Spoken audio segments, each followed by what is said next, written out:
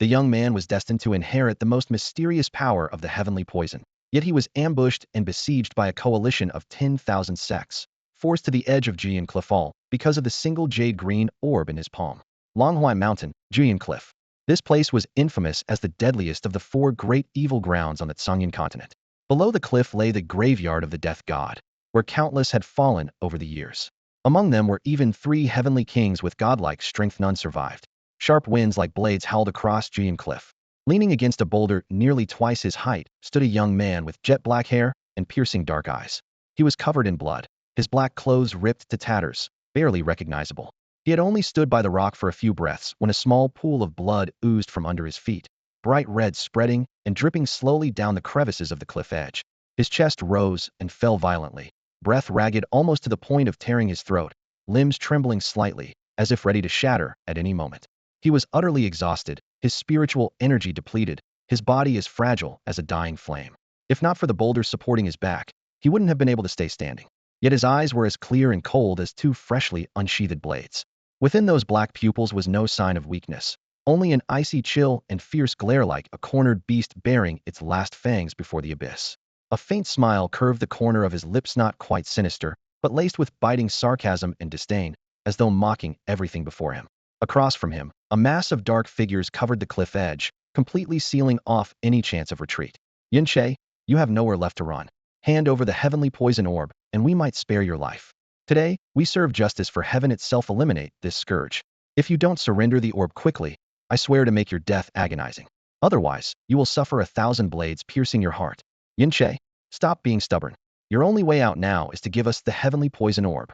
Such a divine treasure is not meant for someone like you. The shouts echoed relentlessly, rolling over the dense crowd, each voice filled with righteous indignation, as if divine law itself was proclaiming justice, righteous and unyielding. Any ordinary martial artist passing by would be dumbfounded by such a formidable assembly. The black mass before the cliff consisted of nearly every representative from the strongest sects of the Tsangyan continent. Sect leaders and elders appeared in full force, with even rare appearances from ancient recluse-souled monsters long forgotten by the world. Each person here alone had the power to shake a region, to turn the world upside down. Now, all of them were gathered at Jian Cliff, united against a single young man driven to desperation. More precisely, they had come for the jade orb in his hand, the heavenly poison orb universally reputed as the greatest divine artifact of the Tsangyan continent. The crowd pressed forward with threats and relentless steps, closing in inch by inch. As news spread of the reappearance of the heavenly poison pearl in the human world, its temptation proved irresistible. None could resist. The strongest figures atop the continent were all stirred, mobilizing in pursuit without rest for 3 days and 3 nights. Now, the moment had finally arrived when they could reach out and claim the prize. You all want this heavenly poison pearl? The young man's hoarse laugh echoed as he raised his blood-stained right hand. In the palm appeared a jade-green pearl, emitting a dim, eerie glow. In an instant, the footsteps in the crowd halted almost simultaneously. Every gaze was magnetically drawn to that glimmering green light, eyes locked with unrelenting greed and fervor. Those formidable elites, who usually struck awe and terror across the world, now appeared especially base and ugly in Yun Chi's eyes. He slowly lifted his gaze. Though trapped in despair and utterly weakened, the cold disdain and mocking glare in his eyes grew clearer. Deep within, there burned an unrelenting hatred, carved into his very bones. My master spent his life healing the world, saving countless lives without seeking any fame or gain. His voice was low and hoarse, but every word landed heavily on everyone's hearts. But because of this heavenly poison pearl, 7 years ago, you self-righteous, so-called righteous sects cruelly drove my master to his death. He gave a bitter laugh, hatred ablaze in his eyes as if fire burned through bone. How I hate myself for being useless. For 7 whole years, I have failed to wipe out every last one of your damned sects. Though spoken quietly, his words struck like iron, rolling with the weight of 7 years of suppressed vengeance. The blood and fire of 7 years past seemed to replay before his eyes. Uncontrollably, 2 thin trails of bloody tears slipped down his cheeks, intertwining with the dried blood caked on his face. There was no trace of melodrama, only a cold, resolute finality. From a young age, Yin Che never knew his parents. When his master found him, he was still a helpless infant wrapped in swaddling clothes. It was a season rich with spring's promised, gentle clouds in the mountains, clear streams. Holding the mysterious baby amidst the blue skies and flowing water, his master named him Yin Che, wishing him a nature as pure as clouds and water, hoping he would grow up to inherit his legacy as a healer without blemish, saving lives and easing suffering. His master's medical skills were extraordinary. No matter the grave injury or disease, in his hands there was hope. The source of this power was the heavenly poison pearl hidden within him all along. The words heavenly poison reveal a terrifying potency, capable of annihilating nations and massacring cities. Yet his master never unleashed a shred of its venom.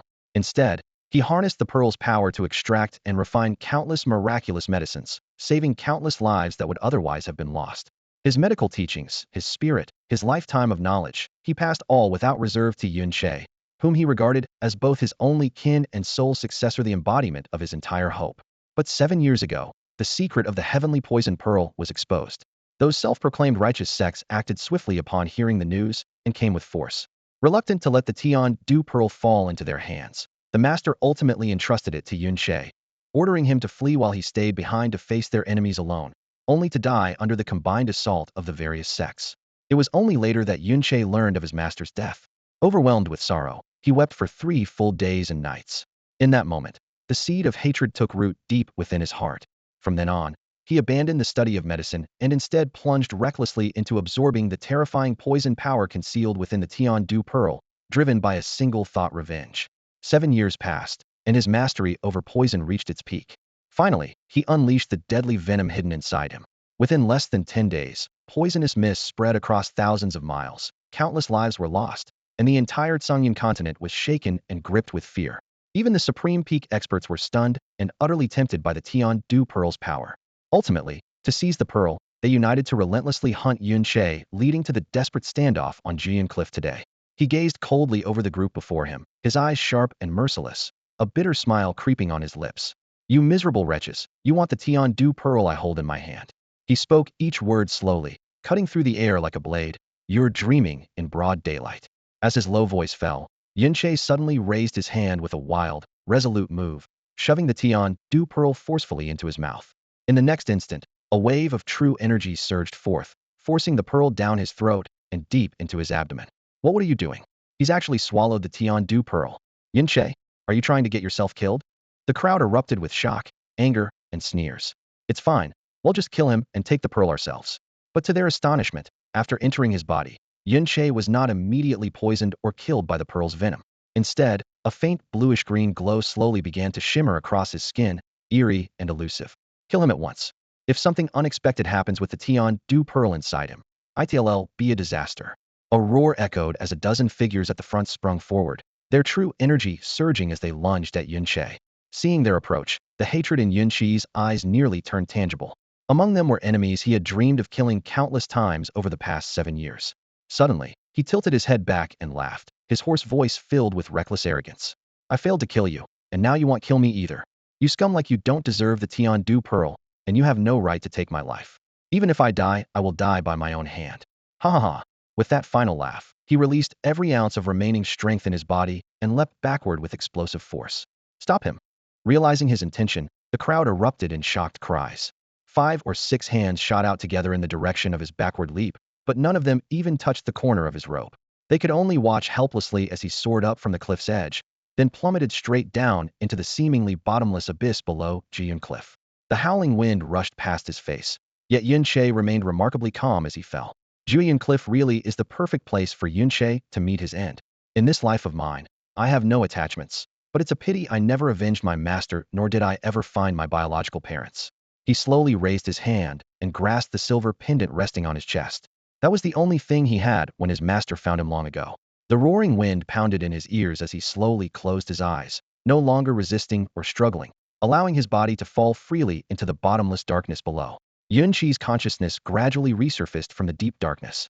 "What's happening? Am I really not dead? I clearly fell from Jian Cliff. How could I still be alive?" He instinctively assessed his condition and was surprised to find no tearing pain, not even the slightest discomfort. What is going on? Before the thought even finished forming, he suddenly opened his eyes and swiftly propped himself up. Instead of endless darkness, what met his gaze was a large, soft bed that he was sinking into. From above, bright red curtains draped down, their festive color almost blinding. "Ah, Xiao Che, you're awake." Suddenly, a girl's voice filled with joy sounded nearby. A slim figure hurried to the bedside, and a delicate, lovely face appeared in his view. She looked only 15 or 16 years old, wearing a flowing emerald green dress.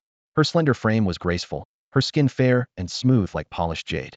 Her cheeks were soft and healthy, her lips vividly red, her nose elegantly small and slightly upturned, and her bright eyes sparkled like mountain springs, full of surprise and concern.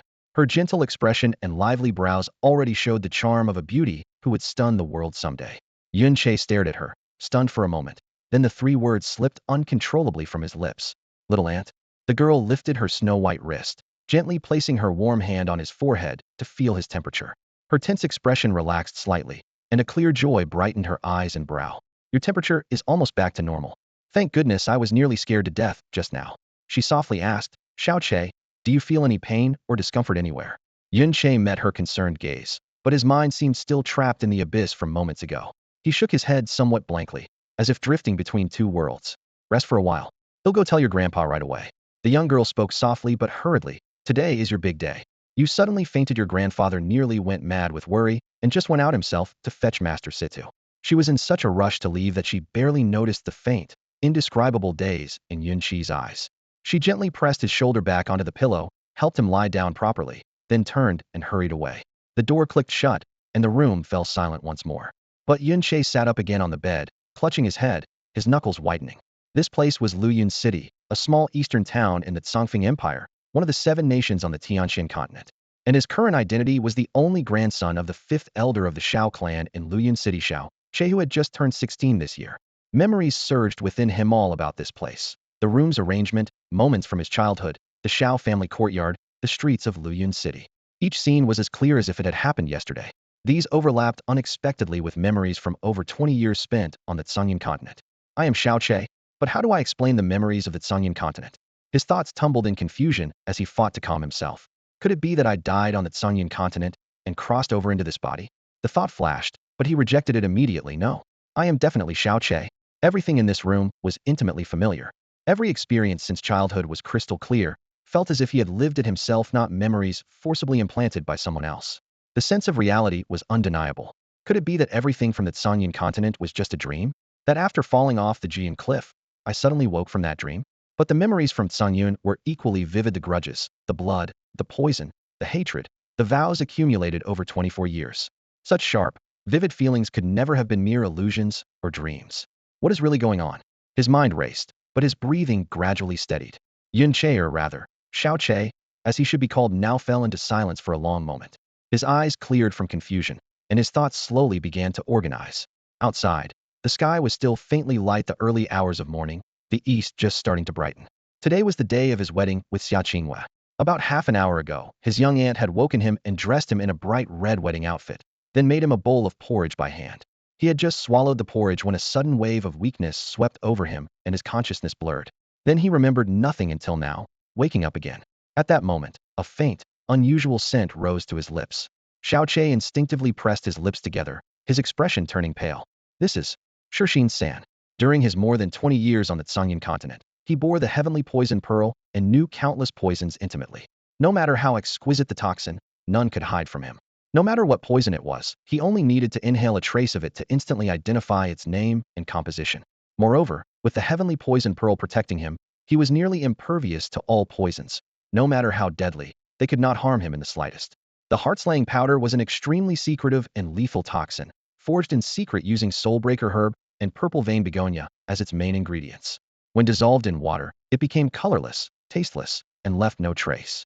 Once ingested, it could kill within minutes, leaving the victim's death seemingly peaceful and without any signs of poisoning. Even the corpse showed no abnormalities. Xiao Qi's eyes darkened sharply as realization dawned on him. He wasn't merely unconscious earlier. The kanji had been laced with heart-slaying powder, and he had been silently poisoned to death. After dying, his soul had reincarnated and been born into the Tsongyan continent as Yun Che. When he fell from the absolute cloud cliff, he never expected that his consciousness would return to the very same body he had just died in during his previous life. This may sound absurd, but it was the only explanation he could offer at this moment. Wait a minute. If that's true, then this body shouldn't have any poison resistance at all, yet I clearly came into contact with heart-slaying powder just now. So why am I completely unharmed? As he pondered, a faint and strange sensation arose from the center of his left palm. Xiao Che raised his left hand and saw a vivid green circular mark glowing there. The shape, color, and size of the mark were exactly the same as the heavenly poison pearl. He remembered clearly just before falling from the cliff, in a desperate move, he had swallowed the heavenly poison pearl whole. even though it seemed like a madness with unknown consequences. But now, the mark on his palm silently confirmed that the heavenly poison pearl had traveled with him through the reincarnation, even merging with this body. The heavenly poison pearl. He stared at the faintly glowing green mark in his palm, stunned, and instinctively whispered the name in his mind. At that moment, the mark suddenly emitted a thread of emerald light. Suddenly, his vision blurred and his mind felt dizzy. He instinctively closed his eyes. When he opened them again, the world around him had changed without him noticing. The scenery was engulfed in lush greenery. This was a world completely blanketed by green. No edges or boundaries could be seen. All around, there was an exceptionally familiar aura, the faint yet profound energy unique to the heavenly poison pearl. Xiao Che was stunned for a long moment before he realized his spirit had actually entered the inner world of the heavenly poison pearl. So inside the heavenly poison pearl, there was such a vast space. Moreover, swallowing the pearl recklessly had enabled it to travel with him through reincarnation and seemingly become part of his body. If he could enter, naturally he could leave as well. Xiao Che closed his eyes, gently focused his mind, and the surrounding green world rapidly collapsed. When he opened his eyes again, his vision returned to that familiar room, the bed, the curtains, the desk, everything just as before. He looked down at the pale green mark on his palm, a slight smile curling at the corner of his lips. He didn't understand why such an incredible change had happened, but the truth was clear. He had not only come back to life, he now carried the memories of 2 lifetimes. Perhaps even the heavens could not bear the cruel fate he endured in his former life, and so had granted him a chance to start over. Yun Che of the Tsangyan continent had once shaken the world with his power alone, inciting countless top-tier enemies and eventually falling at the absolute cloud cliff. Though dead, his death had sent shockwaves through the realm. And now, who he was? Xiao Che lowered his head, studying his somewhat frail frame, and sighed quietly to himself. On the Tianxian continent, strength ruled all. Though Xiao Che was born into the Xiao family, one of the 3 great spiritual cultivation clans of Lian City, and was the only grandson of Elder Xiao Lai, one of the 5 elders of the clan, his status should have been high. But fate dealt him a terrible hand with extremely poor innate talent. At 16 years old, his spiritual power was still stuck at the very first level of the initial Xian realm. Since beginning cultivation at 7.5, he had broken into initial Xian realm level 1 at 8, but for 8 whole years after, he had made no progress whatsoever. In a spiritual cultivation clan like the Xiao family, stagnation like this was nearly synonymous with being useless. He became the laughingstock of his peers, mocked openly and behind his back alike. Later, in desperation, his grandfather Xiao Lai invited City Yun, the top doctor of Lian City, to examine him. The diagnosis was like a thunderclap on a clear day. Xiao Qi's innate spiritual veins were severely damaged and almost impossible to repair. Under such circumstances, his spiritual power was destined to remain stuck at initial Xian realm level 1 for life, and no amount of hard work would bring even a hint of progress. Even if he trained desperately, he would be nothing more than an insignificant initial Xian level 1 small fry. In a world that valued strength above all, such a person was destined to be at the lowest tier, easily replaceable and utterly unremarkable. If not for his grandfather Xiao Lai being the top power of the Xiao clan, and even the entire Lian city, no one would have bothered to give him a second glance. The Xiao clan was filled with many strong talents and rising stars among the young, but Xiao Che was completely unnoticed, even considered a burden among these prodigies. If he died one day, few would truly care. Yet this very waste was today the target of a poison so rare and lethal Shirshine powder that someone was willing to use it to kill him. He understood the reason well. Because today was the day he was to marry Xia Qinghua. Xia Qinghua was his age, 16 as well. But her spiritual power had reportedly reached level 10 of the initial Xian realm, just one step from breaking through to the human Xian realm. To reach such a realm at 16, she was not only the first in the Xia family in a century, but also unmatched among the entire young generation of Lian City. There are even rumors that if she continues to advance in her cultivation without faltering, in a few decades she could reach the earth profound realm, perhaps even touch the heavenly profound realm, a level no one in Lian City has dared to dream of for 100 years. What's even more astonishing is that she isn't just gifted, her beauty is peerless. She is widely acclaimed as the most beautiful woman in Lian City, a rare natural beauty, graceful and unmatched. Nearly every young man of wealth and talent in the city admires her deeply. If the Xia family ever announced a marriage proposal, countless suitors would crowd the streets from the north gate to the south gate, vying fiercely for her hand. Yet this proud lotus in full bloom is to wed Xiao Qi, a young man born with a damaged mystic meridian, with no promising future, seen by all as a joke. Many are outraged, convinced this defies justice and is an insult and affront to all the geniuses among them. To their eyes, it's like placing a flawless celestial flower atop a pile of manure no one would give a second glance. Those enamored with Xia Qingyuan naturally resent and envy Xiao Che. their feelings a tangled mix of jealousy, anger, and unwillingness to accept the truth. Under such bitter emotions, some have even wished for his death, willing to use the rare and deadly poison known as Shirshine powder. To Xiao Che, this is no surprise at all. A beauty truly brings disaster, he muttered softly, rising from his bed.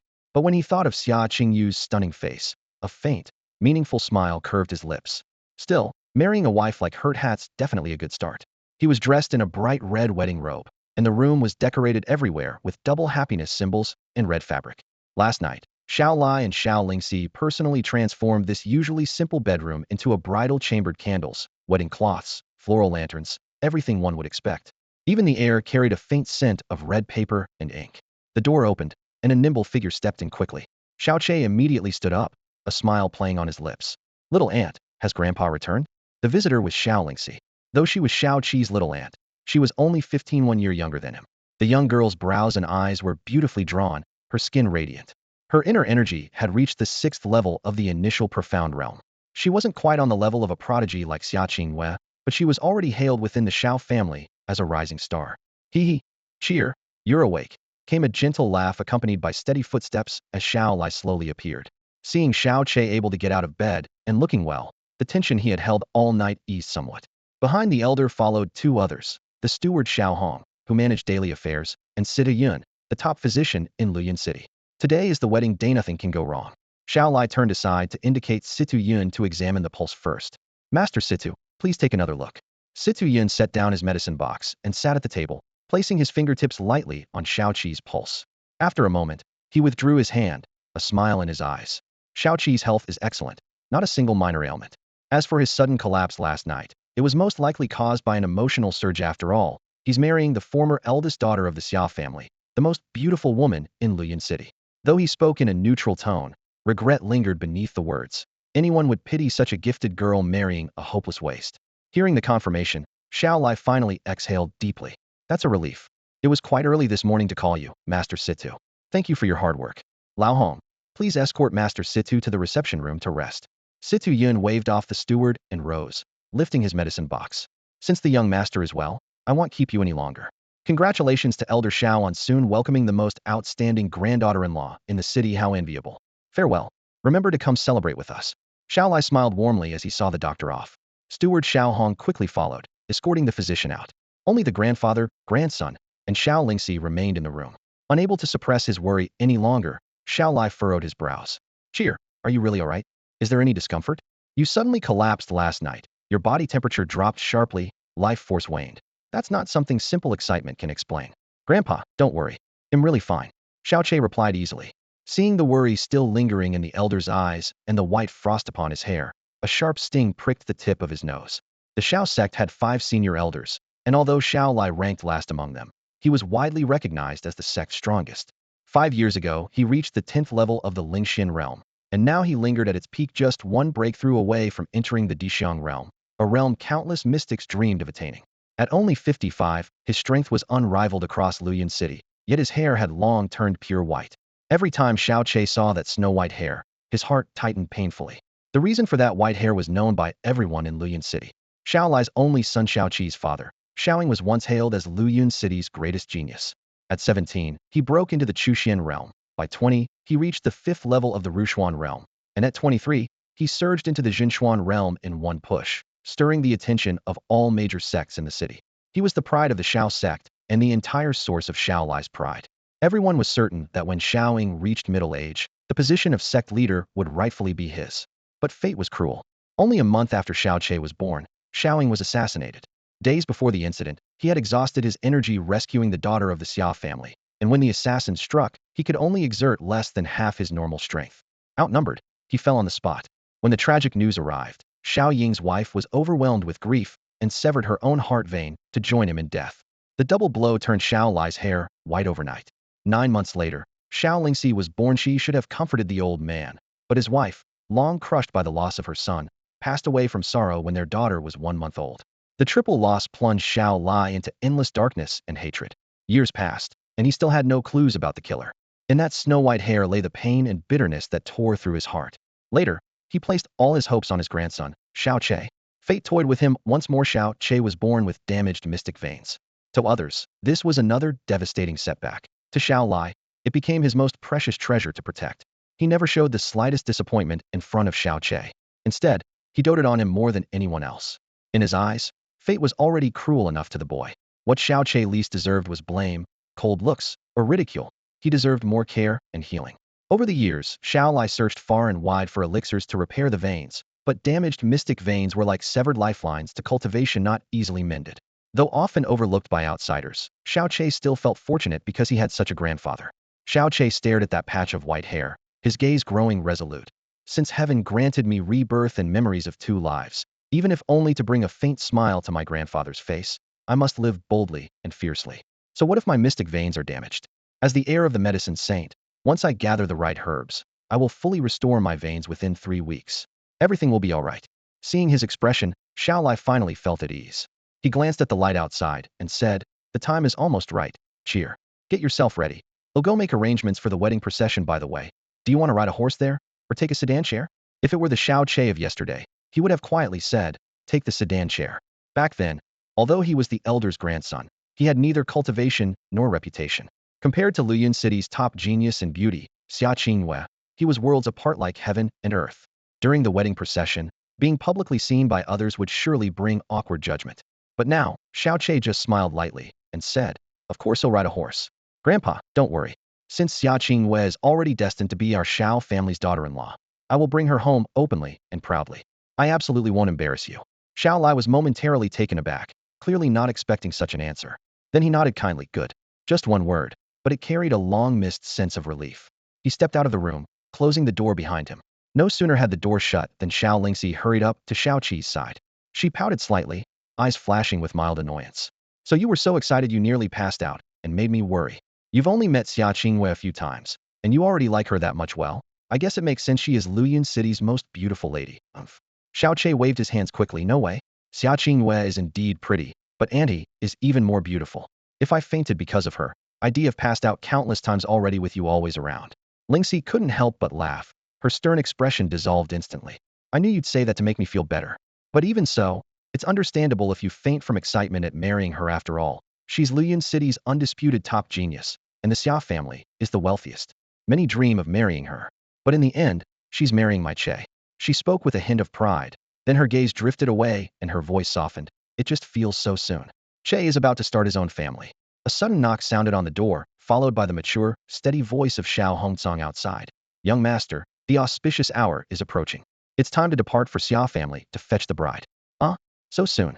Lingxi glanced anxiously at the wedding robe Xiao Che wore and urged, "Uncle Hong, please wait a moment. I'm almost done." She bent over to smooth the already rumpled robe. "Don't move just a moment. These clothes are really troublesome." Xiao Che looked down at his busy little aunt, a swirl of emotions stirring inside. Today he was to marry Xia Qingwei, but did she truly want this? Without the old agreement between his father Xiao Ying and Xia Hongyi, she might never have even glanced at him. The only people who genuinely cared for him in this world were Grandpa Xiao Lai and this little aunt right here. In childhood, Xiao Lingxi clung to him like chewing gum wherever he went. She followed, and if she lost sight of him, she'd wail loudly. When he was 10, diagnosed with a broken mysterious vein and doomed never to cultivate, she suddenly seemed to grow up overnight. She trained fiercely just to protect her nephew, who would always be at the bottom of Tianshan continent.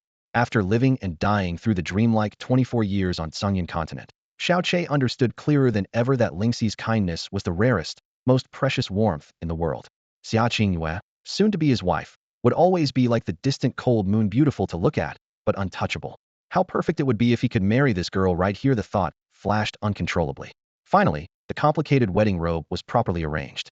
Lingxi exhaled softly, tiptoed, and brushed the slightly messy strands from his forehead with her fingertips. Her delicately carved face was so close, her clear eyes innocent and fragile, evoking an irresistible tenderness. As if guided by fate, Xiao Che suddenly stepped forward. "Ah!" Xiao Lingxi let out a startled cry and jumped back suddenly like a frightened rabbit. Flustered, she pressed her hand to her lips, her beautiful eyes wide with shock. A blush quickly spread from her pale cheeks down to her neck as she stammered, You reacted like this again." Xiao Che, clearly the one at fault, wore an innocent yet pained expression as he spoke slowly. "When we were kids, you loved playing with me the most. But now, every time we meet, you act like you're scared of me. You, you, you." Xiao Lingxi's face grew redder with anger. "You know that was when we were children. We're adults now. You're about to marry Xia Qinghua. So from now on you should only kiss your wife. If you mess around again, they'll tell your wife and make her teach you a lesson. Humph. She lifted her chin triumphantly, eyes sparkling as she looked at Xiao Che. Just then, Xiao Hong's voice came from outside the door. Young master, are you ready? It's time to go to the Xia family for the wedding. Xiao Che glanced down at his formal outfit and prepared to step out. After 2 steps, Xiao Lingxi suddenly grabbed his arm with a serious expression. Xiao Che, before you go marry Xia Qinghua, repeat the promise we made yesterday exactly as it is. Not a word wrong. Otherwise, you're not going anywhere. The promise from yesterday? Xiao Che sighed and thought for a moment before grousing. Fine, after marrying Xia Qinghua, I can't forget my little aunt or spend less time with her. Whenever she calls, I have to answer right away. That about right. A pleased smile appeared on Xiao Lingxi's face, but she gripped his hand tighter and added seriously, but I forgot one thing yesterday. Although Xia Qinghua is your wife, in your heart, her status must never be above mine. Say it again, right now? Xiao Che turned to look her in the clear eyes and smiled faintly. Kiss me, and I'll agree. Then you're marrying me? Xiao Lingxi arched her brow, triumphant, as if she had won a battle. As they teased each other, Xiao Hong called again from outside. Young master, aren't you ready yet? Leaving after the appointed time is very unlucky. Xiao Qi's hand paused on the door handle, but didn't open it right away. Quietly, he said, Little aunt, I can't promise that because in my heart, the place you hold is 100 times greater than Xia Qingyu's. I don't want to compare her to you. With that, he opened the door and walked out calmly. Standing still for a moment, Xiao Lingxi's lips curled into a joyful smile. She bounced along like a little girl who had just received her favorite candy. Once outside, Xiao Che faced the elaborately dressed wedding procession waiting for him. Xiao Hong's kind face broke into a smile as he said, Young master, please mount the horse. I will protect you all along the way on such a joyful day. There should be happiness without disaster. They'll have little to do. Thank you. Hongyi. Xiao Che smiled gently and swung himself up on the horse. At that moment, a friendly greeting came from the left. Looks like you've arrived just in time. Xiao Che, you're really going to get married. Congratulations. Xiao Che raised an eyebrow and looked toward the voice, seeing 2 young men walking slowly in their direction. The young man was just in his early 20s, with an average build and strikingly elegant features. His bright eyes shone clearly, and a gentle smile graced his face, as warm and refreshing as a spring breeze. His name was Xiao Yulong, the sole son of Xiao Yunhai, the current head of the Xiao clan. He had just turned 20 this year. In every respect, appearance, talent, speech, and wisdom, was the shining star among the younger generation of the Xiao family. His cultivation had already reached the 3rd level of the profound realm, making him the undisputed choice to succeed as the clan leader. Despite the halo surrounding him, he never showed arrogance. He treated everyone kindly, even Xiao Che, who was widely deemed a waste, never once showing disdain, but frequently expressing concern over Xiao Qi's injured meridians. Because of this, Xiao Che had long held feelings of goodwill toward him, mixed with gratitude and reverence though. Of course, that was all before today. At that moment, another young man closely followed behind Xiao Yulong. He had a lean face and was slightly younger, keeping half a step behind. His name was Xiao Yang, the youngest grandson of the clan's 2nd elder, 19 years old and cultivated to the 9th level of the initial profound realm. He had followed Xiao Yulong since childhood and obeyed him without question. Yet toward Xiao Che, who was also a grandson of an elder, he frequently displayed a disdainful, superior attitude. Morning sunlight streamed into Xiao Qi's small, rarely visited courtyard.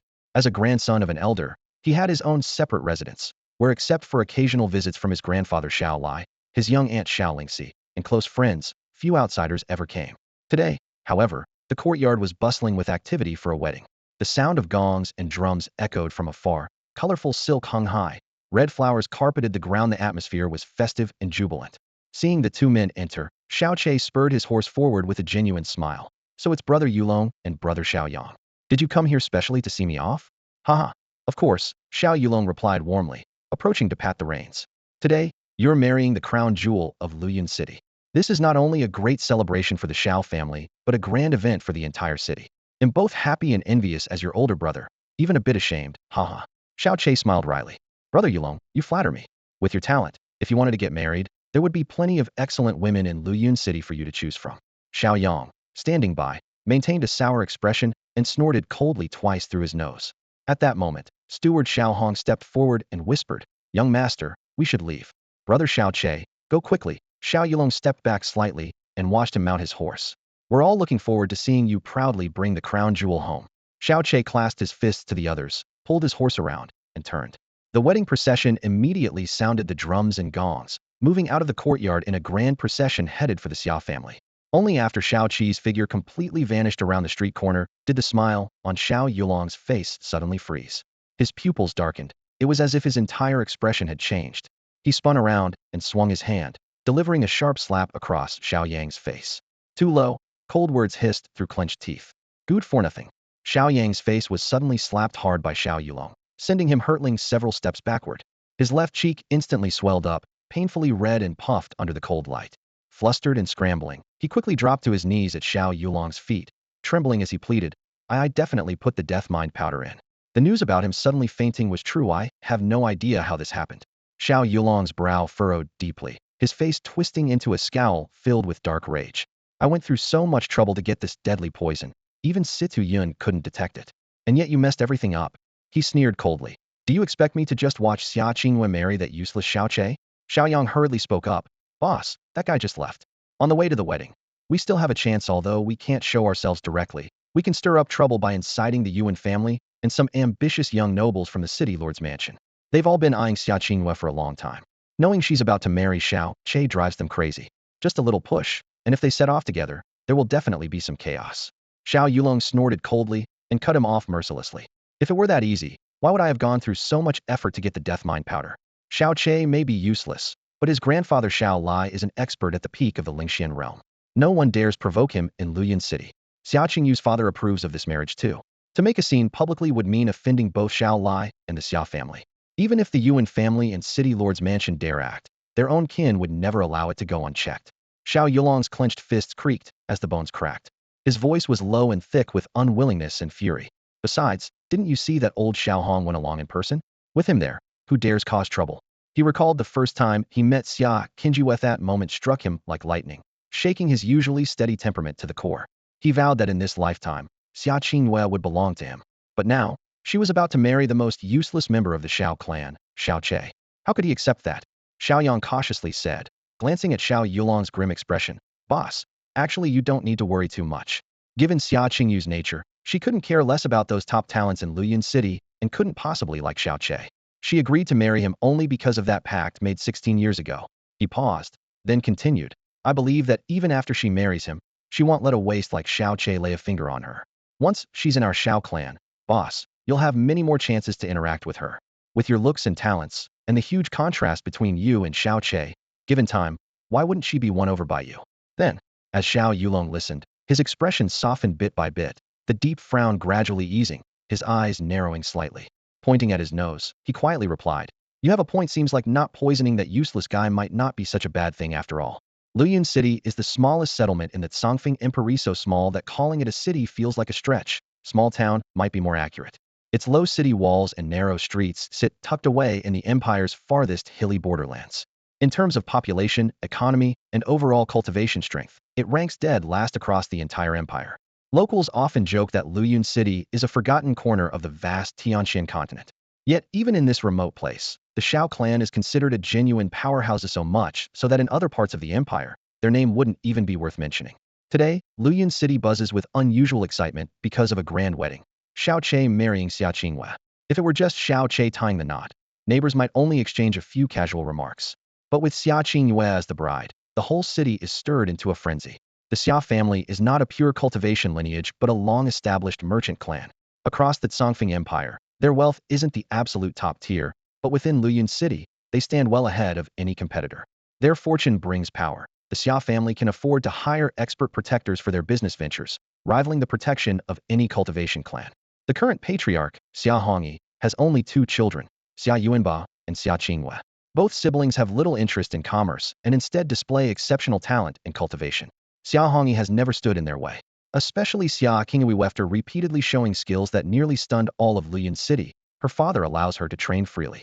Xia Qingyu's rise has prompted many prominent families in the city to court her favor. No one wants to offend a future prodigy likely to reach the Dijon realm or even Tianxian realm. When that day comes, the Xia family will dominate Luyan City with both wealth and strength. Yet this radiant young woman is about to marry Xiao Che, widely seen as born with a crippled meridian who has never progressed beyond initial Yun level. Some mourn the mismatch, but more feel a complicated mix of envy, jealousy, and resentment. With a bride from such a respected family, the wedding is naturally lavish. At dawn, when Xiao Che steps out of his home, the first thing he sees is an overwhelmingly long red carpet stretching from his front gate and winding all the way toward the Xia family residence. The two homes lie more than 10 li apart, and the red carpet is laid continuously for over 10 Lysic extravagance is unmatched in all Luyan City except by the Xia family. As Shao Qi's wedding procession steps onto the carpet, the street instantly becomes impassable. Residents, vendors, and passers-by crowd both sides, craning their necks to get a glimpse. The sounds of gongs and firecrackers echo continuously, while murmurs and whispers keep slipping into Shao Qi's ears. Look, that's Shao Lai's grandson, Shao Che. They say he was born with ruined meridians and will never break past initial Yun level. Oh, it's my first time seeing him. Of course you haven't seen him. With a grandfather that legendary, he's just a loser. If you were him, would you have the face to show your face around? Sigh. How did Xia Qingwei end up marrying someone like that? It really must be heaven's mistake. It is said that years ago, his father, Shao Ying, and Xia Hongyi became sworn brothers.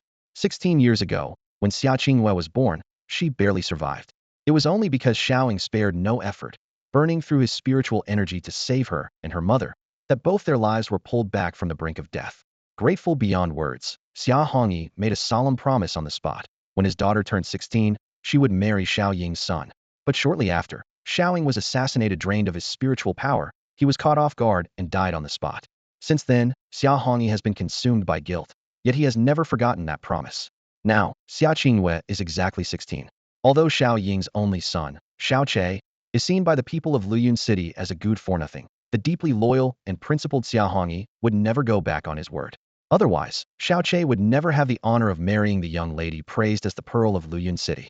The city's young men grumble bitterly. If he wasn't the grandson of the fifth elder of the Shao clan, he wouldn't even be worth a pile of mud. I'm 100 times better than him. This world is so unfair. My dream girl's marrying a loser? I just want to cry. But Shao Che, riding proudly on horseback, is nothing like the rumors say. His eyes are like deep pools, dark and shining. His features clear and handsome, a small smile on his lips.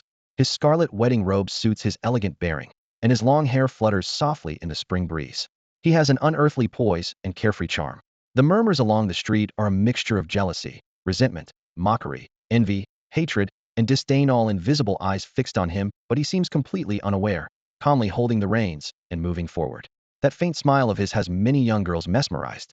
Sure, his spiritual power is weak, but his face beats Xiao Yulong's any day. He never goes out and is treated like a sickly kid, porcelain pale. Too bad, he's just a pretty boy. Many talented young men grit their teeth, but inwardly admit, in terms of looks alone, Shao Che definitely deserves Xia Qingwei. I thought he'd be carried in a bridal sedan, but he's riding a horse. He's just showing off. Marrying the city's gem, he wants everyone to see. Amid the noise, someone mutters with resentment, him? Without Shao Lai backing him up, who'd bother with him? Rumors also spread beside the procession about whether anyone might try to cause trouble today. They say the eldest son of the Yuan family and the city lord's son are both after Xia Qingwei. Will they try to snatch the bride? Snatch the bride? Dream on. Shao Che is at least the grandson of Shao Lai, the city's top fighter, who even the city lord respects. Who dares to challenge that? Besides, this marriage isn't forced. Xia family support backs it. The other young masters are probably locked up by their elders. The wedding procession moved steadily, covering a mere dozen li in a slow, half journey. The carriage gleamed bright red, accompanied by pounding drums and gongs. Crowds thronged both sides of the street, eager to witness the spectacle. Brother-in-law. Just as they stepped through the Xia family gate, a loud, rough shout rang out. A towering figure came charging forward, a youth nearly 6 meters tall, muscles rippling, the ground trembling beneath his sprint. Shao Che swallowed hard as the figure rushed toward him, eyes wide with astonishment. Yuanba, we've only been apart less than a month, and you've grown so much again. The boy, more accurately, a teenager, was Xia Yuanba, Xia Qingyu's younger brother. He was 15 years old. Yes, really just 15. Yet judging by his build alone, no one would associate him with the word boy. Standing over 2 meters tall, even Shao Che, sitting astride a tall horse, barely reached the same height as his forehead. Weighing more than 350 jin, about 175 kilograms, he was by no means bulky or overweight. His muscles bulged with clear definition, his skin faintly glowed with a bronze-like sheen, and every movement radiated tremendous explosive power. His spiritual energy was only at early profound realm level 4, a respectable mid-tier strength, but with that immense physical power, he could hold his own even against someone at early profound realm level 6. Xia Yuanba was Shao Qi's only close childhood friend, the only one who called him brother-in-law. They grew up together. Before he turned 8, Yuanba was skinny, short, and often bullied. After 8, it was like his bones had changed completely. His height and weight soared year after year, and so did his appetite and strength. Now 15, a trace of boyishness still lingered on his face, but his physique was nothing short of monstrous. After hearing Shao Qi's teasing, Xia Yuanba scratched his head and gave an awkward, silly smile. Well, there's nothing I can do. Dad keeps telling me to lose weight, but being hungry is worse than dying. Xiaoche could only shake his head silently. He fully understood Yuanba's appetite luckily. He was born into the Xia family. Otherwise, any ordinary household would have gone bankrupt feeding him by now. Heh, brother-in-law. Today you officially become my brother-in-law. Xia Yuanba smiled heartily. He was genuinely happy that his sister had married Xiaoche and had been looking forward to this day. In his eyes, with such a powerful sister as a wife, who would dare belittle Xiaoche? Come on in. Everything is ready with sister now. Suddenly, he slapped his forehead. All right, let me go open the big gate. With that, he turned and jogged off, looking like a moving mountain of muscle charging toward the Xia family's entrance. The wedding procession filed inside one by one. Just after stepping through the courtyard gate, Xiaoche saw Xia Hongyi, smiling at him warmly. He immediately dismounted and respectfully approached with a bow. Uncle Xia. Heh, at a time like this, you still call me uncle? Xia Hongyi smiled gently. Xia Hongyi was short and slightly overweight in middle age, even somewhat simple in appearance, but no one in Luoyun City dared to underestimate this family head. Xiaoche lowered his gaze and bowed again more formally. Father-in-law. He held deep respect for Xia Hongyi, the sworn brother of his father, Xiaoying. Ever since childhood, when Xiaoche had faced scorn and neglect, Xia Hongyi was the only one who cared for him. Even though his spiritual meridian was defective from birth, Xia Hongyi honored an old promise and took the initiative to arrange his marriage to Xia Qingyue when she turned 16. Cheer, Xia Hongyi patted his shoulder solemnly. From today onwards, I entrust Qingyue to you. You're no great hero or nobleman, but you are Xiaoying's son, so I have faith in you. Xiaoying was both brilliant and loyal. My greatest pride in life was swearing brotherhood with him. Even with your broken meridian, I don't believe you are ordinary. Treat my daughter well. As for the rumors outside, let them be. Xiaoqi's eye sharpened. He nodded slowly but firmly. Rest assured, father-in-law. People may look down on me now, but a dragon hidden in the deep will eventually awaken. When that day comes, they'll silence all those who look down on me, and all who mock the Xia family for taking a worthless son-in-law. His firm yet composed words caught Xia Hongyi off guard. The Xiaoche he remembered had been gentle and reserved, sometimes even insecure. Now, he looked deep and determined, a completely different man. Well said. Xia Hongyi nodded heavily again, slapping Xiaoqi's shoulder. I believe Xiaoying's son will not remain dormant forever. I look forward to seeing the day your hidden dragon soars from the deep. Now, Qingyue is ready. Go. With the support of two bridesmaids, Xia Qingyue finally appeared before Xiaoche. Her head was crowned with a phoenix coronet, delicate pearl curtains cascading from her forehead completely obscuring her face, her very breath seemingly veiled in shimmering light. Her long black hair was smoothly tied at the back, and she wore a bright red wedding robe adorned with intricate four happiness and rui cloud patterns, tightly cinched at the slender waist with an elegant jade belt. Pearls dangled gently from the sash, and her golden embroidered shoes stepped silently, the entire splendid ensemble glowing even more brilliantly in the morning sun. Supported lightly by her bridesmaids, she walked slowly along the path in front of the bridal sedan chair. Each step was as light as a drifting cloud, her posture exuding natural grace, transforming an ordinary stride into the vision of a celestial maiden descending to the mortal world, filling Xiaoqi's heart with tranquil joy. Ahead of the sedan chair, he stepped forward slightly, and, following the customs of the Songfeng Empire, extended his right hand. Xia Qingyue lifted her delicate hand, fingertips just about to touch. A piercing chill suddenly crept from Xiaoqi's palm up his entire right arm, like an icy blade cutting through the skin, instantly stiffening his limb. To the onlookers, it only appeared that her palm gently rested on his as she was helped into the bridal sedan with calm and graceful movements. Only Xiaoche knew he could not even move a finger. As the coldness gradually faded, he lowered his arm, expression remaining calm, save for the brief furrow of his brow at the start, making no sound. If someone were to lift the pearl curtain at that moment, they would catch a fleeting flash of surprise in Xia Qingyue's beautiful eyes before they resumed their usual icy aloofness. Xiaoche mounted his horse, and the wedding procession turned around, followed closely by the Xia family's escort, heading toward the Xiao residence. Half an hour later, the procession arrived at the Xiao estate. The journey was peaceful, without the anticipated chaotic abduction drama many had hoped for, leaving some onlookers secretly disappointed. Xiao Lai had already been standing at the main gate to greet guests. Those who truly came for Xiaoche were few, most arriving out of respect for Xiao Lai's reputation and the Xia family's connections. The city was filled with guests, and a crowd pressed outside the Xiao residence, eager to witness the marriage of the most beautiful woman in Luoyun City. The sedan chair came to a halt, the corner of the curtain was lifted, and the maid Xia Dongling whispered, "Miss, we have arrived." A pale jade-like hand extended from inside the chair, and with her support, slowly stepped to the ground. The moment Xia Qingyue appeared, the once thunderous noise halted abruptly, replaced by a series of gasps. Near noon, The sunlight was bright and gentle.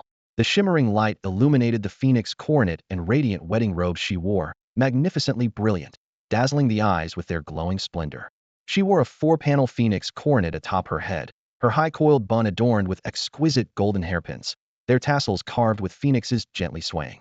Her slender waist was wrapped in a scarlet wedding gown woven with auspicious cloud patterns, fastened outside by a wide matching silk sash, and her feet stepped lightly in cloud-patterned shoes embroidered with golden threads. The bright crimson phoenix crown was also draped with long strings of fine pearls that shimmered with every slight movement, revealing glimpses of her delicate, flawless complexion, dark brows, bright eyes, and jade-like lips. Though still veiled, Xia Qinghua looked like a celestial maiden descended to the mortal realm. Her appearance sparked a wave of breathless awe among the guests, many frozen in stunned silence, unable to look away. Her charm lay in her transcendent grace and elegant figure like a fairy stepping out from a painting. She captivated every gaze in the hall. The red silk ribbon wound skillfully through Xia Dongling's fingers and was tied gently around Xia Qingyu's delicate hand. Its other end rested naturally in Xiao Qi's palm. Xiao Che smiled faintly as he walked ahead, leading the bride one step at a time over the fire basin, across the horse saddle, and over the door threshold of the Xiao family home, finally entering the main hall. Inside, the festive noise swelled unabated, but his expression remained unchanged and his steps steady. Inwardly, he just wished the ceremony would end quickly. The grand central chamber before him was the very heart of power in the Xiao clan, usually accessible only to the clan lord and elders. But today it had been lavishly decorated for the wedding. Carved beams embedded with yellow crystal, walls adorned with double dragon and pearl bas-reliefs studded with rare jewels. A scarlet carpet stretched straight from the entrance to the golden steps at the center, its faint golden glow making the whole hall even more dazzling and magnificent. Such extravagance was rare for the Xiao family to fund for Xiao Che. Every lavish detail was provided by the Xia household. Summer Hongyi was famously generous when it came to his daughter's wedding. At the head of the hall, Xiao Lai and Xia Hongyi sat side by side, smiling as they watched the newlyweds approach.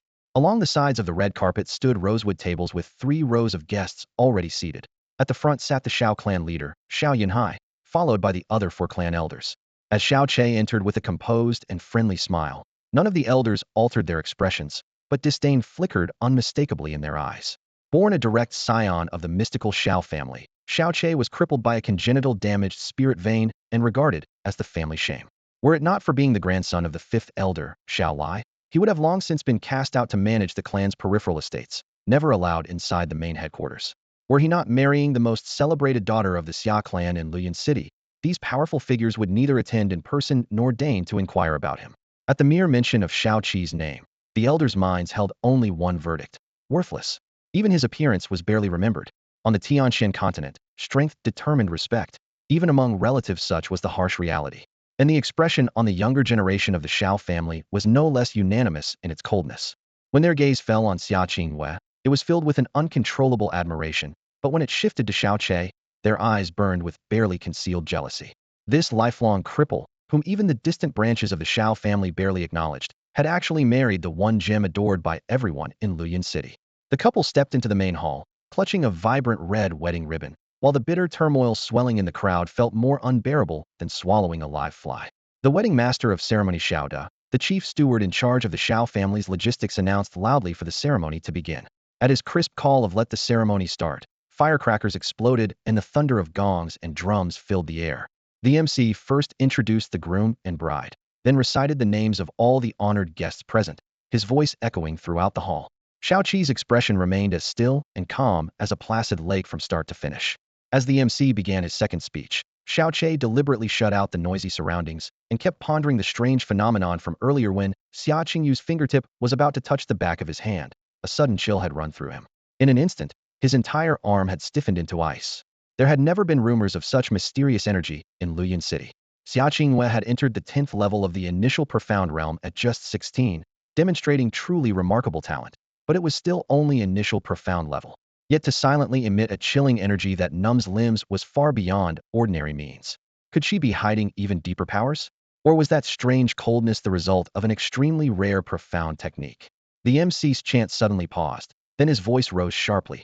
First, bow to heaven and earth. Xiao Qi's thoughts snapped back. He glanced sideways at Xia Qinghua, and they bowed simultaneously, the red silk ribbon stretching into a graceful arc in the air. Second, bow to the elders. They turned and bowed deeply to Xiao Lai and Xia Hongyi. Xiao Lai smiled warmly and nodded, eyes full of affection. Xia Hongyi also returned the gesture with a smile, showing no sign of displeasure or awkwardness. Now, the couple shall bow to each other. Xiao Che turned towards Xia Qingwei, who faced him smoothly, their movements perfectly synchronized. The young men of the Xiao family ground their teeth privately. In their eyes, Xia Qingwei would never willingly marry a cripple like Xiao Che. This whole ceremony must be under duress from the Xia family. Yet so far, her demeanor remained composed and free of any resistance. As they bent forward, the beaded curtain swayed gently. Xiao Che caught a faint glint of coldness in her eyes, frigid and utterly devoid of emotion. Normally, this moment would explode with applause and cheers, but the vast hall echoed only with scattered claps that felt painfully awkward. Heh, fifth elder and brother Xia. Congratulations to you both, said Xiao Yunhai, about 40 and usually gentle, standing to break the silence with a polite smile.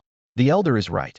Indeed, many congratulations are in order for the fifth elder, Xiao Li, the senior elder sitting beside him, said with a mocking tone and a half-smile that barely concealed his sarcasm.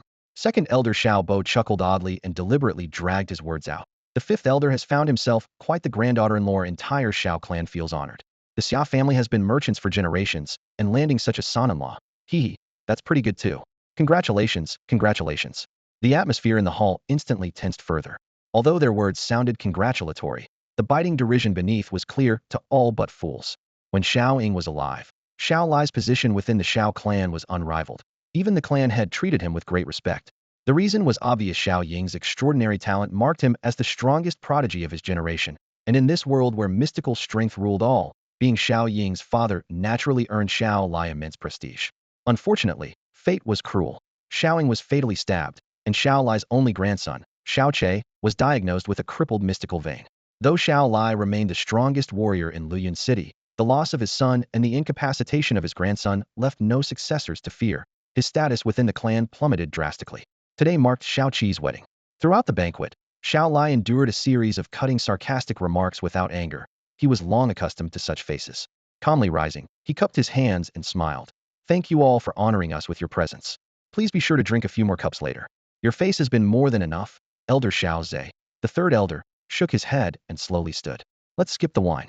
My eldest grandson, Xiao Qingji, has just broken through to the 7th level of the initial mystical realm. I cannot afford to waste time. I must personally help him stabilize his cultivation. Qingji reached initial mystical 7th level. Elder Xiao Chong, the 4th elder, also stood, his face clearly full of amazement. At just 17, such an achievement as future is limitless. No wonder the 3rd elder is beaming today. Truly a joyous occasion to celebrate. Their congratulations echoed through the main hall. Despite Xiao Lai's restraint, anger flickered across his brows. These 4 men, once brothers-in-arms who bowed and flattered him, had flipped their faces ever since Xiao Ying's death and Xiao Qi's condition. They constantly flaunted their descendants' abilities, and now, boldly injecting jabs of sharp pride on his grandson's wedding day, they stabbed at his deepest wounds. The atmosphere instantly grew tense. Xiao De, the master of ceremony, broke into a cold sweat and hastily skipped the remaining formalities, loudly announcing, "The bride and groom will now enter the bridal chamber. Honored guests, please proceed to the banquet." The sound of drums and cymbals rang out, spreading joyous melodies. After exchanging formal bows, Xiao Che and Xia Qingwei stepped into Xiao Qi's small courtyard before the crowd.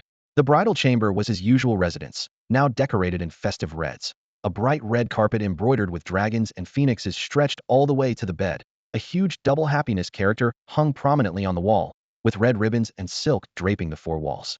On the golden candle holder, 2 large red candles with gilded carvings of soaring dragons and phoenixes flickered. Their flames cast shadows through the nearly floor-length golden glass bead curtains, filling the chamber with a soft glow that separated them from the outside world. The interplay of golden light and red shadows dazzled the eyes. Xia Qingwei was gently helped to sit by the bedside by her maid, Xia Dongling. Then, Xia Dongling silently stepped out and softly closed the door. Instantly, only the 2 of them remained in the room, so quiet they could hear each other's breathing. Xia Qingyu's expression was calm as she sat silently. Xiao Che leaned against the door, his gaze peering through the crack towards the courtyard outside, his eyes dark with stormy emotions. How could he find peace after witnessing his grandfather humiliated at his own wedding? Seeing your grandfather treated like that, especially on your wedding day, it must feel terrible inside, doesn't it? A soft yet chilling female voice sounded by his ear. Xiao Qi's expression shifted slightly. Xia Qingwei had spoken first, something he did not expect. Though her words were painfully blunt, Xiao Che glanced aside, hesitating for a moment before saying, "Take off the phoenix crown. It's too heavy. Wearing it for too long must be uncomfortable." According to the wedding customs of the Tianxian continent, The bride's phoenix crown should be removed by the groom's own hands. But earlier, when he tried to steady her, a cold chill had shot through his arm, causing sharp pain. Proud as he was, he refused to tempt bad luck again, and he never believed Xia Qingyue would allow him to touch her. Xia Qingyue paused slightly, her delicate hand rising to brush the pearl chains. The pearl tassels swayed gently as the heavy phoenix crown quietly lifted from her ebony hair. The weight lifted, and the soft glow of red candles illuminated her forehead, revealing a face so breathtaking it seemed to stop the breath itself. She raised her eyes. Two pools of clear blue locked with Shao Qi's gaze, seeming to pull him silently into a deep abyss. He froze on the spot. Those eyes were so pure and still, like they had gathered all the tranquil waters of the world, that the tiniest ripple could unsettle the soul. In the candlelight, her skin was like warm jade, smooth and luminous with a faint glow, her lips soft and tender as blooming petals. Her elegantly sculpted nose bore the grace of the finest white jade, naturally exuding nobility and pride. As expected, she truly lives up to her reputation, Shao Che murmured, his gaze fixed, as if blinking once might make the beauty vanish. Those eyes seemed to exert an invisible pull, slowly dragging his consciousness in, impossible to resist. They had been betrothed since childhood, yet after the age of 10, they had never faced each other openly. She had lived secluded in the inner chambers for years. He had become ashamed of his crippled mystic vein and seldom stepped outside the Shao family estate. His impression of Xia Qingyu's grown beauty was pieced together only from fragments of gossip. But now, that shadow dissolved into nothing before his very eyes. Xia Qingyu's beauty far exceeded his wildest imagination. Even with memories from 2 lives, Shao Che still felt his mind reel. The title of the most beautiful woman in Luyan City had long spread far and wide. If anyone claimed she was the most beautiful in the entire Songfeng Empire, Shao Che would not doubt it in the slightest. Moreover, she was his age only 16. Her flower had not yet fully bloomed. How breathtaking would her grace be in the years to come? Perhaps almost unreal. This small Luyan city had birthed a girl whose every movement captivates the heart, and today, that girl became his wife. A heaviness grew in Shao Qi's chest, a profound sense of unreality flooding him. And yet, you are quite different from the rumors, and from all I imagined. Xia Qingyue stood up, her slender figure outlined in the soft glow of the lights, the curves breathtakingly delicate. She slowly approached Shao Che and stopped 3 steps away. Her eyes shimmered like clear water as her lips parted gently. There's a rumor that your mystic vein is crippled, and you can only remain stuck at the initial stage of the first mystic realm for life. People say you're physically weak, shy and insecure, rarely stepping outside, with only your little aunt Xilingxi and my younger brother Yuan Ba as your companions. Apart from your looks, you supposedly have no other merits. Your mystic energy is feeble and muddled. There's no doubt your mystic vein is broken. But all the rumors about your character are completely wrong. Standing only 3 paces from him, her bright eyes locked onto his. You're deliberately suppressing it, but your pride can never be hidden. From the very first time I saw you until now, you've been the exact opposite of the gossip. At my home, when I froze your arm with my mystic power, you remained unervingly calm, so calm I nearly doubted my ability took effect beyond a brief stiffness. Just now in the assembly hall, when Shao Lai and you were mocked, your anger flared for only a moment. Your expression and heartbeat showed no disturbance. Such composure could rival even mid-age spirit mystic realm experts. Even when you looked at me, your gaze was focused and clear, never wavering. It's true your mystic vein is crippled, but your true nature and mindset have deceived everyone. Her voice was soft, yet her eyes never left his pupils, profound as a starless night sky. Shao Qi's heart stirred slightly. The faint fragrance from the girl was intoxicating, yet he had no time to savor it, overwhelmed by surprise. Yes, he remained proud in this life as before. In his past life on the Tsungyan continent, he had stood arrogantly above all rivals. Any of those mighty warriors could easily dominate Luyan City. Now, though reduced to rock-bottom strength, his spirit had not changed. This pride was instinctive, not something put on deliberately. He had desperately tried to hide it, but Xia Qingyue saw straight through his facade in a single sentence. From the Xia family to the Shao family, he always thought she looked down on Hema Celestial Pearl compared to a discarded cripple, naturally beyond consideration. Yet, she had been observing him closely all along, unnoticed by him. Now, looking again into Xia Qingyu's eyes, he saw a beauty both exquisite and piercing enough to see through one's soul. Her subtle thoughts shook Shao Che, who carried memories of 2 lives and had faced countless champions and death without flinching. She was only 16 years old. How could she possess such a demonic insight? He even wondered if, like him, she came from another lifetime. You are enduring in silence. Xia Qingyu's voice was gentle, but each word struck deeply. Enduring? Shao Che gave a self-mocking, half-smile. Maybe, but my mystic vein is crippled, that's a fact. On this Tianxian continent, that means being despised forever. Whether it's true weakness or quiet endurance, what difference does it make? Endure? Endure my foot. Yesterday's Xiao Che matched the rumors perfectly, but no matter how clever Xia Qingwei was, she could never guess that today's him carried a full set of memories from a past life, changing both his temperament and mindset. Xia Qingwei narrowed her beautiful eyes slightly, raising her slender fingers. She pressed two fingertips lightly against Xiao Qi's chest. An icy yet not chilling energy spread through him in an instant. Just as he was about to speak, the cold sensation vanished without a trace. She withdrew her jade-like hand, her lips moving like petals. Your mystic vein is indeed crippled, but not from birth. It must have been shattered by someone's attack when you were Yuna power directly targeting your mystic vein destroyed it. Destroyed by someone? Xiao Qi's eyebrows twitched sharply. Since he could remember, whether from his grandfather's words or from rumors outside, he had firmly believed that his Xian meridian was innately defective. Even after reincarnation and inheriting the memories of the medical saint, it was only today that he realized the defect wasn't congenital. Yet in just a few breaths, Xia Qingwei confidently declared that his Xian meridian had actually been damaged by external force after birth, something no one in the Xiao family had noticed, but she saw clearly. This woman, he thought, darkening. Xia Qingwei lowered her lashes, her voice soft but certain. Moreover, you were very young when injured. Your family likely never realized it, so the damage was never properly treated. As you grew, your Xian meridian formed firmly around that defect. There's absolutely no chance of repair. Her last words were resolute. An adult's damaged Xian meridian might be treatable by various methods, but damage sustained as an infant worsens with development and becomes irreversible by Xiao Qi's age. Yet he remained calm, replying mildly, that's not necessarily true. Xia Qingwei glanced sideways. So you've always wanted to heal your Xian meridian? I will definitely repair it.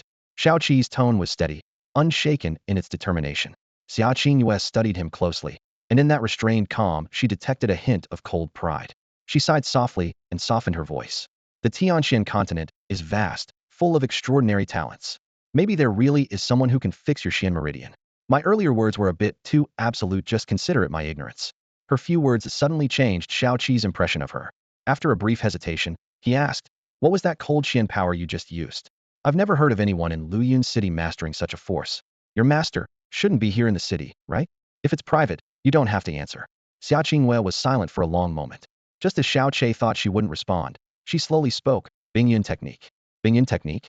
The name shocked Xiao Che deeply. A vague but familiar memory surged up. Suddenly his complexion changed sharply and he exclaimed, Bingyun Immortal Palace. Xia Qingyu's beautiful eyes flickered as she looked at him, slightly surprised. Despite his outburst, Xiao Che maintained a basic composure remarkable in her eyes. After all, even the city lord of Luyun City would tremble hearing Bingyun Immortal Palace. She spoke quietly, my master really is from the Bingyun Immortal Palace, and well, a disciple of theirs too. In all of Luyun City, only my father knows this. You are the second to learn. I told you because, at least formally, you are my husband, and this is the least respect I can show you. Xiao Qi's heart remained unsettled for a long time, caught in a storm of shock. The words Ice Cloud Fairy Palace hit him like a thunderclap. It was one of the four great sects of the Songfeng Empire, a sacred place that every cultivator dreamed of joining. Even the imperial family sent annual tributes and dared not treat it lightly. The four great sects Tianjin Manor, Ice Cloud Fairy Palace, Shao Sect, and Finchen Gate stood as towering pillars atop the Songfeng Empire. Though Songfeng was the smallest and weakest of the seven kingdoms on the Tianxian continent, it had never been conquered because of these colossal powers guarding it. Other nations might fear little from the imperial court, but none would recklessly provoke these four ancient sects. These sects were extremely selective with disciples, caring not for background but only talent. Nearly every cultivator in the empire longed to enter one of them. Even a lowly servant disciple could bring a family immense prestige, elevating their status to nobility or official titles. Yet, in the remote Luyun city, not a single disciple from these sects had ever appeared. Its residents didn't even dare to dream of any connection. To Xiao Che, those four names thundered loudly but felt as distant as celestial palaces in the sky. But he never could have imagined that the wife he had just married came from the Ice Cloud Fairy Palace, the second greatest sect after Tianjin Manor. After a brief moment of stunned silence, Xiao Che forced himself calm and stared at the girl standing quietly before him. If you're from the Ice Cloud Fairy Palace, why hasn't the Xia family made it public? With your status, the Xia family would reign supreme throughout Luyun City. Rich families, and even the city lord's mansion would seek to ally with you and the family's rise would be exponential. Because of you, Xia Qingwei answered softly. Because of me? Xiao Che was stunned, then fell silent. He already guessed the reason. Just marrying the Xia family's daughter has stirred all of Luyun City. If Ice Cloud Fairy Palace disciple were added to that, the uproar would spill beyond this small town. It could lead to unpredictable consequences for both you and the Xia family. After all, the gap between us is just too great. Xia Qingyu's voice was faint, her clear eyes steady. Her posture resembled an ice blossom. Xiao Che let out a heavy breath. Then why did you still marry me? You know the reason well. Xia Qinghua lifted her gaze, calm yet resolute. My life was saved by Uncle Xiao Bo, who sacrificed himself, exhausted from defending me during an assassination attempt. Moreover, the day I was born, my father had already promised me to you. Whether it's to repay that debt or fulfill my father's vow, I have no reason not to marry you. After a pause, she spoke again, her voice like frost and snowfall falling softly. I told you I belong to the Ice Cloud Fairy Palace to make you understand those who cultivate Ice Cloud must first have an icy heart. The palace accepts only women who must never be tainted by desire, nor will desire ever arise in them. Although I'm marrying you, I am destined never to love anyone in this life. She looked at him, uttering each word carefully. This lifetime, I will never love anyone. You must understand this. Even if you weren't from Bingyun Immortal Palace, I don't think you'd ever fall in love with me, Xiao Che said with a self-mocking smile. Xia Qinghua shook her head slowly, her voice soft, but resolute. You've misunderstood. I have never looked down on you.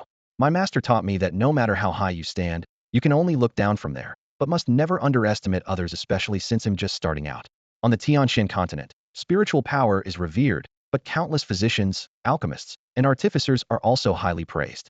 A damaged spiritual vein doesn't mean a life ruined. Xiao Qi's chest stirred. In Luyun City, only her looks and talent were known.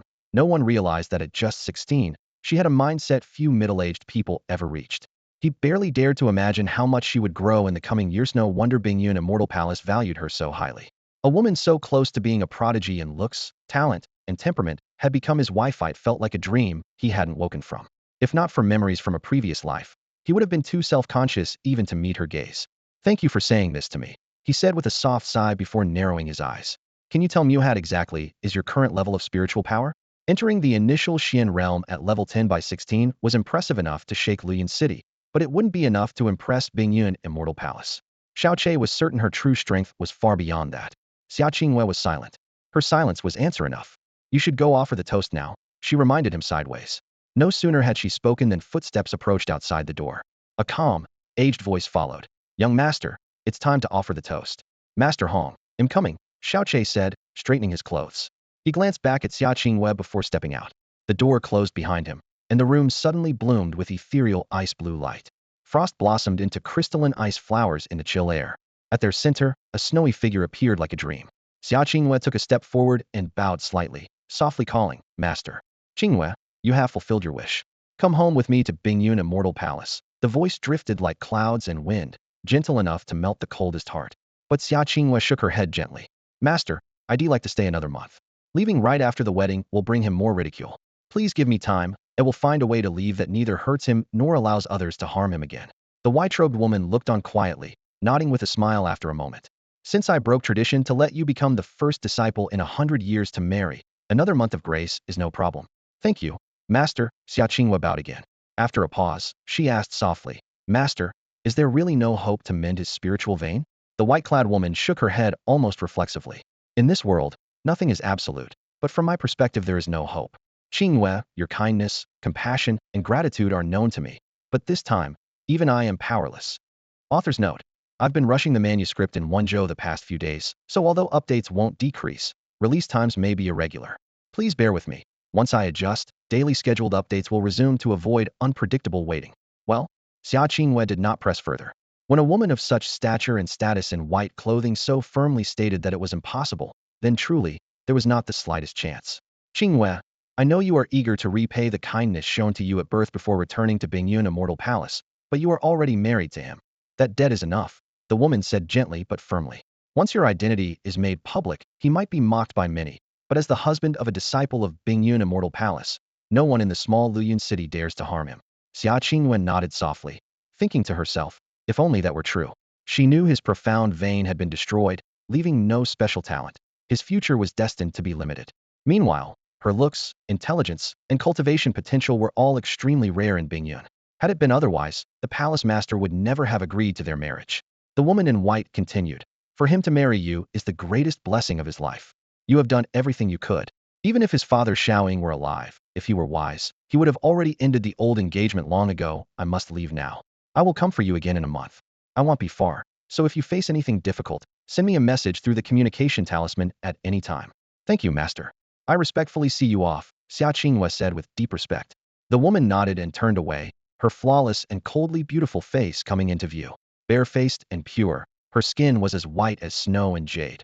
Her delicate features radiated a sacred and proud aura, as if she stood above the mortal world, untouched by dust. She pushed open the back window, her robes fluttering lightly, a chill aura undulating in the breeze. Slowly, her figure faded like mist and vanished without a trace. The Xiao family's main hall was brightly lit and crowded with guests. Uncle Lu Qi, please have a drink, Xiao Che said respectfully, holding his cup with both hands as he approached a refined middle-aged man.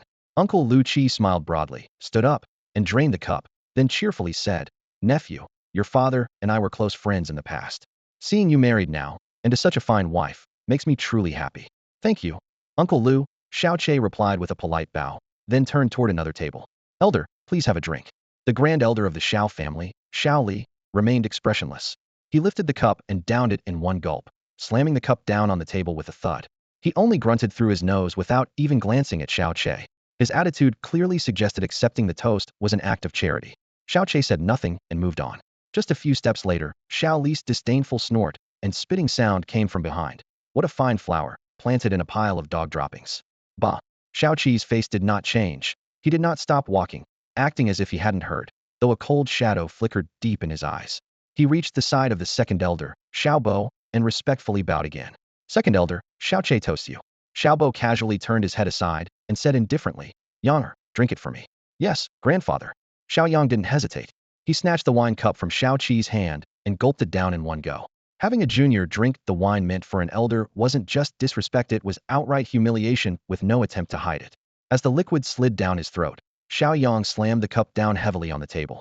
He turned and sat back down, a mocking smirk tugging at his lips and contempt burning in his eyes.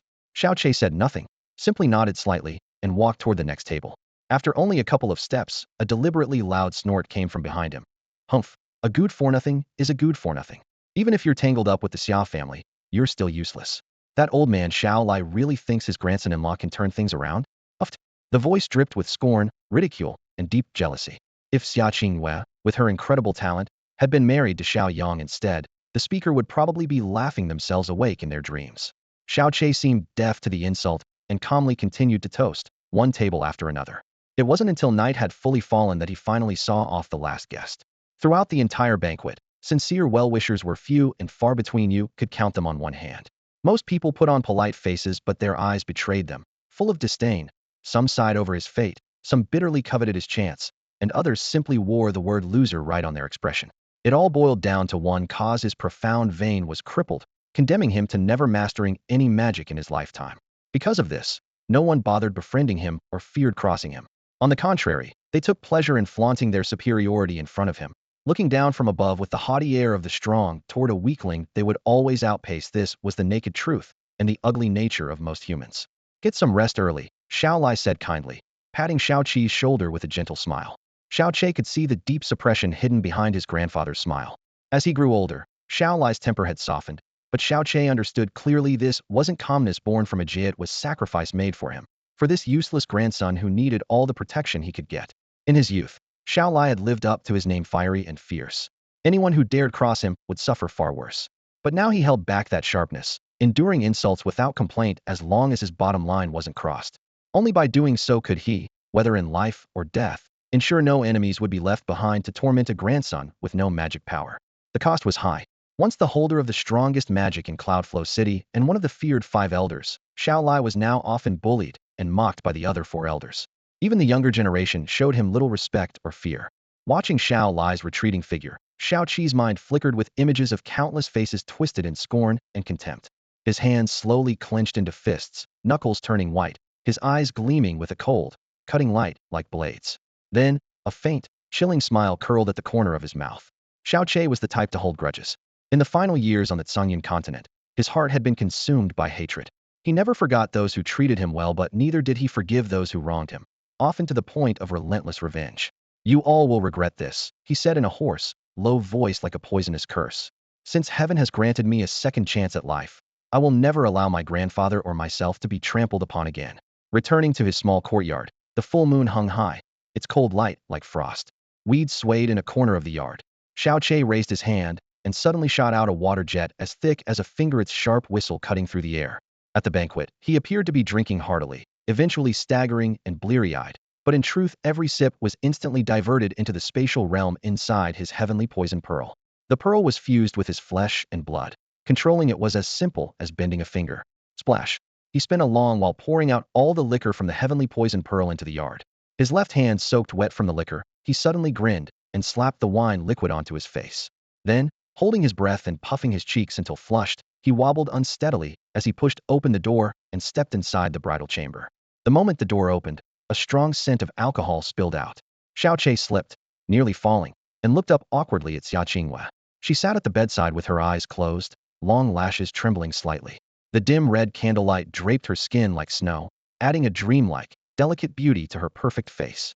Xiaoqi's eyes shone brightly, a mischievous smile spreading on his lips as he swayed closer. Wifey, sorry to keep you waiting. Now we can finally consummate the marriage. Suddenly, Xia Qingyu's eyes snapped open, sharp and cold as lightning. With a careless wave of her right hand, a biting chill swept across. Bang! Xiaoqi was lifted by a powerful gust, flying backward out of the room and crashing hard into the yard, nearly overturning the only stone table there. Ouch! He clutched his burning backside, grimacing in pain, then angrily shouted, "Damn! I was just joking, no need for such heavy-handedness. I haven't even used any of my cultivation. Are you trying to kill your husband?" Bang! The door slammed shut. Xiaoqi hurried over to push it open, but found it firmly locked. Standing at the doorway, he looked thoroughly frustrated. This woman can't even take a joke, let alone flirt? How are we supposed to get along happily? I really was only joking. Besides, I'm just a first-level beginner. Even if I wanted to offend you, I'm not powerful enough. Inside, there was no response. Xiaoqi waited for a while longer, but the door showed no sign of opening. Xiaoqi's small courtyard had only this one room, no side chambers, not even a storage shed or a stable. In the stillness of the night, the quiet courtyard was wrapped in the high walls of the Xiao family estate. Cold wind slipped through the gaps in the window lattice, sending chills through the air. On any other day, he might have stealthily slipped over to his young aunt's place to stay. But tonight was his wedding night, so nowhere felt appropriate. A gust of night wind blew past, and he rubbed his arms, hunched his shoulders, then knocked again, lowering his voice to sound pitiful. "Hey, you're not seriously going to make me sleep outside tonight, are you? You know there are plenty of people in the Xiao family who have designs on you. On our wedding night, they'd be terribly upset. But of course, they'd also be convinced a gem like you could never like a nobody like me. So even now that we're married, none of them would let me get anywhere near you, not even sharing the same roof. So sooner or later, someone will sneak over to make fun of me. If they catch me locked out here by you, it'll become a laughingstock for life. After all, I'm your husband. Now could you really watch them mock me like that without doing anything?" Only deathly silence answered him. Xiaoqi's heart sank, and he raised his foot to slam the door in frustration. But before his toe touched the wood, the door creaked open just a crack. He seized the chance and slipped inside, the door shutting heavily behind him. Pressing his back against the door, he finally let out a long sigh. The room was bare, just a small bed, a writing desk, a tiny dining table, and 2 cabinets. It was so cramped that 7 or 8 steps would take you from one side to the other. The dim glow of an oil lamp made the sparse furnishings appear even plainer. By the bed, Xia Qinghua remained sitting as before, her pale blue wedding dress flawless as if untouched by a single drop, giving her an air of quiet nobility. She raised her eyes slightly and said calmly, "Don't come within 5 steps of me." "Then where do you want me to sleep?" Xiaoqi pouted, puzzled. Given the room's size, the only place more than 5 steps away was the cold corner opposite the bed. "You sleep on the bed," Xia Qinghua said softly, standing up from the bed. "No way," Xiaoqi blurted out. Then with a flop sat down in the farthest corner from her, crossed his legs, and closed his eyes. No matter that she was far stronger than him, he stubbornly clung to the tiny shred of dignity he had as a manha refused to sleep on the bed while making the woman lie on the floor. He married a wife as beautiful as a goddess, yet on their wedding night, he wasn't allowed to touch her, not even get on the bed. Instead, he could only curl up in a corner, hugging his knees against the wall. Xiaoqi deeply felt the cruelty of this world. The wedding candles flickered gently, casting a warm, vague glow over the bridal chamber. The room quickly fell silent. 2 people dressed in crimson wedding clothes. One sitting calmly and proudly by the bedside, the other curled up pitifully in the corner. The only sound was their faint breathing. After what felt like an eternity, Xiaoqi couldn't hold back any longer and whispered cautiously, "You're not really going to make me spend the night here by myself, are you?" Xia Qingyu's long eyelashes fluttered slightly. She shifted gracefully and laid down on the bridal bed. The red curtains fell, and through the hazy candlelight, he could only make out a blurred silhouette. Then, with a wave of her delicate hand, 2 red candles flickered out silently in the cold breeze, plunging the room into complete darkness. If it weren't that I couldn't possibly overpower her and just look at that cold, proud attitude I'd have forced myself on her by now in the darkness. Xiaoche gritted his teeth and muttered. Then he coughed a few times. I was really just joking a moment ago. I haven't even touched a drop of alcohol this whole afternoon. No drunkenness at all. Can't even joke a little. There's no fun in this at all. I know you're not drunk, Xia Qinghua finally spoke. But I'm disgusted by men who relieve themselves anywhere. Relieve themselves where? Xiaoche froze. A sudden flash of memory, the gurgling sound when he poured out the wine from the heavenly poison pearl, crossed his mind. What the hell? You said I relieved myself anywhere? Which eye did you see that with? That sound you heard was me pouring wine. Pouring wine? I, a proud 7-foot man of the Xiao clan. How could I possibly do something so uncultured and improper? You can look down on my spiritual power, but don't insult my noble character and upbringing. He erupted in a volley of angry shouts. Silence fell again. After a moment, Xia Qinghua calmly added, I was joking too. Xiao Che nearly spat out a mouthful of blood, but ended up sitting back against the wall in resignation, no longer making a sound. Usually, he'd be lying on a soft, comfortable bed, but on his wedding night, he could only sit against the wall. How could he possibly fall asleep? Tossing and turning in the dark, he finally spoke again. By the way, when are you returning to Ice Cloud Immortal Palace? Tomorrow? Or the day after? Behind the curtain, Xia Qinghua was silent. Xiao Che chuckled lightly, expression calm. Though I don't know much about Ice Cloud Immortal Palace, I at least know it admits only women and forbids emotions and desires. There are countless beauties there, but I've never heard of anyone getting married yet. You married me. It looks like your talent is still incredible inside the palace. Maybe you're a ancient century prodigy. Otherwise, the palace wouldn't have broken precedent for you. Still no reply from behind the curtain. He looked up at the pitch-black ceiling and murmured to himself. With your aptitude, they must be eager to take you back as soon as possible. That place has peerless masters that ordinary cultivators can never meet in a lifetime, and countless rare treasures. With conditions like that, your spiritual power and status will skyrocket in no time. His voice grew softer. You'll probably leave soon, won't you? Xia Qinghua remained silent for a long time before finally speaking in a faint voice. 1 month. 1 month. Xiao Che was momentarily stunned. Then he smiled softly, lowering his head and speaking quietly. Thank you. He looked up at Xia Qinghua with a gentle but unmistakably serious tone. This month you deliberately fought for it on my behalf, didn't you? If the Bingyun Immortal Palace had decided, they would never allow you to waste so much time on a nobody like me. Your talent is extraordinary, so much so that some even think you might one day rival the palace master. Others laugh at me, mock me, and never take me seriously. But you, destined to stand proudly above the Songfeng Empire in the future, not only willingly married me, but also go out of your way to protect the dignity of such a ridiculous man as myself. Though I know you do this only to repay my late father, I still want to say thank you. No need, Xia Qinghua said coldly. Yet, inside, she was slightly moved, for Xiao Che had guessed exactly right. When her master first found her, he said her talent was a once-in-a-century rarity even in the Bingyun Immortal Palace. If she joined the palace, there was confidence that she could break through the Lingxian realm and reach the Dishuan realm before age 20, a level even Xiao Lai, the top expert of Luyan City, had never attained. Reaching Dishuan before 20 was almost unthinkable in Luyan. Xiao Qi smile deepened as he studied her seriously. Before marrying you, I thought you'd disdain me like most others. But you've exceeded all my expectations. Not only are you stunningly beautiful and talented, your heart is kind as well. As a woman, you're nearly perfect. Xia Qinghua kept silent. Since you're so kind, Xiao Che winked, his tone suddenly teasing. Surely you wouldn't want to see your new husband sleeping on the floor on our wedding night? My bed's big enough for 2, and it's hardly crowded. Before he could finish, an icy, murderous glare hit him like a blast. His neck turned cold, and he shuddered instinctively. Stop talking nonsense, or he'll throw you out. Xia Qinghua raised her hand, her palm shimmering with a chill. Xiao Che pouted, sulking quietly and obediently settling back by the edge of the bed. Suddenly, Xia Qinghua pricked up her ear and whispered, someone's coming. After a moment, Xiao Che caught the faintest sound of footsteps. Had he not been fully focused, he wouldn't have noticed. The footsteps paused at the courtyard gate, then cautiously drew closer. Stopping in the center of the yard, the visitor didn't dare move forward. There was Xia Qinghua inside, someone he couldn't provoke.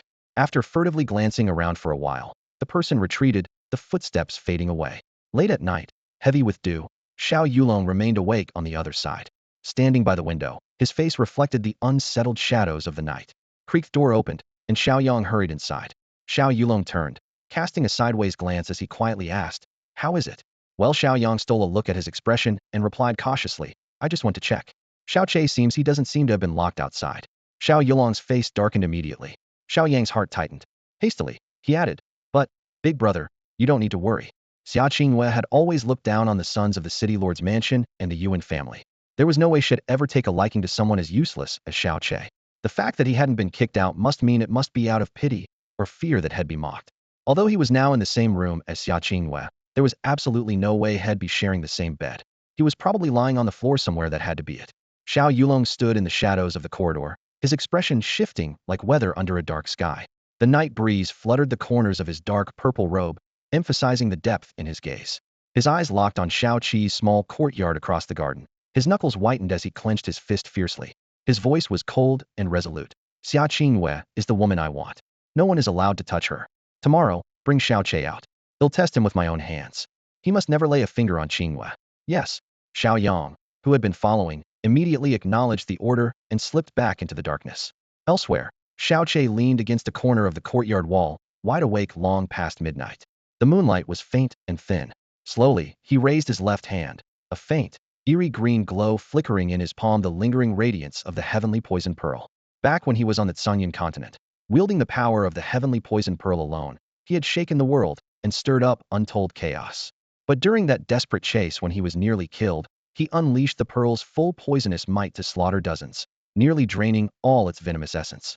Now fused with his flesh and blood, the pearl retained only its cleansing, refining, fusing, and storage powers. Its once sharp venom was almost exhausted. Overdrafting was worse than depletion. It could not be slowly restored if drained that way, permanently lost, perhaps for all eternity. With his profound meridians shattered and the heavenly poison pearl crippled, trapped in this overlooked small city, long silence left his heart blank and confused. Someone like him, it was a luxury just not to be ridiculed, let alone protect his grandfather and aunt. Worse still, didn't even have the strength to force himself upon his own wife, who had come into his home by marriage. To rise again, the first step was repairing his ruined meridians. Xia Qinghua had firmly said his meridians couldn't be restored to normal, but for Xiao Che, the heir of the medical sage, there was no incurable disease, only inadequate healing skills. He had spent the whole day running through it again and again. His meridians were damaged from birth. To repair them, he first had to thoroughly purify the damaged channels, then grow them anew, essentially destroying the old and cultivating new meridians. The risk was nearly suicidal. A single mistake would mean death on the spot, and this path required at least 3 rare treasures. In the dark room, he listened closely for a moment, then whispered gently, "Wife, are you asleep?" No answer. He cleared his throat twice, raising his tone a bit. Ahem. Wife, you're not really asleep, are you? The blanket shifted slightly, and Xia Qingyu's voice came cold but soft. My name is Xia Qinghua. I know your name is Xia Qinghua. Xiao Che scratched his forehead, then said earnestly, Wife, I have something I want to ask you. Call me Xia Qinghua. She snapped, barely containing her anger. Oh, all right. Xiao Che nodded solemnly, rare seriousness in his expression. If you went to Bingyun Immortal Palace, could you get the 7 profound exquisite grass, the purple vein heavenly crystal, and the spirit pill of a Xian realm mystical beast? Special thanks to Tolov Yuki for a 110,000 reward, to Wuchi Xiaoyo for another 110,000 reward, to Bumming Lianyu Jun for 100,000, to Kaiyong Jun for 210,000, to Jiang Xinghuan for 100,000, to Guozu Wuxin for 110,000, to Mi Lian Xiaoqi for 120,000, to Ci Ernyo for 110,000, to Yao Yao Meizi for 110,000, to Qinya for 110,000, and again to Yanhua for 500,000 rewards, spending a million for a big favor. Special thanks to Ru Hua Group Ru Baiwan and Hua Baiwan for their tearful support despite bankruptcy. Love you all. The 3 things Xiao Che mentioned made Xia Qingyu's half-closed phoenix eye snap open. She stared at him calmly, with a hint of surprise in her voice. What do you intend to do? Could it be that you really have a way to get them? Seeing that she didn't reject the idea outright, hope immediately sparked in Xiao Qi's eyes. He hurriedly pressed, So, do you think it's feasible? Xia Qinghua furrowed her elegant brows, slowing her speech as if carefully weighing the situation. I have never heard of the 7 profound exquisite grass. The mysterious pearls of earth mystical beasts can only be obtained by hunting them. How many people in the entire Tsongfeng Empire even have the ability to do that? Even if the Bingyun Immortal Palace keeps any, the number must be few. As for the purple vein heavenly crystal, that is a treasure coveted by the 4 great sections. They would go mad over it. Even throwing all their wealth wouldn't easily buy one. One purple vein heavenly crystal is worth more than a decade of painstaking cultivation. These 3 things don't mention me. Even the palace master would find it nearly impossible to obtain all of them at once. After her words, a brief silence fell over the room. Xiao Qi's chest rose and fell heavily. His clenched hands slowly loosened as he closed his eyes and remained silent for a while. What exactly do you want to do with these 3 things if you manage to gather them? Xia Qinghua finally asked. To repair my profound meridians, Xiao Che answered plainly. Xia Qinghua shook her head. I can't help you. Deep down, she didn't believe these 3 items could truly repair the meridians. If they worked, her master would have known about them long ago. Xiaoqie gave a bitter smile and shrugged. I know these things aren't something ordinary people can get. I just asked out of curiosity. After a pause, his tone softened a bit. Wife, after you return to Bingyun Immortal Palace, will we see each other again? Don't call me wife. My name is Xia Qingwei. She finally lost her patience. Her voice turned sharply cold. Xiaoqie was unfazed. Leisurely, he said, I married you. You married me, with heaven and earth as witnesses and 1,000 people confirming. The process was clear as day. I am your husband. You are my wife. What else would I call you if not wife? Xia Qingyue was momentarily silenced, then coldly spat 2 words. Whatever you want. Xiaoqie grinned. This wife couldn't be touched, but at least he could claim a little verbal advantage. He asked again, you still haven't answered. After you return to Bingyun Immortal Palace, will we meet again? No, Xia Qingyue replied with certainty and calmness. That's fine. Xiaoqie nodded, leaning back against the wall with a self-mocking smile, closing his eyes. Actually, you should have returned to Bingyun Immortal Palace long ago. No need to worry about me. With your talent, you shouldn't be stuck here in Little Luyan City, nor dragged down by me. Once your identity is public, everyone will know I'm the husband of a disciple from Bingyun Immortal Palace. At least here in Luyan City, no one will dare touch me. They'll live more easily. By the way, you don't mind me taking a concubine, right? Do as you please, Xia Qinghua said expressionlessly. That's more like it, Xiaoqie chuckled. Otherwise, if you never see me and won't allow me a concubine, I might seriously consider divorcing you. Even though her heart was still as calm as water, Xia Qinghua had an urge to kick him out of the room. Suddenly, she saw Xiaoqie stand up and walk toward the door. She asked, where are you going? I can't sleep. Going out to look at the stars, he said without turning his head, secretly thinking. She's been sitting here with me half the night. How could she be sleeping? Xia Qinghua said nothing more. Xiaoqie pushed open the door and stepped into the courtyard. At midnight, all was silent and tranquil. Standing in the middle of the courtyard, Xiaoqie gazed up at the star-filled sky. Although his eyes remained resolute, deep down he was weighed down by an unshakable sense of confusion. Today marked the first day since his rebirth. His mindset had grown stronger than before, but his Buddhist-crippled spiritual veins felt like shackles, tightly restraining all his ambitions. If he could obtain the 7 profound exquisite herbs, the purple vein heavenly crystal, and a spiritual pill from a earth profound beast all at once, he estimated he'd have over a 50% chance of repairing his spiritual veins. Yet with his current strength as a rank 1 profound initiate, acquiring even one of these items was as difficult as climbing to the heavens, let alone all 3. In this world, power was ultimately what mattered. Without enough strength, all ideals were nothing but empty talk. Thinking this, the questions in his heart grew heavier. What exactly should I do? Suddenly, a faint but rhythmic pulsation sprang from the palm of his left hand. Instinctively, Xiaoqie raised his hand, seeing the mark on the heavenly poison pearl glowing rapidly. His pupils contracted sharply as he turned to look northward. Could it be? Besides its terrifying toxic power and potent refining ability, the heavenly poison pearl also had a unique sensing ability. Whenever high-level poisons or medicinal ingredients appeared within a certain range, it would flash to alert its owner and point in their direction. But the catch was the item had to be among the world's highest quality materials. The pearl's definition of high quality was entirely different from a human's. Back on the Tsungyan continent, Xiaoqie had seen the pearl flash 6 times, each time leading him to a rare treasure. Now, on his first day back on the Tianxian continent, it sensed something again. That meant there was some priceless treasure nearby. The pearl pointed straight north, the direction of the rear mountain behind the Xiao sect's grounds. Xiaoqi's courtyard was the seediest and most dangerous spot in the Xiao sect. Beyond the low walls lay the rear mountain Xiao sect's private domain. Occasional low-level profound beasts wandered there, sometimes even sneaking over the walls. It was also the easiest route for anyone trying to infiltrate the sect. Yet with Xiao sect's power in Luyan City, no one had dared risk that until now. Without hesitation, Xiaoqie vaulted over the less than 3-meter wall. Though only rank 1 profound initiate, this was a small feat for him. The rear mountain was dark and eerie under the night sky. Before, Xiaoqie would never have dared come here alone at midnight. But now, under bright moonlight and starlight, visibility was decent enough. Glancing around to make sure he was alone, he tread softly, following the pearl's guidance. A thin mist cloaked the moonlit mountains, making the place feel both mysterious and dangerous. Soon he reached the foot of the mountain. There, at the edge of the woods, the pearl's flashing reached its peak frequency. Xiaoqie stopped, furrowing his brow. Could it really be somewhere nearby? But this was clearly the foot of the mountain, a place the herbalists of the Xiao family passed through every day. If something grew here, it wouldn't be some rare divine treasure at best. It would be a slightly better than average herb, and it surely would have been discovered long ago, let alone waiting for him to come pick it. Yet the poison pearl in his palm flickered more and more rapidly, indicating the target was within 10 steps.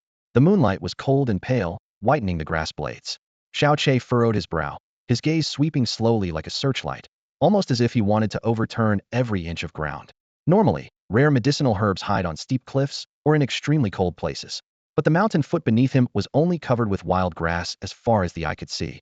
Doubt began to creep into his heart. Was the poison pearls sensing malfunctioning?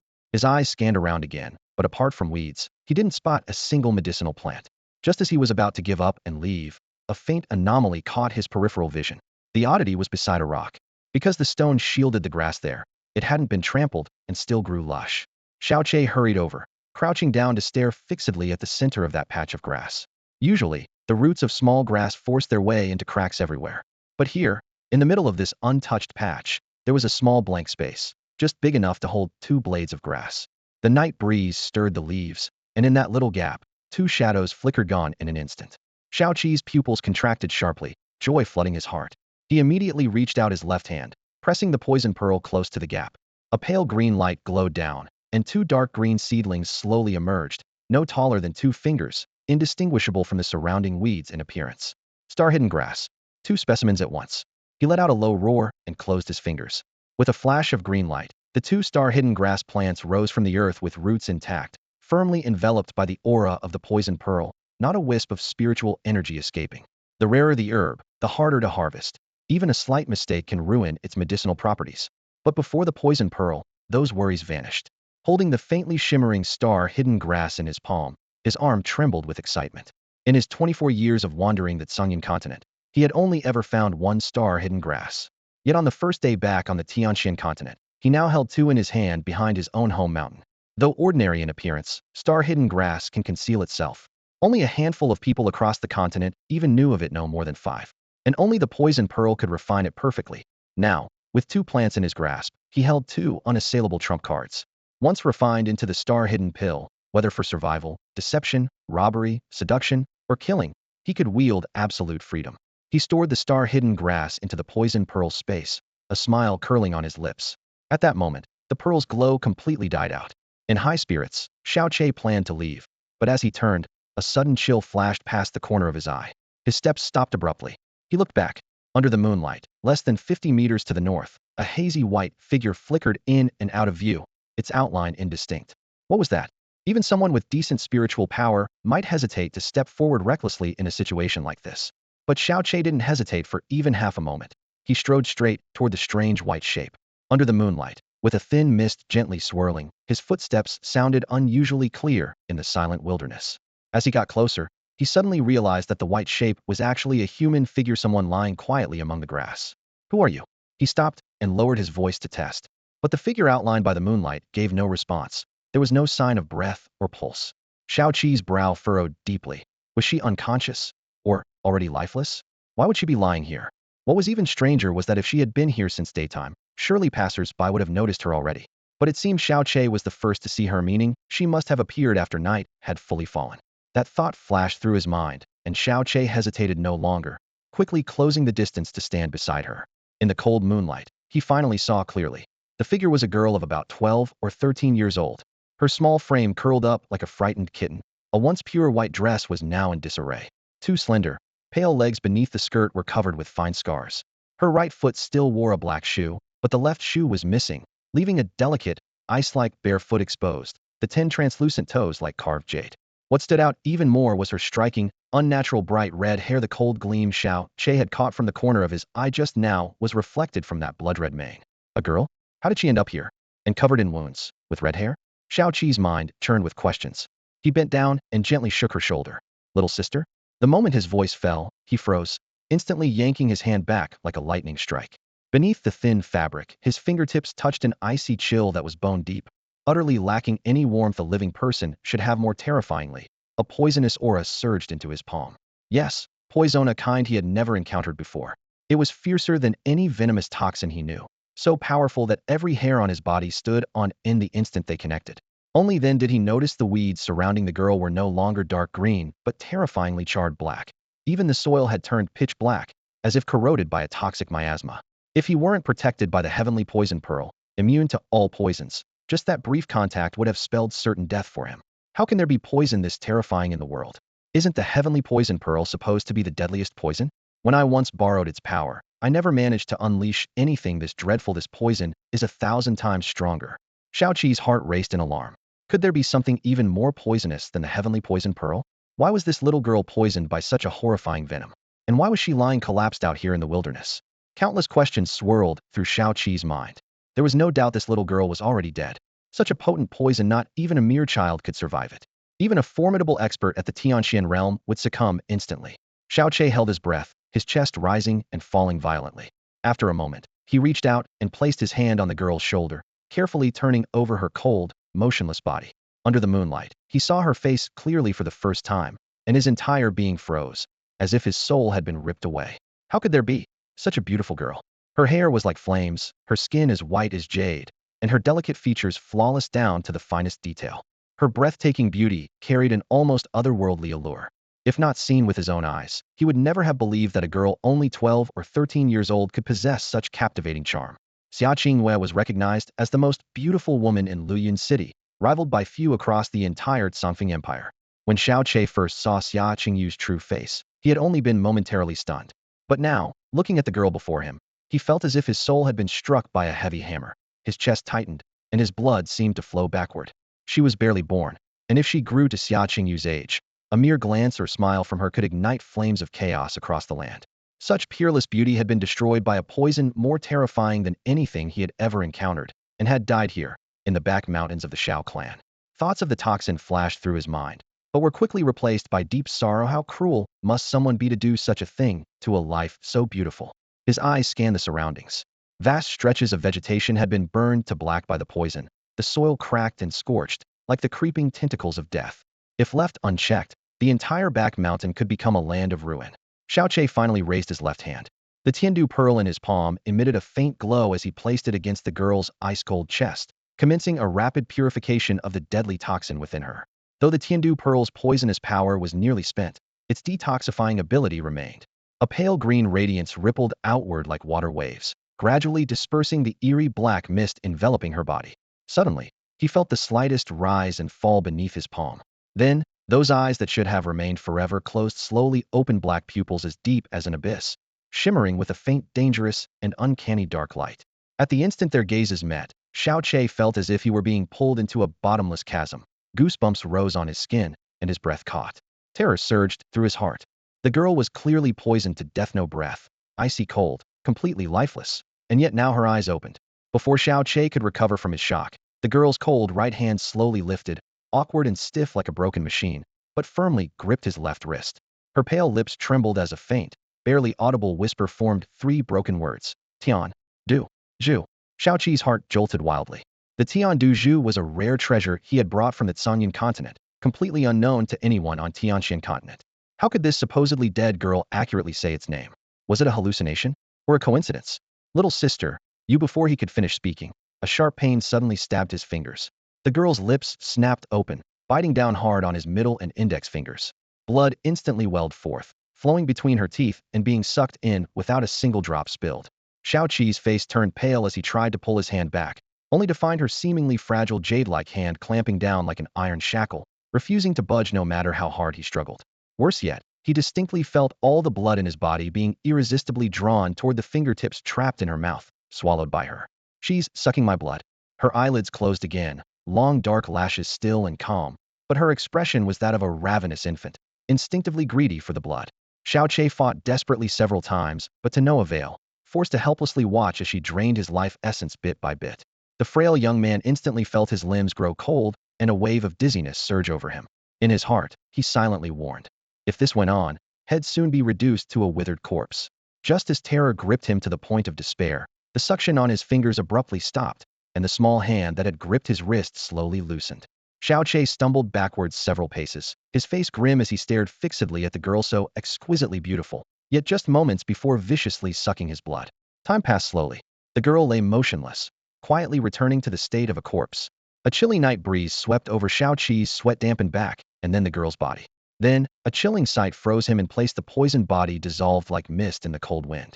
In the blink of an eye, it vanished completely, leaving nothing behind but a tattered white dress, a single black princess shoe, and a red butterfly hairpin dropped on the grass. Gone. Xiao Qi gasped sharply. At that moment, a strange sensation emerged from his left palm. Concentrating his thoughts, he closed his eyes and plunged his awareness into the inner space of the Tian Du Zhu.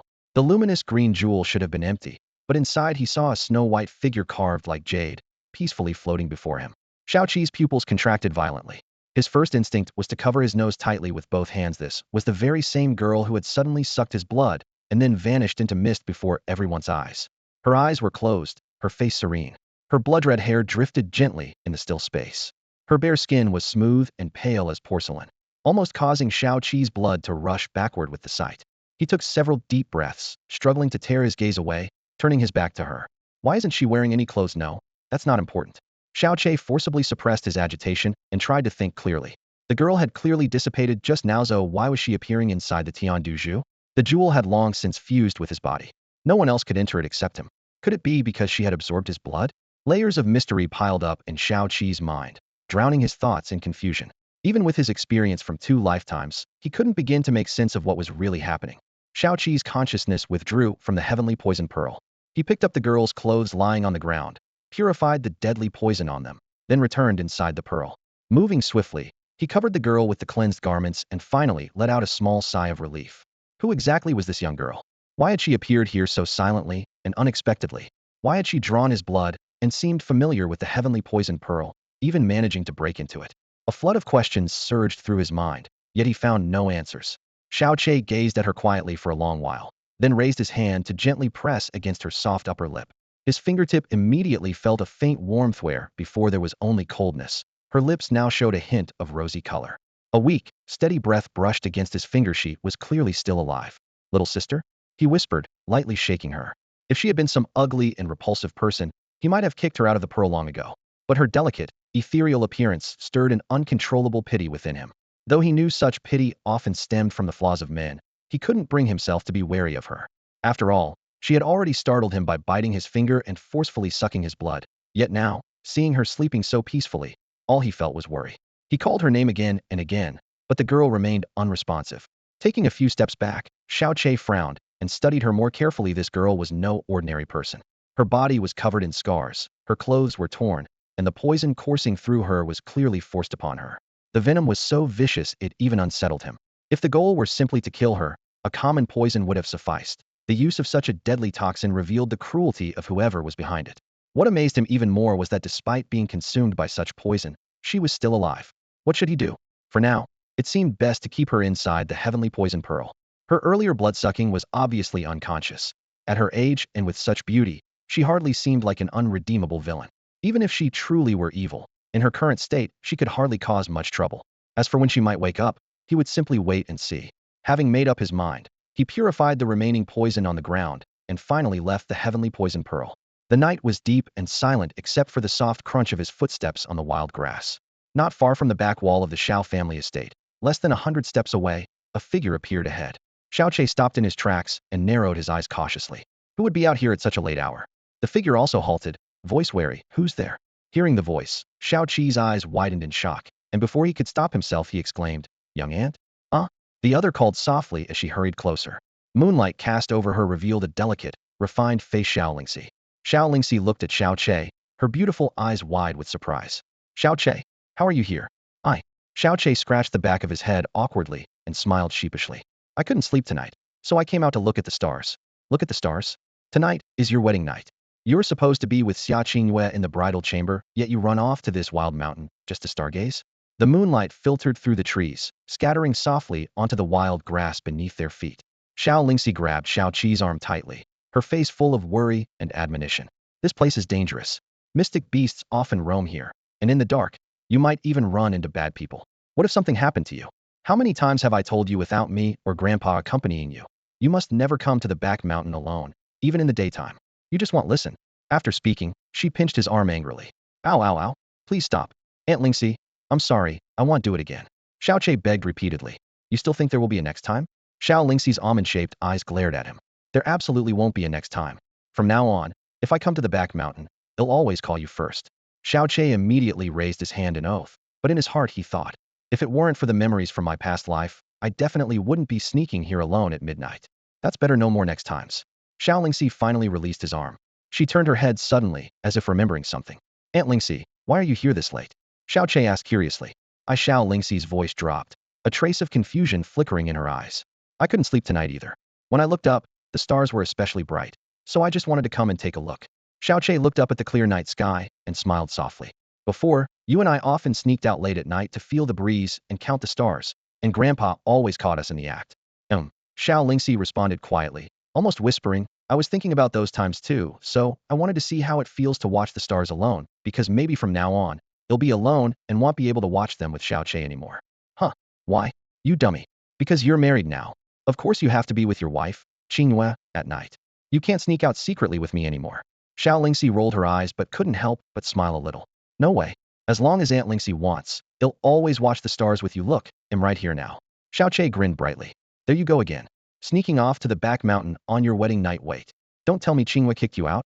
Xiao Lingxi stamped her foot, furious. How rude. I'm going to confront her. Don't worry about her. Xiao Che quickly grabbed her hand. She didn't kick me out. I came here on my own. Maybe it was fate that led me here to meet you. Come. Let's go to that spot. The night breeze was cool, rustling the grass leaves. Xiao Che held her hand as they jogged along a familiar path to the top of a low hill. Soft, fresh grass spread out like a thick carpet.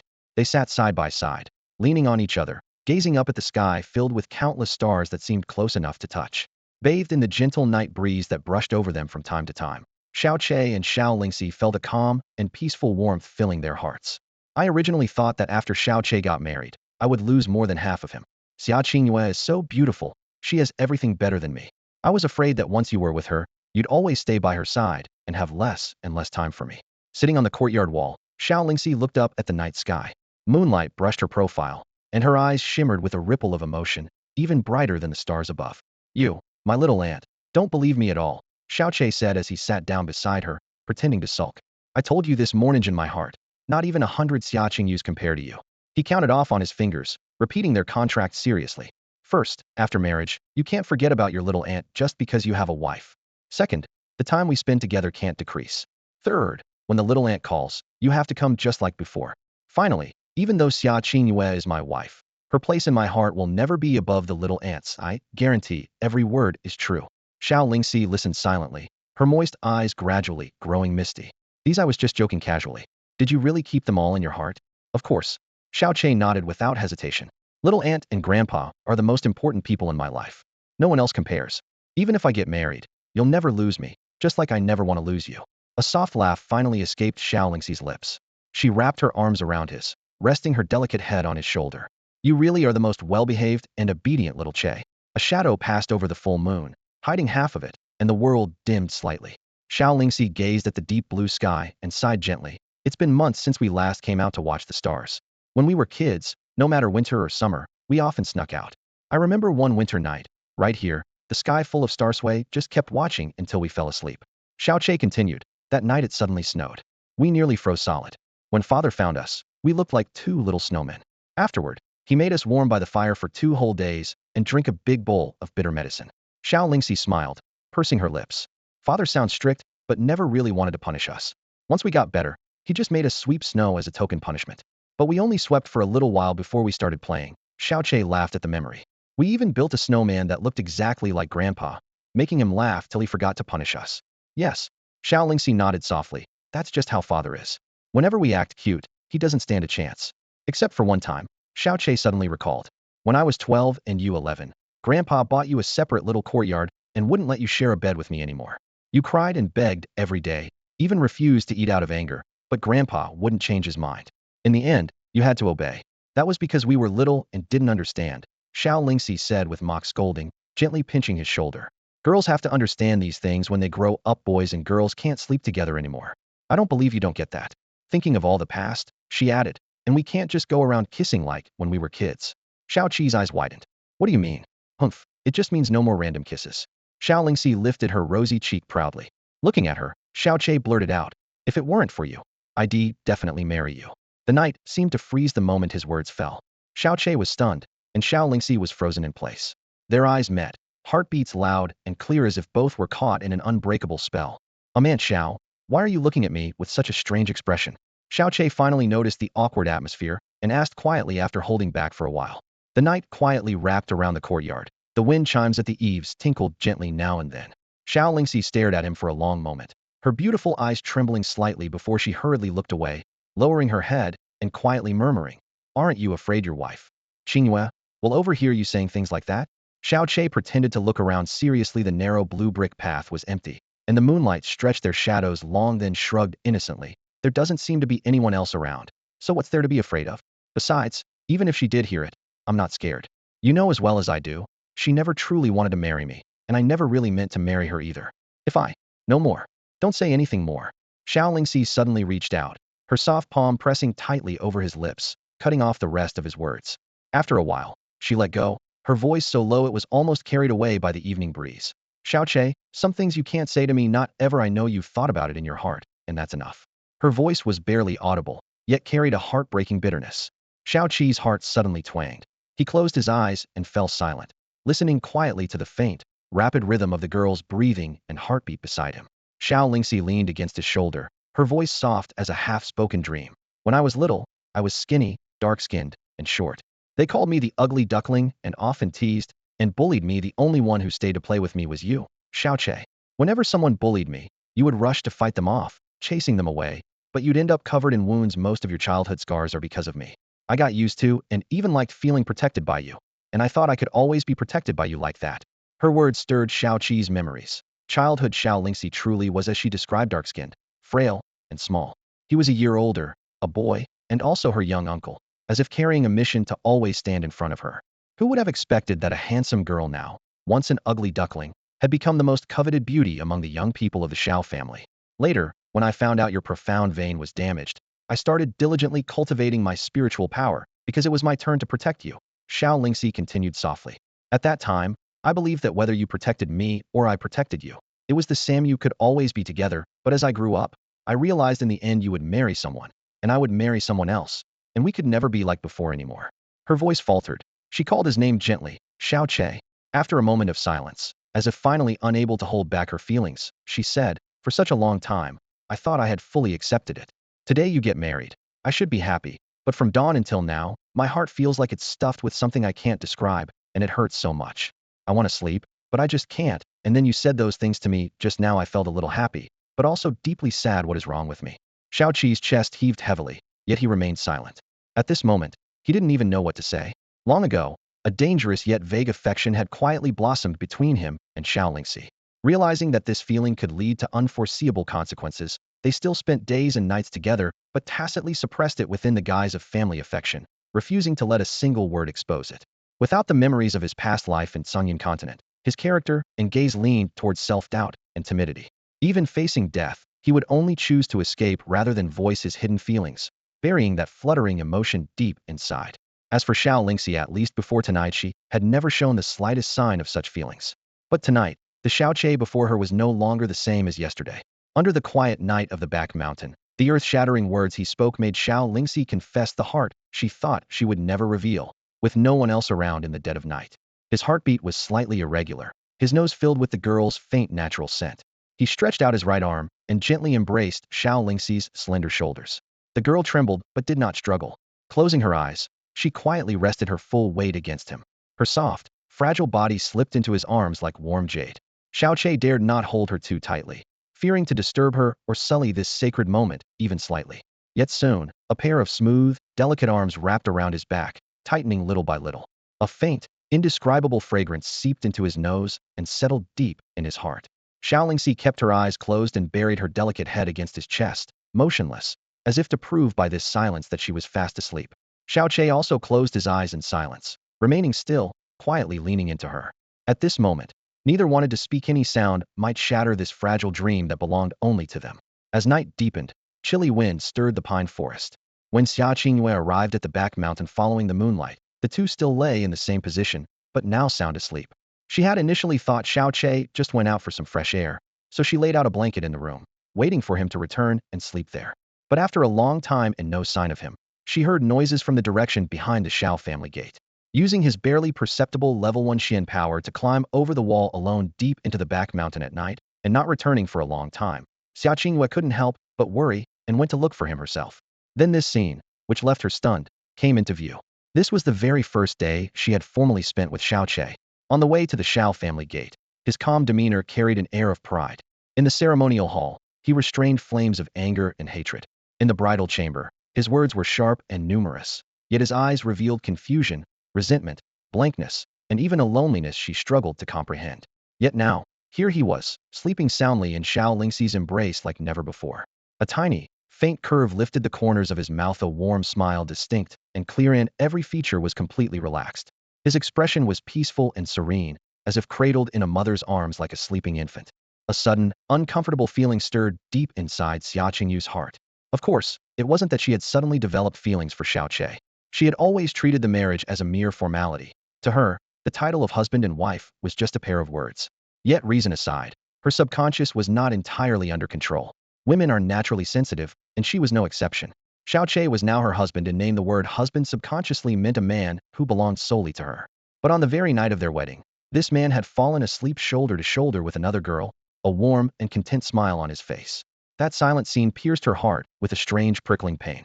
A subtle irritation welled up, shattering the calm, undisturbed serenity of her immortal cloud heart.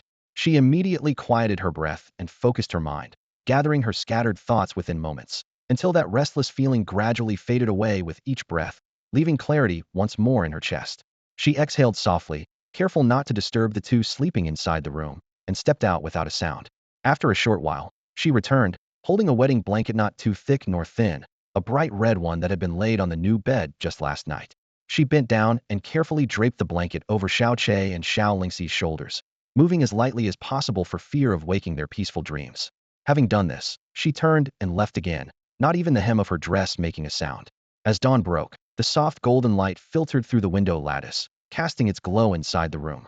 Xiao Che slowly opened his eyes, and the first thing he saw was little Lingxi resting against his chest, her mouth slightly open, sleeping soundly if only he could ignore the shiny drool on his chest. He shifted his sore, numb shoulder, but didn't dare to move too much for fear of waking her beautiful, sleeping face. Only then did he notice that they were both covered with a bright red wedding blanket. What the? He reached out, grabbing the blanket, and muttered an uncontrollable curse under his breath. This was clearly the wedding blanket they had only just spread on the new bed yesterday. Looking toward his own courtyard, a bitter groan rose in his heart. On their wedding night, he wasn't in the bridal chamber, but ended up lying with another woman until dawn, and now his new wife had personally come to cover him with the wedding blanket. This script is seriously intense. At dawn, just as the sky began to lighten, Xiao Yunhai, head of the Xiao clan, was roused from deep sleep by a series of urgent knocks at the door. Master, Master, are you awake? Groggy, Xiao Yunhai opened his eyes and glanced toward the faint, cool morning light outside the window, his brow furrowing. So early, what's the matter? The voice outside trembled with barely contained urgency. It's from Xiaozong. A letter from Xiaozong. What? Xiaozong, the man, a formidable figure who normally ruled Flowing Cloud City without challenge, shot upright as if stung by a knife, almost toppling from the bed. Ignoring his disheveled hair, he hastily wrapped a robe around himself, rushed to the door, flung it open, and grabbed the night watchman by the collar. Eyes wide, he barked, "You said Xiaozong? Are you sure it's from Xiaozong?" "Yes, absolutely from Xiaozong." The disciple swallowed hard and frantically nodded, extending a letter with both hands. The letter bears Xiaozong's Sky Eagle seal. No one in the entire Tsongfeng Empire would dare forge that seal. At the sight of the Sky Eagle seal, Xiao Yunhai trembled all over and snatched the letter.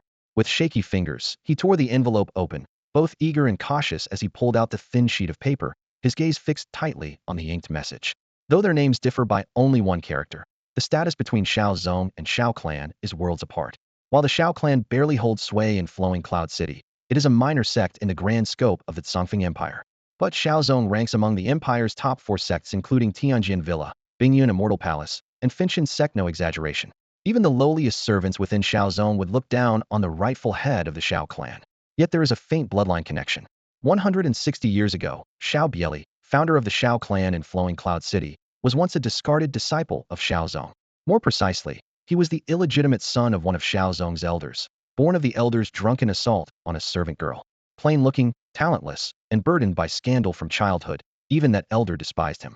As an adult, Xiao Bieli's mystical power ranked lowest among his peers and was a disgrace to his father. So the elder contrived an excuse to exile him to the remote Flowing Cloud City, funded him to establish a modest Xiao clan, and severed all ties with Xiaozong. Yet Xiao Bieli spent his life proud of his Xiaozong origins, practicing diligently with the hope of one day returning to the sect to earn recognition. But that dream never came true before his death. His wish lived on, passed down through generations of Xiao clan descendants as their ultimate goal. Every successive head of the clan yearned to leverage whatever faint Shaozong blood remained in their veins to claim even a sliver of connection, no matter how small. But with the passing years, the Shao clan's hopes remained unfulfilled. To them, Shaozong was like a palace suspended in the distant sky, completely out of reach and impossible to grasp. But today, unexpectedly, Shaozong took the initiative to send a letter. As soon as the envelope was torn open, Xiao Yunhai felt like he was in a dream, overwhelmed with excitement. He carefully read every word on the letter, his ears flushed red and his breathing ragged. His fingers trembled as he suddenly pointed toward the courtyard outside, his voice hoarse and urgent. Quick! Hurry and notify all the elders and stewards. Have them come to the council hall immediately.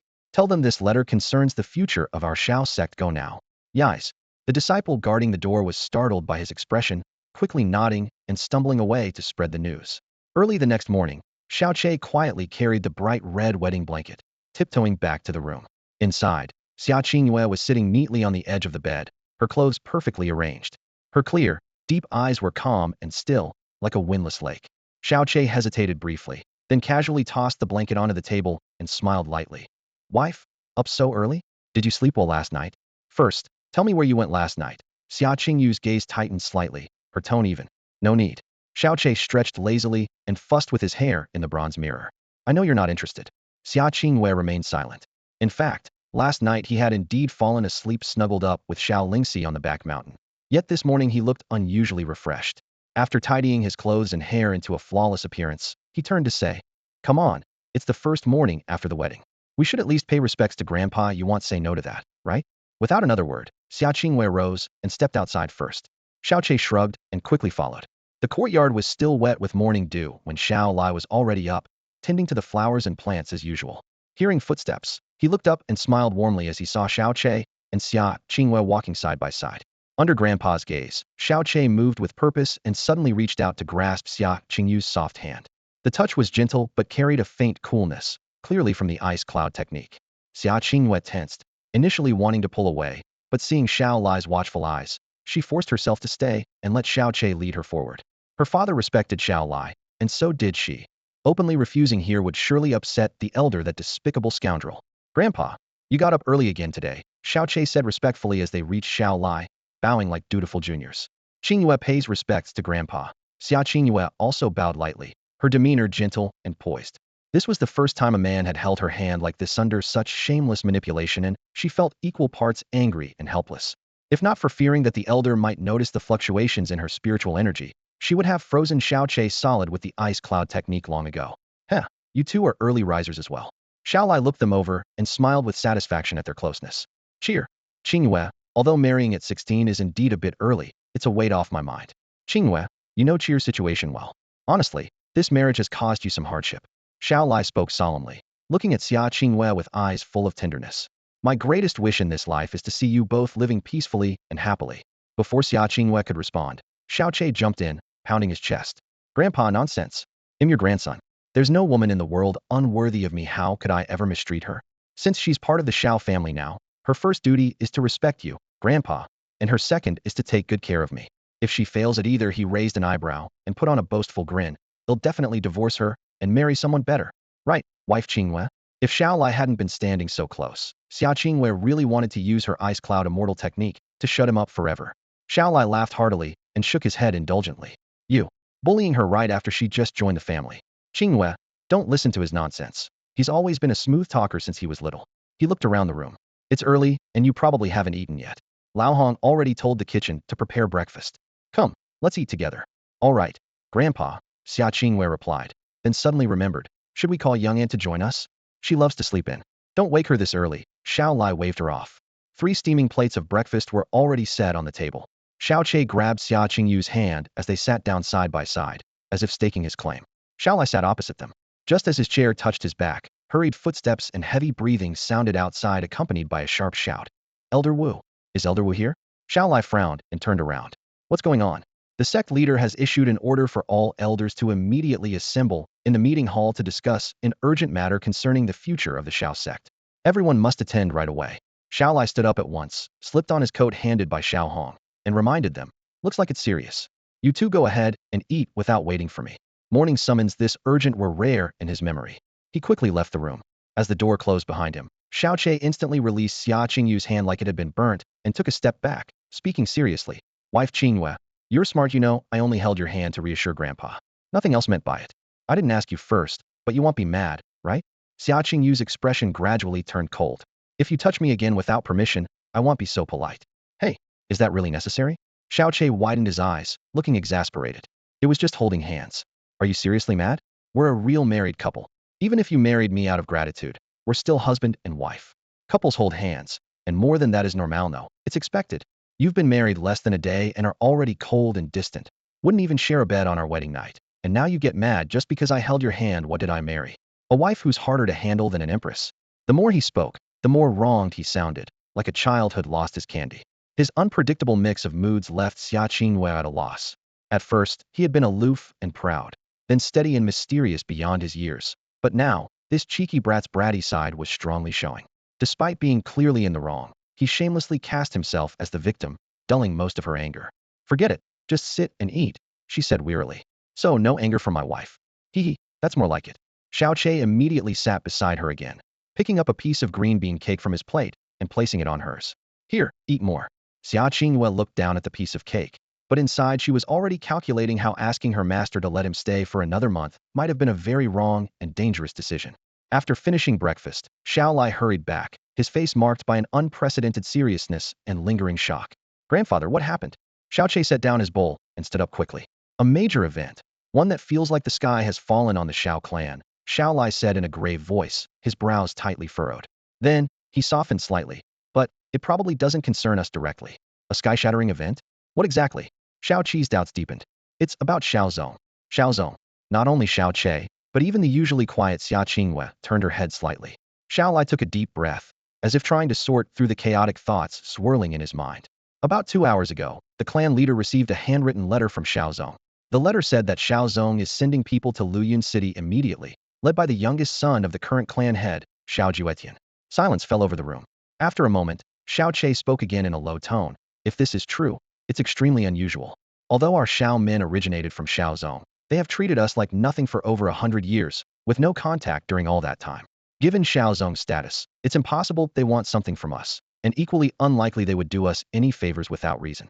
There is a reason. Xiao Lai shook his head and explained slowly. Our clan founder, Xiao Bieli, was effectively expelled from Xiao Zong long ago due to his lack of talent. His father Xiao Zhong, who was the Justice Hall elder back, then passed away recently. On his deathbed, Xiao Zhong realized he had held a grudge for 100 years and felt deep guilt toward his son whom he had neglected. So, he left instructions.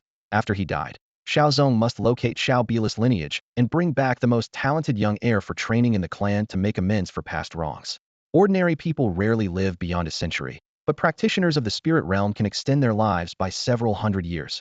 Reaching the king's spirit realm can bring a lifespan close to 1,000 years. It wasn't surprising that Xiao Zhong had lived until now. After hearing the reason, Xiao Che pondered quietly for a long time, finally understanding. No wonder Xiao Zong had suddenly come knocking. The late Xiao Zhong had a respected position in the clan, and Xiao Zong was honoring his last wish. He also realized why Xiao Lai said it probably doesn't concern us. The most talented heir wouldn't have anything to do with him, Xiao Che, who currently had no spiritual power. However, the other elder's excitement was obvious. If anyone's descendants were taken back by Xiao Zong, it would be like a humble earthworm suddenly becoming a golden dragon in the clouds overnight. That branch would stand tall and proud within Xiao Men, and no one in Luyun City would dare to look down on them. The name Xiao Zong alone would silence the city lord. Xiao Lai fought to remain calm, but Xiao Che could see a subtle disappointment beneath his furrowed brows. No one in the Xiao Men didn't yearn for the glory of returning to Xiao Zongjivan. Xiao Lai himself had long hoped for it before today. This time, the arrival of people from the Xiao sect was undoubtedly the closest encounter in the history of the sect, at least for truly coming face to face with members of the Xiao clan. In the courtyard, a cool morning breeze stirred. Most members of the Xiao sect held on to a faint hope, but Xiao Lai alone dared not indulge in even that small hope. If the Xiao clan wanted to pick disciples, there was no way someone with a ruined meridian like Xiao Che would be chosen. Xiao Che opened his mouth, wanting to comfort his grandfather, but the fact that his profound meridian was crippled prevented any flattering words from coming out. He clenched his fist, but no words could be forced out. Xiao Lai, on the other hand, seemed unfazed, laughing heartily. This has nothing to do with us grandparent and grandchild. No matter how big the Xiao clan is, at best he's just going to be a lowly servant. How could that compare to the peace and freedom here in Luyun City? Saying this, he pulled out a chair. Come, let's finish breakfast together. Stepping out of Xiao Lai's courtyard, Xiao Che immediately sensed a shift in the atmosphere of the entire Xiao sect. Normally at this hour, the training ground was crowded, but now only a few figures were scattered about. Occasionally passing disciples hurried by with faces full of excitement. They all want to climb up the Xiao clan's ladder to skip steps and rise to the top? Not realizing they'd just be the lowest level lackeys, Xiao Che muttered coldly. Beside him, Xia Qingwei remained expressionless. Jealous? Absolutely not. Xiao Che caught himself after all. Xia Qingwei is a disciple of the Bingyun Immortal Palace, whose strength and status are no less than the heir of the Xiao clan. He hurriedly added awkwardly, "You're different from the others, forget I said anything." Xia Qingwei ignored him and took a light step forward. Though slow, she instantly glided forward 7 or 8 body lengths. One more step, even farther. Xiao Che stopped, staring in surprise at her elegant, almost phantom-like silhouette. He whispered, "The Bingyun Palace's Bingfen Snow Dance? Her profound power is definitely far beyond the primary profound realm." "Hey, isn't this little brother Xiao Che?" A cheerful voice came from the right. Xiao Che turned and saw Xiao Yang approaching. Usually arrogant, today Xiao Yang smiled warmly and greeted him first. That was a first. "Brother Xiao Yang." So early, Xiao Che returned a friendly smile. Xiao Yang stepped closer and chuckled. "What a coincidence. I was just looking for you. Brother Yulong sent me to call you. You're the youngest but the first to get married. Our fellow brothers have to celebrate with you. Last night's wedding banquet was too wild. The drinks weren't finished. It's perfect to have a few more drinks and breakfast this morning. Are you free?" Drinking so early, Xiao Yulong sure is impatient. Xiao Che sneered inwardly, knowing exactly what they were up to, but showed a flattered expression and an enthusiastic tone. "You're really inviting me on Yulong's behalf?" "Of course I'm free. How could I not have time when it's Yulong asking? So shall we go now?" Xiao Qi's expression made Xiao Yang secretly sneer with contempt. He nodded and said, "Of course, let's go." The three of them passed through the corridor and arrived at Xiao Yulong's courtyard. This place was easily 4 or 5 times larger than Xiao Qi's, with ornate railings and painted beams. Every plant and decoration was meticulously arranged, and there were maidservants standing by. In the northern center stood a square pavilion painted bright red, inside which a stone table was already laden with fragrant dishes and wine. Xiao Yulong raised his cup, his features gentle and warm, his laughter friendly. "Brother Xiao Che, you have married the brightest pearl of Luyun City. Congratulations once again. As your elder brother, I've got to try harder now." "Thank you, Brother Yulong." Xiao Che quickly lifted his cup, his face flushed with excitement. "Actually, my marriage isn't such a big deal. The real thing to celebrate is you, Brother Yulong." "Oh?" Xiao Yulong smiled, a trace of puzzlement in his eyes. "Congratulations to me? I don't quite understand that." Xiao Qi's smile faded as he spoke solemnly. "Brother Yulong, don't you know? The Xiao clan is sending people soon to select the most talented young members back to the clan headquarters.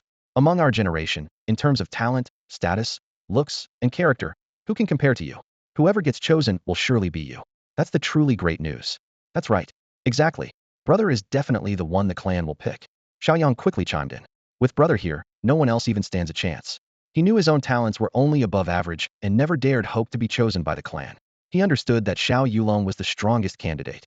Having followed Xiao Yulong for years, if he could benefit from his brother's influence to get into the clan, he would be thrilled, secretly glad he had aligned himself with the right person all along. But Xiao Yulong humbly shook his head. "You flatter me too much. Talents are everywhere in the Xiao family. I am lucky to have the best mystical power, but I wouldn't dare claim to have the highest potential. Still, I will try my best." He raised his cup again. "Come, let's drink to brother Xiao Qi's wedding yesterday." Though his words were casual, a burning intensity blazed beneath his gaze, fiercer than anyone else's. The three downed their drinks in one gulp, the alcohol bringing a deeper flush to Xiao Qi's face. At that moment, Xiao Yang leaned in close with a teasing smile. "Brother Xiao Che, you married the most beautiful woman in Luyun City yesterday. Have really got us all green with envy. Last night in the bridal chamber. Haha, it must have been amazing, right?" Xiao Yulong held his wine cup with a smile at his lips, but fixed his eyes steadily on Xiao Che, waiting to see him blush awkwardly. But as soon as Xiao Yang finished speaking, Xiao Qi's eyes lit up and a knowing, lascivious grin spread across his face. He leaned in too, lowering his voice with a chuckle. "You bet. Ha ha ha. Brother Xiao Yang, let me tell you, women are all the same. Xia Qingwei usually acts like a proud peacock, but in bed, she's a straight-up nympho. The sounds she makes, the pleasure, it's beyond amazing. Ha ha ha ha." As Xiao Che spoke, his eyes squinted with pleasure, his face flushed, completely lost in his delicious memories. Clanked wine cup in Xiao Yulong's hand shattered instantly, shards scattering across the table. Brother Yulong? What's wrong?" Xiao Che jumped to his feet, his face full of shock. Opposite him, Xiao Yulong's lips twitched into a forced smile, but it was stiff to the point of distortion. He flicked the shards of broken porcelain from his fingers and said calmly, "It's nothing. Just a careless slip. I didn't control my strength well." Xiaoyang looked equally displeased, as if had just swallowed a handful of dead flies. He hurriedly chimed in, I understand. It must be that Big Brother's spiritual power has broken through again in the past few days. At the initial breakthrough stage, the power surge can sometimes get out of control. I see now. Xiao Che suddenly realized and kept clasping his hands respectfully. Brother Yulong has broken through again. What wonderful news. I heard that 3 months ago you just reached level 3 of the entrance spirit realm, and now you've advanced even further. You truly are the most outstanding talent of our generation. I imagine that when the Shao clan selects disciples, there will be no one else but Brother Yulong. A twitch pulled at the corner of Xiao Yulong's eye. His chest rose and fell as he forced down the swirling emotions, managing a strained smile. Young brother Xiao Che flatters me. That was indeed just a breakthrough. My spiritual power is unstable and need to consolidate it immediately, so I'm afraid I can't entertain guests any longer. That's all right. That's quite all right. Xiao Che waved his hand, his tone considerate.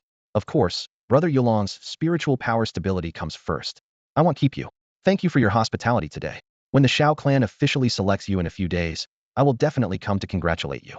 With that, he took his leave politely. Xiaoyang put on a show of accompanying him out, and only after Xiao Che had left did he turn back inside.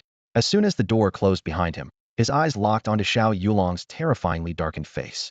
Big brother about this, Xiaoyang felt the weight of that gaze crawling over his scalp. Swallowing nervously, he cautiously stepped forward. Suddenly, Xiao Yulong let out a furious roar, slamming his palm down and knocking all the wine vessels and teacups on the table crashing to the floor. Fragments scattered everywhere. Then he stamped the heavy stone table over with a crash. His fists clenched tightly, chest heaving violently, eyes burning with a fierce mix of jealousy and hatred. His voice was squeezed out from deep in his throat. Didn't you tell me Xia Qinghua would never let that waste Xiao Che touch her? Usually composed Xiao Yulong was nearly out of control now, making Xiao Yang shiver with fright. He hurriedly said, it must be that brat Xiao Che making it up. Xia Qinghua could never fancy him. Nonsense. Xiao Yulong growled, his gaze almost spewing flames. Do you think I don't know how useless Xiao Che really is? He dares to pretend in front of me? Do you think I'm blind? For 16 years, Xiao Yulong had convinced himself he had seen right through Xiao Che. Weak spiritual power, timid and insecure personality, no emotional flicker escaped his eyes. And just now, when Xiao Yang asked, Xiao Qi's eyes, expression, and involuntary movements showed no hint of pretense or deception. Xia Qinghua was the woman he vowed to possess. Allowing the two to marry was a strategic move, and he believed that even if she married Xiao Che, she wouldn't truly give herself to that waste, making it easier for him to secretly approach her. But what he never expected was that on only the second day after the marriage, the news reached him that Xia Qinghua had already been touched by Xiao Che. At that moment, the anger, jealousy, and resentment boiling inside him felt like it would burst his chest open. Xiao Yulong clenched his fists so tight that blue veins stood out, his heavy breath striking the silent courtyard like thunderous drums. The air around him seemed to burn fiercely. Xiao Yang, shrinking beside the wall, dared not move a muscle, suppressing even his breathing to the faintest whisper. In the past, Xiao Yulong had been the predetermined heir to lead the Xiao sect, and now he was even more likely to be personally chosen by the Xiao clan leader, elevating his status further. In front of someone like him, Xiao Yang had always behaved obediently, and now he dared not show the slightest defiance. After a long while, Xiao Yulong's heavy breathing didn't ease, shaking Xiao Yang's heart with fear. Anyone could tell the blow had taken was devastating. Finally, in a low, hoarse voice, Xiao Yulong demanded, after Xiao Che left here, where did he go? To the east courtyard. Maybe near the kitchen, Xiao Yang answered cautiously, afraid one wrong word would bring him the wrath of this furious man. At this, Xiao Yulong lifted his sword-like brows, his face darkening as though a storm was about to break. He lowered his voice, gritting his teeth. I always thought someone with Xia Qingyu's unparalleled beauty and talent must possess an unmatched dignity and pride. Yet, it turns out even the most despised, useless person in the Xiao sect could catch her eye. A cold sneer escaped him as he suddenly whipped his sleeve and stormed out of the courtyard with long strides. Xiao Yang intended to follow but then realized where Xiao Yulong was headed, so he stopped dead in his tracks, shrinking back and wiping cold sweat from his forehead. Xiao Che left Xiao Yulong's small courtyard, walking at an easy pace. He first picked up a steaming breakfast at the kitchen, meat buns with fragrant filling and crispy skin steaming in bamboo steamers, and the mild aroma of rice porridge wafting with every step. Then, he sauntered toward the courtyard where Xiao Lingxi lived, muttering to himself, that guy Xiao Yulong is probably charging madly toward my place right now. Will my Qinghua wife break one of his legs? Or maybe 2. Or 3. He shook his head with a grin, clearly in good spirits. When he arrived at Xiao Lingxi's small courtyard, the door was tightly shut. Xiao Che knocked lightly. Little aunt, I brought some breakfast. The door creaked open a crack, and he slipped inside, closing it behind him. Inside, Xiao Lingxi lay at the table, resting her chin in her hands, her long lashes low, looking listless. Xiao Che placed the breakfast before her, lifting the thin cloth from the buns to release the inviting aroma. Wiggling his fingers before her eyes, he asked, "Didn't sleep well last night?" Ugh, at the mention of last night, Xiao Lingxi let out a low whimper and buried her face in her palms. "Don't remind me." Xia Qingwei came over with blankets and must have seen everything. What do I do? What do I do? I really can't face anyone. Sob sob. That's not that bad, is it? Xiao Che rubbed his brow and sat beside her with a smile, trying to comfort her. Come on, you're my little aunt, after all. Exactly, because I'm your little aunt. Xiao Lingxi shook her head wildly, her black hair brushing her shoulders, cheeks flushed bright red, and besides she definitely saw it last night. What if she tells others? What do I do? Relax 100%, Xiao Che said calmly. She definitely won't tell anyone. Besides, you're my little aunt. A little accidental contact while sleeping isn't the big deal you think it is. You don't say that anymore. Xiao Lingxi shook her head even harder, her ear tips pinkening. The dark, solitary night left her feeling dazed and confused, and she suspected she must have gone a little crazy. I'm absolutely sure, even if she saw it, she wouldn't spill the secret and wouldn't jump to the weird conclusions you're imagining. Xiao Che patted her hand gently. Now, eat your breakfast before it gets cold. Biting her lip, Xiao Lingxi finally picked up her bowl of porridge, blowing on the steam as the rosy flush lingered on her cheeks. When it comes to the same event, a girl's thoughts are never quite the same as a man's. Oh, Xiao Lingxi finally freed her delicate face from between her hands and began tearfully eating the breakfast Xiao Che had brought. Xiao Che quietly stayed by her side, watching as she finished a bowl of porridge and a basket of steamed buns cleanly before turning to leave. Just as he expected, Xiao Yulong had barely stepped out of his own courtyard when he headed straight for Xiao Qi's small garden. The morning light was cool. Pushing open the gate, his eyes immediately landed on Xia Qingyue standing beneath the pomegranate tree. The young girl stood tall and graceful, her arms slightly raised, palms facing the sky as she calmly cultivated her mystical energy. The morning breeze gently stirred her silky black hair, and sunlight caught the tips and her red robes, casting a soft glow. Her porcelain-like fair skin contrasted with the crimson garments, delicate curves faintly revealing themselves. Her slender brows arched gracefully, and her clear, tranquil eyes shone with quiet strength. This was the first time Xiao Yulong had admired her elegant presence so closely. In that instant, it felt as if his heart was hollowed out, the world dimmed. All that remained was the vivid red and white radiating brilliantly before his eyes. Noticing footsteps, Xia Qingwei did not pause her cultivation and kept her gaze straight ahead. Her voice was cold and distant. Xiao Che is not here. Those four simple words pushed him away like an invisible barrier. Only then did Xiao Yulong snap back to reality. But the awe and infatuation in his eyes could not be completely hidden. He quickly composed himself, bowing slightly with a polite smile. Greetings, Miss Xia. I am Xiao Yulong, elder brother to Xiao Qi's younger brother. Xia Qingwei had no patience for rude people, but seeing his courteous demeanor, she was prepared to respond politely. The name Xiao Yulong was not unfamiliar after all. He was the son of the Xiao family head.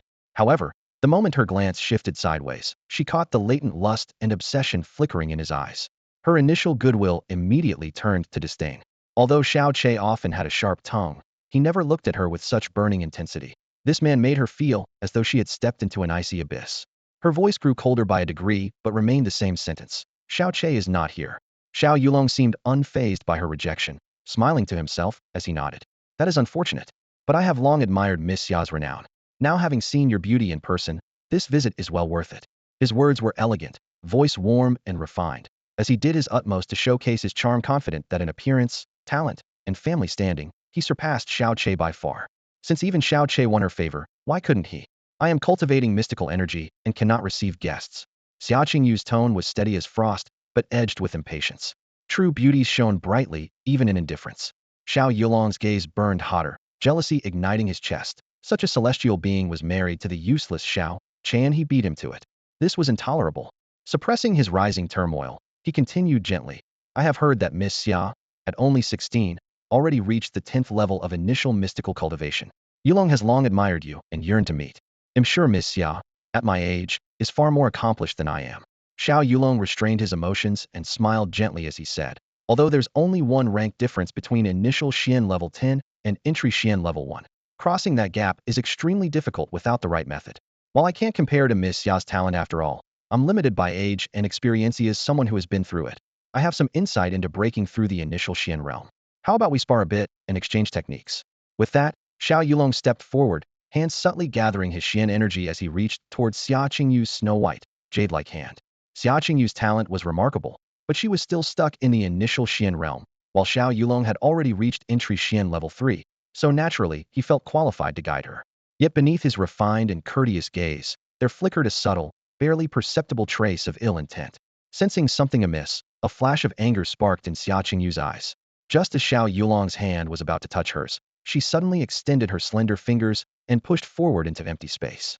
The push seemed light, but it was infused with powerful, Xian energy. Like a surging torrent, it crashed against Xiao Yulong's chest with unstoppable force. Xiao Yulong let out a muffled grunt as the sudden impact sent him flying backward. His body flipped in midair and landed headfirst with a harsh thud, striking the ground like a thoroughly defeated loser. Two of his front teeth cracked and fell out. Xiao Yulong's family held a very high status. A woman married into the Xiao clan, no matter how provocatively he acted, would never insult or hurt him unless truly desperate. But Xia Qingyue, backed by the Ice Cloud Immortal Palace, was no ordinary woman. As long as she revealed her identity, even someone as irritable as Xiao Yunhai would never dare to act recklessly, would only greet her with a smile and offer apologies. This section lays the emotional groundwork carefully, so the pace is somewhat slow. After this, the story will pick up speed. And don't worry about the protagonist staying ordinary, that's definitely not my style. Special thanks to Fallen Chi Yi for the generous 500,000 reward, truly generous. I'm holding on tight.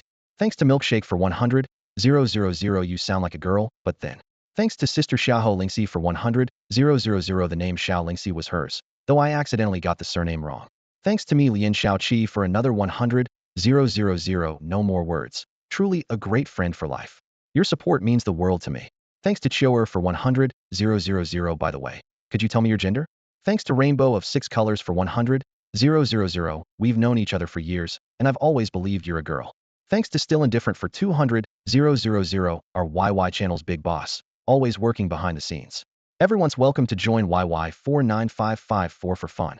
Thanks to Cannot Register again for 100,000, what a casual nickname. Thanks to Step for 100,000, the Taoist, who once dominated the book review section, is back. Truly exciting and touching. Thanks to Tolov Yuki for 200,000, young man. Your avatar totally screams anime fan. Please share your classic collections. Thanks to Yi Still Gallant for 200,000, that's literally the most authentic and reliable reflection of my present life and soul. Absolutely. Thanks to Bushi AI for 100,000, saying you no longer love, but your body speaks the truth. Thanks to S Melancholy Luo for 200,000, your shelf only has against the gods. Such devoted taste and high standards, I admire that. Thanks to Indulgent Self for 200,000, I've read your comments here and on WeChat. They warm my heart. Thanks to Porcelain Girl for 100,000, is the beauty making money lately? Thanks to Cold Night Wind Whisper for 100,000, though I didn't recognize your name at first. Seeing your shelf showed me your long-term, quiet support. Truly moving. Thanks to Starflame Awkward for 100,000, another long-time silent supporter like me. Words fail me to express my gratitude. Now the real question is, which company truly rules the excavator technology world? Xia Qingyu's true level of Xianyuan power at rank 10 of the initial Xianyuan realm was something Xiao Qi knew very well, but Xiao Yulong certainly did not. In the previous strike, Xia Qingyue had used fully 70% of her power. As she retracted her red sleeve, she gazed down calmly at the fallen Xiao Yulong and said with a cold voice, "It seems that young Master Xiao is not very skilled at sparring. You may leave now." Xiao Yulong lay face down on the bluestone ground, his mind blank. He had thought that with his strength at the 3rd level of the Xianyuan realm, teasing Xia Qingyue would be effortless. Yet, after only one clash, before he could even comprehend what had happened, he was already sprawling humiliatingly on the ground. His eyes widened in shock when he suddenly noticed 2 bloodied front teeth lying before him, the vivid red gruesome against the stone. Sharp pain surged through him as he struggled to support himself and rise. His facial muscles twitched involuntarily. As the noble young master of the Xiao family, he had never looked so pathetic in his life, let alone in front of the woman he admired most and longed to win over. Yet, no matter how much it pained him, he forcibly swallowed the salty, bloody taste in his mouth and forced out what he hoped was a gentle and handsome smile, though his broken teeth made his voice weak and shaky. "Miss Xia, your Xianyuan power at the 10th level of the initial Xianyuan realm truly lives up to its reputation. Just now, I was merely testing you casually, so I apologize for any rudeness. But this time, you should be the one on guard." Before he finished speaking, he raised both arms and summoned all his internal Xianyuan energy. A rolling blue light surged in his palms. Naively, he believed his earlier defeat was only because he had held back, while Xia Qingyue had given her full power. There was no way someone at the third level of the Xianyuan realm could not overcome a 10th level initial Xianyuan opponent. He stepped forward, shifting his feet 3 times in quick succession. His palms moved swiftly, aiming to trap Xia Qingyu's arms. Seeing this desperate and unsavory tactic, a fleeting expression of disgust flickered in Xia Qingyu's eyes. Her patience snapped completely. With a flick of her right arm, her red sleeve surged with cold Xianyuan energy streaked with icy chill, sweeping sharply toward Xiao Yulong's face. Bang! A dull impact followed by the sound of cracking bones echoed. Xiao Yulong's right cheek instantly collapsed as if punched in with crushing force. His body spun wildly like a top being whipped around, turning 7 or 8 full rotations before crashing heavily onto the stone steps outside the courtyard. 3 bloodied teeth flew through the air in a graceful arc. 2 struck precisely back onto his face, making the fresh blood all the more glaring. The sparring is over. I won't see you out, Xia Qinghua said without looking away, her fairy-like voice frosted with disdain. Xiao Yulong's right side of the face was swollen and bloodied like a raw wound, filled with shock, fear, and humiliation. Even a fool could see that at the third level of the Xianyuan realm, he was utterly no match for Xia Qinghua. Clutching his right cheek, legs trembling from the pain, he managed to stand unsteadily and shot a fearful glance at her. Breathing heavily, he dared not say another word and stumbled out of the courtyard. Staggering along, he reached the door of the medicine room and raised his hand to push it open only to collide with Xiao Che stepping out. Xiao Che held a warm medicine jar in his left hand and tightly wrapped herbal package in his right. Seeing Xiao Yulong, his face immediately brightened with concern. Brother Yulong, what are you doing here? Oh my, your face, what on earth happened? Hearing the familiar voice, Xiao Yulong's expression suddenly darkened. He clenched his few remaining teeth and snorted coldly before turning sharply and storming back into the medicine room. After a short while, the voice of Xiao Gu, the chief apothecary of the Xiao family, came from inside, filled with shock and panic. Young master, who dared to do this to you? No matter, I just accidentally fell while practicing in the back mountain inside the room. Xiao Yulong gritted his teeth, pain evident in his voice. Of course, he couldn't admit that his miserable appearance was a brutal return gift for teasing Xia Qinghua. This is no matter? Xiao Gu examined the injuries with growing alarm. His cheekbone was shattered, 5 teeth knocked out, 3 others cracked beyond repair. In the corridor outside, Xiao Che, who hadn't walked far, shivered. This woman, she really knows how to hit hard. He had originally suspected that Xiao Yulong was behind the poison called Shi Xian San, hoping to use Xia Qingyu's hand to teach me a lesson. But now it was clear this wasn't just a lesson, it was a beating to death. Recalling how he had dragged his grandfather earlier that morning to hold Xia Qingyu's hand as a shield, Xiao Che couldn't help but shudder. Returning to his courtyard, Xia Qinghua stood quietly in the center. Under the cold moonlight, a faint chill swirled around her. Seeing him arrive, she said calmly, Xiao Yulong came by. Ah, yes, I saw him in the apothecary just now. Xiao Che glanced at her cautiously, his tone unusually careful. Xia Qinghua ignored him and closed her eyes slightly, activating the Bingyun technique. The cold mist wrapped around her like a veil. Qinghua, can I ask you something? Xiao Che stepped forward a little. She did not react. What level is your profound power exactly? You beat Xiao Yulong so badly, has to be at least level 5 in the profound realm, right? 16 years old and already at level 5. If news of this spreads, Flowing Cloud City will explode. Xia Qinghua remained silent, as if the world outside meant nothing to her. Completely ignored, Xiao Che grumbled and fell silent. He casually put down what he was holding, leaned against a pillar, folded his arms, and watched her practice at ease. Time passed quietly. Within a quarter of an hour, Xia Qingyu's usual solitary cultivation session in her chamber had always been without interruptions except occasional teachings from her master, never with a man staring so intently at her.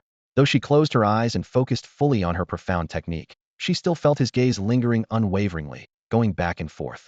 Her chest tightened, her shoulders stiffened. It was hard to find calm. After all, she was only 16, true composure was not easy. After quite a while, the burning gaze hadn't moved. Finally, she couldn't stand it any longer. Opening her beautiful eyes, she turned her head and said coldly, "Why do you keep staring at me? Waiting for you to speak to me first." Xiao Che looked innocent. A murderous impulse surged in Xia Qingyu's heart. Actually, I have something important to tell you. I was afraid of interrupting your practice, so I just kept waiting." Xiao Che straightened up, his face sincere. "What's the matter?" Xia Qinghua asked, suppressing her anger. "Well, it's like this," Xiao Che said, suddenly serious, stepping forward to stand before her and explaining calmly. "This morning when I held your hand." Hey, no hitting. I'm talking about something serious. Seeing the murderous gleam flash in Xia Qingyu's eyes, Xiao Che immediately took several steps back. Instinctively raising his arms to shield himself, remembered all too well how badly Xia Yulong had been beaten by her. In the end, Xia Qinghua didn't make a move. Xiao Che let out a quiet sigh and continued, "When I held your hand, I happened to check your pulse. It's got serious problems, very serious.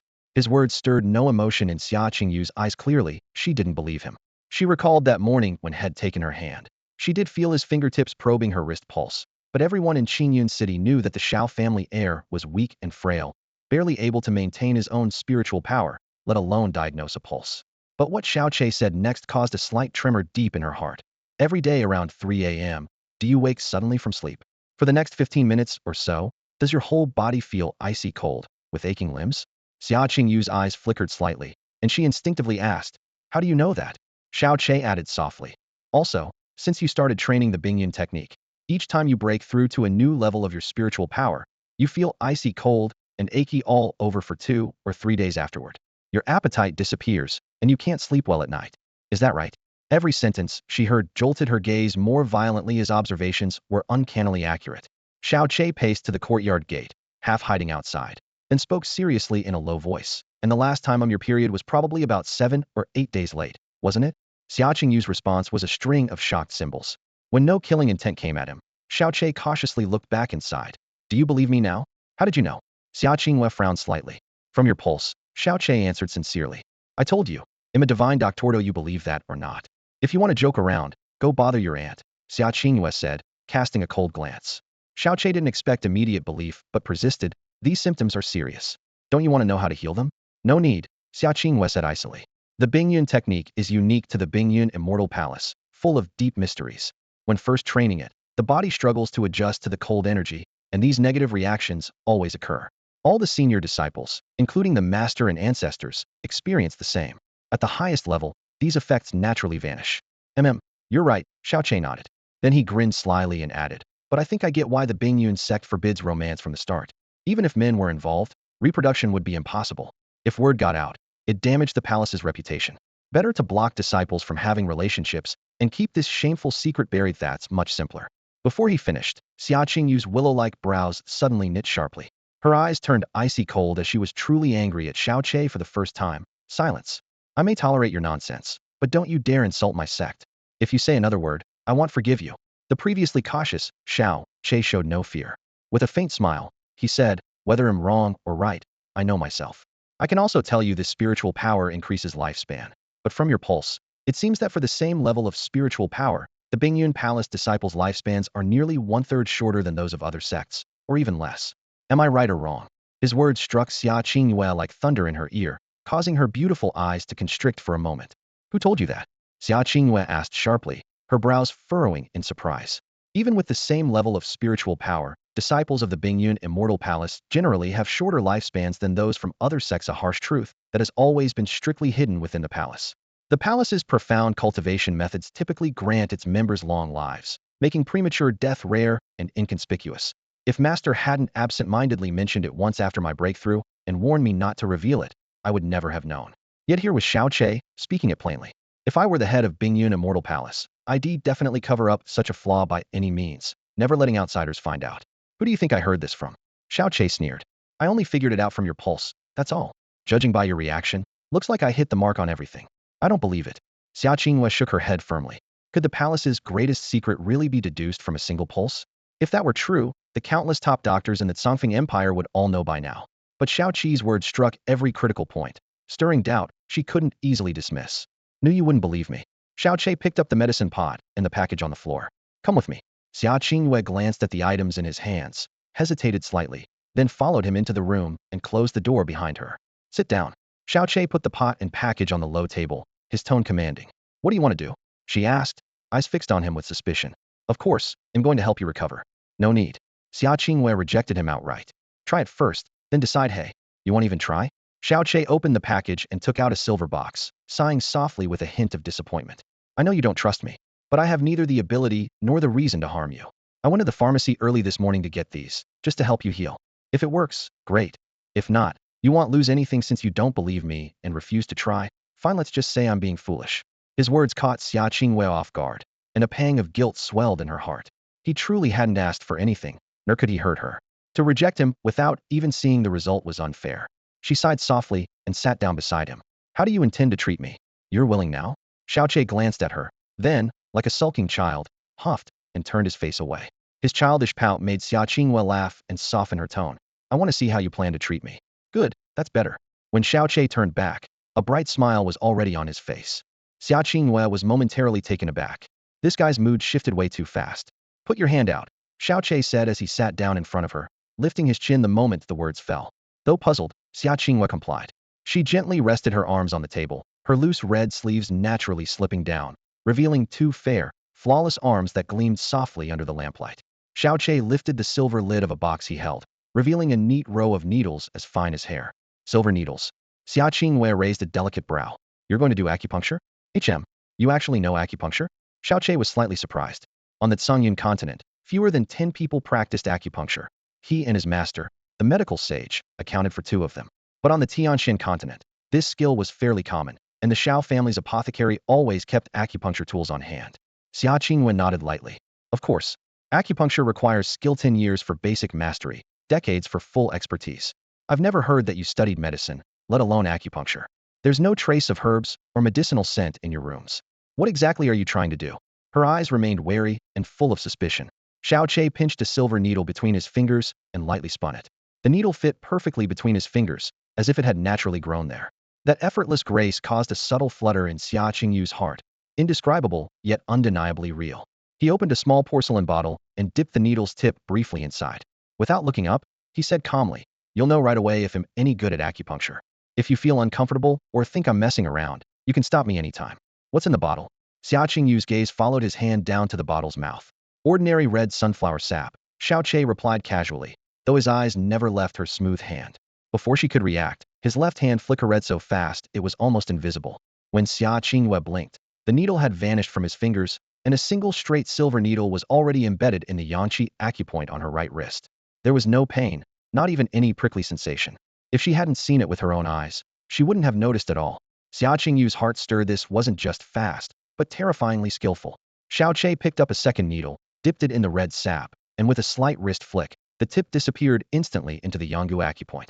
Then came the third and fourth needles, placed one after another at Zhongzhu and Higu. With 4 needles set in her right hand, he didn't pause. The motions flowed like water.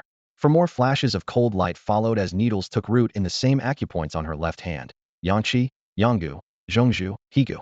Each needle appeared and disappeared so swiftly, they left barely a trace. Her surprise deepened with every needle's precise insertion, layer upon layer of astonishment building within her. She wasn't sure if Xiaoqi's treatment would really work, but his skilled, almost ghostly hands made Xia Qingyue find it hard to believe they belonged to a 16-year-old boy. She forced herself to relax, unclenching her hands, breathing steadily, silently reminding herself not to use any spiritual energy. Xiaoqi's voice came quietly in her ear. Relax, breathe steadily, and don't use your spiritual energy. Xia Qingyue followed his instructions, letting her arms fall naturally and calming her mind. Suddenly, she felt 4 icy currents gathering in each of her hands. Like a flood finding an outlet, they streamed swiftly toward the 4 acupuncture points pierced by the silver needles on her handbacks: Yangqi, Yanggu, Zhongzhu, and Higu. In an instant, delicate white mist rose from the 8 silver needles, drifting softly. The chill contained in the mist immediately dragged down the surrounding temperature.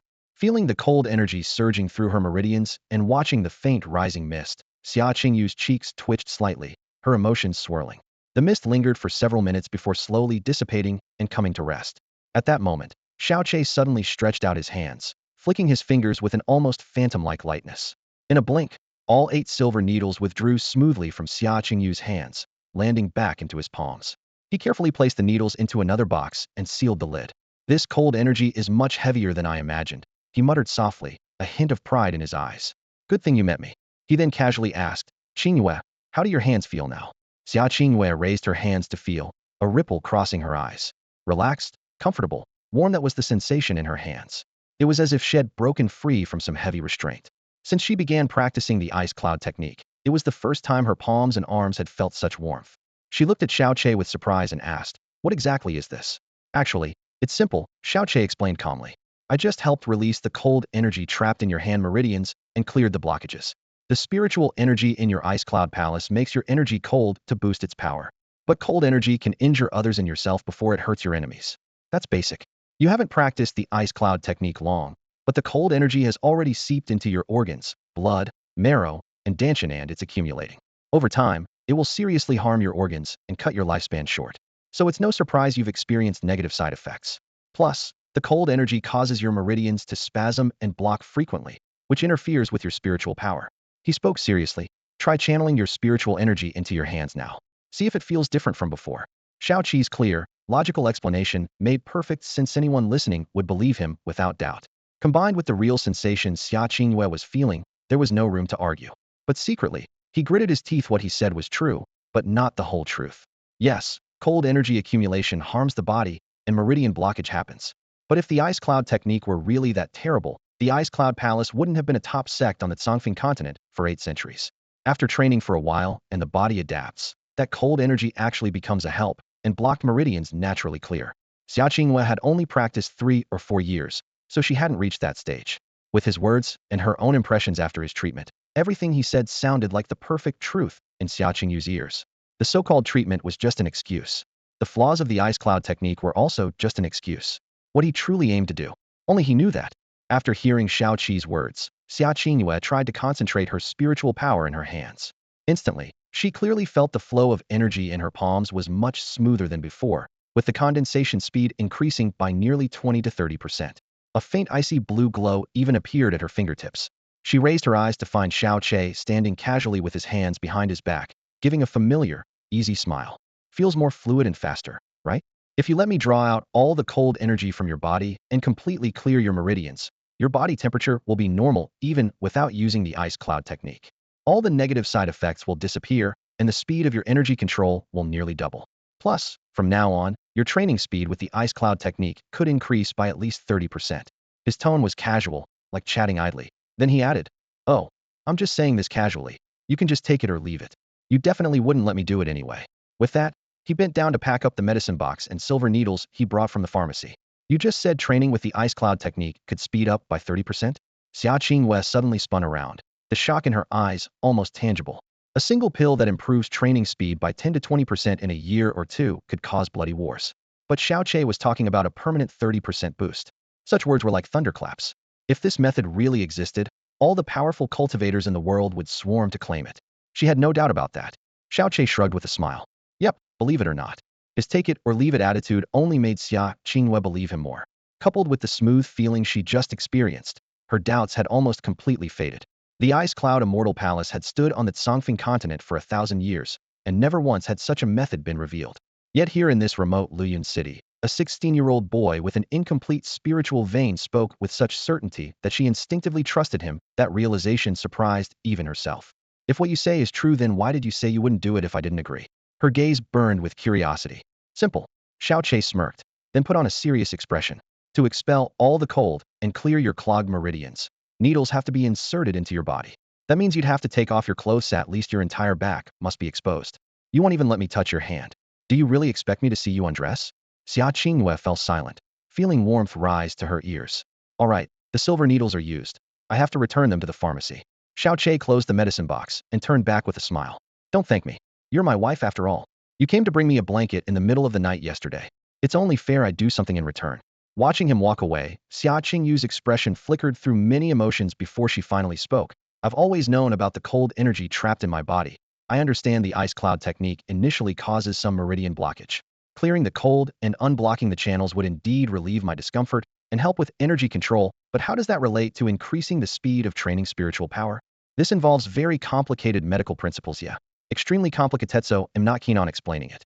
Even if I did, there's no way you'd understand." Xiao Che muttered vaguely, his fingers unconsciously rubbing the edge of his sleeve, sweat starting to bead on his forehead. He had thought his profound, fluid acupuncture technique would impress Xia Qinghue and maybe confuse her a bit.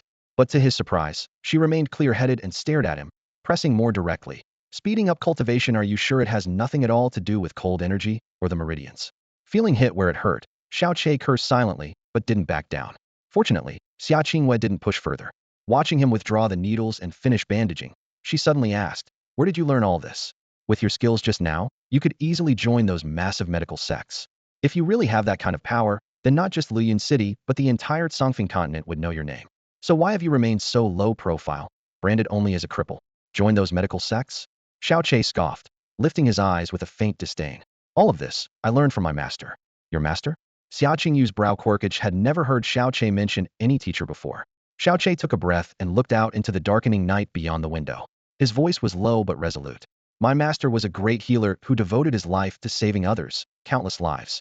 I met him when I was young. He taught me how to diagnose with sight, smell, inquiry, and pulse. He taught me acupuncture, cupping, cauterizing, massage. He taught me medical theory, pharmacology, toxicology, and led me to learn every herb, poison, insect, and medicine known in the world. I am his only successor. He treated me with an overwhelming kindness, but he passed away not long ago, and I have had no news since. This is why I understand medicine. As for other things, I don't want to talk about them. My master, I can't say much more. He paused for a moment, then added, no one else knows I can do medicine. Not even my grandfather or my little aunt. You're the first besides me to know. Thinking of his departed master, the sorrow in Xiao Qi's eyes was unmistakable and genuine, without any pretense. Xia Qingyue was touched by his emotion and said softly, to have such skilled acupuncture at your age, your master must have been an extraordinary healer. The greatest healer in the world, bar none. Xiao Qi declared firmly. The doubts lingering in Xia Qingyu's mind dissolved further. After weighing carefully, she finally spoke. Then, are you certain what you said is true, that you can permanently increase my cultivation speed by 30%? If I say it, I wouldn't tarnish my master's name, Xiao Qi replied clearly. Then, tilting his head with a sly smile, he added, Don't tell me you want to try it out?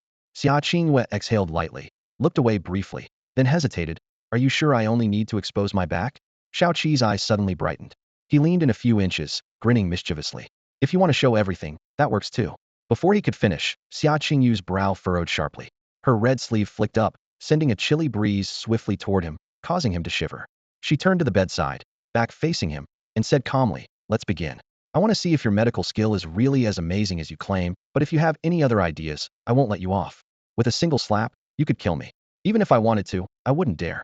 Xiao Qi's lips curved into a sly smile as he pulled out the silver needle case and the small vial of crimson sunflower nectar he had just put away. He walked slowly to the bedside, his gaze serious as he looked at Xia Qingyue, who was already sitting up. His voice was low and firm as he said, take off your clothes. Though just 3 words, when spoken by Xiao Qi, they carried a weight of intimidation, like a bully threatening an innocent woman. For Xia Qingyue, who was always pure and composed like a pristine lotus above the world, such bluntness struck hard at her heart. Yet the temptation of permanently increasing her cultivation speed by 30% was overwhelmingly strong, nearly impossible to resist. Any cultivator of the same talent, comprehension, and environment would advance in 3 years as far as others did in 4, and after a century, she would be 30 years ahead. Such a huge benefit gave Xiao Qi absolute confidence that no matter how reserved she was, Xia Qingyue could not refuse. Xia Qingyu's heart trembled, knowing that Xiao Qi's assumption was not unfounded. She was the kind of woman willing to sever all attachments and desires to join the Bingyuan Immortal Palace in pursuit of higher profound power. Such a price was bearable for her, especially since it was only exposing her back. At last, she turned around, her chest rising and falling lightly, her expression calm and distant like a mirror. As she closed her eyes, she unbuttoned her clothes. The crimson fabric slid off her fair, delicate shoulder, revealing a jade-like smooth back. She pulled the embroidered quilt up to cover her chest, and said calmly, begin immediately. No distractions allowed. Xiao Qi muttered self-deprecatingly, a woman's body is meant for her husband to see. Then he gathered the silver needles, his expression suddenly serious. Feeling his steadying breath beside her, Xia Qingyue hesitated to speak, but closed her eyes and fell silent. Although it was hard to believe Xiao Qi's words were true, the promise of a permanent 30% boost in cultivation speed, even with only a slight chance, was impossible to decline. A breeze swept through as Xiao Qi flicked his wrist, and the first silver needle lightly pricked the Tianzong acupoint on Xia Qingyu's jade-like back. Astonishingly, the needle seemed to float in midair, not touching her skin. His finger movements were fast and precise. One silver needle after another darted into her back, so quickly his figure was just a blur. Xia Qingyue closed her eyes and focused, noticing faint strands of profound energy accompanying each needle's insertion. This discovery tightened her heart a little. She knew Xiao Qi's physical condition well. As someone with damaged spirit veins, he was stuck at the first level of the initial profound realm, able to wield only very limited, weak profound energy. Now, the faint profound energy accompanying the needles almost reached the maximum strength his realm could bear. She couldn't understand why Xiao Qi infused the needles with profound energy, but clearly he put his all into each one. She had been drawn in by his speed when he inserted the first 8 needles, failing to notice this detail earlier. Realizing it now, she couldn't calm her racing thoughts. When the number of needles in her back reached 23, Xiao Qi's actions noticeably slowed. If Xia Qingyue looked back, she would see his face flushed, sweat beading his forehead. During the first 20 or so needles, Xiao Qi handled everything with ease. As a thin bead of sweat slid down his forehead, his left hand, which held the needle, began to tremble slightly. The pace slowed from one needle every breath to one every few breaths, and after 30 needles, the intervals grew longer and longer. If Xia Qinghua had turned around at that moment, she would have noticed that he used only his left hand to insert the needles. Xiao Che was neither left-hand nor more skillful with his left hand. Rather, his left palm contained the Tian Du pearl. Each time a silver needle pierced the skin, the pearl shimmered faintly, and its power silently seeped into Xia Qingyu's body, not poisonous, but a purifying force. The Tian Du pearl can cleanse every poison in the world. Poison here doesn't just mean deadly toxins. It also refers to excess or harmful impurities lodged in the meridians. While this procedure isn't the same as marrow cleansing or meridian restructuring techniques, it still makes the body purer. Thanks to the Tian Du pearl's power, Shao Qi's true purpose today was not merely to dispel cold or clear meridians, it was to open Xia Qingyu's Xian channels. 1 minute, 10 minutes, 15 minutes. Time slipped by quietly as faint chills rose along the silver needles.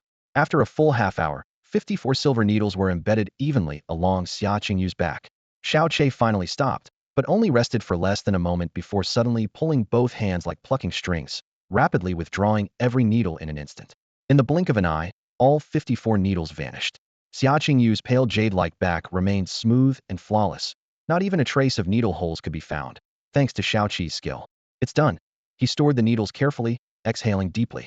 The moment all the silver needles were removed, Xia Qingyue felt as if she had been cast into a warm paradise. Her entire body felt so comfortable and refreshed that she could hardly believe it was her own. Straightening her clothes, she immediately tested her Xian energy when she triggered the Bing Yun technique. She was stunned. Her energy responded instantly, flowing faster and more smoothly than ever before. After nearly 4 years of practicing the Bing Yun technique, she had often struggled to fully control it. Now, her mastery was precise to the smallest detail, guaranteeing her cultivation would soon leap to a higher level. She had not expected much before, but now she was filled with amazement and joy.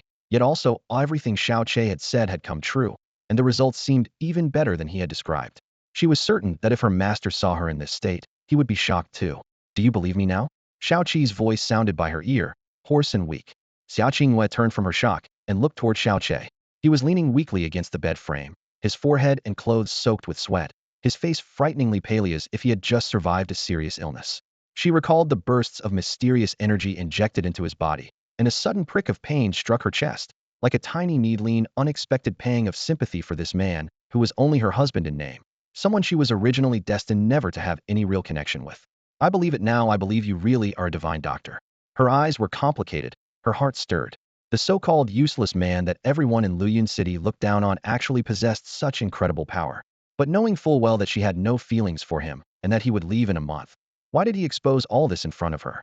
Why would he risk so much for her when he owed her nothing? Shao Qi's breathing was uneven, but he managed to smile. 3 reasons. His voice was weak, but each word clear. Almost everyone looks down on me, and you have every reason to, even more than anyone. But you don't. You've always protected my pitiful dignity. Last night, you worried about me, went out looking for me, even brought me a blanket. For someone who treats me well, I can only treat them better. That's the first reason. Xia Qingyue was momentarily stunned. The second reason, he lifted his eyes with effort, smiling gently. After all, you are my wife. She opened her lips, but no words came out. The third, and most important reason. Shao Qi's lips curled into a teasing smirk. I think you look really good after taking off your clothes. On any other day, she would have met that with a cold glare. But seeing the exhausted, pale face wearing that mischievous smile, she just couldn't find it in herself to be angry. Explained everything.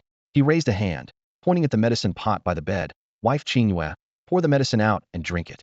Silently, Xia Qingyue walked over, poured all the liquid into a bowl, and drank it in one gulp without asking any questions. This is only the first treatment. Xiao Che closed his eyes, his voice hoarse. To maintain your current condition, 7 treatments in total are needed. Once a day for the next 6 days, preferably at 3 a.m., when the yin energy is strongest and the effect is best. Whether to continue is your choice.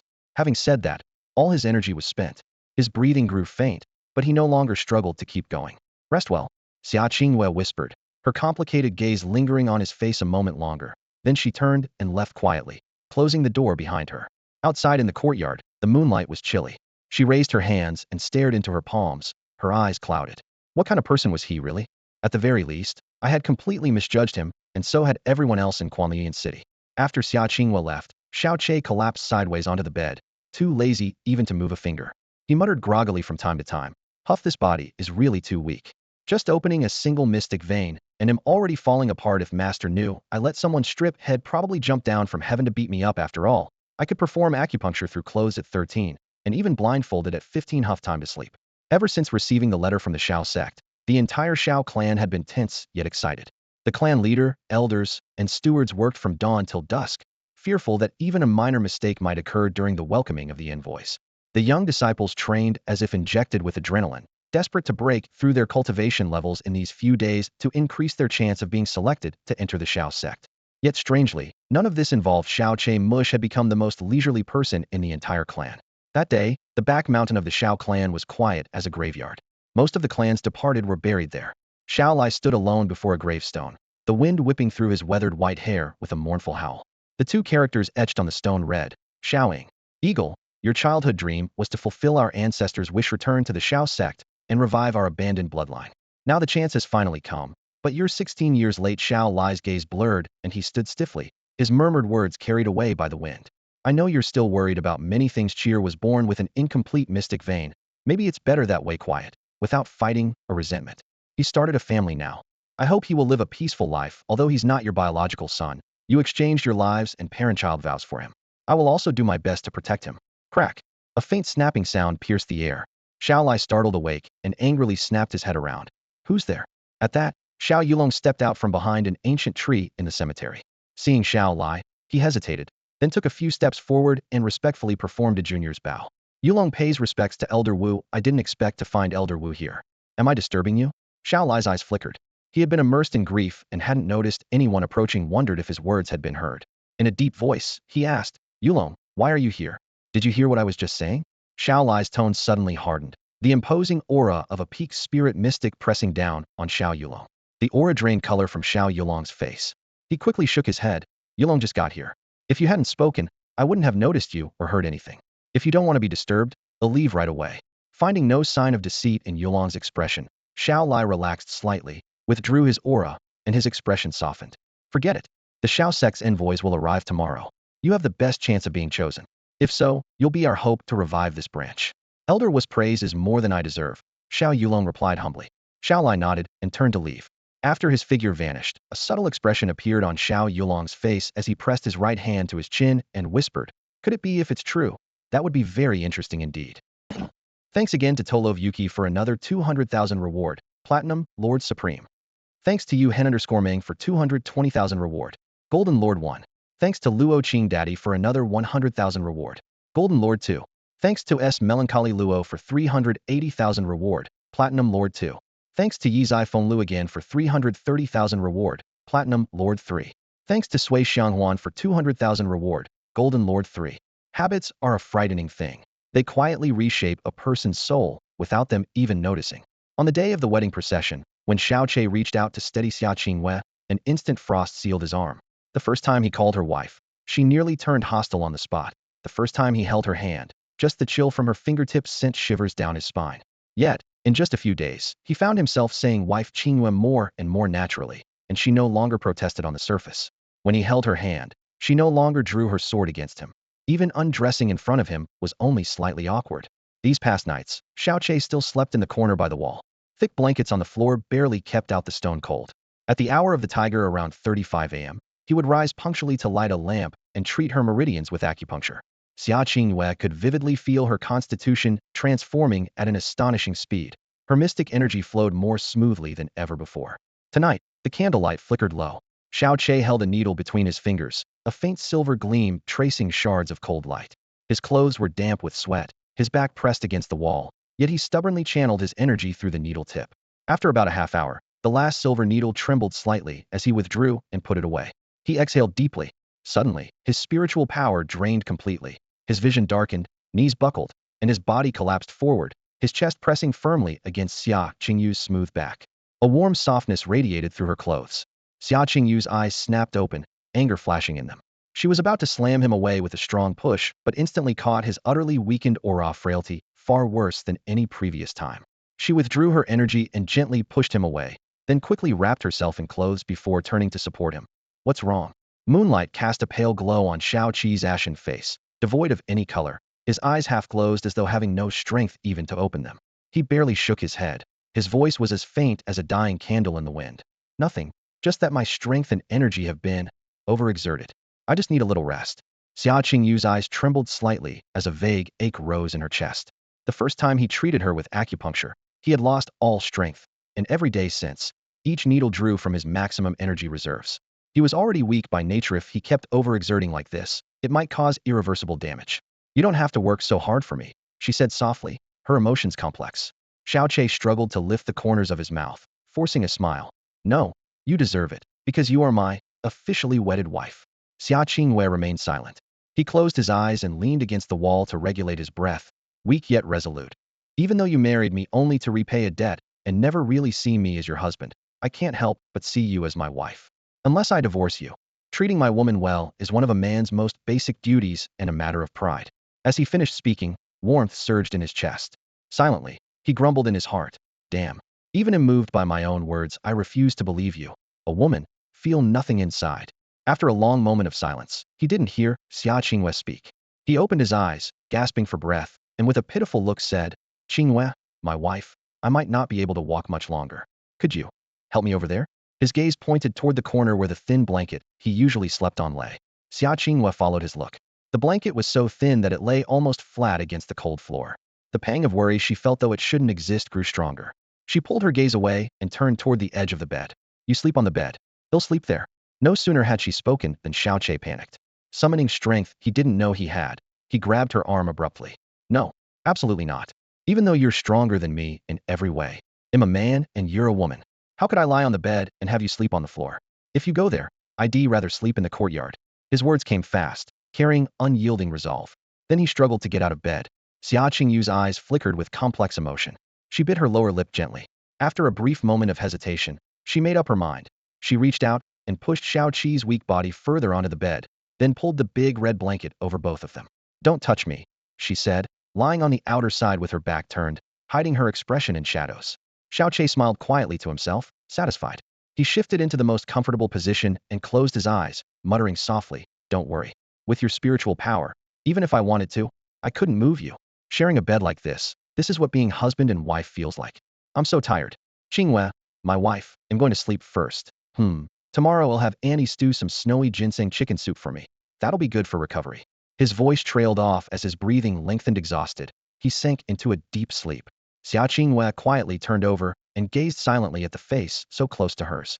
Her eyes fluttered with emotions hard to put into words.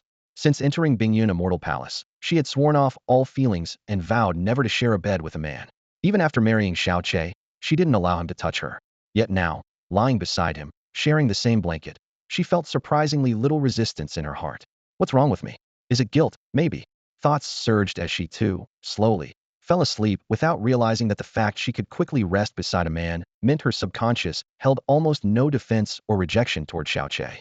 Xiao Che didn't wake until well after sunrise. When he opened his eyes, Xia Qingyue was already gone, and he couldn't find her anywhere in the room.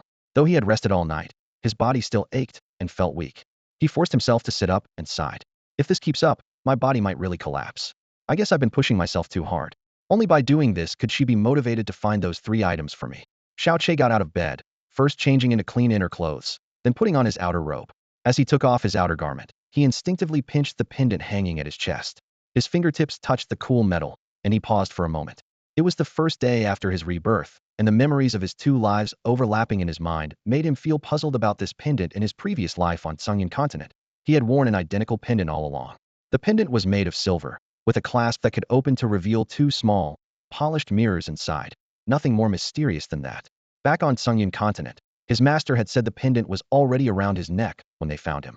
In this current life, he had worn this pendant since he was a child, and his grandfather told him it was the only keepsake left by his father, Xiaoying.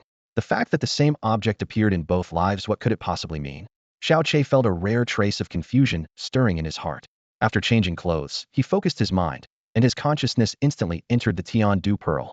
Inside the green-hued space, the red-haired girl remained suspended motionless in midair, her expression peaceful, showing no signs of awakening. Over the past 2 days, he had cautiously asked both his grandfather and Xia Qingyue whether there existed any group of people with naturally red hair in the world, but the answer was always not. He had never heard of such a thing. The girl's origin therefore remained all the more mysterious, yet Xiao Che had not told anyone about her existence. Leaving the Tian Du Pearl, he changed into lighter, everyday clothes. As he stretched his limbs, a fresh aroma wafted into his nose, making him swallow hard. On the table sat a steaming pot of soup. He hurried over and lifted the lid, warm steam rising filled with rich meaty fragrant snow ginseng chicken soup. Huh, Auntie is the best. Shao Qi's eyes lit up as he grabbed his chopsticks and started eating eagerly. Halfway through the soup, the door creaked open. Xiao Lingxi stepped in lightly, wearing pale yellow clothes. Her bright eyes flicked back and forth between Xiao Che and the soup pot, her slightly parted lips forming a grin. Oh, chicken soup? Smells amazing. And it's snow ginseng flavor? Xiao Che, who made this for you? Humph, secretly enjoying it all by yourself. Xiao Che was taken aback. Auntie, wasn't it you who made it? Of course not. Xiao Lingxi's tone was odd, her eyes flashing with playful mockery. In our Xiao family, the only ones who'd go through the trouble of making chicken soup for you are me and maybe your wife, Qinghua. Looks like you two get along pretty well. Her words carried a hint of sourness. Xiao Che put down his chopsticks and muttered under his breath. There's no way she made this. That just doesn't make sense. Humph. Whoever made it. You love it, so finish it all. Xiao Lingxi put away her teasing and grew serious. I'm here to tell you the Xiao clan will arrive this afternoon. The entire Xiao family is busy now, and you have to be careful not to offend them. Got it. I can just stay in my room. They'd never take an interest in me anyway. Xiao Che was indifferent. You can't stay indoors. Xiao Lingxi flicked her slender white fingers. The clan head said the eldest young master of the Xiao family wants to inspect everyone in our sect. No one can be left out. You have to be on your best behavior. Don't worry. Auntie knows I'm the most polite one ever. Xiao Che smiled and resumed devouring his soup hungrily. All right then, I'm going to help Dad now. Come find me when you're done eating. Xiao Lingxi said, and then turned to leave. Not long after Xiao Lingxi left, Xia Qingwei returned. She had changed out of the striking red dress and now wore a flowing water blue silk gown that swayed gently with her steps. Subtle phoenix patterns shimmered faintly on the hem under the soft light. Her black hair was elegantly pinned up with a hairpin inset with sapphires. Slender pearl earrings dangled from her ears, and a sapphire blue beaded necklace rested against her porcelain skin, its translucence almost revealing the bones beneath. Her radiant beauty was dazzling to the point of blinding, instantly capturing Shao Qi's gaze. In his heart, he thought, a celestial fairy descending to the mortal world could not look more enchanting. She glided gracefully through the doorway, her footsteps so light they barely touched the ground. Every step seemed to float upon clouds. With such an aristocratic and aloof aura, it was hard to associate her with the daughter of a merchant from this remote small town. She resembled a noble princess, flawless and proud. Shao Qi's eyes were fixed on her in stunned admiration, while his heart silently lamented this tiny room was the only place she could change clothes. Yet he had just been fast asleep and missed witnessing her dressing. He found this utterly unforgivable. The blue dress suits you better than the red one, he genuinely praised. Xia Qingyu's expression remained unchanged. She merely cast him a faint glance. The soup pot on the table was empty. She walked over, picked it up, and prepared to leave. Did you make this chicken soup? Xiao Che asked curiously. Didn't taste good? She spoke coldly with her back turned, although a subtle flicker of emotion, barely perceptible even to herself, crossed her eyes. It was delicious. I didn't know you were so skilled at making soup. Xiao Che smiled and lazily stretched. To repay Qingyu's chicken soup, tonight he'll be sure to put in extra effort in bed. Xia Qingyue was long accustomed to his occasional teasing and remained impassive. This afternoon, someone from the Xiao clan will come. The leader is the clan leader's youngest son, Xiao Kuanyun. Among the younger generation of the Xiao clan, his spiritual power is only average, but outside he has a notoriously bad reputation. Being the youngest, he is favored, so no one in Luyun City dares to provoke him. It's best to avoid meeting him if possible. Xiao Kuanyun. Got it. Thanks for the heads up, Qingyue, Xiao Che replied with a smile. That day was the arrival of the Xiao clan's envoy. The news spread, impacting more than just the Xiao family. The entire Luyun City was shaken. Although Luyun City ranked among the weakest in both power and status within the Congfeng Empire, the Xiao clan held a position at the very peak of the empire. The gulf between them was as vast as the sky and the abyss. The clan leader's own son coming in person was almost like the emperor himself descending on a remote village. The whole city felt as though an invisible hand had gripped it tightly. A tense atmosphere enveloped Luyun City. Some quietly hoped to find any way to establish even the smallest connection with the Xiao clan, while many more were gripped by fear. When they learned this afternoon was the day the clan's envoys would arrive, they shut their doors tight, afraid to inadvertently offend them. To Xiao's men, killing someone was no different from stamping on an ant on the ground. Laws and edicts? In their eyes, those were nothing but a joke. Inside and outside the Xiao family mansion, every corner had already been swept spotless. The bluestone steps glistened faintly, and even the dust on the courtyard walls had been wiped clean. Xiao Yunhei's residence, the grandest and most luxurious main courtyard of the clan, had been renovated thoroughly 2 days earlier. Carved wooden doors repainted, window frames polished like mirrors, new bed linens, furniture, and decorations all replaced with exquisite new pieces. As for himself, he had moved all his belongings to a quiet neighboring courtyard. He even personally supervised every dish on the menu for the coming days. Busier than ever, yet beneath the exhaustion was a barely contained excitement fueled by a strong premonition. He was certain this time the Shao clan had chosen his only son, Shao Yulong.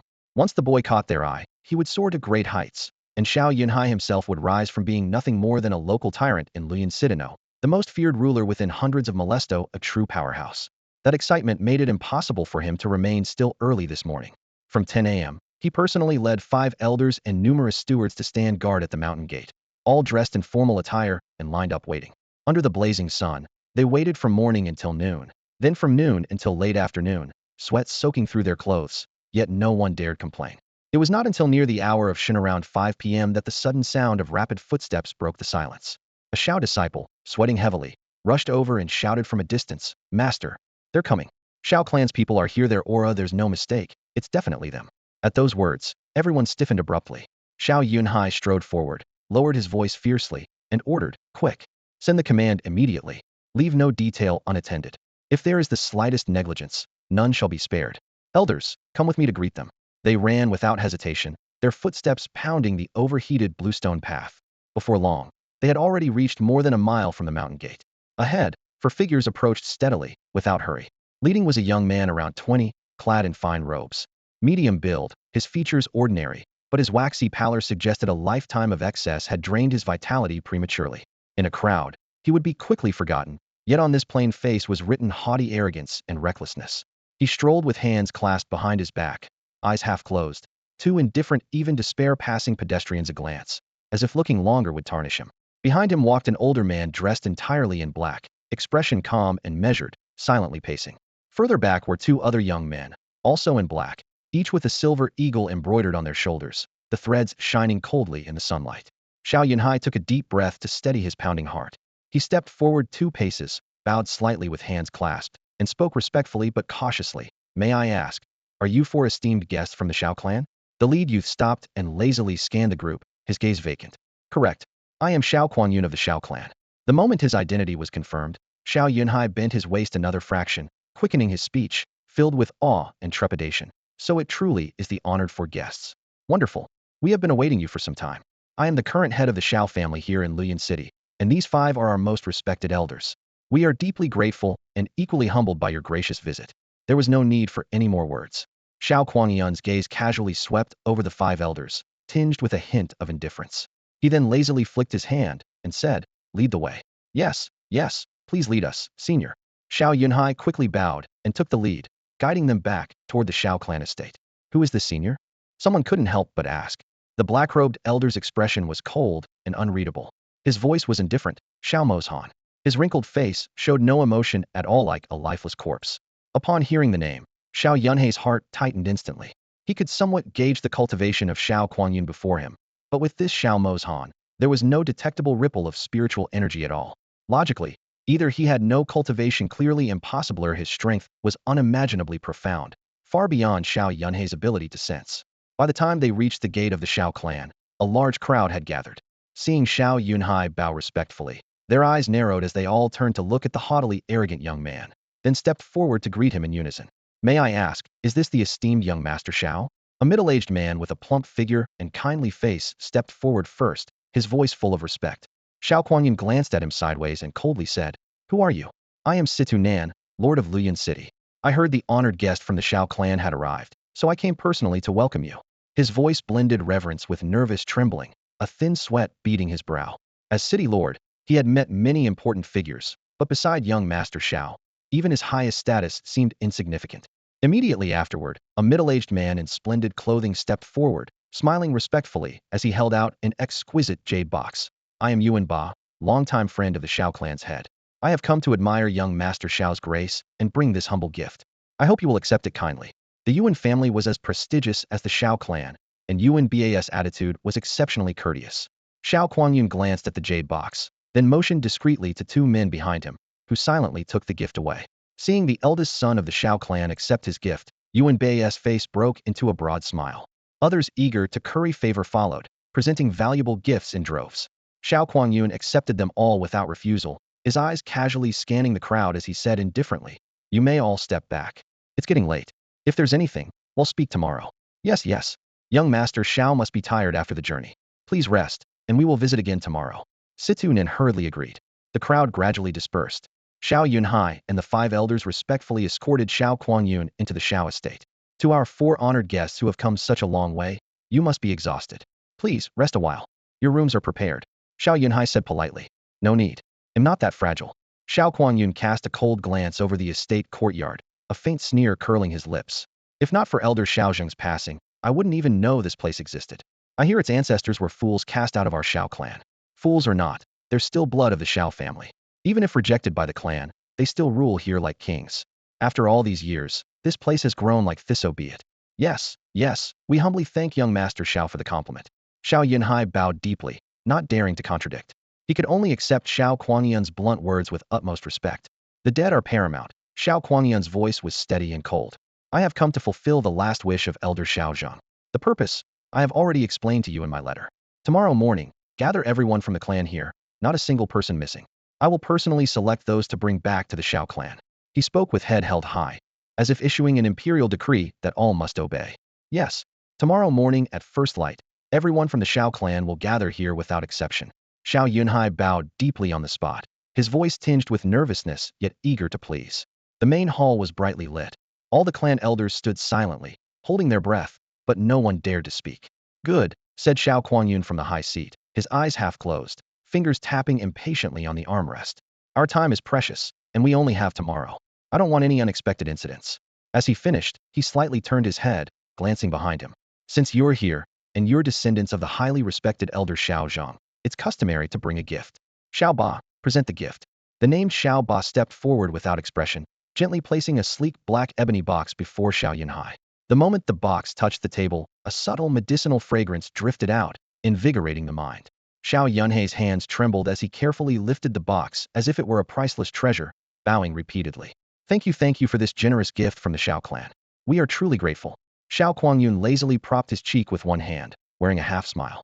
Inside is called Tongxian San, a powder that unblocks the mystic meridian, greatly accelerating cultivation in a short time. If the meridian is damaged for any reason, it also repairs it effectively. This pill is considered top grade among our Xiao sect in your place. It might well be an elixir of immortality. As he spoke, Xiao Lai, standing nearby, suddenly tensed, a fierce light flashing in his eyes before he lowered his head in heavy sighs, emotions surging with no outlet. Xiao Yunhai quickly secured the box in his arms, closing it carefully, tears of gratitude welling up.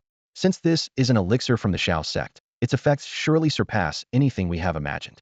The great kindness of young Master Xiao will be deeply remembered by all in the Xiao clan. If young Master Xiao has no need for rest, may I arrange for someone to accompany you around the Xiao clan grounds, or even the whole Luyan city?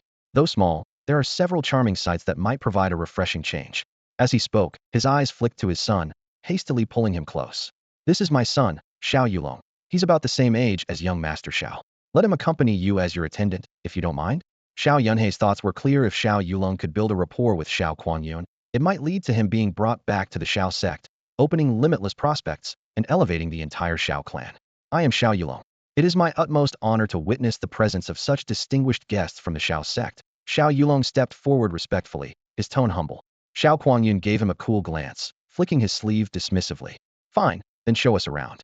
After being in big places too long, it's nice to see some small ones once in a while." He stood, surveying everyone. "You may all disperse now. I don't like being followed by too many people. When I need you, I'll find you." "Yes, yes." Xiao Yunhai breathed a sigh of relief, eagerly agreeing and turning to order. "If you need anything, just tell anyone here. Yulong, be sure to entertain our honored guests well." "Yes, father," Xiao Yulong replied respectfully. Only then did Xiao Yunhai and the 5 elders withdraw together, and the large hall instantly fell silent.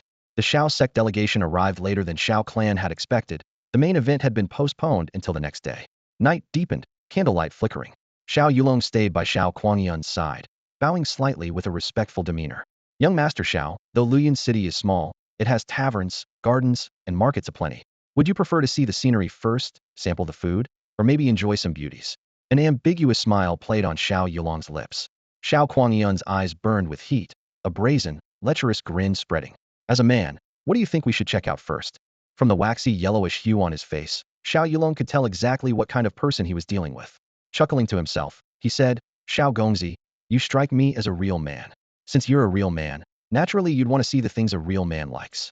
Although Luyan City is small, its Tianxiang Pavilion is renowned far and wide. Many people travel hundreds of miles just to see it.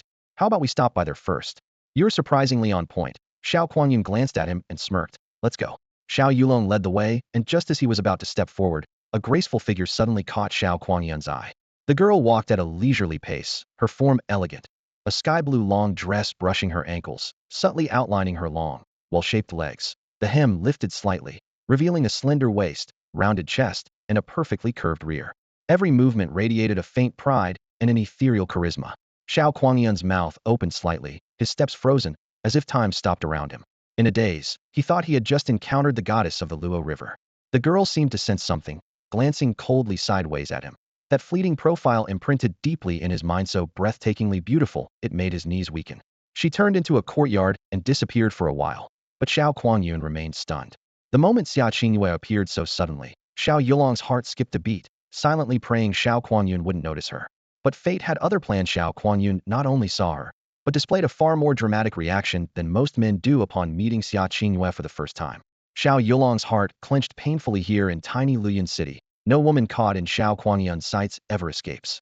And that meant he would never have Xia Qingyue for himself. Taking a deep breath, Xiao Yulong steeled himself and stood beside Xiao Kuangyun. Waving his hand in front of his friend's eyes, he lowered his voice. Xiao Gongzi? That girl, who is she? Xiao Kuangyun's voice trembled with excitement, his emotions barely contained. In this whole world, there's really a woman this beautiful? All my wives, all the women I've ever had combined, don't compare to her. A fairy, truly a fairy. His eyes seemed to burn with fire. Xiao Yulong struggled to keep calm, forcing a polite smile. Her name is Xia Qingyue.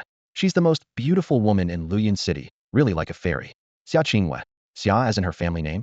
Xiao Kuangyun mused carefully. So, she's not from the Xiao clan. Correct. Xiao Yulong nodded and narrowed his eyes, speaking slowly and clearly. She's not from our Xiao clan. She's the daughter of Luyan City's richest merchant, just married into the Xiao family 3 days ago. She married Xiao Che, the grandson of the fifth elder. What? Married? Xiao Kuangyun's face first fell with disappointment before fierce jealousy and desire flared up wildly. Married already? And married into your Xiao clan? How outrageous. A woman as ethereal as a fairy is far beyond the match of a mere grandson of a minor elder from the Xiao sect. Exactly. Young Master Xiao is absolutely right. Xiao Yulong immediately responded loudly, stepping forward with a flattering smile. Such a celestial beauty can only be worthy of a dragon among men like young Master Xiao.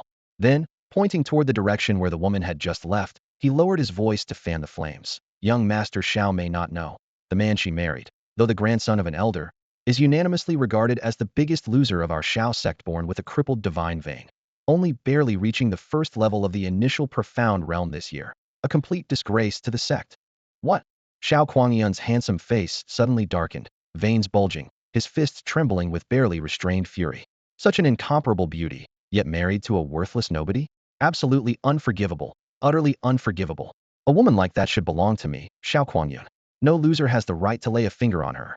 Burning with jealousy, he abruptly took 2 long strides toward the small courtyard where Xia Qingyue had just entered. But just as he took a step forward, an old, heavy voice sounded behind him. Young master, the sect leader specifically instructed you on this trial. Under no circumstances should you do anything to damage the sect's reputation, especially no forcibly taking other men's wives or daughters. The speaker was Xiao Mozhan. The elder's voice was low but sounded like a hammer striking the ground, freezing Xiao Kuangyun in place. Gritting his teeth, tangled with desire and unwillingness, Xiao Kuangyun stopped in his tracks. Xiao Yulong covertly studied Xiao Moshan. This man clearly served both as a guard and supervisor, capable of silencing Xiao Kuangyun with just a few words.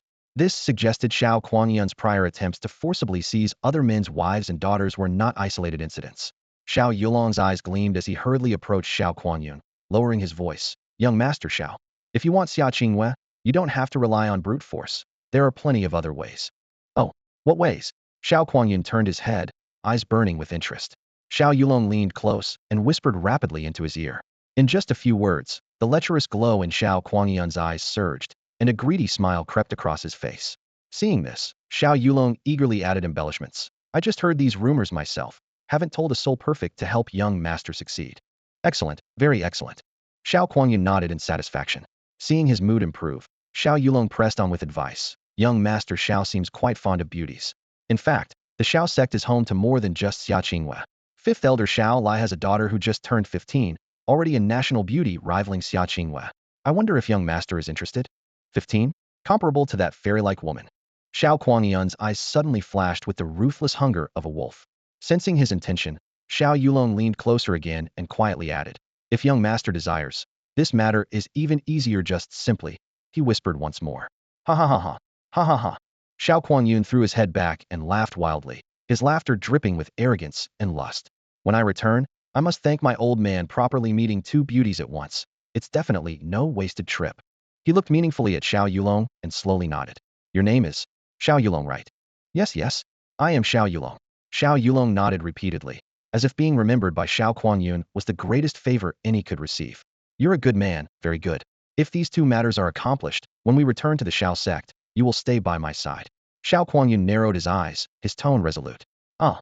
Xiao Yulong trembled all over, eyes wide with excitement, then suddenly knelt down with a heavy thud and kowtowed deeply. "Yulong, thanks young master Xiao for your great kindness. If I may serve you, I shall be loyal and wholehearted, without hesitation or doubt."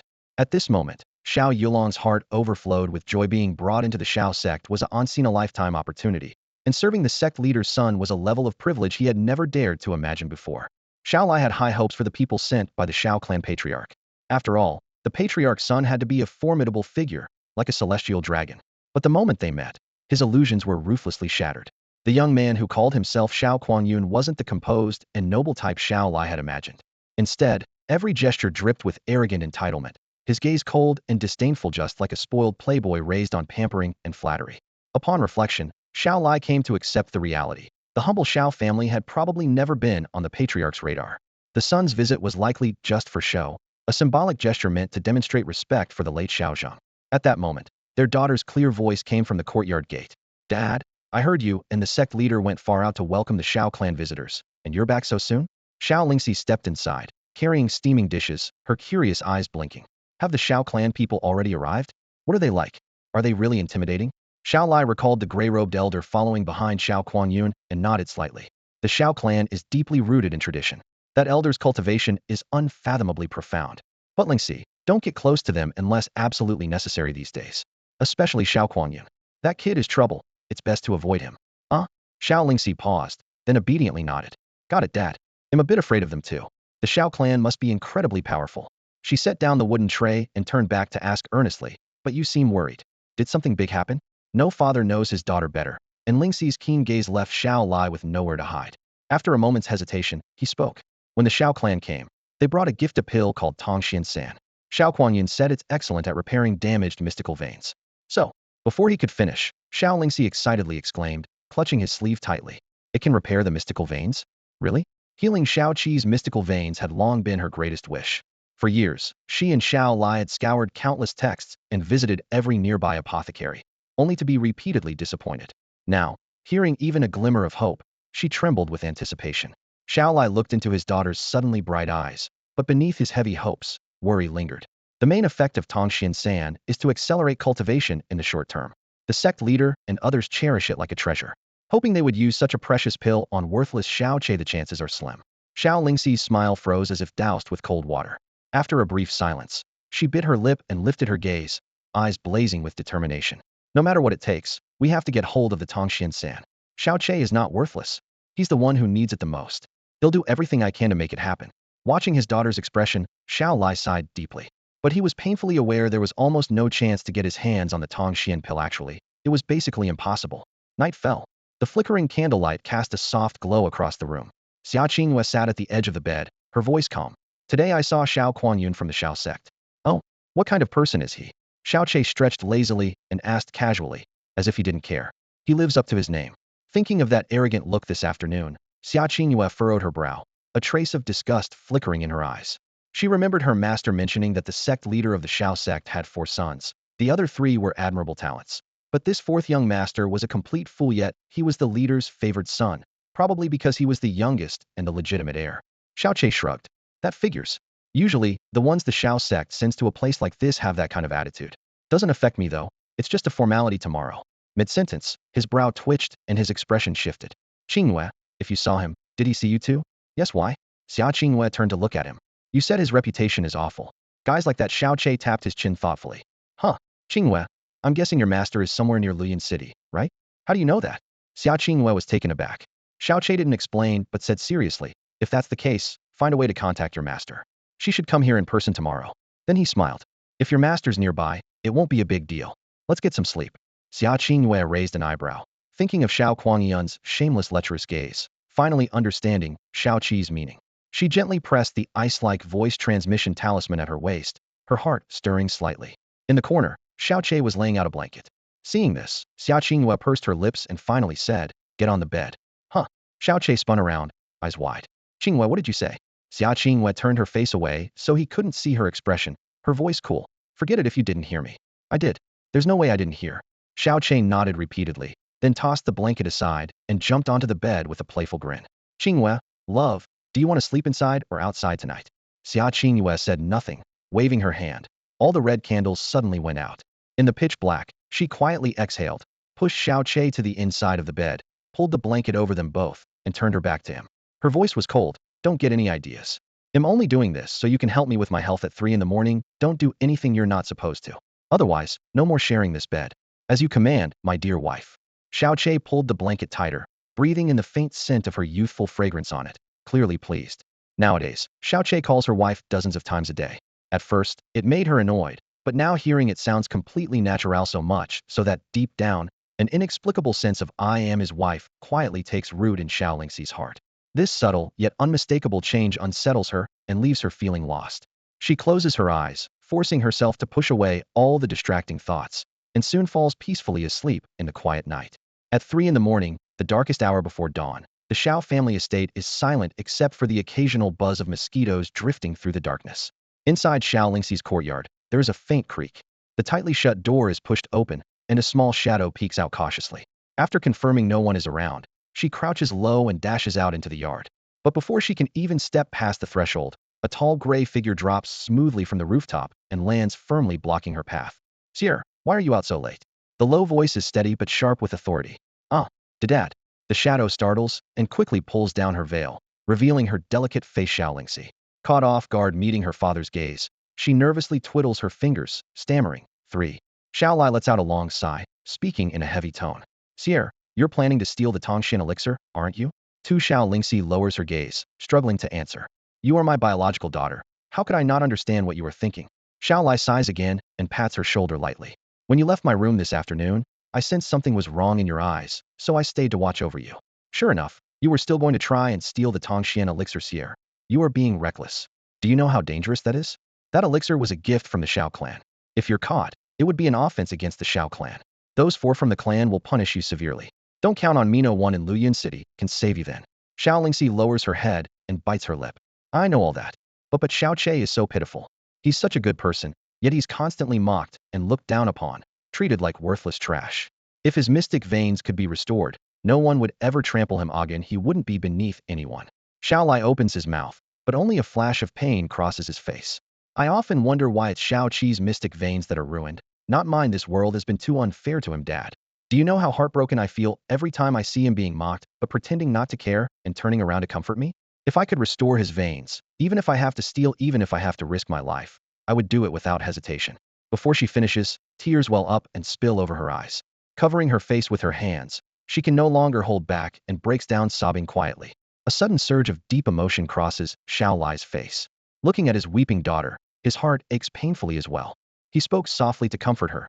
Sierra, I know your intentions are all for cheer, but what you did, setting consequences aside, Xiao Yunhai never handed over the Tongxian pills to anyone else. He must have kept them on him. Given your abilities, how could you have possibly stolen them from him? Hearing this, Xiao Lingxi lowered her shoulders, her fingertips still nervously twisting the edge of her clothes. Xiao Lai lowered his voice even further and urged, listen to me. Go back and get some rest. As for the Tongxian pills, I'll find a way to handle it. Though I've stayed out of the fray all these years, I still have some influence in the Xiao clan. Getting those pills isn't impossible, but a foolish act like tonight never again. What if something really happened to you? Who would take care of and protect Cheer then? The words, what if something really happened to you, lodged deeply in Xiao Lingxi's heart like a thorn. She suddenly shuddered. Yes. If she failed and was caught and punished severely, what would become of little Che? Thinking that, she took a deep breath, slipped off her night cloak, carelessly tossed it aside, and wiped away the damp traces of tears on her face. Her voice trembled with guilt. Father, I'm sorry. I've made you worry again with my foolishness. I'll obey now and go to sleep. I won't touch that matter anymore, father. You should rest early too. I promise I won't try to steal the Tongxian pills again. Seeing her soften, Xiaolai finally relaxed and nodded with a smile. That's good. You're being sensible. Still uneasy as he left, he bent down to pick up the black garment and took it with him, so as to prevent any future trouble. Acknowledgements for the support. 1. Yuan underscore Ming 110,000 reward, Platinum Leader 1. Much appreciated. 2. Ningxin Ji Shuang 100,000 reward, Leader 1. Judging by the name, could it be a lady? Much thanks again. 3. Genius Magician 10,000 reward. Long time no see.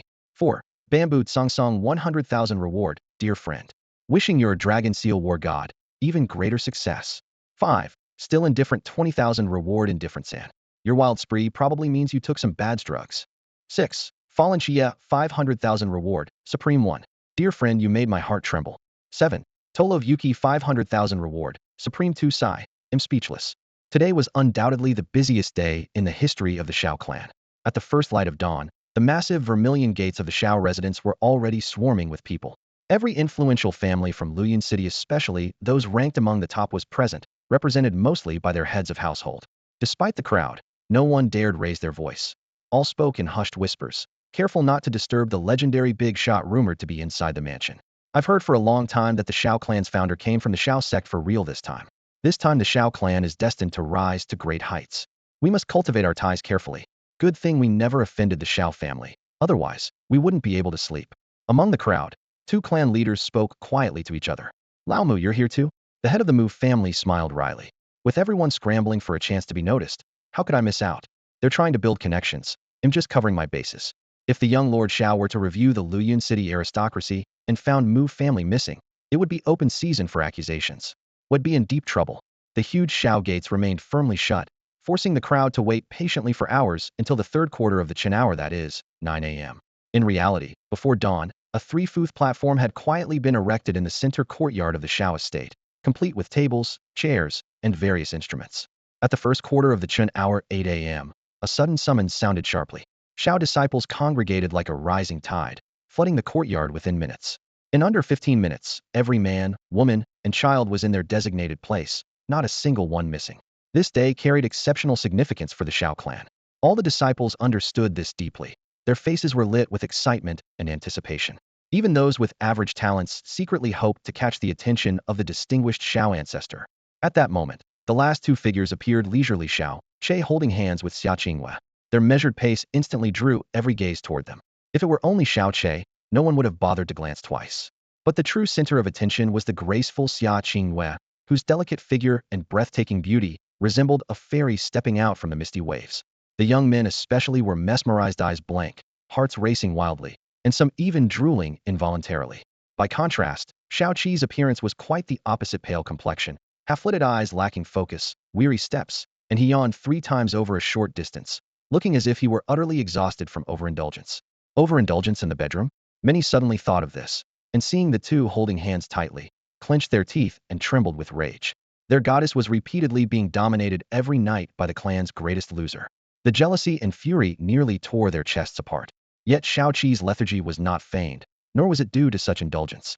At 3 a.m., he had risen punctually to administer acupuncture and treatment for Xia Qinghua, pouring all his energy into it. Barely able to rest, he was called up again at dawn and naturally exhausted. As for their joined hands, there was no way it was Xia Qingyu's initiative. As they walked by, Shao Che suddenly grabbed her hand. With so many eyes watching, Xia Qinghua couldn't just pull away rudely. Besides, after being held like this for the past few days, she had gotten somewhat used to it and reluctantly let him. The training ground was crowded and noisy that afternoon, with young disciples of the Shao sect whispering in small groups. Suddenly, a sarcastic voice slipped right next to Shao Qi's ear. Everything in the Shao sect is fine, except there's one useless, annoying nobody. The voice was quiet but clear enough for the surrounding disciples to hear. Shao Che glanced slightly in that direction and saw Shao Qingji, eldest grandson of the third elder Shao Zhe, squinting while looking ahead. A mocking smile played on his lips, though his eyes betrayed a burning jealousy of Xia Qingyu's flawless, fair face. The word nobody was obvious. Laughter erupted around as the teasing gazes all turned to Shao Che. Shao Che paused but kept a harmless smile. Brother Qingji, were you just talking to me? Oh no, brother Shao Che, you misunderstood. Shao Qingji turned with a lazy, squinting smile. I was obviously talking to the nobody. Since you're asking, Do you admit you're the nobody? Oh, I see now. Xiao Che nodded knowingly and took Xia Qingyu's delicately boneless hand. So it wasn't me. Qingwe, my wife, let's go back to our spot. TSK. Looking at all these poor toads who dream of eating swan meat. I'd rather be a worthless nobody who gets to sleep with a swan every day. What do you think? What did you say? Xiao Chengzi's face darkened instantly, and he spun around fiercely. Xiao Che stopped in feigned surprise. Brother Qingji, what's wrong? I said toad just now. Why such a big reaction? Is there some special connection between you and toads? You. Xiao Qingji trembled with anger, but couldn't even get out a word. Xiao Che shrugged and pulled Xia Qingwe forward again. Wife Qingwe, let's hurry. Even an angry toad can bite, and getting bitten by one of these creatures would be disgusting. The crowd fell silent for a moment before bursting into stifled laughter. Xiao Chengzi's face twitched violently, nearly spitting blood in frustration. Cheer! Qingwe, come here. From the crowd, Xiao Lai waved and called out, with Xiao Lingxi standing obediently by his side. Xiao Che quickly led Xia Qingyue over. After several acupuncture treatments over the past days, Xia Qingyu's constitution and complexion had visibly improved, her lips rosy, skin radiant. But to Xiao Lai, it meant something else. Noticing Xiao Qi's slightly pale expression, the elder lowered his voice with a knowing smile. Cheer, you're still young, still growing. You have to be careful with matters of men and women, or it'll affect your health. Xiao Che was stunned at first but soon realized what was meant and nodded awkwardly. I understand. He'll be careful, very careful. Before he finished, the delicate hand in his grip suddenly used its fingernail to jab hard into the back of his hand. Xia Qingwe turned her face away, a faint blush slowly spreading across her cheek. Xiao Che was about to whisper an explanation, but suddenly gasped sharply. Xiao Lingxi's small hand was tightly gripping his left arm, her fingertips almost digging into his skin. Auntie, why are you pinching me? He asked plaintively, turning toward her. Humph. Xiao Lingxi pouted, deliberately turning her head to avoid him, ignoring his complaint. Suddenly, a clear announcement rang out ahead. Young Master Xiao has arrived. The noisy crowd immediately fell silent, all eyes turning toward the gate. Moments later, a young man dressed in luxurious clothes and carrying an arrogant air strode through the crowd. Xiao Mozhang followed closely behind without leaving his side, while Xiao Yunhai bowed forward and led at the front, his expression respectful, his breathing even subdued. Under Xiao Yunhai's guidance, the young man climbed onto the raised platform and plopped down heavily in the intricately carved Grand Tutor's chair at the center. He leaned back slightly, like an emperor surveying his subjects. After a moment, he raised his eyes to signal Xiao Yunhai to begin. Is this the big shot from the Xiao sect? Honestly, he looks pretty ugly, Xiao Che muttered under his breath. Isn't the main sect supposed to have strong genes? Could he not be their real son? 100 of them combined wouldn't be as good as Xiao Che. Xiao Lingxi chimed in casually, then suddenly recalled they were having a quarrel and let out a heavy hum, turning away again. Cheer, Sierra, don't talk nonsense, Xiao Lai whispered a warning. Oh, Xiao Che hastily shut his mouth. Is everyone from the Xiao clan here? The young man in the Grand Tutor's chair squinted slightly, his voice weak, but still carrying an arrogant superiority. His name was Xiao Kuangyun, from the Xiao sect. His eyes flicked quickly over the crowd, searching for the fairy he had seen last night, and the other young girl Xiao Yulong had praised. We have confirmed. No one is missing, Xiao Yunhai answered crisply. Good. Xiao Kuangyun nodded, casually glancing toward the open door. Who are those outside? They are all nobles from Luyun City, young Master Xiao. Xiao Yunhai bent slightly to explain. They've been waiting here since dawn just to catch a glimpse of young Master Xiao. If they are guests, they should not wait too long. Let them in. Outsiders bearing witness prevents accusations of bias. Xiao Yunhai quickly seized the opportunity to flatter. Young Master Xiao truly lives up to being the sect master's son, magnanimous and admirable. Then he called out, Xiaoda, invite the guests inside. The heavy wooden doors slowly swung open as the powerful dignitaries of Luyun City entered in a steady stream, all with respectful expressions and bearing generous gifts. Among them, Xiao Che quickly spotted Xia Qingyu's father, Xiao Hongyi. Once everyone had arrived, Xiao Kuangyun finally straightened his back and suppressed his fatigue. My name is Xiao Kuangyun, from the Xiao sect. You should know the name well. In this Songfeng Empire, there is nothing the Xiao sect cannot settle. He scanned the room with a faint smile. You should feel honored. Although a bit weak and scattered, you are still part of the Xiao sect lineage. Your Xiao family's ancestor was merely a lowly servant girl fathered by one of our elders here. Born of humble origins, with no innate spiritual power, she was banished here, and that is how you came to be. Every word cut like a blade, piercing the hearts of those present. Many in the Xiao clan furrowed their brows deeply, but none dared to react openly. Xiao Kuangyun was arrogant, and within the Xiao sect, he had plenty of reason to be. No matter how harshly he spoke, or even if he publicly insulted everyone in the sect as dogs, no one dared to speak up. Some even wagged their tails, eager to curry favor. The Xiao sect's prestige came from the Xiao clan. Before Elder Xiao Zheng of the clan passed away, out of his fatherly bond with Xiao Yunhai, he left a dying wish. They must find the Xiao sect branch and select the most talented youth to bring back and train at the clan headquarters. Because of this, Xiao Kuangyun held absolute authority on this visit. As twilight faded, the roster Xiao Yunhai sent overnight was already in Xiao Kuangyun's hand. The young man wore fine clothes as he scanned the crowd and declared with forceful confidence, "Today I will personally oversee the selection. When I call a name, step forward and demonstrate your Xian power. But what I value is not the strength itself, but the foundation and potential." He raised his hand, revealing a small black and gold box resting in his palm, instantly drawing everyone's attention. "Before we depart, my father entrusted me with this Tongxian pill. Those chosen will not only return with me to the clan, but also receive this precious elixir. Such a good pill is only for geniuses. If it falls into the hands of failures, it'll only be wasted." He glanced sideways, fixing his gaze on the Xiao sect head. "Sect leader Xiao, please present the Tongxian pill. Though this is a gift for your sect, it should rightfully decorate the best among you. I trust you have no objection." No matter how arrogant Xiao Kuangyun sounded, Xiao Yunhai dared not disobey. But when he heard the words "present the pill," his face drained of color. A cold sweat broke out on his temple, and his feet seemed nailed to the ground, leaving only broken, hoarse gasps. Xiao Kuangyun furrowed his brow slightly. "What's the matter? Sect leader Xiao, can't bear to part with the Tongxian pill?" "No." Xiao Yunhai shook his head repeatedly, panic filling his face. It's just. What is it?" Suddenly, Xiao Yunhai dropped to one knee, hands trembling uncontrollably, voice dry and strained. I, I am guilty. Last night, when Master Xiao gave me the Tongxian pill, I placed it in the medicine room and instructed it to be well guarded. But, this morning, the medicine room staff reported that the pill has completely vanished." The square instantly erupted in uproar, shocked exclamations rising from every side. How dare anyone steal such a priceless treasure brought by the Xiao clan? Who could possibly have the guts? The crowd murmured and buzzed with alarm. In a corner, Xiao Che knit his brows. Knowing Xiao Yunhei's cautious character over the past decade, it was strange.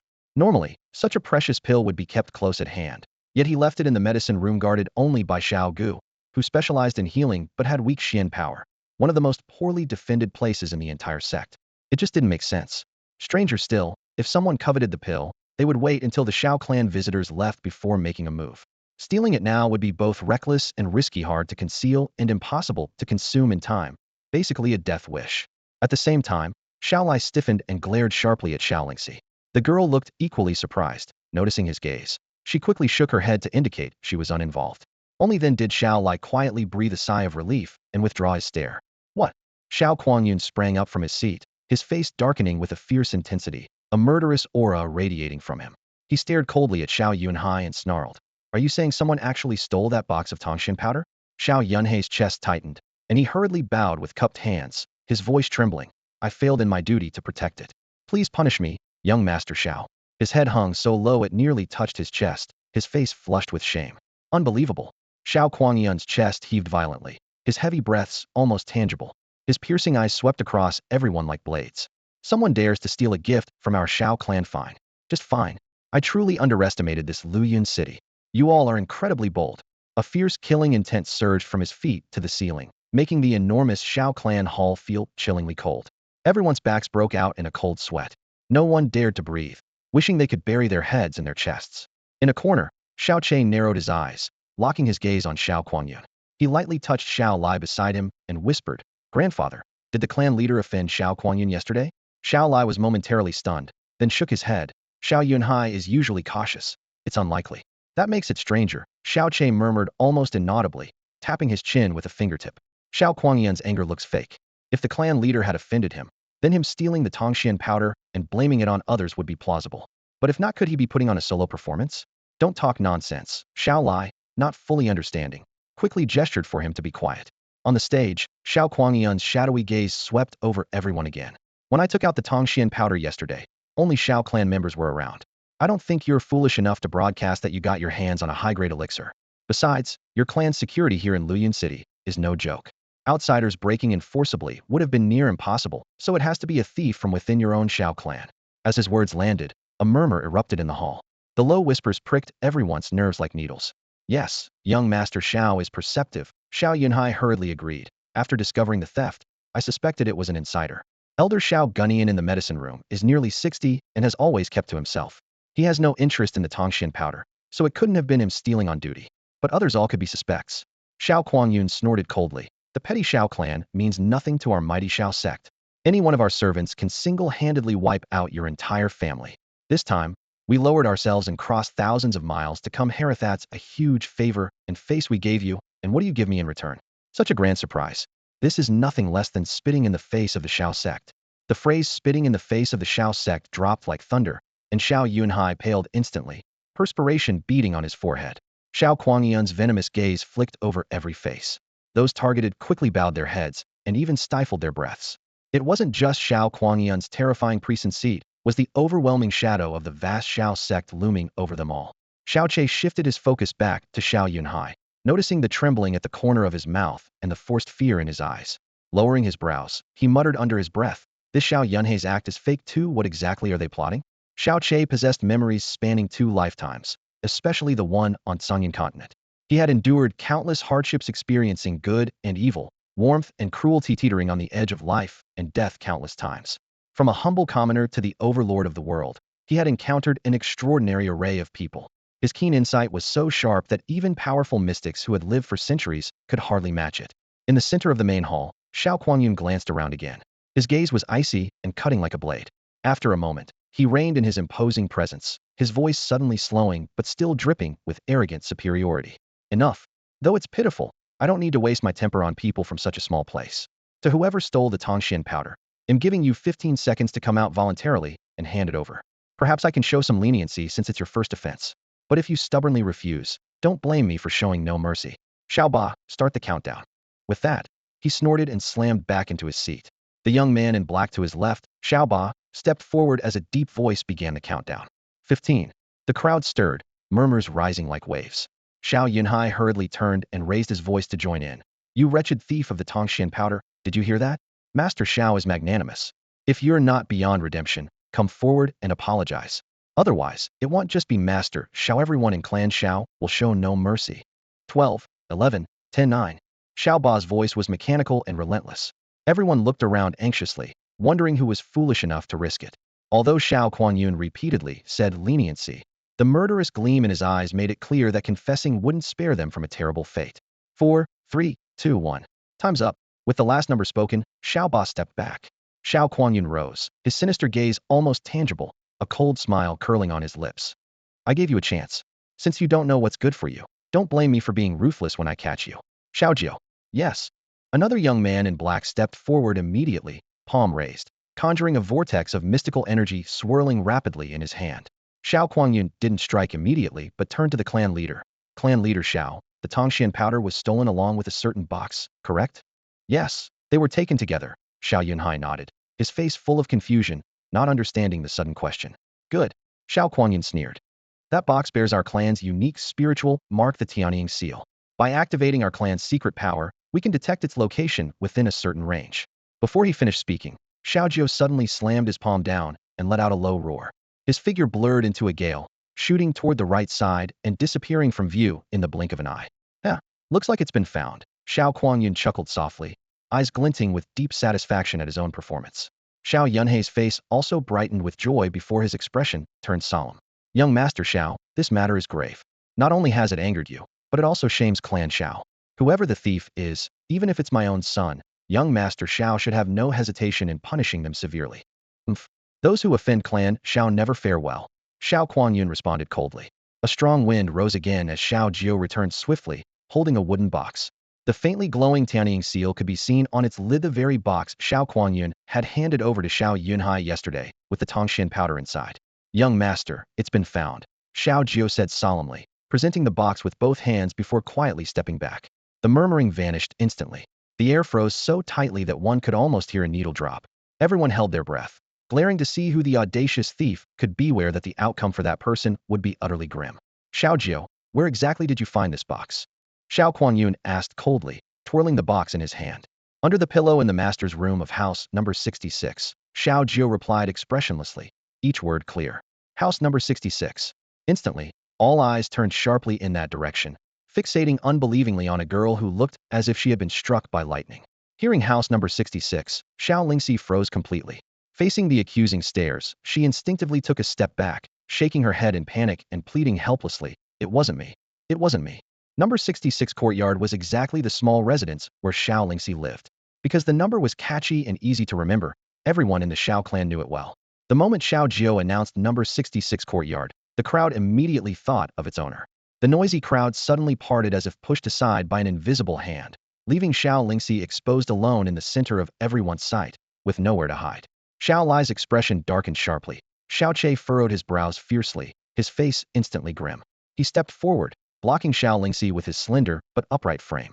His chest burned with anger, almost about to explode. When Xiao Jiao shouted number 66 courtyard, he finally grasped where that earlier feeling of something's wrong had come from. Earlier, due to the crowd's crush, Xiao Kuangyan hadn't been able to locate Xiao Lingxi immediately. Now with a clear view, his sharp eyes lit up wildly, emitting a greedy glow like a hungry wolf stalking its prey.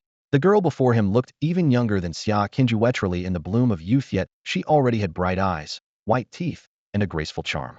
Her delicate face was gentle and beautiful, especially those eyes though filled with fear. They remained as clear as a spring, stirring pity in observers. As expected, she didn't lie to me. Xiao Kuangyun swallowed hard, his heart racing. Xiao Yulong had been right appearance-wise. Xiao Lingxi was only slightly inferior to Xia Qingwei, but in allure, she would not be lacking at all. And once she fully blossomed, she might even rival her. To come to such a desolate place and encounter two beauties in a row was like a reward from heaven for his long journey. Now, he was glad he hadn't disobeyed and had obediently followed his father here. There was no wiser choice he could have made. Xiao Lingxi, how could it be you? Sect leader Xiao Yunhai froze in place, showing surprise, then shock, and finally disbelief on his face. It's not me. Sect leader, it really wasn't me. Xiao Lingxi shook her head desperately, terror showing in her pale face. Last night, she had indeed briefly thought of stealing the Tongxian powder, but Xiao Lai had stopped her, and she had gone back to sleep. She was completely unaware it had been stolen. TCH, I didn't expect the brazen thief to be such a little girl, Xiao Kuangyun sneered, his tone dripping with sarcasm. But hear me clearly, whoever it is, I will never go easy. Sigh. Xiao Yunhai sighed heavily, pain written clearly on his face. Lingxi, how could you fool around to this extent? That Tongxian powder was a precious treasure sent all the way from the Xiao clan's homeland. What am I to do now? Sect leader, it's not me. There must be some mistake. I swear it's not me.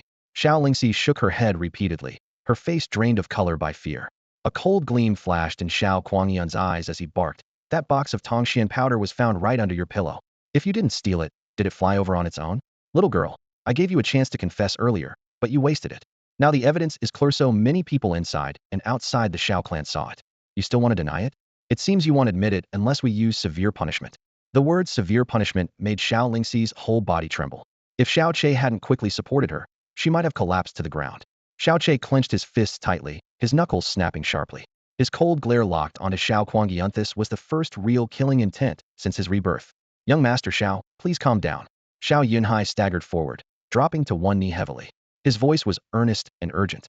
Lingxi did steal from the Xiao clan's belongings, and she cannot evade the crime.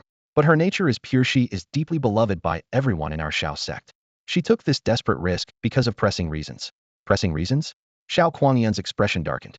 What reasons? Xiao Yunhai took a deep breath, then glanced at Lingxi and Xiao Che standing side by side. His face was heavy with sorrow. Lingxi is the only daughter of the fifth elder of our Xiao sect. She has a nephew, Xiao Che, 1 year older than her. This boy was born with a crippled mystic vein and has no other talents. His life is nearly doomed from the start.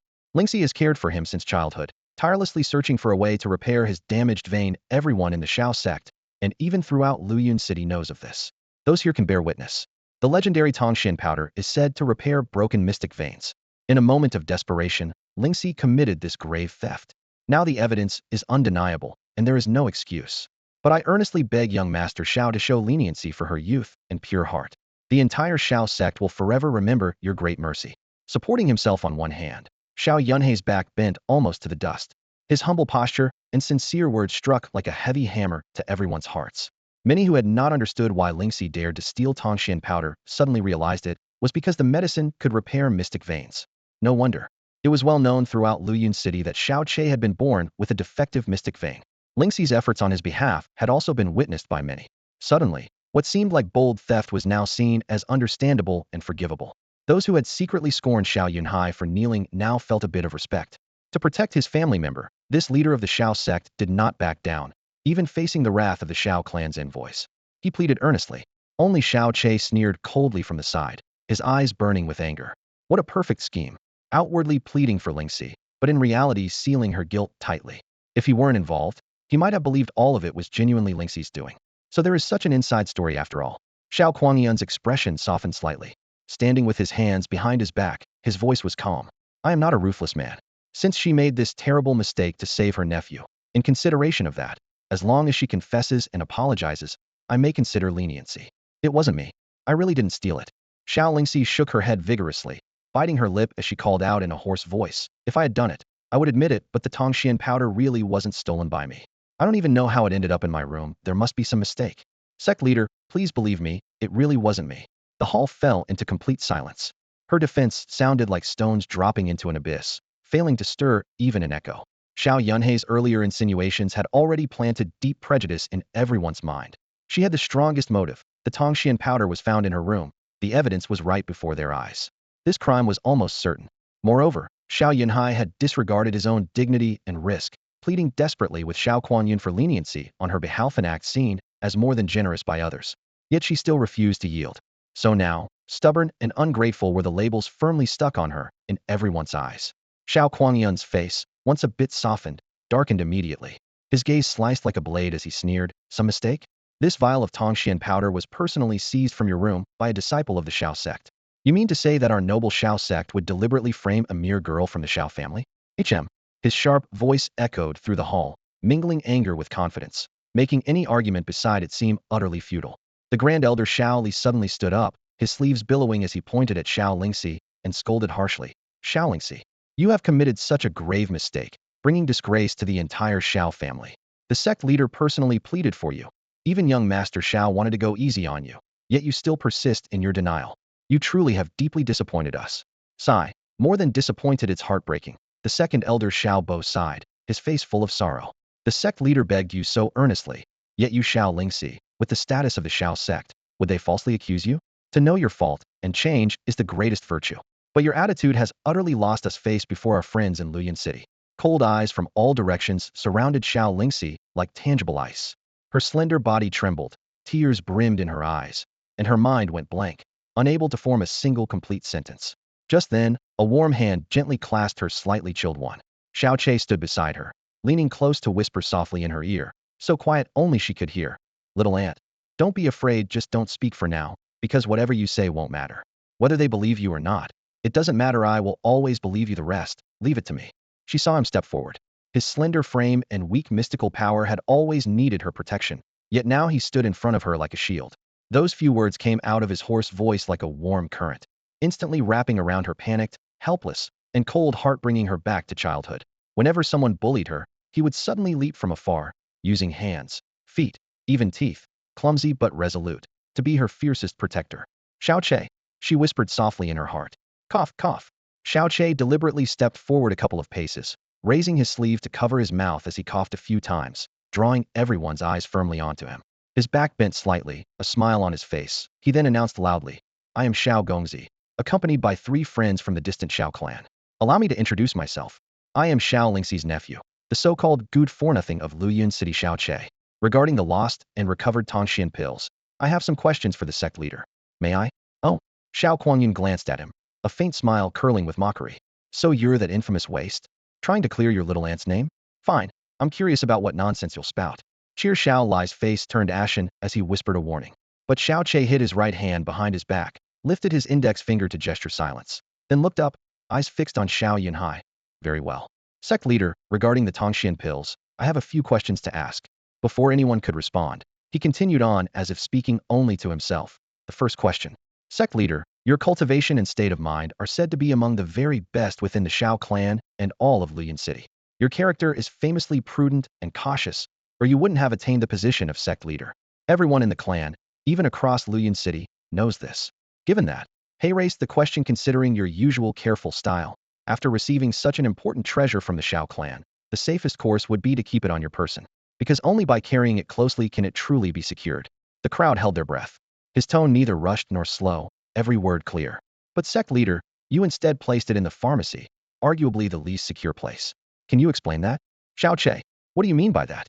The Grand Elder Xiao Li suddenly stepped forward, his sleeves stirring up a fierce gust of wind. Are you suggesting that the sect leader stole the Tongxian powder himself and framed Xiao Lingxi? Xiao Lingxi's theft of the Tongxian powder was caused by you. If you keep spouting nonsense like this, don't be surprised if you're punished along with him. Step back at once. His imposing presence sent a chill through many disciples in the hall, causing their breaths to hesitate. Grand Elder, please don't get worked up. Xiao Che smiled gently and shook his head, his black hair falling over his shoulders, giving him an innocent and harmless look. I have no courage to question the sect leader. I'm only voicing the doubts I have in my heart. And I believe many here share those doubts, because there aren't few who know the leader's character well. They must be puzzled by the leader's actions this time. He paused briefly, then looked around calmly. The sect leader is obviously innocent and wouldn't stoop to such a vile, shameful, and despicable act. So I'm sure the leader will provide the most perfect explanation, right, sect leader? Members of the Shao sect and the major powers of Luyun City exchanged glances quietly. Their memories of Xiao Che were of a sickly, timid boy who hid in corners when talking to others. Now, to see him speak confidently in such a tense situation, even remaining unflinching when the Grand Elder shouted at him, was like witnessing a completely different person. Vile and despicable. Hearing those words, Xiao Yunhei's face twitched slightly. He looked up at Xiao Che, his smile faint yet authoritative. Grand Elder, there's no need to be so agitated. It's natural for Xiao Che to have questions, and as he said, I believe many present share his doubts. Actually, when I received the Tongxian powder from Lord Xiao yesterday, I did intend to keep it on me. But Tongxian powder is a high-grade pill brought by the Xiao clan, extremely precious. The more advanced the pill, the easier its medicinal power dissipates. Even a slight loss of its potency would be a huge loss. If carried on one's person, frequent exposure to impurities would cause the power to fade. Even with protection from Black Xuanyu would. That's why I placed it in the medicine chamber. After all, the medicine chamber stores various herbs accumulated over the years, filled with rich medicinal energy. In places with ample medicinal energy, the aura of divine herbs dissipates much more slowly. That's the reason. Another reason is that our Shao sect has always valued honor and integrity. I never imagined there would be a traitor, let alone one bold enough to steal the precious gift from the Shao clan. But regardless, the theft of the Tongxian powder ultimately happened due to my negligence. I cannot evade responsibility. If Lord Xiao wishes to punish me, I will not object. He let out a deep sigh, his chest rising and falling slightly. Seeing the sect leader so self-blaming, the Grand Elder bellowed again, Xiao Che, do you understand clearly now? The sect leader placed the Tongxian powder in the medicine chamber out of careful thought, to protect its power. Who could have expected a traitor inside? Do you still have anything else to say? Oh, I see now. Xiao Che nodded in apparent realization. Then he raised his eyes and smiled faintly. The sect leader is truly knowledgeable, even understanding the concept of medicinal energy. So my second question happens to relate to that medicinal energy. Xiao Che narrowed his eyes slightly, still smiling as he spoke. Speaking of medicinal energy, our Shao sect's medicine chamber has been stockpiling various herbs for decades. Indeed, it's very abundant. Because the dispelling grass is the most abundant herb in the pharmacy, the overall scent of the medicinal vapors is dominated by its sweet and slightly fishy aroma. Xiao Che glanced calmly across the room and explained deliberately, as the sect leader knows, the box containing the Shengfang Tongxian powder is made from black Xian ebony wood. The reason this wood can tightly lock in the power of the pills is its extremely strong ability to absorb microscopic particles. Any escaping medicinal energy that comes into contact with the wood is firmly adhered to its surface. Unless the surface is completely saturated, it's nearly impossible for the energy to spread outward. He spoke with authority. Anyone with some medical knowledge here understands this principle. As he finished, many elders and officials nodded unconsciously. Xiao Che pressed the point further. If this black Xian ebony box has been stored in the pharmacy for some time, its surface would have absorbed a large amount of medicinal energy by now. Given the wood's fast absorption and slow diffusion traits, even if the box is removed and left untouched for 2 or 3 days, the distinctive sweet and fishy scent of dispelling grass would still be detectable up close. At this, Xiao Yunhei's expression finally darkened slightly. Xiao Che sneered inwardly. I had long suspected Xiao Yunhai wouldn't dare place the real Tongxian powder in the pharmacy. If the precious pill was actually stolen, Xiao Yunhai would be helpless. Indeed, the sect leader had secured the Tongxian powder elsewhere, and after Xiao Gu was intimidated by Xiao Zong, no one in the pharmacy dared to reveal the truth. Xiao Che bowed slightly with a smile.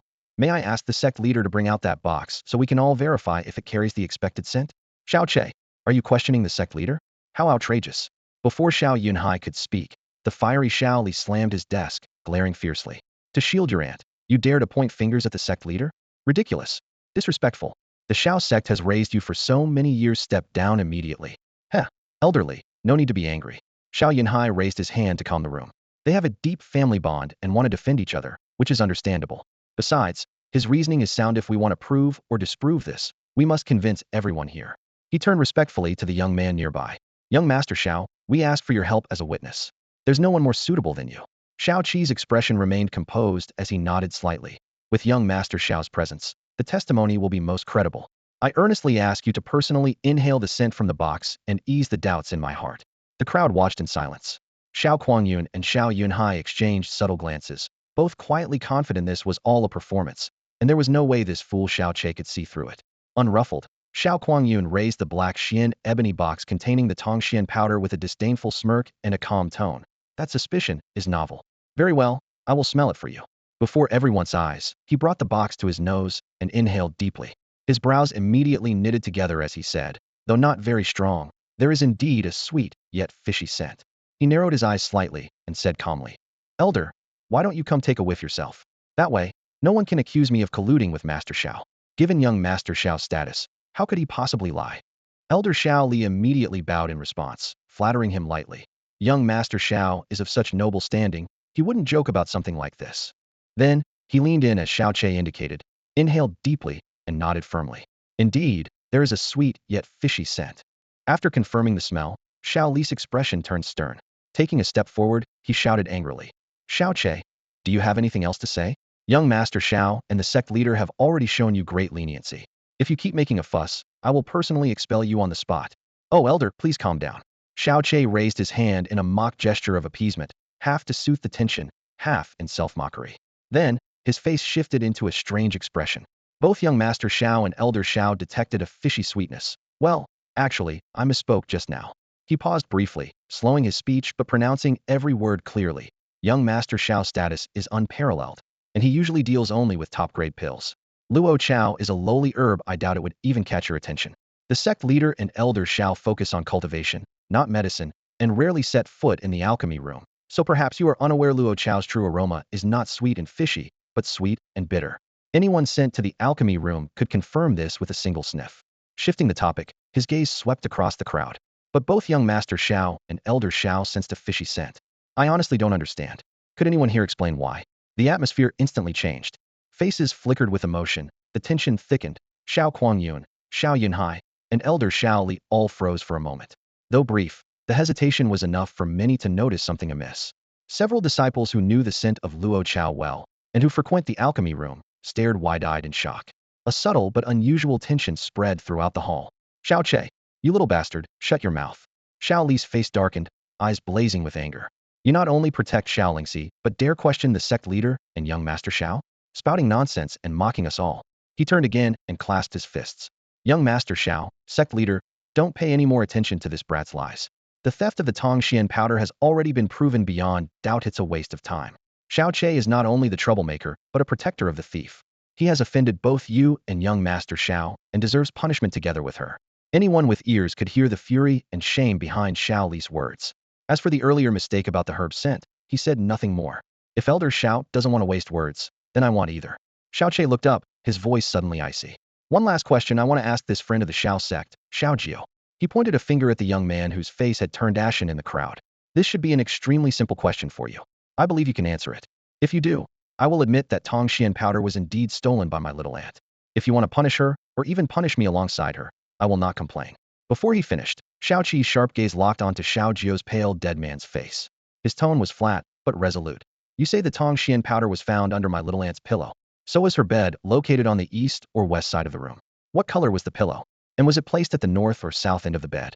At once, Xiao Jiu's face stiffened, as did the expressions of Xiao Kuangyun, Xiao Yunhai, and others.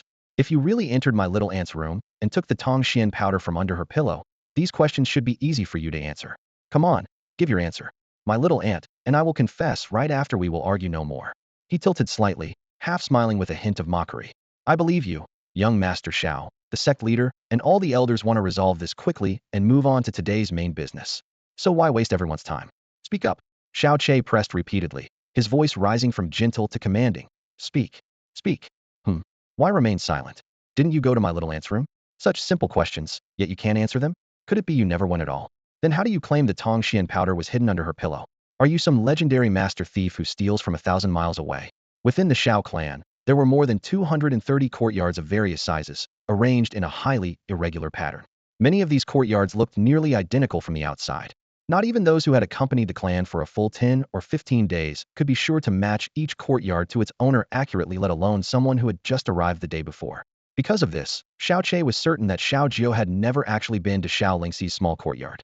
Even if he had secretly scouted it last night, finding it again in the shortest possible time today would be nearly impossible. In other words, Xiao Jiao had just casually wandered around and then returned with the box containing the Tongshan powder. Xiao Jiao's silence, combined with the instantly ugly expressions on Xiao Kuangyun, Xiao Yunhai, and the others' faces, made the truth obvious to even the slowest observer.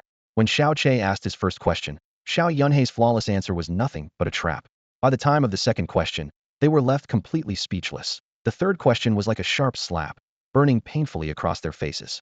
Xiao Che. Xiao Lingxi pressed her hands to her chest, eyes misty with emotion. Even at her most lost, helpless, and doubted, he stood in front of her without hesitation, just like before, fearlessly blocking the way against those no one in the entire Xiao clan dared offend. That image, already etched deep in her heart, grew even clearer now, as if it would accompany her for a lifetime. Xia Qingyu's eyes flickered. The supposedly airtight, universally believed frame-up was dismantled utterly by Xiao Qi's few simple questions. She now realized more than ever.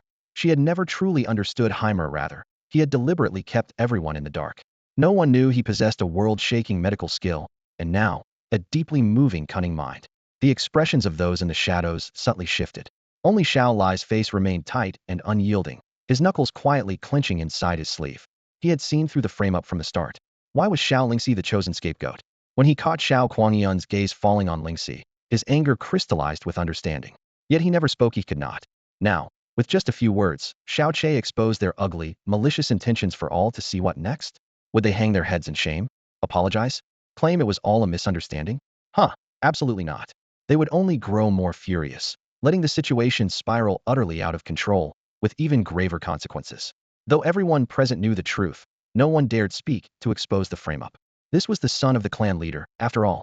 With a single gesture, he could crush the entire Xiao clan. Without overwhelming strength, no matter how clever the argument or how righteous the cause, it would all be laughed away in the face of absolute power. Truth isn't even a joke. Xiao Che, you unfilial traitor of the Xiao clan, stop talking at once. The elder shouted furiously, his finger trembling as he pointed at Xiao Che, voice hoarse with rage. You keep digging up absurd accusations to slander the clan leader and the honored guests of the Xiao clan. What are your true intentions? What kind of power does the Xiao clan hold, that they could pin false charges on Xiao Lingxi? The name Xiao clan is known far and wide. Their words carry the weight of law. The Tongshan powder was found in Xiao Lingxi's room. That's solid evidence. In Luyan City, no one dares to question such a claim. Yet somehow, someone dared to speak up for Xiao Lingxi.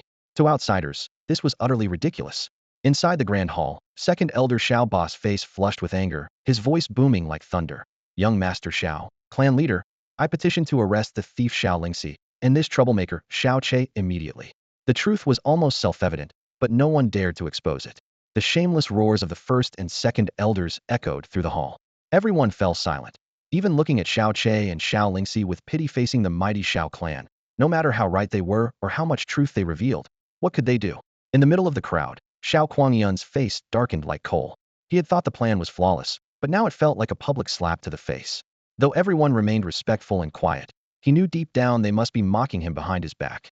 The real culprit was the very Xiao Che he had dismissed. I am a proud member of the Xiao clan. I owe no answers to some good-for-nothing trash of the Xiao family. Xiao Kuangyun said coldly, killing intent flashing in his eyes. Where are the clan's law enforcement elders? Arrest the thief and the scoundrel trying to protect her at once. As ordered by young Master Xiao. Fourth elder Xiao Cheng, the law enforcement elder, finally seized the moment.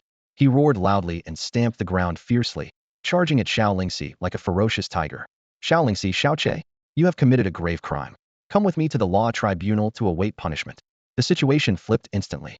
Moments ago, Xiao Che was still holding ground with reason, but now the others tore off their masks and moved to act. Xiao Qi's heart skipped a beat as he took a step back and urgently whispered to Xia Qinghua, Hey, Qinghua, where's your master? I don't know, Xia Qinghua replied calmly. Xiao Che cursed silently. To be so openly slapped down in front of the Xiao clan, he relied not on passion but on the certainty that Xia Qingyu's master was nearby. He had even reminded her last night to notify her master. Now, with a don't know, cold sweat broke out on his forehead. Xiao Cheng's cultivation was ranked 5th among the Xiao clan, who was far beyond the abilities of Xiao Che or Xiao Lingxi. Just as Xiao Cheng pounced on the two, a tall figure suddenly flashed out, shielding them. A surge of powerful aura exploded forth, forcefully pushing Xiao Cheng back. Boom. Dust flew everywhere as Xiao Cheng was knocked flying, landing, and stumbling back 7 or 8 steps before regaining his balance. The only one in Luyun City capable of causing such a scene was none other than Xiao Lai, a pinnacle 10th level Lingxian cultivator. As the dust settled, Xiao Lai's cold voice rang out. Xiao Lai, what do you think you're doing? Are you blatantly trying to shield him? Xiao Cheng's sharp question echoed across the empty martial training ground. In the past, Xiao Lai might have shown some restraint before Xiao Cheng and Xiao Li, but now he held his head high, his voice filled with unwavering conviction. At this point, knowing that arguing further was futile, he still refused to stand by and watch Xiao Lingxi and Xiao Che bear false accusations. Ignoring Xiao Cheng's piercing gaze, he strode toward the high platform and declared loudly, "Sect leader, I have something to say about today's matter. My daughter, Xiao Lingxi, could never have stolen the Tongxian powder." "Heh, of course you would say that since she's your daughter." Xiao Li sneered, stepping beside Xiao Kuanyan. "The facts are right in front of everyone. No amount of evasion will change that. If you dare to continue protecting her, don't blame us for disregarding our fellow disciple bonds and taking you down with her." Relying on Xiao Kuanyan's backing, he twisted the truth with a self-righteous tone. Under the watchful eyes of many, Xiao Lai remained calm and continued, "The Tongxian powder can repair the mystic veins. I told Lingxi that myself. But I regretted it as soon as I did, knowing her nature. I feared she might act rashly, so I stayed outside her courtyard all night till dawn. She did not leave the premises even once." Xiao Li scoffed. "You even concocted such a ridiculous lie to excuse your daughter. Who here actually believes him?" The 4 elders of the Xiao sect looked grim, but no one dared speak up. Xiao Lai suddenly lifted his gaze, his voice ironclad. "I, Xiao Lai, have achieved little in life, but I act with integrity. I am no gentleman, yet I disdain being a villain. I neither harm nor deceive others. If I speak one lie, may heaven and earth punish me and I meet a terrible end." His solemn oath fell like a hammer in the silent arena. As the strongest in Luyun City, Xiao Lai's upright reputation was well known. Such a vow was unnecessary. Yet even with this and all the evidence he and Xiao Che had presented, they could not break the sect's iron grip. Xiao Lingxi remained pinned under the charge of theft. At that moment, a mocking laugh rose from the front row of Xiao sect disciples. The usually silent Xiao Yulong stepped forward slowly, arms behind his back, a faint smile on his face. "This isn't really my place to speak, but hearing Elder Five's arrogant words, I simply cannot stay silent. A man who has deceived the entire Xiao sect for over 10 years dares to call himself upright and honest. What a colossal joke. Deceived the entire Xiao sect for over 10 years. The weight of those words struck everyone like a blow, causing anxious glances to ripple through the crowd. Xiao Qi's brow tightened sharply, a sense of foreboding rising in his chest. "Xiao Yulong, what do you mean by that?" Xiao Lai's voice turned grim. Xiao Yunhai also intervened sternly. "Yulong, Elder Five is a man of great virtue and honor. With esteemed guests of the Xiao sect, and everyone from Luyun City present, do not speak nonsense." Xiao Yulong gave a slight bow and responded respectfully yet amused. "Father, rest assured, I would never make baseless claims in broad daylight." Then, shifting tone, he fixed Xiao Lai with a piercing gaze. "Elder Five, you claim to be upright and honest. Then do you dare to swear by all the honor your son Xiao Ingsheng held in life, that Xiao Che is truly your biological grandson?" Xiao Yulong's words sent a shiver through Xiao Lai's entire body. His pupils suddenly constricted, and he stood there stunned.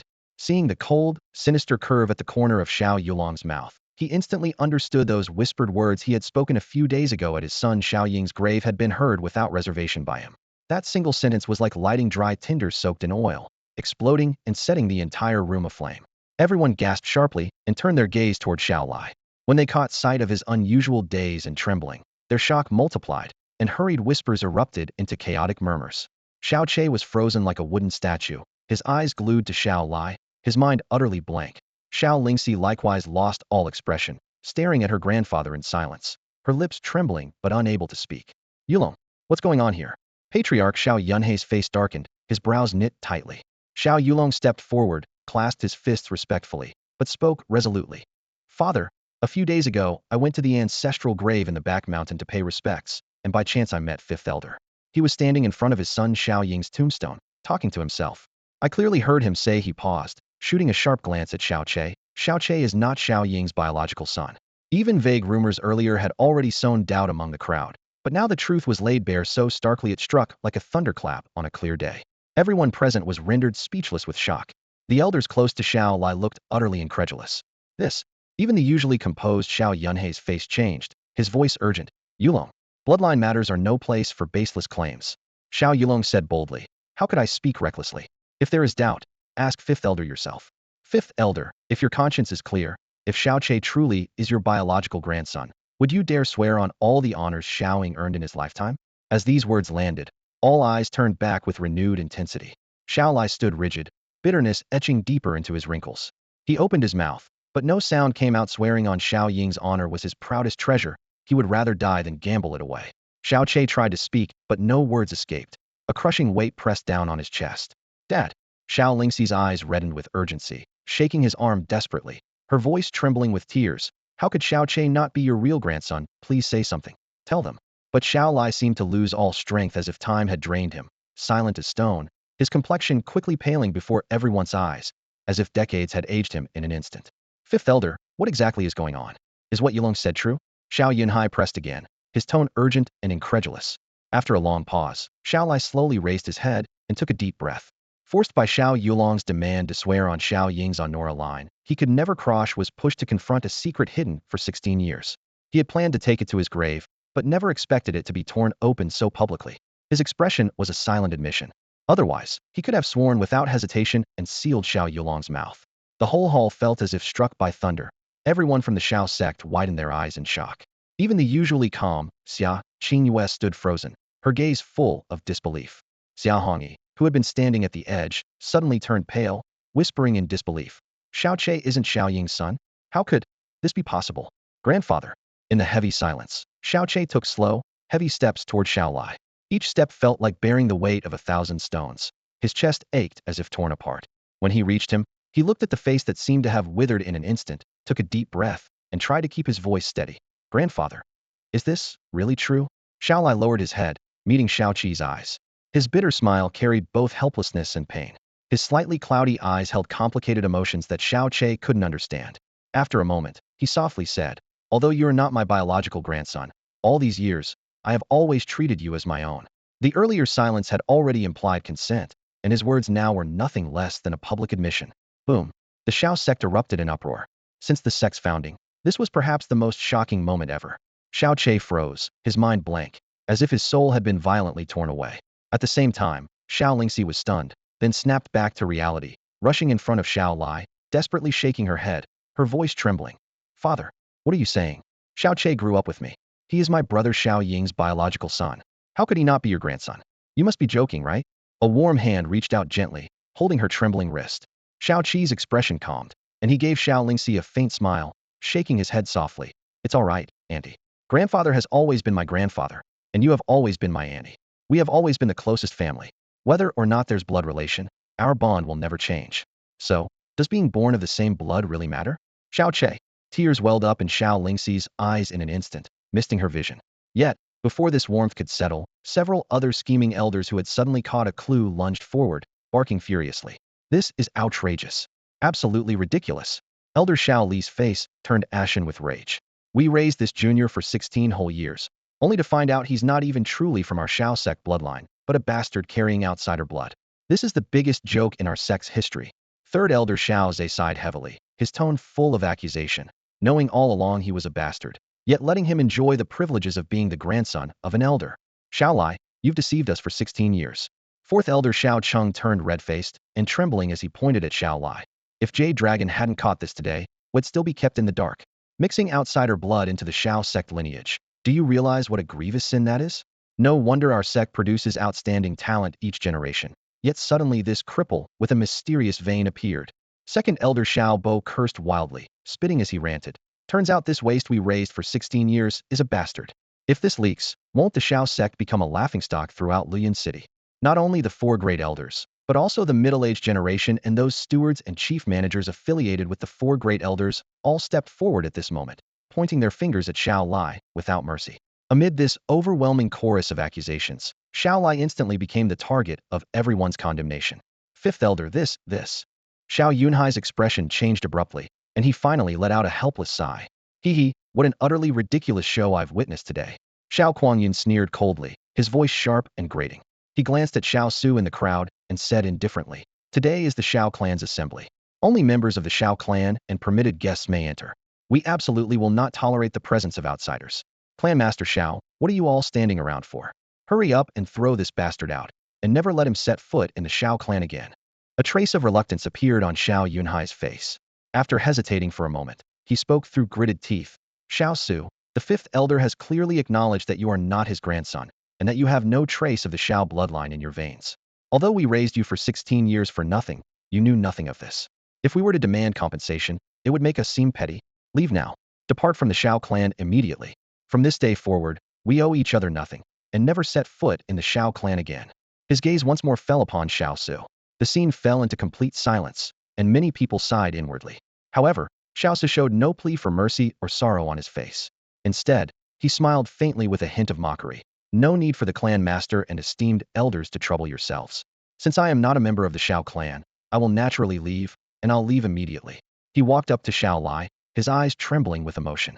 After a long while, he asked with slight confusion, "Grandfather, if I'm not your grandson, then who are my biological parents?" Xiao Lai had anticipated this question. He closed his eyes and slowly shook his head. "I don't know. You were picked up from outside by Inger, and even he didn't know who your biological parents were." From the complex emotions flickering in Xiao Lai's eyes, Xiao Su understood that this was certainly not the whole truth. Regarding his true origins, Xiao Lai definitely knew something, but under the scrutiny of so many eyes at this moment, he couldn't speak of it. Suddenly, Xiao Su fell heavily to his knees before Xiao Lai, his voice sincere and resolute. "Grandfather, although I am not your biological grandson, your 16 years of care and protection have far exceeded what biological parents could provide. Your devotion over these 16 years is something I can never repay. I am fortunate to have a grandfather like you. Though I only learned today that I don't carry the Xiao family bloodline. So what? You are my grandfather, and I am your grandson. Even if our blood differs, this bond of kinship will remain forever engraved in my heart. As long as grandfather doesn't despise me, I will always be your grandson." These words shook the hearts of everyone present.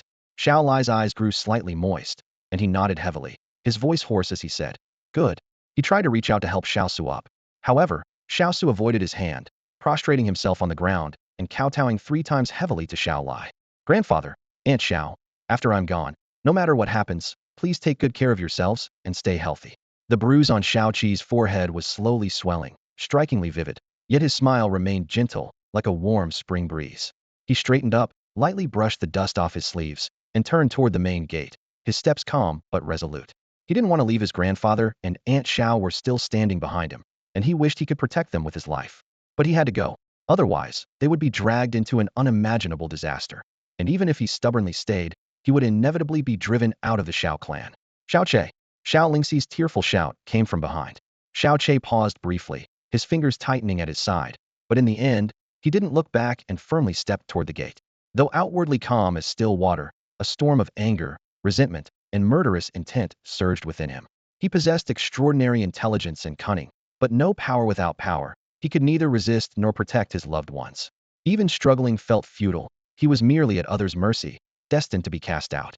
On the first day after his rebirth, his yearning for strength was only instinctual, but now, that desire burned 1,000-fold stronger. He needed to grow powerful to protect his grandfather and Aunt Xiao, to erase today's shame, to make every person who revealed their ugly face regret it for life, to see Xiao Kuanyin torn to pieces, and even to make the entire Xiao clan pay a price they'd never forget. Passing by Xia Qinghua, Xiao Che slightly turned his head and whispered a plea only she could hear. "Please keep my grandfather and Aunt Xiao safe, I beg you." This usually mysterious and proud man revealed a profound desperation in his eyes as he spoke those words. Perhaps never before had he bowed to anyone, making this moment all the more heart-wrenching. Xia Qingyu's heart shuddered deeply, almost suffocating in that instant. Almost involuntarily, she nodded slowly. "Wait a moment. You're not leaving yet." A sharp command rang out across the training ground, forcing Xiao Che to halt mid-step. Before the dust had even settled, Xiao Yulong strode forward with a sweeping motion of his robe, his tone resolute and loud. "Everyone knows that Xiao Che just married Xia Qinghua, the eldest daughter of the Xia family, 4 days ago. Xia Qinghua is universally recognized as the brightest gem of Luyan City."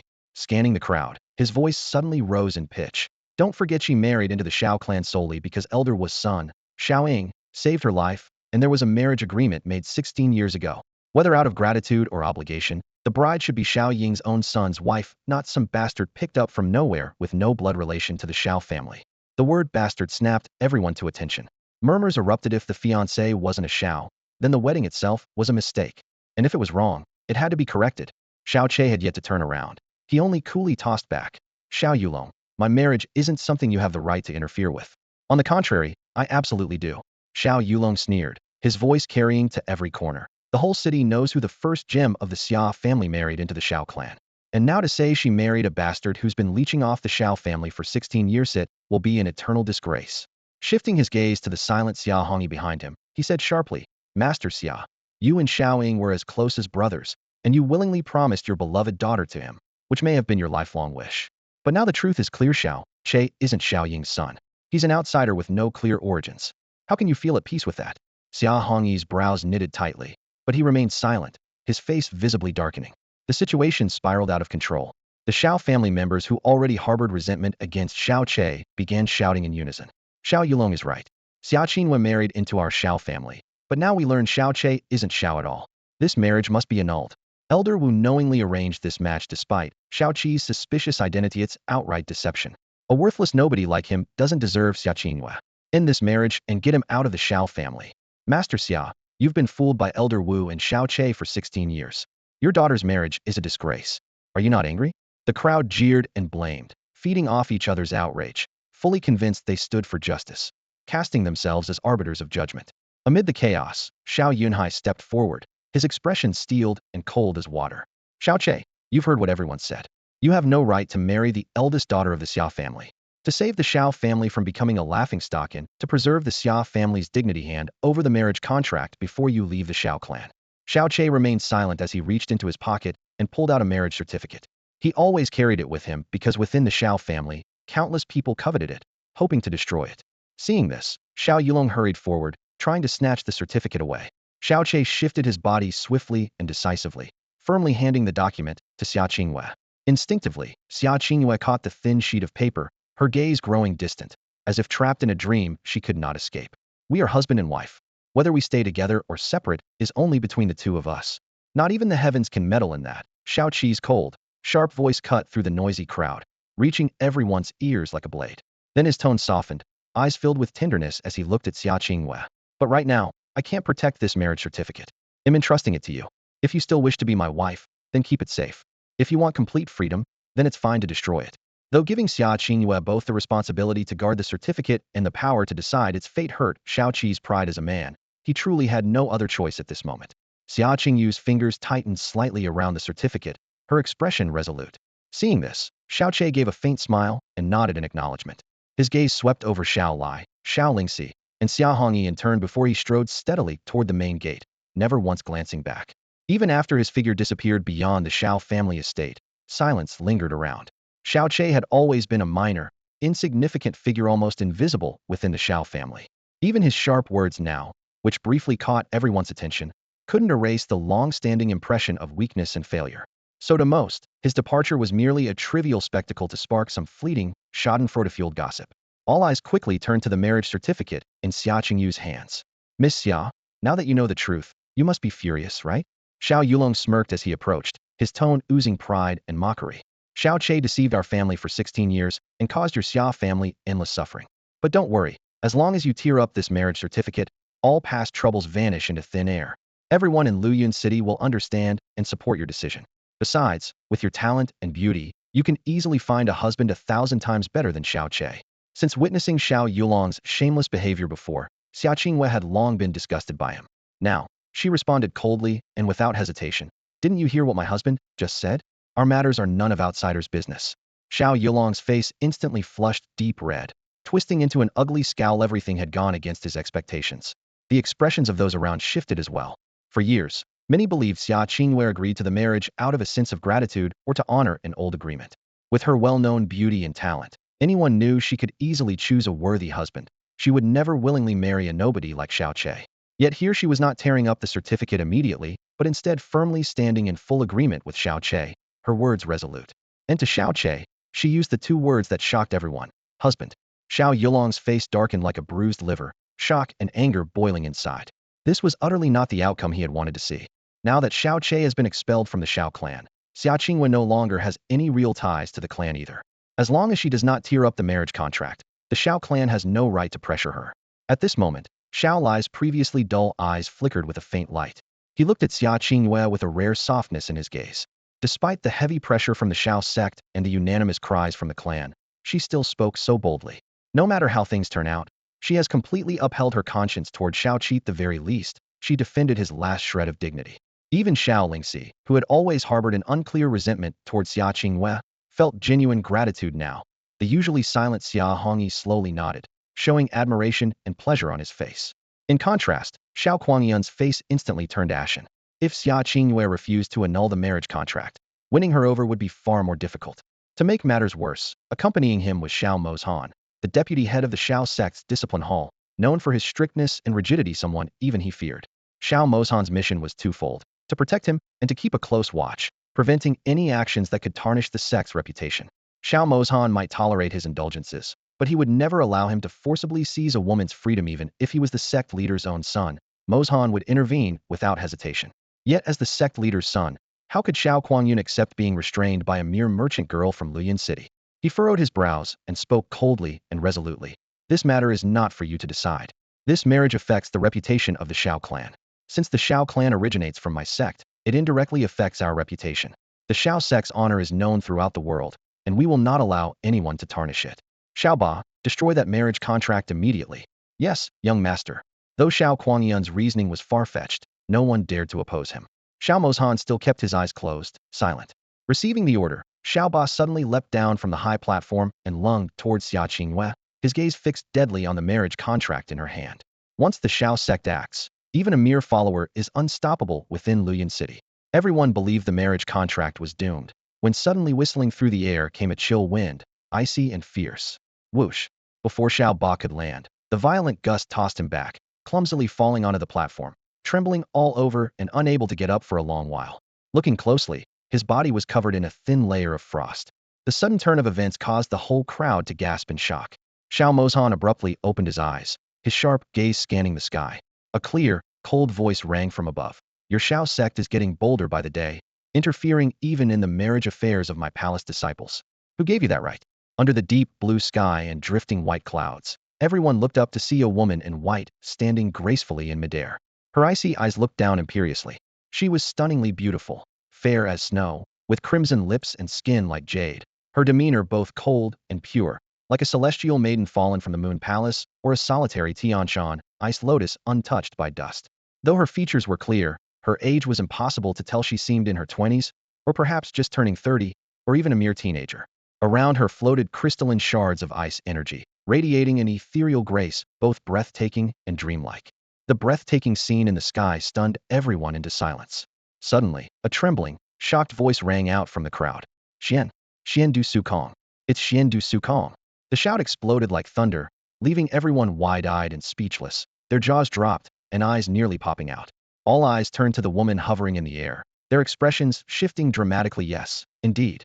She was floating unaided, with no magical artifacts or flying beasts nearby, relying solely on her own spiritual power.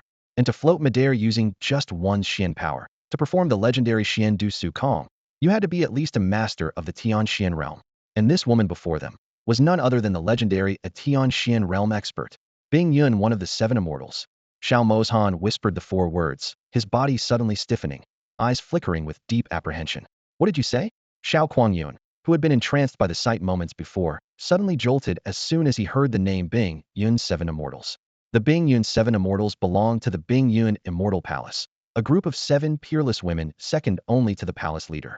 Even his own father treated them with great caution.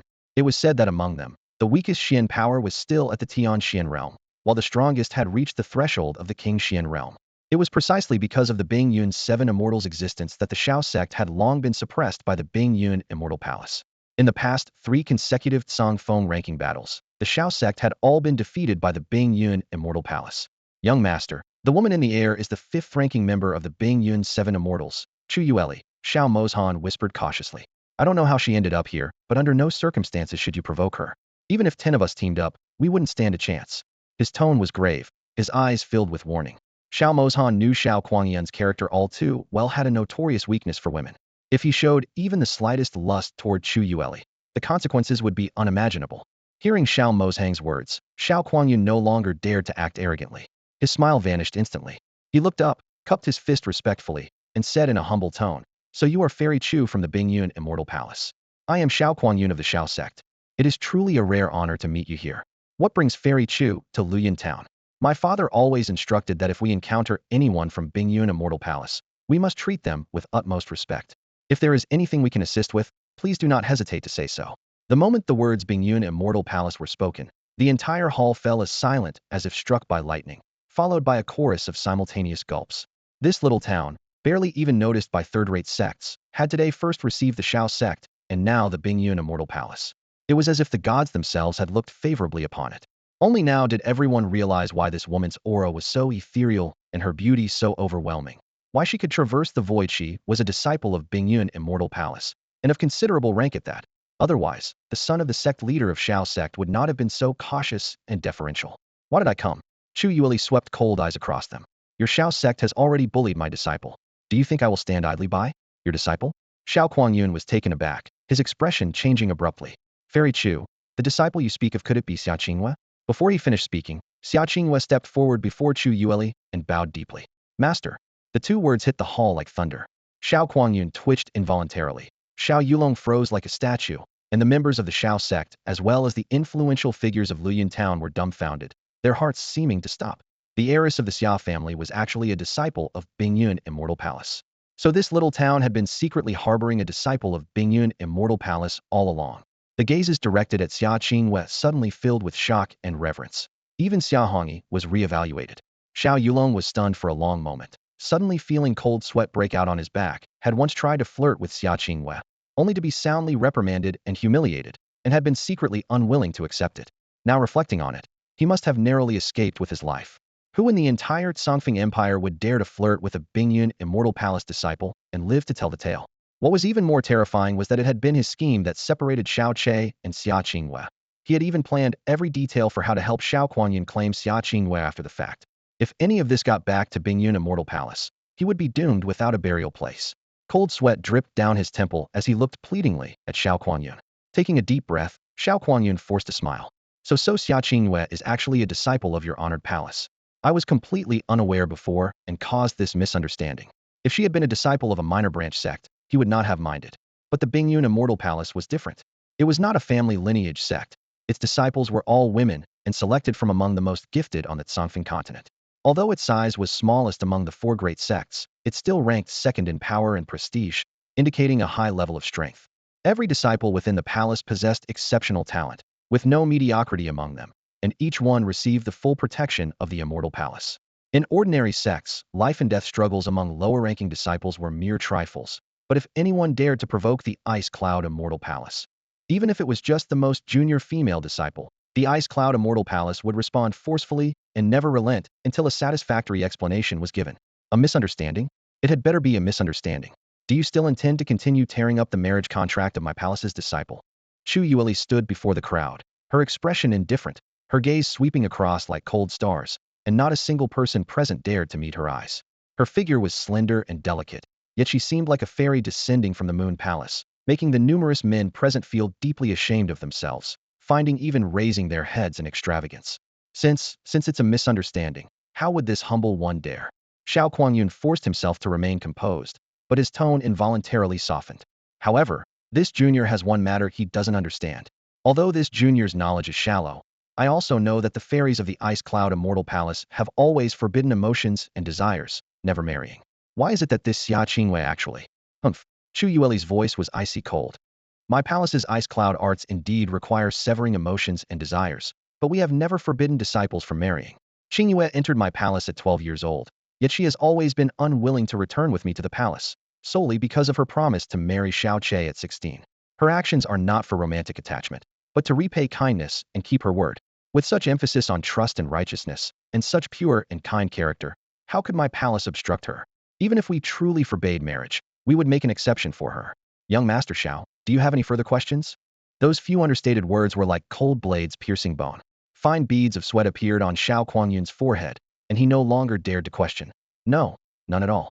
This truly was just a misunderstanding. Having said that, he had no choice but to turn towards Xia Qinghua. Fairy Xia, just now I didn't know you were a disciple of the Ice Cloud Immortal Palace, and was quite offensive. I hope you will be magnanimous. The status of the son of the Shao sect's sect master should have been honorable, but before Chu Yueli, he could only lower his head. This place was remote with few eyes watching, and beside him were only Xiao Mozhan, Xiao Ba, and Xiao Jia, 3 people in total. If he displeased Chu Yueli, she need only erase them on the return journey and destroy all traces, and they would simply die in vain. Before coming here, he had never anticipated that such a wretched place would host a figure like Chu Yueli. Since Xia Qingyue was now beyond reach, and half a day's scheming had come to nothing, Xiao Kuangyun felt stifled, his chest heaving. Yet his gaze quietly fell upon Xiao Ling's. If Xia Qingyue wouldn't work, at least there was still one more. Chu Yueli would only protect Xia Qingyue and would absolutely never stand up for an outsider like Xiao Lingxi. Otherwise, she would have appeared when Xiao Che was expelled, rather than waiting until everyone's attention was drawn to Xia Qingyue. Indeed, to Chu Yueli, she only cared about Xia Qingyue. The life or death of others had nothing to do with her, and she had no reason or obligation to meddle in their affairs. With Fairy Chu gracing us with her presence, your Xiao clan truly brings glory to this humble dwelling. Xiao Kuangyun gathered his thoughts, his expression hardening as his gaze shifted to Xiao Lingxi. Then, it's time we began our actual business for today. But before that, he raised his hand with a wave. Xiao Ba, Xiao Jiu, apprehend that thief who stole the profound opening powder. Tomorrow, bring her back to the Xiao sect for judgment. Bring Xiao Zong back tomorrow for punishment. Even the dullest person could instantly see why Xiao Kuangyun staged such a vile and ugly frame-up. Although Xiao Che exposed the conspiracy publicly, under the immense pressure from the sect, Xiao Kuangyun still calmly pushed forward with his plan. Yes, young master. Xiao Ba and Xiao Jiu stepped back from the stairs in unison, closing in on the visibly panicked Xiao Lingxi. Seeing this, Xia Qingyue hurriedly glanced at Chu Yueli, hoping she would step in to protect Xiao Lingxi, at least to prevent her from being forcibly taken away by Xiao Kuangyun. But Chu Yueli seemed oblivious, her face calm and expressionless. Xia Qingyue's expression grew grave, her tone tinged with urgency and pleading. Master, you must see clearly everything Xiao Kuangyun has done today was originally aimed at me. Xiao Che was implicated because of me and was cast out of the Xiao sect. Before leaving, he entrusted me with protecting his grandfather and aunt, and I promised him. This is the last thing I can do for him. After this, I will return immediately with Master to Bingyun Immortal Palace to focus on meditation and cultivation. Please, Master, grant me this favor. Chu Yueli's eyes flickered slightly as she sighed softly and slowly raised her right hand. Suddenly, a chill descended from the air. Xiao Ba and Xiao Jiu shuddered, the cold seeping into their bones, halting in their tracks, unwilling to advance any further. Xiao Kuangyun's face shifted slightly as he forcibly suppressed his anger and said coldly, Fairy Chu, what do you mean by this? Just now, you accused the Xiao sect of meddling in the marriage affairs of your noble palace's disciples. But now, we're dealing with internal matters of the Xiao sect. Do you also intend to interfere? I have no interest in your Xiao sect's affairs, Chu Yueli said calmly, her tone measured. I simply can't stand how certain things are done, so I'm stepping in. Since you say this is an internal matter, is Xiao Lingxi one of the Xiao sect's disciples? Xiao Kuangyun shook his head. No, but the thing she stole belongs to our sect, the Tongxian powder. I remember that powder was the gift you personally brought from the Xiao sect, and only gave to the Xiao sect yesterday, Chu Yueli retorted coldly. So your sect's gifts are still considered yours? If that news leaks, won't people laugh at you? Xiao Kuangyun's eyes widened, and he fell silent like a frightened child. Xiao Lingxi is a disciple of the Xiao sect, not your Xiao sect. The Tongxian powder is originally Xiao sect property. Therefore, even if she stole it, she should be disciplined internally by the Xiao sect, not involve your Xiao sect at all. Chu Yueli's gaze turned sharp as she looked over at Xiao Yunhai. Just one glance made him tremble visibly, his body shrinking involuntarily. Chu Yueli said calmly, Sect Master Xiao, if one of your disciples commits theft, what punishment is appropriate?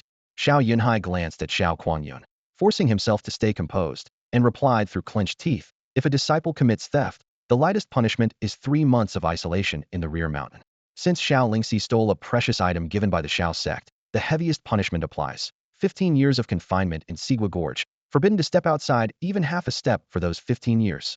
Chu Yueli withdrew her gaze and said no more. Then what are you waiting for? Hurry and send her into Sigua Gorge. Xiao Kuangyun's face darkened as he bellowed fiercely. Although his heart was filled with reluctance and frustration, no matter how slow-witted Xiao Lai was, he should have understood that Chu Yueli had already shown him great favor. Otherwise, she could have publicly exposed that this was his scheme to frame Xiao Lingxi, not only leaving him powerless against Xiao Lingxi, but also utterly disgraced, losing all face. Chu Yueli did not reveal Xiao Kuangyun's plot in front of everyone, nor did she immediately clear Xiao Lingxi's name. Yet Xiao Lai still bowed deeply to her, his eyes full of gratitude. He knew clearly that the distinguished Ice Cloud 7 Immortals, incredibly honorable, had done so much for a mere woman from the Xiao family, going above and beyond with great kindness and generosity. At the very least, it was thanks to her protection that Xiao Lingxi had escaped the nightmare of being forcibly taken back to the Xiao sect by Xiao Kuangyun. I have failed as a father and deceived the Xiao family for over a decade. I deserve to be severely punished. Take me along to the reflection gorge as well, Xiao Lai said calmly, his expression unruffled as Elder Xiao Cheng approached. By Chui Weli's side, Elder Xiao Cheng dared not act rashly or even speak unnecessarily. Under her imposing gaze, he could only obediently lead Xiao Lai and Xiao Lingxi toward the back mountain. In the end, Xiao Lai was imprisoned for 15 years, his fate bleak. Xia Qingwei understood in her heart that Chu Yueli had done all she could, reaching her limit. Xiao Lai's voluntary request to be confined alongside them was not only to accompany Xiao Lingxi, but also to protect her. From a security perspective, Xiao Lingxi was no longer a threat. As for their future destinies, that was something they would have to face on their own. In that case, there's no need for us to linger here any longer, Chu Yueli said calmly after Xiao Lingxi and Xiao Lai were taken away. Xiao Gongzi, I will stay nearby until you leave Luyun City. Her words trailed off, only to be gently urged by Xia Qingwei. Qingwei, let's go. Chu Yueli's meaningful remarks sounded like a clear warning to Xiao Kuanyan's ears. Don't harbor any ill intentions toward Xiao Lingxi. She was simply safeguarding Xiao Lingxi's safety, but having chosen to protect her meant a vow to protect to the death. As Chu Yueli left with Xia Qingwei, Xiao Kuanyan's fury boiled over. He slammed his fist onto the armrest of the Grand Tutor's chair with a harsh crack, splinters scattering everywhere. He had originally hoped to gain 2 breathtaking beauties, only to end up empty-handed losing an insignificant pawn, and instead facing the consequence of 2 people being locked away in Reflection Gorge, a stark difference from what he wanted. Unbeknownst to him, even greater disasters were quietly approaching, threatening not only himself, but the entire Xiao sect with utter ruin. Since many have asked about the power level system, here is a reminder. The levels of Xuan power mystic energy are, in ascending order, initial Xuan, entering Xuan, true Xuan, spiritual Xuan, earthly Xuan, heavenly Xuan, king Xuan, dominating Xuan, sovereign Xuan, and divine Xuan. The grades of Xuan artifacts range from mortal grade, sub-Xuan grade, true Xuan grade, spiritual Xuan grade, earthly Xuan grade, heavenly Xuan grade, king Xuan grade, dominating Xuan grade, sovereign Xuan grade, to divine artifact. The ranks of Xuan beasts follow the same progression. Mortal beast, sub-Xuan beast, true Xuan beast, spiritual Xuan beast, earthly Xuan beast, heavenly Xuan beast, king Xuan beast, dominating Xuan beast, sovereign Xuan beast, and divine beast. Additionally, there are classifications for Xuan techniques and Xuan skills as well. On the outskirts of Luyun City, in the corner of a dilapidated old house, Xiao Che sat weakly against the cold wall, his body barely supported, his eyes vacant and unfocused, as if his soul had long since drifted away. He had remained motionless in this position for several hours. In his life on the Tsangyan continent, he had been abandoned by his birth parents, never learning their identities even until his death. The only link to them was the pendant that had always hung around his neck. In this life on the Tsangfeng continent, though he had lost his parents at a young age, he at least knew their names and had a grandfather and a young aunt. But fate cruelly toyed with him once again. That so-called grandfather was merely an imposter, and his young aunt wasn't his relative either. Every familial connection was nothing but a false mask. He still didn't know who he truly was. Even his own surname had become a mystery.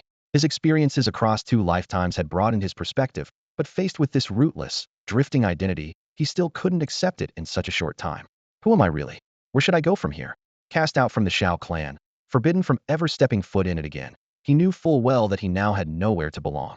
Not just the Xiao clan, the entire Luyun city no longer welcomed him. He had delayed his departure out of concern for those 2 people, his grandfather and young aunt. He at least needed to confirm they were unharmed. Time crept by slowly, from the pale light of dawn to the scorching heat of noon, then to the deepening dusk. An entire day had passed without food, yet Xiao Che felt no hunger. As the sun's last rays disappeared below the horizon, his head slowly lifted, and his originally vacant eyes gradually gathered a terrifying, demonic light. In silence, he smiled soundlessly, the corners of his mouth curling upward in a sinister grin that resembled an evil spirit from hell, sending chills down one's spine. That smile carried an icy resolve. He extended his left hand, and in his palm suddenly appeared a verdant little grass, one of the 2 star-hidden grasses he had found in the back mountain on the night of his marriage to Xia Qingwei. His gaze fixed intently on the star-hidden grass as his palm suddenly burst forth with emerald green light, enveloping the grass. Within that strange luminescence, the star-hidden grass began to twist, contract, its color gradually dimming, finally transforming into a pile of dark green powdered residue. With a gentle breath, Xiao Che scattered the dark green powder until it disappeared, leaving only a transparent bead resting quietly in his palm. This was precisely the Sky Poison Pearl's most core, most heaven-defying ability: refinement. Refining pills typically required multiple medicinal materials through numerous complex procedures: grinding, processing, flame melting, and profound energy infusion. Each step risked medicinal potency loss and failure. High-grade pills were especially precious, with rare materials and immense refinement difficulty. A single failure meant all efforts turned to nothing.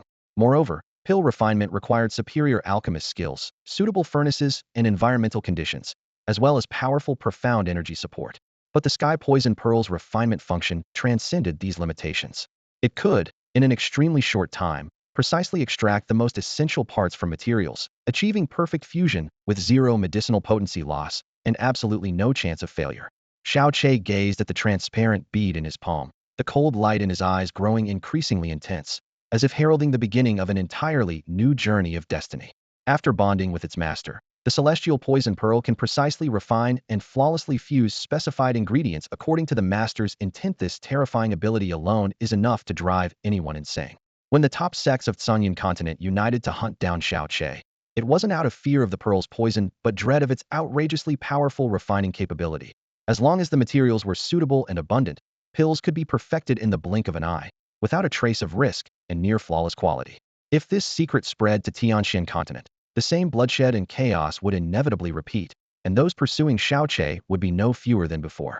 Xiao Che gazed at the crystal-clear pearl in his hand, a dark, sly smile curling at his lips. With a snap of his fingers, he sent the pearl into his mouth and swallowed it down smoothly. The next moment, his figure wavered slightly, then vanished slowly as if evaporating into mist. This was the power of the Star Veil pill. Made from a single Star Veil herb refined by the celestial poison pearl, it granted perfect invisibility within 3 hours of consumption, not just physical transparency, but complete concealment of breath, aura, and even carried items. The Star Veil herb itself was difficult to comprehend, and the Star Veil pill was beyond imagination. Its effect defied all common knowledge and understanding on Tianxian continent. Xiao Che was confident that this was the first Star Veil pill in the continent's history. Only the Star Veil herb could become a pill, and only the celestial poison pearl could refine it. Silently, he stood and began walking towards the Xiao sect gate. Night had fallen and the sect's lights were bright. Entering without any caution, he walked casually. Several disciples passed close by, but none glanced at him. The pill's concealment was near perfected, erased not only visual presence, but all external and internal aura, as if he had slipped into an invisible space. When he first took the Star Veil pill back on Tsunyan continent, he could even evade a top 10 sect leader within 10 paces. Whispers reached his ears as he passed. Xia Qingwei had already been taken away by her master. Xiao Lai and Xiao Lingxi were imprisoned in the sect's back mountain, forbidden to leave for 15 years. The final decision of today's sect assembly was no surprise. Xiao Yulong had been chosen and would depart tomorrow with Xiao Kuanyun and 3 others on their journey to the Xiao clan. Stopping outside the reception hall, Xiao Che quietly listened to the conversation inside. Yulong, remember the great favor Xiao Gongzi showed you today when you go to the Xiao clan tomorrow? Of course.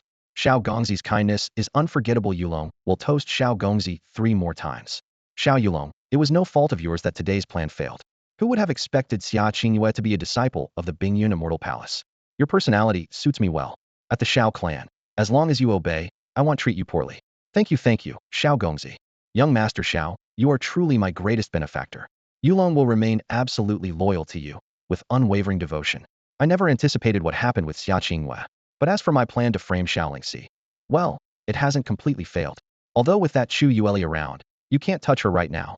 In a year or so, you can find an excuse to return here, and Xiao Lingxi won't be able to escape. He. In the night thick with drunkenness, Xiao Yulong's rambling voice was sluggish and grating, each word cutting like a blade into Xiao Che's heart as he lurked in the shadows. Standing beneath the corridor, his gaze grew increasingly frigid, his knuckles whitening from his grip. Only after those nauseating laughs faded away did he suddenly turn and stride directly toward the eastern courtyard. Moments later, he reappeared in the courtyard, now holding a short blade that gleamed with restrained coldness, its origin unknown. The chill radiating from the blade's edge seemed to provide an outlet for his suppressed murderous intent. Without hesitation, he headed toward the northern courtyard. Northern courtyard, residence number 11. This was Xiao Yulong's dwelling. The gate stood ajar, the surroundings utterly silent. Xiao Che pushed the door open with one hand, surveying the modest furnishings, a cold smile flickering across his lips. Moving to the window opposite, he flicked his wrist, driving the short blade at an angle into the wooden lattice. Wood shavings flew as a fist-sized hole appeared. Having completed this preparation, he melted into the shadows, waiting for his prey to walk into the trap. The wait wasn't long. About half an hour later, stumbling footsteps sounded outside, and the door was pushed open. A bleary-eyed Xiao Yulong staggered in with Xiao Yang supporting him, heavy alcohol fumes permeating the entire room. Big brother, I've been working tirelessly for you all these years. When you enter the Xiao sect, You absolutely mustn't forget your little brother. Xiao Yang smiled obsequiously, helping Xiao Yulong toward the bed. He never imagined that less than 2 steps away in the shadows to his left, Xiao Che stood perfectly still, his gaze as cold as frost. Xiao Yulong mumbled some incoherent responses before collapsing onto the bed, emitting low groans as if talking in his sleep. Seeing this, Xiao Yang casually pushed him further inward, nodded with satisfaction, and departed, closing the door behind him. The room suddenly fell silent, with only faint snoring remaining.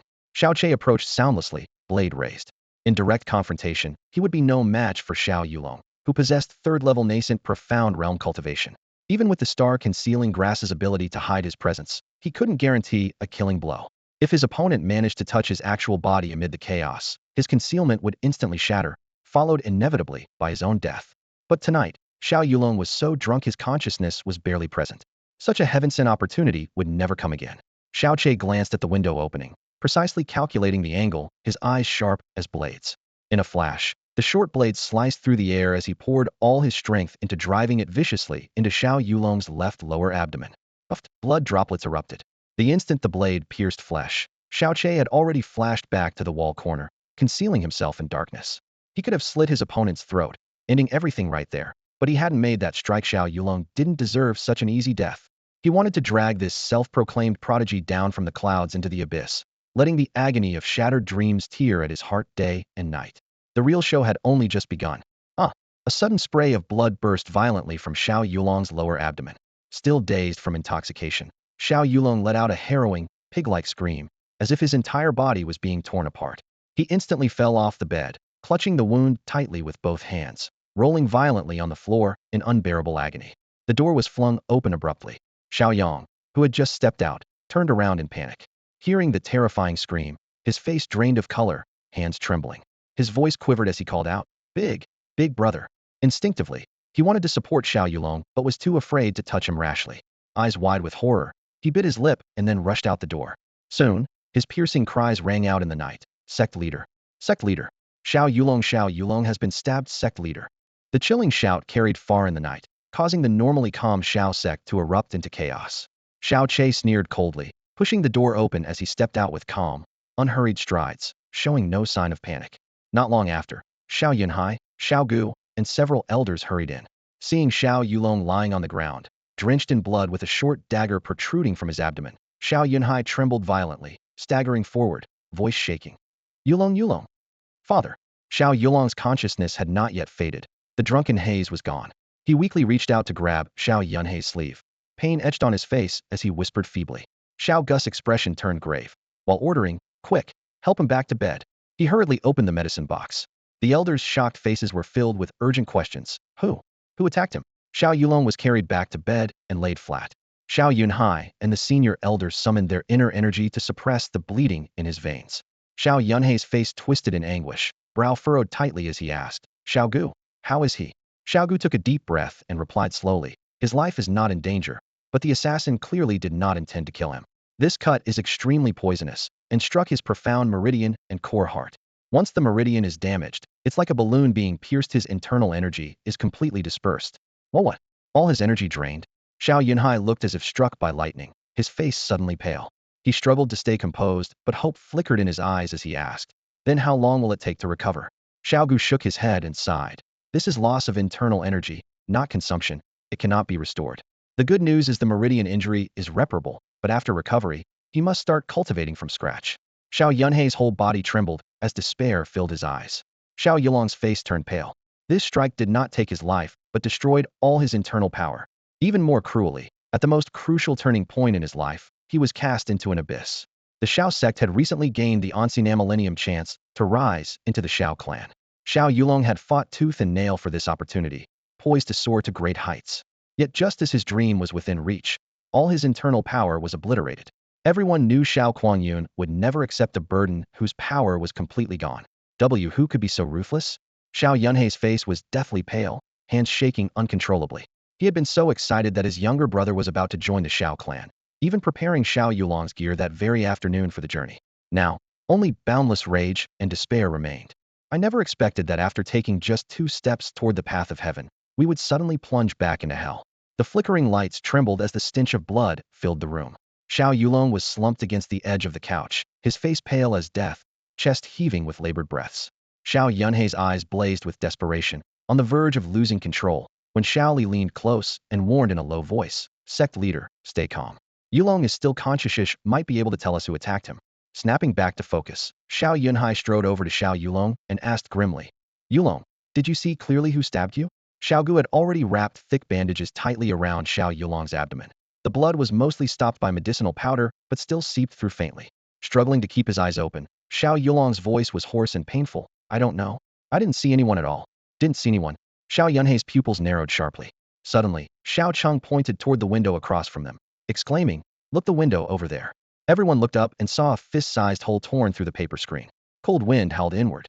Placing his palm over the gap, Xiao Yunhei's gaze darkened with killing intent. Someone was hiding outside this window all along. After Yulong came in drunk, they threw a short blade through it. Xiao Li frowned and spoke quietly, analyzing. "This courtyard is in the middle section of the Xiao sect's estate. To infiltrate without alerting a single guard and then escape undetected. The attacker either knows our sect intimately, or is one of our own." As he finished, his gaze casually swept over the three elders Xiao Bo, Xiao Zhe, and Xiao Cheng. A chill ran down Xiao Yunhei's spine. The Xiao sect is a top-tier cultivation family in Luyan City. Outsiders storming in usually meet certain death. Xiao Yulong has always been gentle and well-reputed. Would an enemy risk assassination? But if this was an insider, they could easily sneak in and precisely time an attack on him while drunk. The motive was clear: jealousy over Yulong being chosen to accompany the sect envoy back to the sect's homeland. If Yulong were crippled or killed, the sect would select someone else, giving them a chance to promote their own grandson. The thought made Xiao Yunhei's hair stand on end. The second, third, and fourth elders each was a suspect. "Xiao Gu, how's Yulong's condition now?" he asked through clenched teeth, trying to steady his voice. Wiping cold sweat from his brow, Xiao Gu replied calmly, "The wound has been dressed, and the bleeding stiped no major danger. With Yulong's constitution, he should recover most function within 2 weeks. But his profound meridians have been damaged that will take months to repair, and his cultivation will have to start over." Before anyone could respond, a blood-curdling scream shattered the night from outside. "Fire! Fire! The pharmacy and the southern courtyard are burning." "What?" Xiao Gu's expression instantly turned grim. He spun around and bolted for the door, as if risking everything. The pharmacy held countless precious herbs, and rare prescriptions. It was everything to him. Xiao Yunhai and the others were equally shocked. The southern courtyard was where the sect leader and several elders lived. Flames stained half the sky red, thick smoke billowing under the eaves. Without hesitation, the 4 elders sprinted out together. After a brief hesitation, Xiao Yunhai spoke urgently to Xiao Yulong. "Yulong, your injuries aren't serious anymore. Rest well, and don't worry about anything else. I promise I will catch the person who tried to kill you as soon as possible." With that, he wasted no time. Pushing open the door and rushing swiftly toward the south courtyard where all the treasures he had collected over his lifetime were stored. Flames were roaring there now, and only by arriving personally could he feel at ease. The room was left with only Xiao Yulong. His profound meridians were broken, and his wounds hadn't healed. He lay on the bed like dead wood, too weak even to lift his pinky finger. His dim eyes were fixed on the ceiling, longing for it all to be just a nightmare. Suddenly, in the stillness of the room, slow and heavy footsteps echoed. Step, step, step. The sound, which shouldn't have even existed here, felt like ice picks piercing his spine. Xiao Yulong painfully turned his head, catching a glimpse of a figure approaching the door, someone who absolutely should not appear here. Xiao Che. The ghostly youth stood silently by the bedside. "Xiao Yulong, you seem quite surprised," he said calmly, but his tone was like a blade. A hoarse voice escaped Xiao Yulong's lips. How are you here?" He tried to struggle up, but barely raised half an arm before collapsing in weakness. Xiao Che smiled lightly, a gentle smile that chilled to the bone. He bent down and picked up the dagger that Xiao Gu had pulled from Xiao Yulong's side, pointing its tip at the sickbed. "Of course, I'm here to collect a debt from you." "A debt? What debt? Do you even know what you're doing?" Xiao Yulong's voice quivered, and his pupils shrank suddenly, terror flooding his expression. "The person who tried to kill me was you? No way. Impossible. Do you still have the nerve to ask what debt I want to collect from you?" Xiao Qi's gentle smile instantly twisted into a grimace, his features contorted by fury and hatred. His hand trembled slightly on the dagger, killing intent pouring out like a bursting dam. "On the day of our wedding, you poisoned my wine with murder poison. If not for fate, I would have died long ago. To curry favor with Xiao Kuangyun, you framed my aunt, broke apart me and Xia Qingwei, and expelled me from the Xiao family. Ha. Fine, you drove me away. But if Xia Qingwei weren't a disciple of Bingyun Immortal Palace whose master happened to be nearby, she would have been trapped in disaster already, and my aunt would have been wrongfully accused and dragged back to the Xiao clan for humiliation. My grandfather was left all alone, full of lifelong hatred. Step by step, Xiao Che closed in, each word striking Xiao Yulong's heart like a heavy hammer. Xiao Yulong, tell me, what debt do you think I should collect from you? How must I deal with you to make you repay it fully? Amid furious roars of resentment, Xiao Che swung his dagger fiercely, stabbing suddenly at Xiao Yulong. Stop, stop! A desperate shout ripped through the air. The gleam of the blade flashed as the sharp dagger sliced through both of Xiao Yulong's feet. Blood splattered instantly, severing his tendons mercilessly. Xiao Yulong let out a terrible, blood-curdling scream, twisting on the ground as excruciating pain engulfed him like hellfire, his body convulsing uncontrollably. But on Xiao Qi's face, there was only a cruel satisfaction. No sooner had the dagger pierced than he raised it again with a low growl and struck down fiercely. Xiao Yulong's hands erupted with blood as both tendons were brutally severed. Oh! Xiao Yulong screamed, like a tormented spirit wailing in anguish and terror. His limbs were soaked in blood, pain and dread dragging him into an abyss he never imagined. He had never thought the once weak and timid Xiao Che could be this merciless, intent on killing him. No, please spare me, spare my life. I still want to live. I don't want to die. Xiao Yulong's face turned deathly pale, his pupils wildly dilated with unbearable agony and fear, nearly bursting. A cruel smile curled at Xiao Qi's lips. Die? No, don't worry. I won't let you die easily. I'll keep you alive, in agony worse than death, forced to live forever in torment. Every second of your remaining life will remind you of the price for driving me mad with anger and hurting me. His eyes narrowed as the blade twisted, stabbing swiftly into Xiao Yulong's eyes. Shoo! Two slashes swept through the air as Xiao Yulong's wide eyes instantly turned into a blackened white pulp beneath the blade. Waya! The piercing scream that followed sounded like a demon's howl from hell, terrifying everyone present, chilling them to the bone and making their scalps tingle. But Xiao Che laughed coldly, as if hearing celestial music. TSK, TSK, such a strong scream, enjoy it, because you'll never make a sound that beautiful again. The blade shifted, flashing coldly once more. SHK. The dagger plunged quickly into Xiao Yulong's mouth. When pulled out, a bloodied tongue and a dozen teeth flew out together. With this cut, I'm taking away your voice for life. Immediately after, SHK. Blood sprayed as Xiao Yulong's ears were sliced off, falling to the cold ground still dripping with blood. With this cut, I'm taking away your hearing. Xiao Che raised the bloody dagger high and slanted it downward. With this cut, I will make sure you have no descendants. The blade pierced mercilessly between Xiao Yulong's legs. Ugh! Xiao Yulong's body stiffened. Then his hoarse, agonized wails slowly faded away, leaving him in deathly silence. The fire in the pharmacy and the southern courtyard was disturbingly strange. It was clearly an act of arson. Yet, no suspicious words were overheard from the nearby residents, and no one saw anyone suspicious entering or leaving.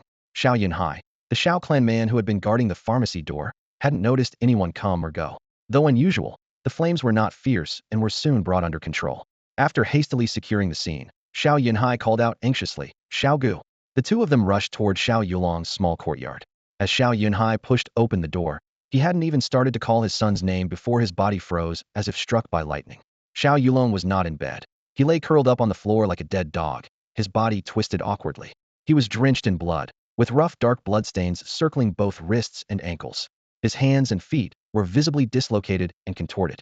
His face was almost entirely covered in fresh blood, the ears reduced to bloody shreds, his nose and upper lip gone, and blood bubbles frothing from his mouth. His eye sockets were hollow and pitch black, leaking a sinister mixture of bright red, milky white, and black fluids that sent chills down the spine. Even more horrifying, his lower body was soaked in blood. Xiao Gus's legs weakened and trembled as he fell to his knees.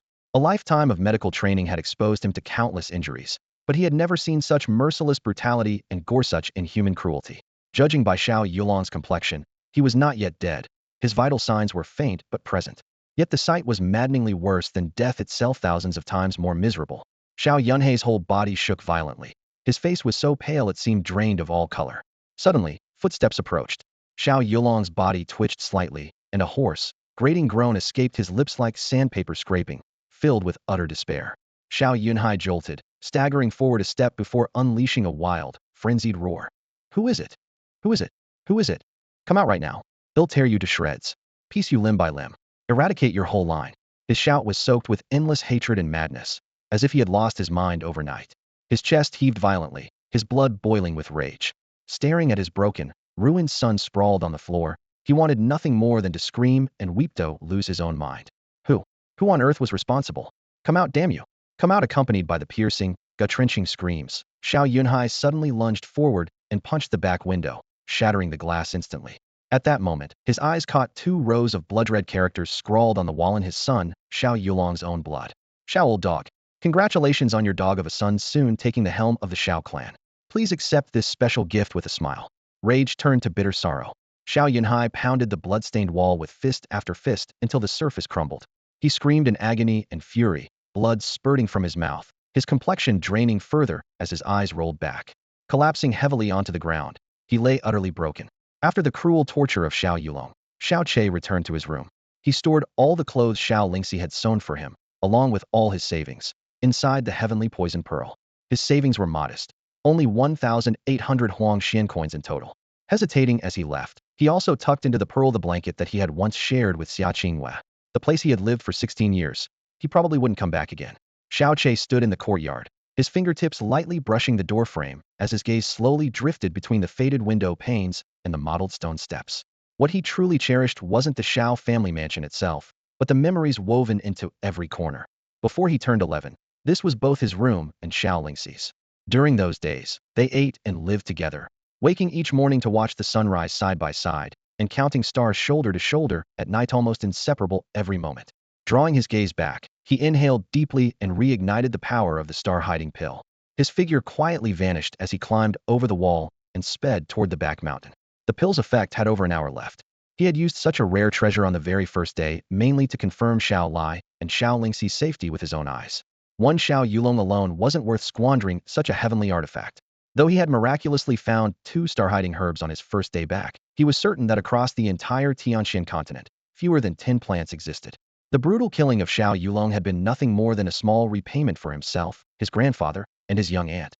Just a little interest. The real target was Xiao Kuan-yun. Even with the star-hiding pill, he could not currently touch Xiao Kuan-yun. He might not fully understand Kuan-yun's mystical power, but as a member of the Xiao sect, his strength undoubtedly surpassed Xiao Yulong's by an incalculable margin. He would never force what was impossible, but whatever he could achieve, he would one day repay 1,000-fold. He was no longer the timid, insecure Xiao Che he once was. His will now came from that one man who had fought alone against the world's heroes, Yun Che. The master who was driven to death. He vowed to bring down every sect in the world as companions in destruction. Anyone who harmed his loved ones would make the Xiao sect, and Xiao Kuan-yun regret it for life. When he slaughtered Xiao Yulong, his cruelty chilled even the hardest onlookers to the bone, haunting many in their dreams. But to him, it was hardly cruelty. Anyone who crossed his reverse scale deserved that price. At this moment, chaos reigned throughout the Xiao household, sharp alarm bells ringing endlessly, just as he expected. The slaughter of Xiao Yulong and the fires set inside the mansion had another aim to force a full recall summons for the sect. Once the summons sounded, all guards on the back mountain would have to return to the main courtyard. Sure enough, Xiao Che had not gone far when 4 Xiao disciples, faces filled with panic, rushed from a side forest like a gale toward the front courtyard, brushing past him. Seizing the opening, he quickened his pace and headed straight for the back mountain's Reflection Gorge.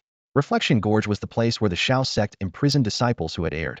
The canyon was dark and damp, stiflingly hot in summer, bone-chillingly cold in winter.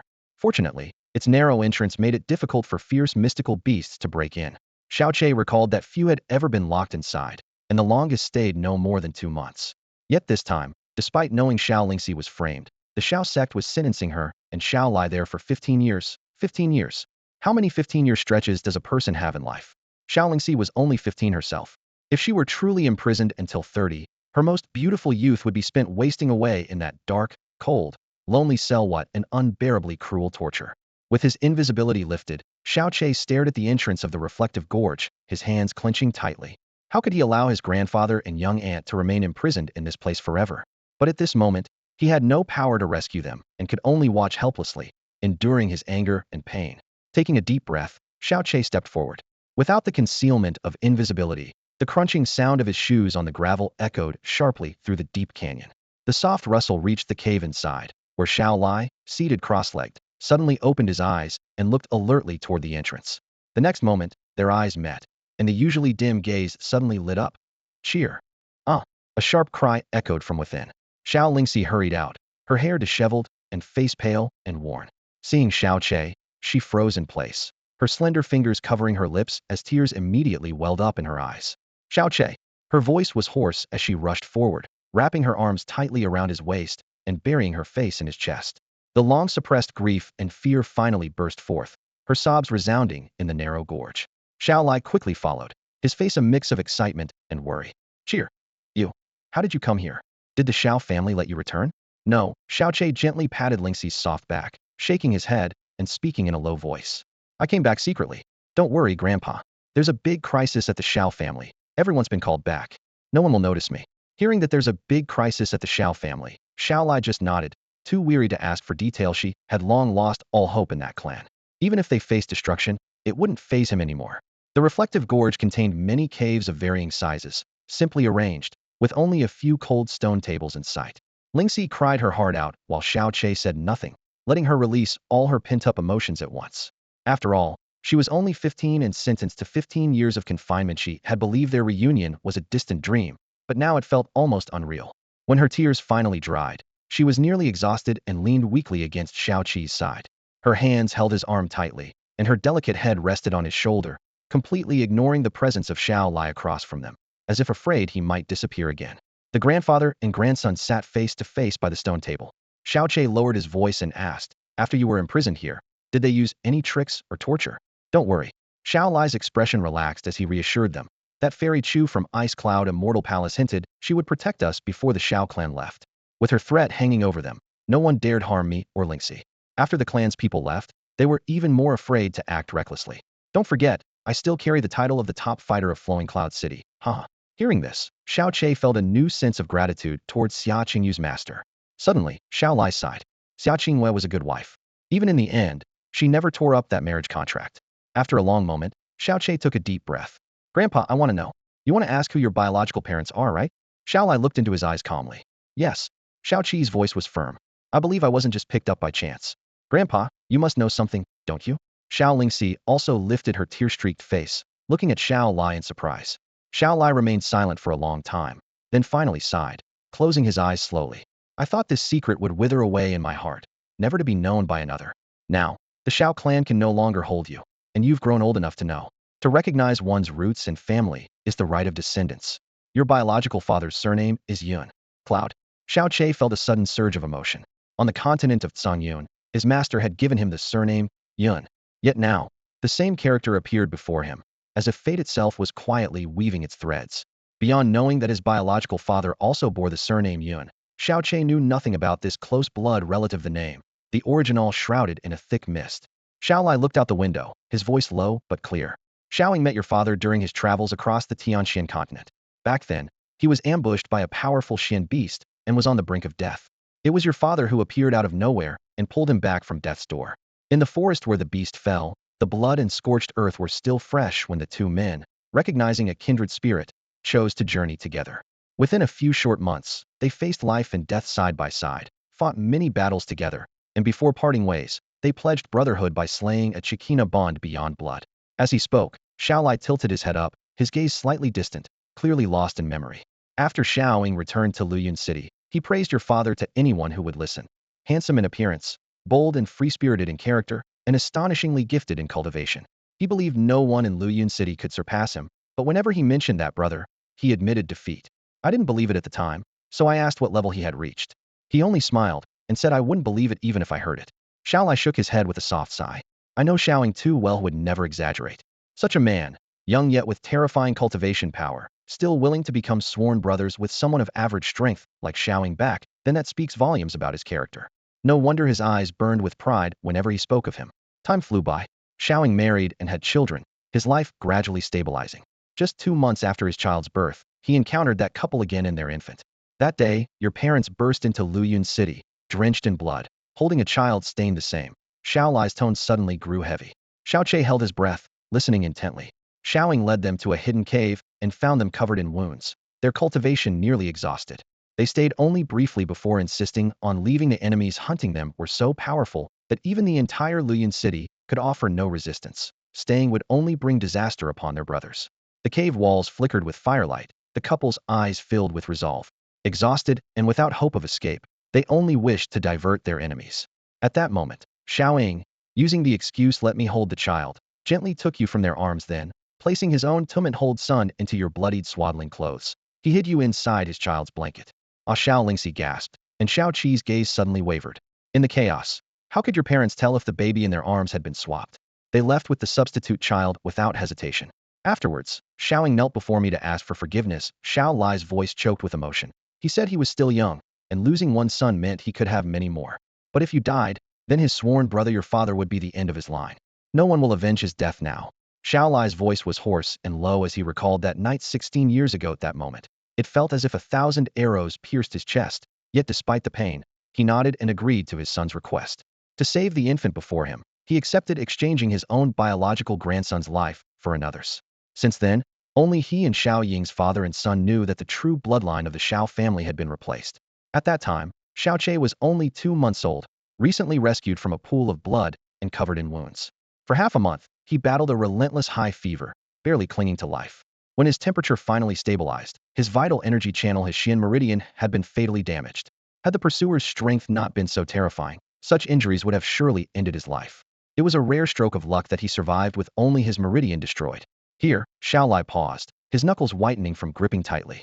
Just 2 weeks later, tragedy struck again. Xiao Ying was assassinated, his meridians shattered at death. When Xiao Lai rushed to his son's side that night, only a faint breath remained.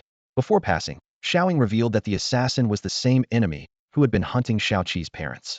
That foe had received a tip someone had seen him sheltering a young couple soaked in blood and carrying a babai, so they traced back the couple's whereabouts. Despite his fading breath, a smile appeared at Xiao Ying's lips because the assassin's words meant that Xiao Qi's parents were still alive, likely somewhere out there. Hearing this, waves of turmoil surged in Xiao Qi's chest. He looked at Xiao Lai's head, streaked with silver, feeling a stinging ache in his nose. To outsiders, this middle-aged man with white hair had lost son and wife. Yet no one understood that he had long lost their true bloodline too, raising a child exchanged for his biological grandchild's life. Enduring so many blows, an ordinary person would have shattered, but Xiao Lai's only sign of suffering was his prematurely graying temples. In this moment, Xiao Che painfully realized that he was the source of all these tragedies. Had it not been for his own life being exchanged to save him, the assassin would never have come. Without the assassination, Xiao Ying's wife wouldn't have died alongside him in despair, Xiao Lai's wife wouldn't have wasted away, and the true Xiao family heir wouldn't be treated as worthless. Without this misplaced fate, with Xiao Ying's unmatched talent and Xiao Lai's influence in Luyan City, their family would have remained safe. Xiao Ying might even have led the Xiao clan, with elders bowing deferentially before him. But to save him, Xiao Ying sacrificed his own child's life and dragged the entire family into a brutal abyss. Even so, for 16 years, Xiao Lai has never let anger or resentment fall on Xiao Che, giving him nothing but unconditional love. Even knowing Xiao Qi's meridian was destroyed, that his hope was lost this lifetime, his care never wavered. Such love toward a grandchild might be natural, but to show it to someone who shattered your family foundation, that requires a heart vast beyond measure. Xiao Che shook, tears welling up. Like father, like son, only such a great man could raise someone as loyal and devoted as Xiao Ying. He, and his birth parents, owe them a debt that can never be repaid in a lifetime. Xiao Qi's hands gripped the edge of the stone table so tightly that his knuckles turned white, the strain nearly painful. He looked at Xiao Lai's sorrowful face before him, and a wave of indescribable emotion welled up inside him. The man he had called grandpa for over a decade looked in such a state that Xiao Che found himself at a loss for words to express his gratitude. After a long silence, he finally controlled his emotions and spoke in a trembling voice. "Grandpa, I will never forget your kindness for as long as I live." Upon hearing this, a gentle smile softened Xiao Lai's face, his eyes filled with affection that seemed to make time itself grow tender. He spoke slowly, his voice full of reassurance. "Cheer, you grew up by my side. Though we are not related by blood, in my heart, you have always been my true grandson. You yourself said that even without blood ties, we will always be family. As family, all I have done is what I should. There's no need for you to feel indebted or to repay me. All I ask is that you live well. No matter how long I'm held here, I will have no regrets."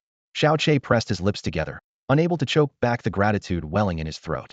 After a long pause, he nodded firmly yes, this was his grandpa, always. While Xiao Lai was alive, he would be devoted and filial, and when the time came, he would mourn properly and fulfill every responsibility expected of a grandson. Seeing this, a look of relief appeared in Xiao Lai's eyes as he continued. "I'm sure you want to know more about those past events, but Xiao Ying did not tell me much about your parents. All I know is they were hunted because they possessed something called the Xiantian treasure." He said those 4 characters were a taboo never to be spoken aloud by outsiders. "Xiantian treasure?" Xiao Che etched the phrase deep into his memory. "Your parents disappeared with no news for 16 years, Xiao Lai said slowly. "I once believed that if they were alive, they would have found out the child taken wasn't their own and would have returned to exchange him once it was safe. But year after year passed with no sign. Though that doesn't prove they're gone, it's highly unlikely they survived. The pendant you wear on your neck, I warned you never to take it off from childhood. It's the only proof left on you after Xiaoling switched his own son with you. If your parents are still alive, that pendant might be the key to your reunion. But even if they live, they should have returned to Luyun City by now to swap children. 16 years is a long time. The chance they come back is almost zero, Xiao Lai sighed. Still, if your parents survived, what about the boy Xiao Ying's son took? Is he even alive? As night deepened and the effect of the starhide grass began fading, the time before it wore off grew short. Xiao Che knew he had to leave. Rising to his feet, he said hoarsely, "Grandpa, Aunt Lingxi, I have to go now." Though reluctant, the difficult words escaped him. Xiao Lai nodded and gazed into the darkness outside, his tone steady. "Leave early. If they catch you here, it will only bring more trouble." "What? You're leaving?" Xiao Lingxi's head shot up as if struck by lightning. Grabbing Xiao Qi's sleeve tightly, her eyes were full of worry and reluctance. Feeling the fiery urgency in her gaze, Xiao Qi's heart ached. How he wished he could take both Xiao Lai and Lingxi far away, but in his current state, how could he protect them? Even if he escaped the outside world, what guarantee did he have to keep them safe? They should be the ones protecting him instead. He firmly held Lingxi's hand, eyes unwavering as he said clearly, "Aunt Lingxi, I must go, but trust me. I will come back within 3 years. When I do, I will make those who have oppressed you suffer 1,000-fold. I will bring the entire Xiao family to its knees, begging you to leave Sigua Gorge." Every word Xiao Che spoke was firm and resolute. He wasn't trying to comfort Xiao Lai and Xiao Lingxi, nor was he making an offhand joke. Instead, he spoke the most unwavering thoughts from his heart, forcing himself to vow that no matter what, he would make good on them. The room fell silent immediately. Xiao Lai and Xiao Lingxi stared at him for a long moment, stunned. Tears shimmered in Xiao Lingxi's eyes. She shook her head lightly, choking back emotion as she gazed at the youth. "Xiao Che, I don't need you to do this. All I want is for you to stay safe and take care of yourself one day. When I can leave here, they'll come find you, but you absolutely must not do anything reckless, and never put yourself in danger." In her eyes, he was still the boy she needed to protect. She could hear the stubborn determination in his words, yet she would rather not see him risk his life or take unnecessary chances. Just having this intention was enough for her. Xiao Che smiled, but his tone remained solemn. "Don't worry, I will protect myself. Grandpa and my aunt are still here waiting for me. And there's a promise I made to my aunt that I haven't fulfilled yet." "Promise?" Xiao Lingxi's eyes flickered with doubt. Xiao Che didn't explain. Instead, he turned and knelt heavily before Xiao Lai. "Grandpa, I'm your grandson, the son of Xiao Lai. I've lived a comfortable life under your protection for 16 years, and now it's time for me to spread my wings. You are a great grandfather, and I won't continue being a waste of a grandson to bring you shame. Just wait for me. I will come back. And before I return, please take good care of yourself." All right. Xiao Lai's voice trembled as tears welled up at the corners of his eyes. He stepped forward to help Xiao Che up, then took a wooden plaque with white tassels from his chest and carefully placed it in his grandson's hand. "Cheer, the Xiao family has cast you out, and Luyun City can no longer hold you. Your spiritual veins are damaged, and you've never stepped outside Luyun City. I'm very worried, but your eyes give me comfort and reassurance. If you don't have a better place to go, take this plaque to a place called Xinhua City and ask for someone named Sikong Han." Xiao Lai paused, trying to keep his voice steady. "Sikong Han was here in Luyun City a few years ago. Because of certain matters, I owe him a favor, and he gave me this plaque. When you find him in Xinhua City, show him this plaque and tell him you're my grandson. Maybe he can arrange a safe place for you." Though he spoke with reassurance, the worry and concern lingered in his eyes. His grandson, with almost no spiritual power and no experience outside Luyun City, was venturing alone. How could he truly feel at ease? Xiao Che gripped the wooden plaque tightly and nodded firmly. "Before I leave, I want to pay respects to Uncle Xiao." Xiao Lai's eyes showed a flicker of comfort, and he softly responded. Just as Xiao Che turned to leave, Xiao Lingxi reached out again and grasped his hand tightly with all 10 fingers, tears welling up as reluctance swelled in her gaze, nearly breaking the boy's heart. How he wished he could take Xiao Lingxi and Xiao Lai with him. But all he had now was burning passion and impulse, no ability or right to do so. At least here, in this dark and hopeless place, they were still safe. "Auntie." Xiao Che gently held Xiao Lingxi's hand. The warmth at his fingertips made his voice unusually low and resolute. "I can't bear to be apart from you, even more than Auntie can bear to be apart from me. So, I will come back as soon as possible. I swear, I will fulfill that promise I made to Auntie that night." The morning breeze lightly swept their clothes. Xiao Lingxi's trembling fingers slowly loosened their grip, and Xiao Che released her palm in response. He took a deep breath, turned, and walked away with slow but steady steps, never once looking back. He was afraid that if he glanced back even once, he might not be able to move forward again. Even more afraid that Lingxi and the family might see the unstoppable tears streaming down his face the moment he turned away. "Grandfather, Auntie, I will definitely come back within 3 years. Wait for me. Wait for me." The shouting in his heart pounded against his chest. Behind him, Xiao Lingxi's tear-blurred eyes watched the retreating figure, silently repeating one word on her lips: promise. Suddenly, a sentence from that night exploded in her mind.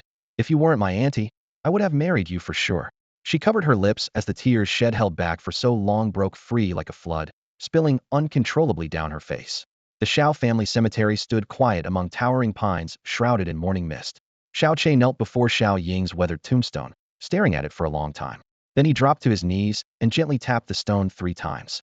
When he looked up, his eyes were filled with unshakable determination. Uncle Xiao, the great kindness you showed to my Yun family, I, Yun Che, will never forget. If one day I learn my parents are still alive, I will do everything in my power to find them and also the son they took away that year, your son. On the day I grow strong enough, I will find the person who tried to kill you back then, and avenge you and grandfather.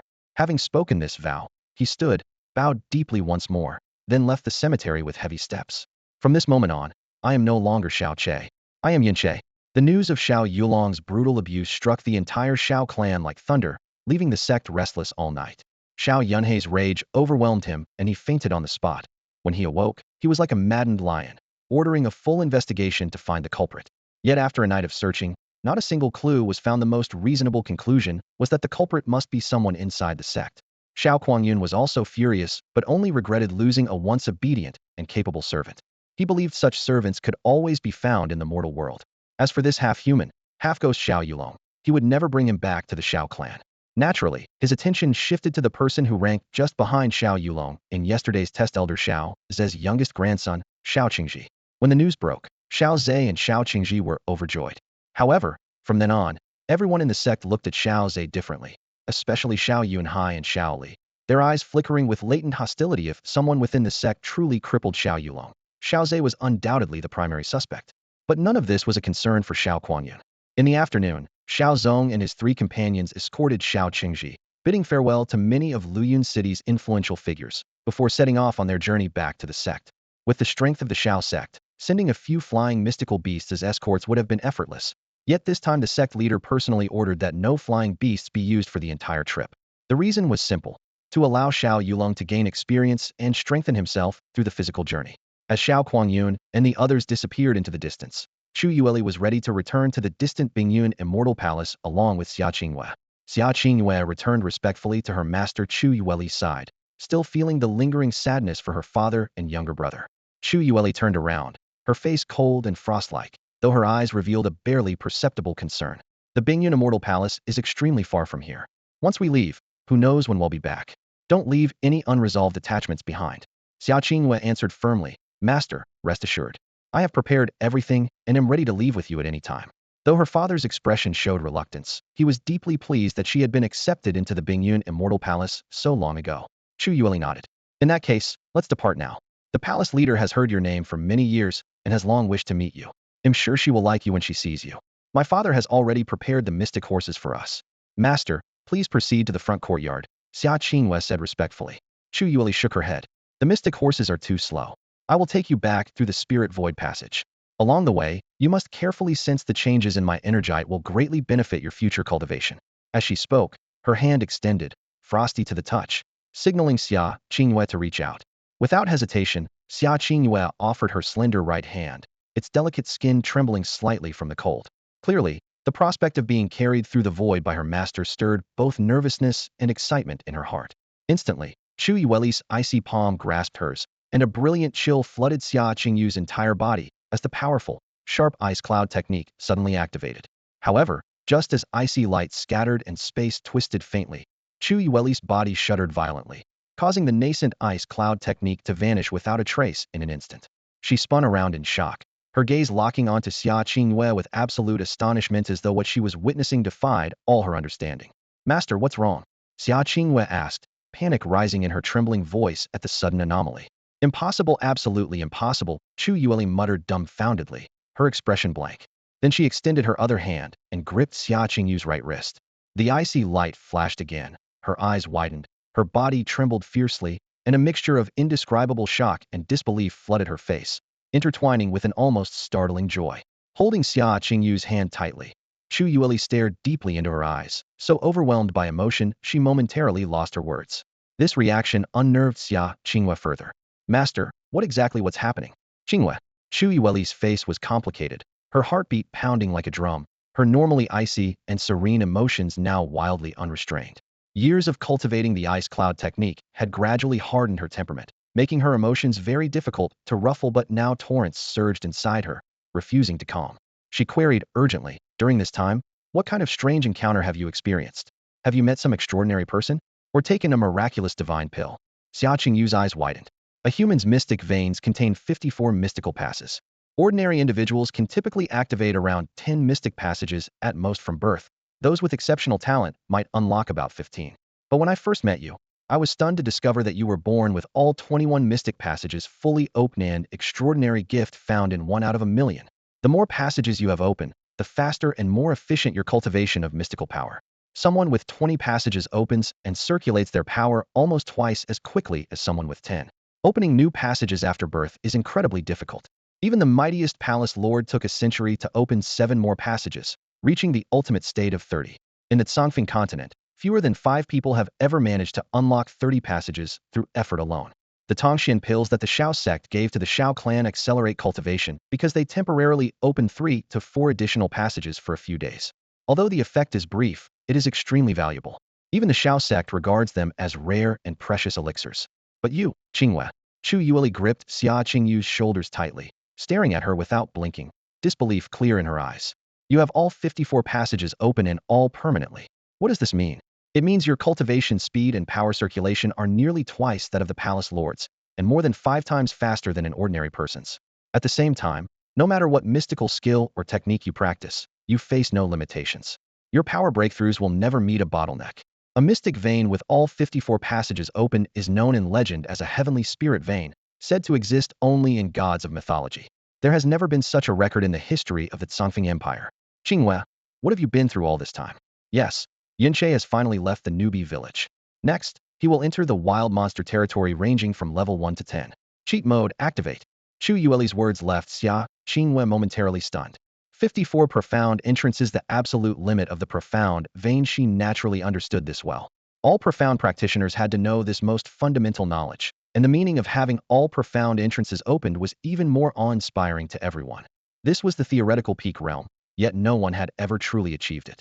According to legend, only ancient deities were qualified to possess the heavenly spirit divine veins, a height that mortals simply could not reach. Ever since Xiao Che had treated her with silver needles, Xia Qingyue's physical and mental state had been unprecedentedly comfortable.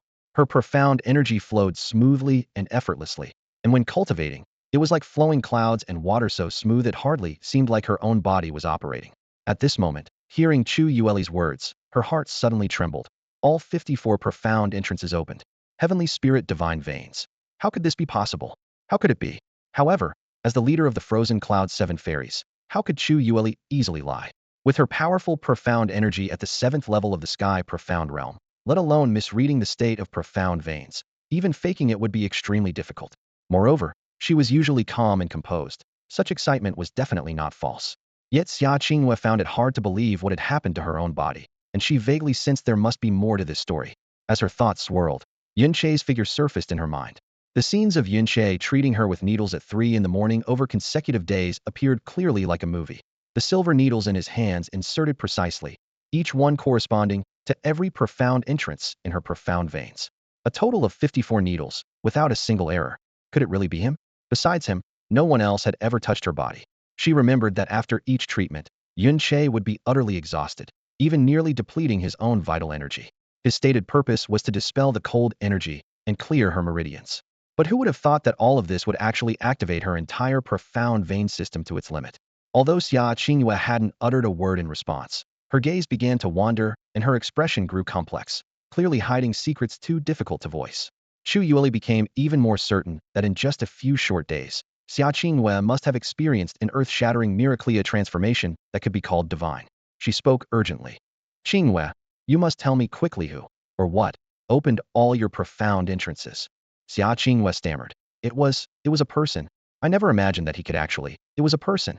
Hearing this, Chu Yueli's face showed even deeper shock. She pressed urgently. What is that person's name? What does he look like? To possess such unbelievable heaven-defying abilities. Unbelievable heaven-defying abilities. This phrase was not at all excessive to describe the power to open all profound entrances. Xia Qingyue's mind immediately echoed with something Yin Che had said years ago. I'm a divine physician, do you believe me? At the time, she had scoffed at it, but now she understood what tremendous power lay behind his words. She also recalled Yin Che's breathless reminder after treating her the third time. Qingyue wifey, if your master discovers the changes in your body, you absolutely mustn't say it was me who did it. Otherwise, you'll end up a widow. A person who could enable a profound practitioner to achieve complete profound entrance circulation in such a short time, this was practically a divine art that defied fate itself. And this person was none other than a member of the Shao family who had destroyed his own profound veins. This secret and power weighed heavily on Xia Qingyue's heart, unspeakable yet deeply branded upon her soul. If word got out about his ability and his name, one can only imagine the enormous sensation it would cause and how many would go to any lengths to find him. He claimed to be a divine healer. Xia Qingyue lowered her eyelids, her expression complex as she added, but he forbade me from telling anyone anything about him. Please forgive me, master. Chu Yueli wanted to ask more, but stopped, torn between disappointment and reverence. She nodded gently. Someone with such extraordinary powers must be a transcendental sage, detached from worldly affairs. After a moment, she gave an example. In my Songfeng Empire, the Songfeng medicine saint Gu Qiuhong mastered profound healing arts and could awaken 3 innate meridian gates for practitioners. Patients came from far and wide, hailing him as the greatest divine healer in Songfeng. But compared to the elder you met, Gu Qiuhong doesn't even deserve to carry his shoes. At this, Chu Yueli solemnly warned, reclusive masters never wish to be known by the world. You have received his heavenly favor, so you must keep his secrets well. Xia Qingyue nodded silently, but her mind drifted back to those days how the man used up his spiritual power daily, inserting over a dozen silver needles, ostensibly to dispel cold and unblock channels, but in truth quietly opening all her meridian gates. The heaven-reaching power master mentioned, he achieved with mere needles, a method still seeming like a dream to her.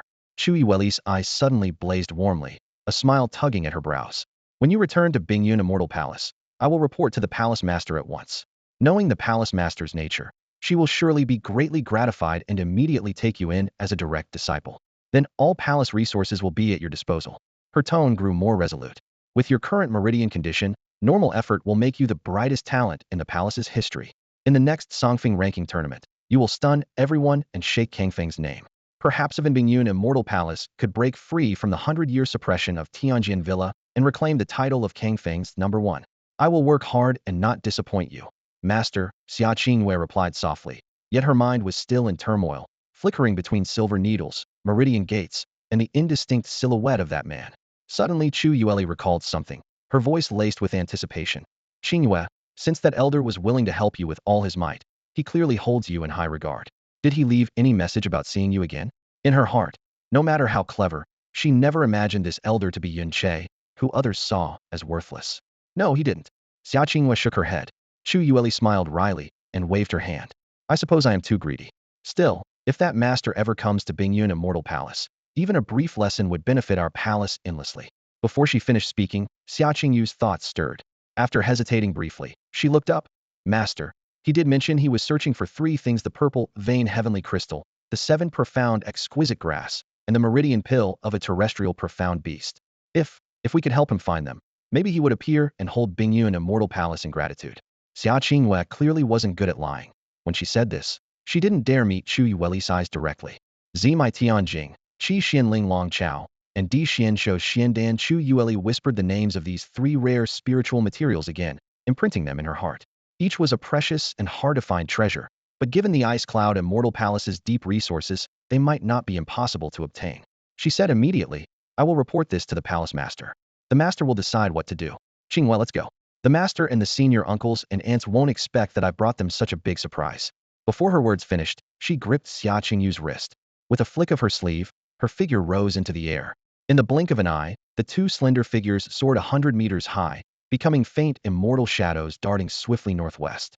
This was Xia Qingyue's first time flying through the air herself. Normally, she would have been full of wonder, but her thoughts were already tangled in confusion. In moments, Luyun City was left far behind. Turning her gaze back to the city shrinking in the distance, her heart churned restlessly. Who exactly are you? Who truly understands you? You've given me such a great favor. Is it meant to make me remember you forever? Maybe every time I practice the Xian, I will uncontrollably think of you after being driven out of the Shao clan. Where did you go? And where are you now? Wife Qingyue, are you asleep? Wow. Wife Qingyue, you look even more beautiful today than yesterday. They say you see your wife getting more beautiful every day. It really is true. Sniff sniff, wife Qinghua. Did you steal jasmine flowers this morning? Why do you smell so fragrant? Could this be the legendary scent of a young maiden? Wife Qinghua, when you return to the ice cloud immortal palace, will we never meet again? Will you sometimes think of me then? That young man always loved calling her wife Qinghua. From initial rejection to eventual acceptance, it had become a habit now. She probably would never hear that sweet call again. At the thought, a sharp ache rose in her chest, and her eyes grew distant. Qinghua, what's wrong? Your heart is racing. Chu Yueli asked with concern, tilting her head. I'm fine, just feeling a little homesick. Xia Qinghua shook her head softly. Chu Yueli didn't catch the deeper meaning behind home, thinking it was simply a young girl's first sorrow at leaving her homeland. She said gently, once your Xian power reaches the Tian Xian realm, you will be able to traverse the void like me, traveling 1,000 miles a day. Then returning home will be as easy as turning your hand. Mentioning home, she suddenly remembered a youth. Your younger brother, Xia Yuanba, right? Yesterday when I felt his pulse, I found he was born with 9 Xian passages and average talent, but his Xian veins are more than twice as thick as a normal person's. It's the first time I've ever seen this or even heard of it. Perhaps his sturdy physique comes from this. I plan to check the classics when I return to the palace to see if this is an omen. Thank you, master, for your concern. Xia Qingyue replied softly, still watching the city's direction. She murmured quietly, after I leave, Yuan Ba will also go alone to New Moon City to enter the New Moon Xian Mansion. May he travel safely and not suffer any bullying. Author's notes. Didn't sleep all night thinking about how to make Yun Che overpowered. Finally sorted out the ideas and just finished writing the dialogue between Xia Qingyue and her master. Wow, that chapter's filled already. That's all for now. The first female lead is about to make her grand entrance. Wild monsters, tremble. Mini-bosses, hand over your experience points and gear. Thanks so much to Phone K for your generous reward. It's been so long since we last met. I missed you a lot. Seeing your message stirred my little Mars heart. Thanks to still_distant for your 200,000 reward. Supreme +1. When I first heard you were aiming for Supreme, I thought it was a joke. Turns out you really did it. Thanks to Rainy Blood 17 for your 170,000 reward. Longtime readers know I don't usually write bloody scenes. Your name kinda scared me. Thanks to Pure White Xiong for your generous reward. I can't say whether you're pure white, but you definitely aren't poor. Thanks again to Wingstrong for another 100,000 reward. I told Seer to send you a big smooch. Qinglin Town, located less than 200 kilometers west of Lian City, was remote but not sparsely populated, with occasional passers-by wandering through. At noon, the blazing sun hung overhead like a fiery orb, cracking the dirt road into winding fissures. The air carried a faint scent of scorched earth, making both footsteps and tempers quicken with impatience. Just then, a group of 6 men kicked up dust as they entered the town from its edge. Leading the group was a towering man nearly 2 meters tall, clad in gleaming silver armor that flashed harshly in the sunlight. He slung over his shoulder a bronze great cleaver nearly 1.5 meters long, its broad blade emanating a chilling coldness. His face was thick with coarse flesh, sharp and menacing, and a single glance from him made onlookers shiver with unease. 2 companions followed, wearing rough beast hides and armed with knives, swords, hammers, and axes. The clashing of metal and stamping boots instantly tensed the street's atmosphere. Pedestrians hurriedly pressed against the walls, lowering their voices and holding their breath until the 6 men pushed open the door of the town's only tavern. Only then did they exhale, slipping away as if their feet burned. Bang! The immense blade, nearly as tall as a grown man, was slammed hard into the largest round table at the tavern's center, cracking its surface instantly. The silver-armored giant's rough voice boomed like thunder. This table belongs to me now. Anyone who doesn't want to die, clear out. For men at the table, previously guzzling their drinks, sobered up instantly at the blade's presence. They caught sight of the man's fierce expression and turned pale, too scared even to curse, quietly surrendering their seats. The silver-armored man swept his arm across the table, shattering wooden cups and porcelain plates as wine splashed everywhere. He roared, "Bring me the best food and drink in this place everything now." The shopkeeper had already rushed over at the sound. Seeing the mess, he gasped in pain but plastered on a fawning smile as he hurried forward. "Great Silver Dragon Masters, please sit. Please sit. Your orders will be served immediately." These 6 were none other than the infamous Silver Dragon mercenary group of Qinglin Town. The silver-armored giant was Yin Long, known as Silver Dragon, in his early 40s with profound spiritual power at level 2 of the true arcane realm. In a town like Qinglin, where even level 4 practitioners were considered experts, he was indisputably the dominant force. Backed by their leader's strength, the Silver Dragon mercenaries ruled the town and its surroundings, with few daring to cross them. The 6 settled in, and the other 5 mercenaries immediately started praising their captain with shouts of "Long live the captain! And you earn our respect, brother!" Ragged laughter and loud jests filled the tavern. The surrounding diners were annoyed but dared not speak out due to the group's notorious reputation. Just as the noise reached its peak, 5 more figures appeared at the tavern door. The young man leading them was barely in his early 20s, of average build and unremarkable looks. Yet his finely embroidered robes, even adorned with a single golden thread at the hem, dazzled the townsfolk's eyes. Standing at the threshold, he cast a proud glance over everyone inside, as if seeing them all as dust beneath his feet. Then, with a raised brow, he curled his lips in a faint, disdainful snort. Behind him, a handsome boy who looked about 17 or 18 hurried forward, bowing slightly with a smile as he tried to soothe him. Young Master Xiao, taverns in small towns like this are always like this. Within 100 miles, there's probably nothing better. We'll just have to make do. These 5 were none other than Xiao Kuangyun, Xiao Mozhang, Xiao Ba, and Xiao Jiao, who had rushed back to the Xiao sect from Luyan City, along with Xiao Qingji, who had just been brought out from the sect. Along the way, Xiao Qingzi's face was lit up with joy. The thought of finally stepping into the Xiao sect he had long admired made him laugh even in his dreams at night.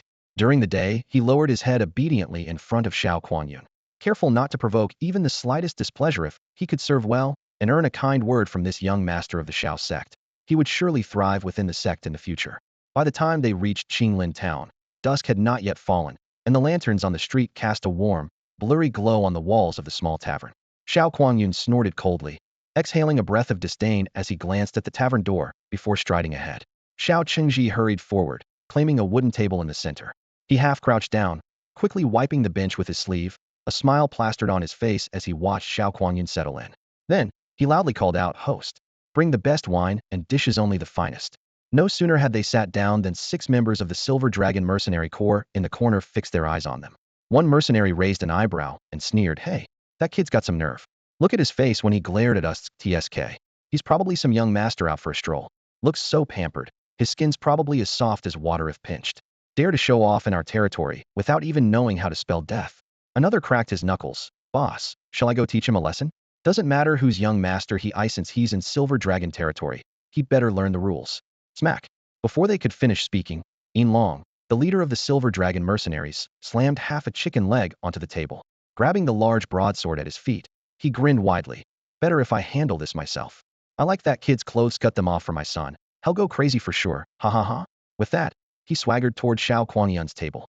3 steps away, he slammed the broadsword on the table, glare fierce. "Kid, nice clothes, but wearing them on scrawny you is a waste. Be smart and take them off now. Don't wanna? Well, take them off for you. If I gotta do it myself, won't be gentle, ha ha ha." Surprisingly, despite facing the notorious Silver Dragon Mercenary Corps, Xiao Kuangyun's group sat eerily silent. The wine and dishes trembled and splashed, some droplets landing on Xiao Kuangyun's sleeve. He casually brushed them off and calmly issued 2 cold words. "All wasted." "Huh, wasted?" The mercenaries paused, then burst out laughing. "He's saying we should all." "Ah." The laughter instantly turned into agonized screams. Xiao Ba moved like lightning, and in the blink of an eye, he sent the 3 loudest braggarts flying backwards. The air crackled repeatedly with sharp snaps, the sound of bones breaking. Yin Long abruptly stopped laughing and took a step back, his face draining of color as his Adam's apple bobbed. He croaked hoarsely, "Ling Xian realm." The words Ling Xian realm burst like thunder in the cramped tavern, leaving everyone present dumbfounded and frozen in place. That was a realm reserved for top-tier masters and sects or large cities, something no one in this tiny Qinglin town had ever seen, much less dared to hope for in their lifetimes. The moment Yin Long finished speaking, 2 of his henchmen were slapped by Xiao Bei into unconsciousness, flying nearly 10 meters before collapsing. Dust still hung in the air from the powerful palm strikes, but Yin Long didn't even dare lift his head. Trembling all over, his knees gave out, and he collapsed to the ground with a thud, his head throbbing painfully. "I'm sorry. I was blind, didn't recognize your true strength. I deserve this. I deserve this." If only he had known that even one of the men before him was a Lingxian realm warrior, he never would have dared provoke them. "Finish him," Xiao Kuangyun said coolly, barely more than 2 words. With that, Xiao Ba's palm moved like lightning. The sharp sound of bones breaking echoed through the room as Yin Long's arms shattered under the brutal blows, his screams filling the air. He writhed in agony, cold sweat soaking through his clothes instantly. At that moment, a slender youth appeared at the tavern entrance. His name was Yun Che. Since leaving Luyan City, he had wandered continuously. Clutching a wooden token given by Xiao Lai, he asked around for news along the way, deliberately heading towards Xinyue City, a larger city that might offer hope of repairing his broken profound veins. His body weak and purse nearly empty, Yun Che couldn't afford a horse and had to walk slowly. By the time he reached Qinglin town, hunger gnawed at him and his legs felt unsteady. Spotting a small tavern by the roadside, he counted his remaining few profound coins, laughed bitterly to himself, and then stepped inside. No sooner had he reached the doorway than a shrill scream, like a pig being slaughtered, pierced the quiet.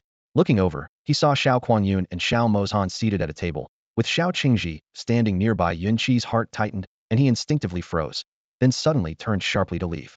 At that exact moment, Xiao Baho had just broken Yin Long's arms, looked up, and swept his gaze toward the door, his eyes narrowing sharply. The owner, clear out all these eyesores. Xiao Kuangyun barked coldly, dismissing even the half-drunk wine in front of him as a nuisance. A bunch of worthless trash, not even fit to be called ants, and yet they dared ruin my appetite. Yes, sir. The landlord trembled all over, nodding repeatedly as he nervously ordered the waitstaff to drag the fallen silver dragon mercenaries out. Though Yin Long was a level 2 Jinchuan realm warrior feared throughout Qinglin town, in front of this young master, neither he nor his men dared so much as a scream. Any one of the followers before them was Lingxian realm, they would never disobey even the slightest command. Young master, Xiaoba quietly approached Xiao Kuangyun's side and whispered a few words in his ear. You mean the worthless loser kicked out of the Xiao clan?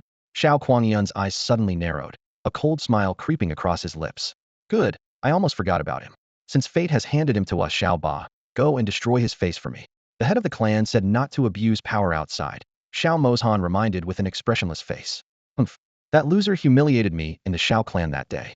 The fact that he's not lying dead in Luyun City is mercy already, Xiao Kuangyun said, his voice low and dripping with murderous intent. Xiao Ba, after ruining his face, cut out his tongue.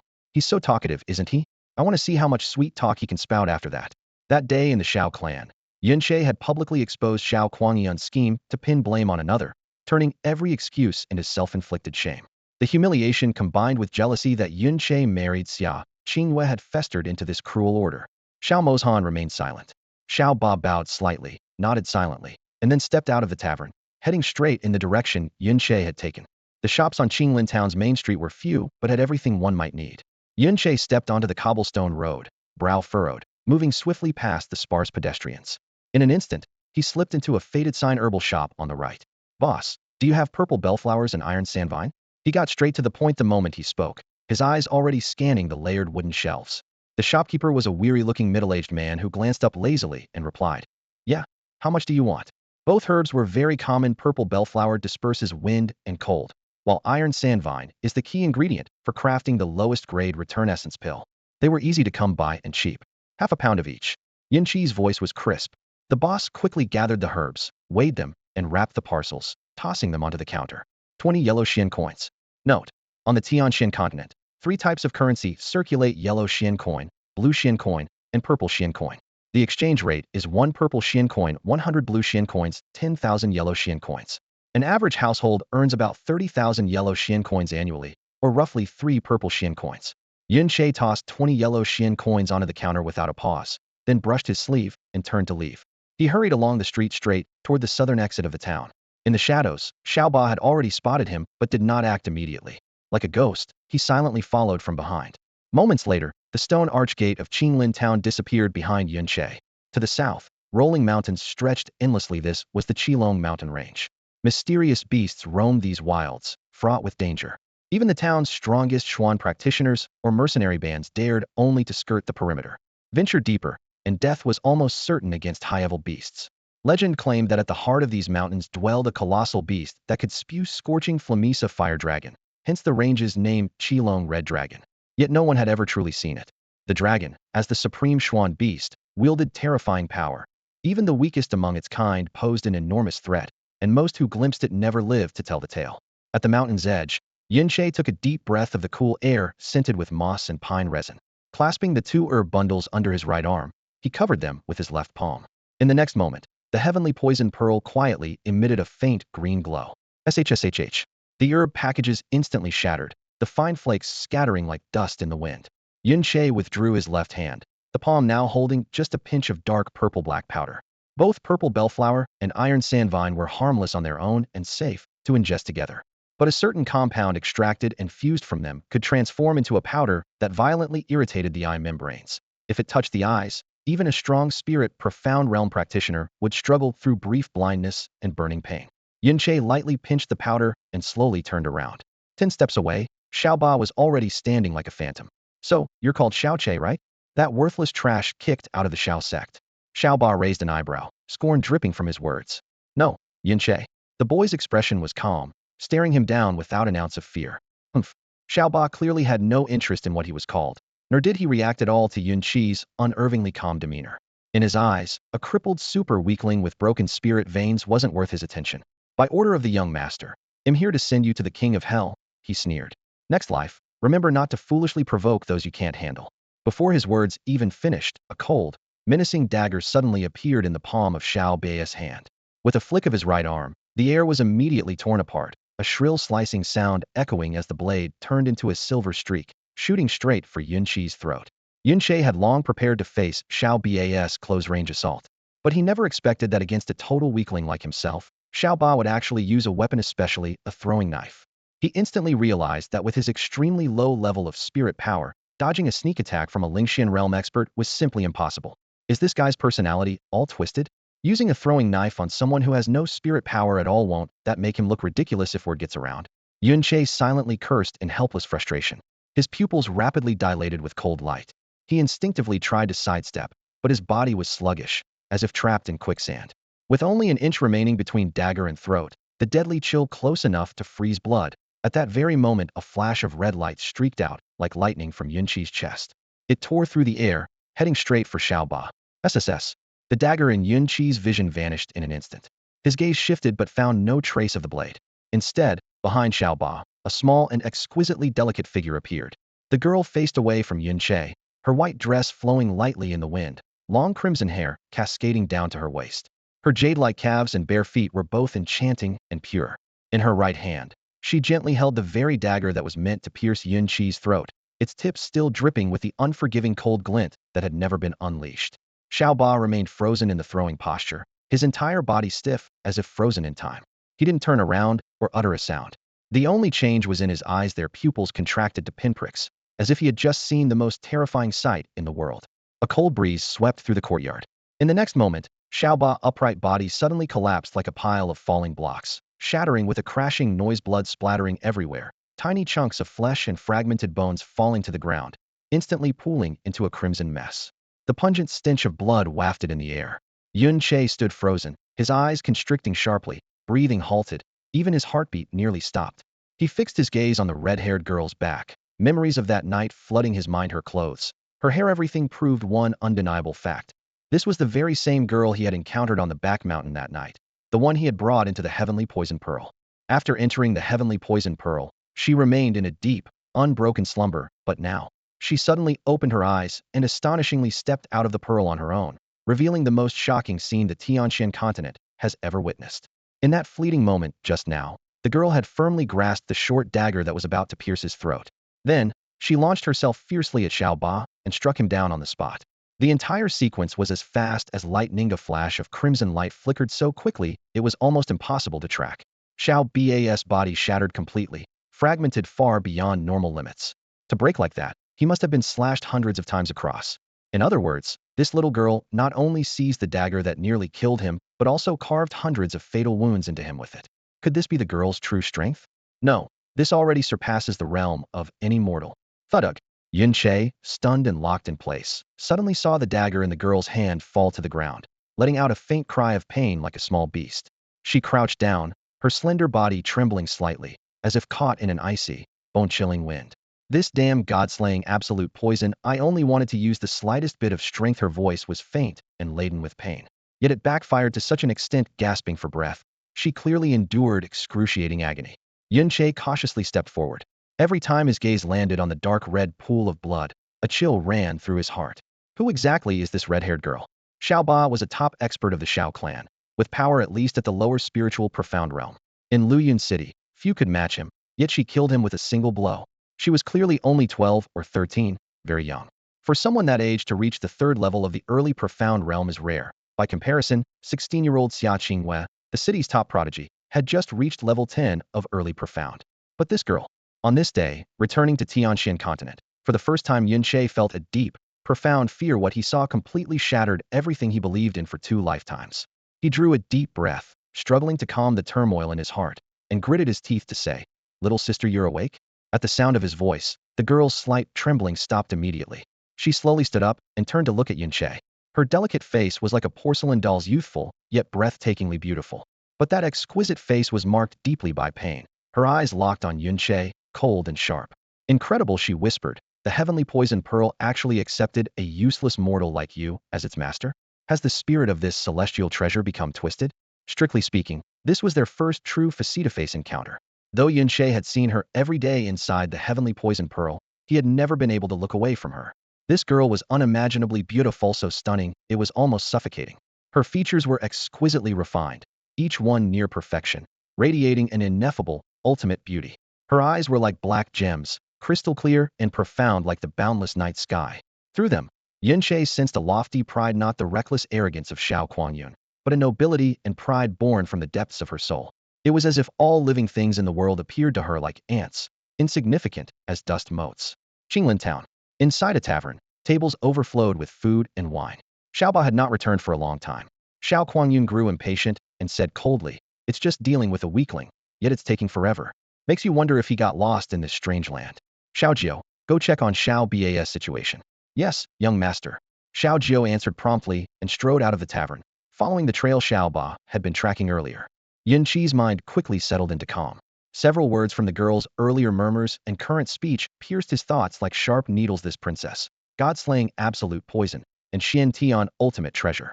She actually called herself this princess? Could she be from the imperial royal family? And what was this God-slaying absolute poison? Although he prided himself on knowing the world's most deadly poisons, he had never heard of it. Then there was the Xian Tian ultimate treasure. His grandfather had once said his parents were hunted because they possessed a Xian Tian ultimate treasure, warning him those words were feared taboo. But the Xian Tian treasure the girl mentioned clearly referred to the sky poison pearl, so perhaps more than one Xian Tian ultimate treasure existed in the world? Questions flooded his mind, but this was clearly not the time to inquire further. After a moment's thought, Yin Che finally spoke. "Little sister, I don't quite understand what you mean. But after sleeping in the sky poison pearl for so many days, you've at last awakened. Can you tell me your name?" The girl's expression remained calm, her clear eyes steady and unreadable, as if she hadn't heard. He waited quietly, and after a while her soft lips parted to utter two ethereal, yet icy words. "Emily." "Emily?" Yun Che smiled, genuine admiration flickering in his eyes. "Jasmine flowers are lovely and delicate, fragrant, and pure white, quite fitting for you. Pure white and flawless." The pain on her face faded slightly, while the corner of her mouth curled into a cold arc. Suddenly, a chill wind swept by, stirring her blood-red hair, vivid like flames. A single emerald leaf drifted down on the breeze, and she raised her hand to catch it precisely between her fingers. "I am Live." Jasmine dyed red by blood. She released the leaf, which instantly crumbled into fine powder, scattering away. A piercing chill rose in Yunqi's chest. The powder drifted with the wind, some swirling toward the girl's body, and then something strange happened. The powder did not settle on her. It passed right through her figure and fell behind her. What is going on? Is her body intangible? He wondered wildly. But if it is intangible, then how could she hold that dagger and grip this leaf? Could it be some half-phantom state able to touch things, but untouchable? Her voice brought him sharply back to reality. "I have already answered your question," this princess said. "Now it is your turn to answer mine." Mo Li's eyes, black as jet gems, fixed on him with a piercing light cutting into his soul. "Where did you get the sky poison pearl?" "My master gave it to me," Yun Che answered without hesitation. "But he has passed away. I don't know where he got the pearl himself." Under that crystal-clear gaze, he dared not utter a single lie, confessing plainly. In truth, he truly did not know where his master had obtained the sky poison pearl during their time on Songyan continent. The girl's gaze lingered on his eyes for 3 full seconds before flickering slightly. In a voice cold beyond what any 12 or 13-year-old girl should possess, she said quietly, "The Tian Du Pearl, ranked 5th among the 7 supreme treasures of Xuantian, contains infinite space within. It can generate and dissolve all poisons in the world and temper all things. 1,300 years ago, it appeared briefly, sparking conflicts across the land, then vanished without a trace. I never expected it to fall into the hands of a worthless cripple like you, and to be fused with your body. It's utterly ridiculous. I don't know if this Tian Du Pearl has lost its spirit, or if its spirit has completely gone mad. The 7 supreme treasures of Xuantian ranked 5th? Her slender eyebrows suddenly furrowed like crescent moons, a chill condensing in the air that locked Yun Che in place instantly. If the Tian Du Pearl is willing to bond with a cripple like you, then there is no reason it wouldn't bond with this princess. A howling cold wind swept through the trees, scattering withered leaves. Before Yun Che could react, his back slammed heavily against a giant tree behind him, cracking the bark. The next moment, the girl's snow-white face closed in, and her left hand clamped around his throat like an iron ring. The choking pain caused Yun Qi's eyes to bulge, his face rapidly paling. He'll give you two choices. Her exquisite features twisted into a terrifying grimace, and her youthful voice cut like shards of ice with each word. First, obediently hand over the Tian Du Pearl to this princess. Second, after I kill you, I'll take it myself. Her fingers, seemingly soft as jade, gripped his windpipe with unyielding force. Yun Che was pinned to the tree, his limbs trembling, but he showed no fear. His voice was weak but steady. I choose the second. Hurry up and kill me then.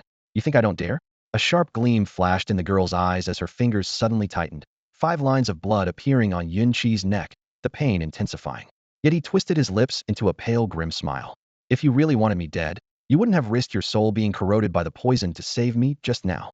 Immortal Yun Qi's gaze locked onto hers, his face twisted in agony from suffocation.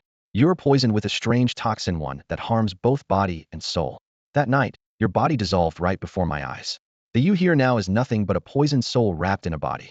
You remain alive only because you forcibly sucked my blood that night, causing the Tian Du Pearl fused with me to resonate with you, and by its power and my life force, you gave birth to a half-formed body. With great effort, he forced out the words, that means my life is your life. If you die, I remain unharmed. But if I die, you vanish too. If I hand over the Tian Du Pearl to you, it will truly be my death sentence. A deep shock flashed in Mo Li's eyes as her hand slowly loosened from Yun Qi's throat. Freed from her grip, Yun Che collapsed to his knees, coughing violently, dry heaves racking him until he almost vomited bile, his face frighteningly pale. You're not as useless as you look, Mo Li said, turning her head, her gaze cold and appraising. How did you figure all this out? Hey, Yun Che let out a low chuckle because, after all, I'm a divine healer. If you don't want to die, don't even think about killing me, and you'd better give everything you've got to protect me. But to condense your soul into a physical form, you need to at least reach the King Xian realm. Your life is far more valuable than mine, Molly said calmly, though her voice carried a commanding edge. 12 or 13 years old at the King Xian realm. The moment those words left her mouth, a storm of turmoil shook Yun Qi's heart. The Songfeng Empire allowed those who entered the Tian Xian realm to act without restraint. But the King Xian realm? Less than 10 people in the entire empire had reached that level. They were like emperors among men, unrivaled and proud. Reaching that height required not just exceptional talent and fate, but the refinement of many years. Every King Xian realm master was at least 100 years old. At this realm, even if the physical body is destroyed, a cultivator can still condense their soul into shape, and when their flesh and blood are restored, they can be perfectly reborn. And this girl, who was already sustaining her existence by drawing on his life force, was clearly at that pinnacle. Yun Che dared not think further about what that meant. What was even more absurd was her next attitude. King Xian realm? Molly's gaze remained calm, but the corner of her lips curled in disdain. What's that? Yun Che was stunned, frozen in place for a full 5 heartbeats. Just then, hurried footsteps came from ahead. Molly's eyes narrowed, and she slowly turned around. The newcomer appeared swiftly. Xiaojiao. Another one here to take my life. You deal with it. Yun Che leaned lazily against a tree trunk, his expression relaxed. Compared to when he faced Xiao Ba earlier, clutching his trump card and feeling tense. Now his eyes held only pity and regret. Why just one? Wouldn't it be better if more came to join him in the afterlife? Xiaojiao spotted Yun Che first. Then his gaze swept over the pool of blood and shattered flesh. Even though Xiao Ba had been torn to pieces, he immediately recognized his old comrade, his face instantly draining of color. But when his eyes landed on Molly, he froze as if nailed in place. Xiao Ba and Xiaojiao both came from a side branch of the Xiao clan, born to humble origins, but trained harshly for their exceptional talent. They became close bodyguards of Xiao Kuangyun. Both possessed formidable spiritual power and ruthless coldness, loyal only to their duties and indifferent to everything else, including women. Even faced with beauties, they remained unmoved. The thought of illicit desires never crossed their minds. Yet at this moment, Xiaojiao looked as if struck by lightning. His eyes widened sharply, his chest burning as a strange tingling sensation coursed through him like never before. Words could not describe the girl's breathtaking beauty. Her eyes sparkled like the rarest pearls, shining with unbelievable brilliance. Her cheeks and features were exquisitely flawless, beyond any carving or sculpting.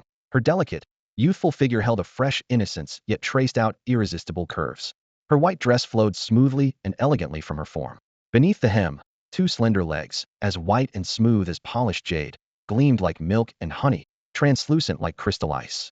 Her toes barely touched the ground, like twin lotus blossoms blooming on a glacier, surpassing mortal beauty. Such a being truly existed. Xiaojiao was completely entranced, eyes wide open, his mind seemingly suspended. He forgot about the gruesome death of Xiao Ba, forgot the mission to kill Yun Che. His gaze and thoughts held only that girl, whose fiery red hair billowed in the breeze, adding a seductive allure that made his heart pound wildly and blood boil, filling his mind with a burning desire to possess her, to pin her down and ravage her without restraint. Seeking death, Molly caught the raging fire in his eyes. Her brows furrowed slightly as she suddenly raised her delicate, jade-like hand, palm aimed straight at Xiaojio's chest. Bang! Without any sign of energy fluctuation or warning. Just as Molly raised her right hand, Xiaojio's expression instantly twisted in terror, as if he had just witnessed the most terrifying vision of hell. In the next moment, his body exploded with a deafening blast. Head, limbs, torso, and internal organs shattered into fragments in an instant, spraying a massive spray of blood. Blood droplets scattered in all directions, staining the ground several meters around in deep crimson. Yunche, look!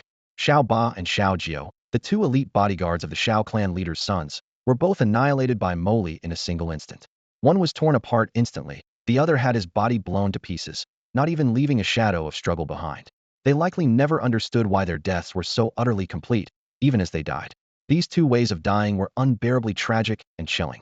Yun Che had killed countless people, had seen all manner of bloody cruelty and vicious intent, yet even his methods had never approached the level of brutality in Molly's two kills more precisely. Even he was incapable of such savage violence. With her fiery red hair, Molly, who called herself by that name, was a mystery. What exactly was this girl? Ugh! Suddenly a heavy, painful moan escaped Molly's lips. She crouched down sharply, trembling all over. Xiao Ba's body was a mass of bloody fragments. Xiao Jiu lay in a pool of dense blood. In that suffocating atmosphere thick with the stench of blood, Yun Che gradually understood why she called herself the blood-stained Molly. From her way of killing so decisively and mercilessly, one could imagine she had taken countless lives, each victim dying a gruesome death. She was clearly just an underage girl, yet she seemed like a merciless reaper haunting the edge of darkness.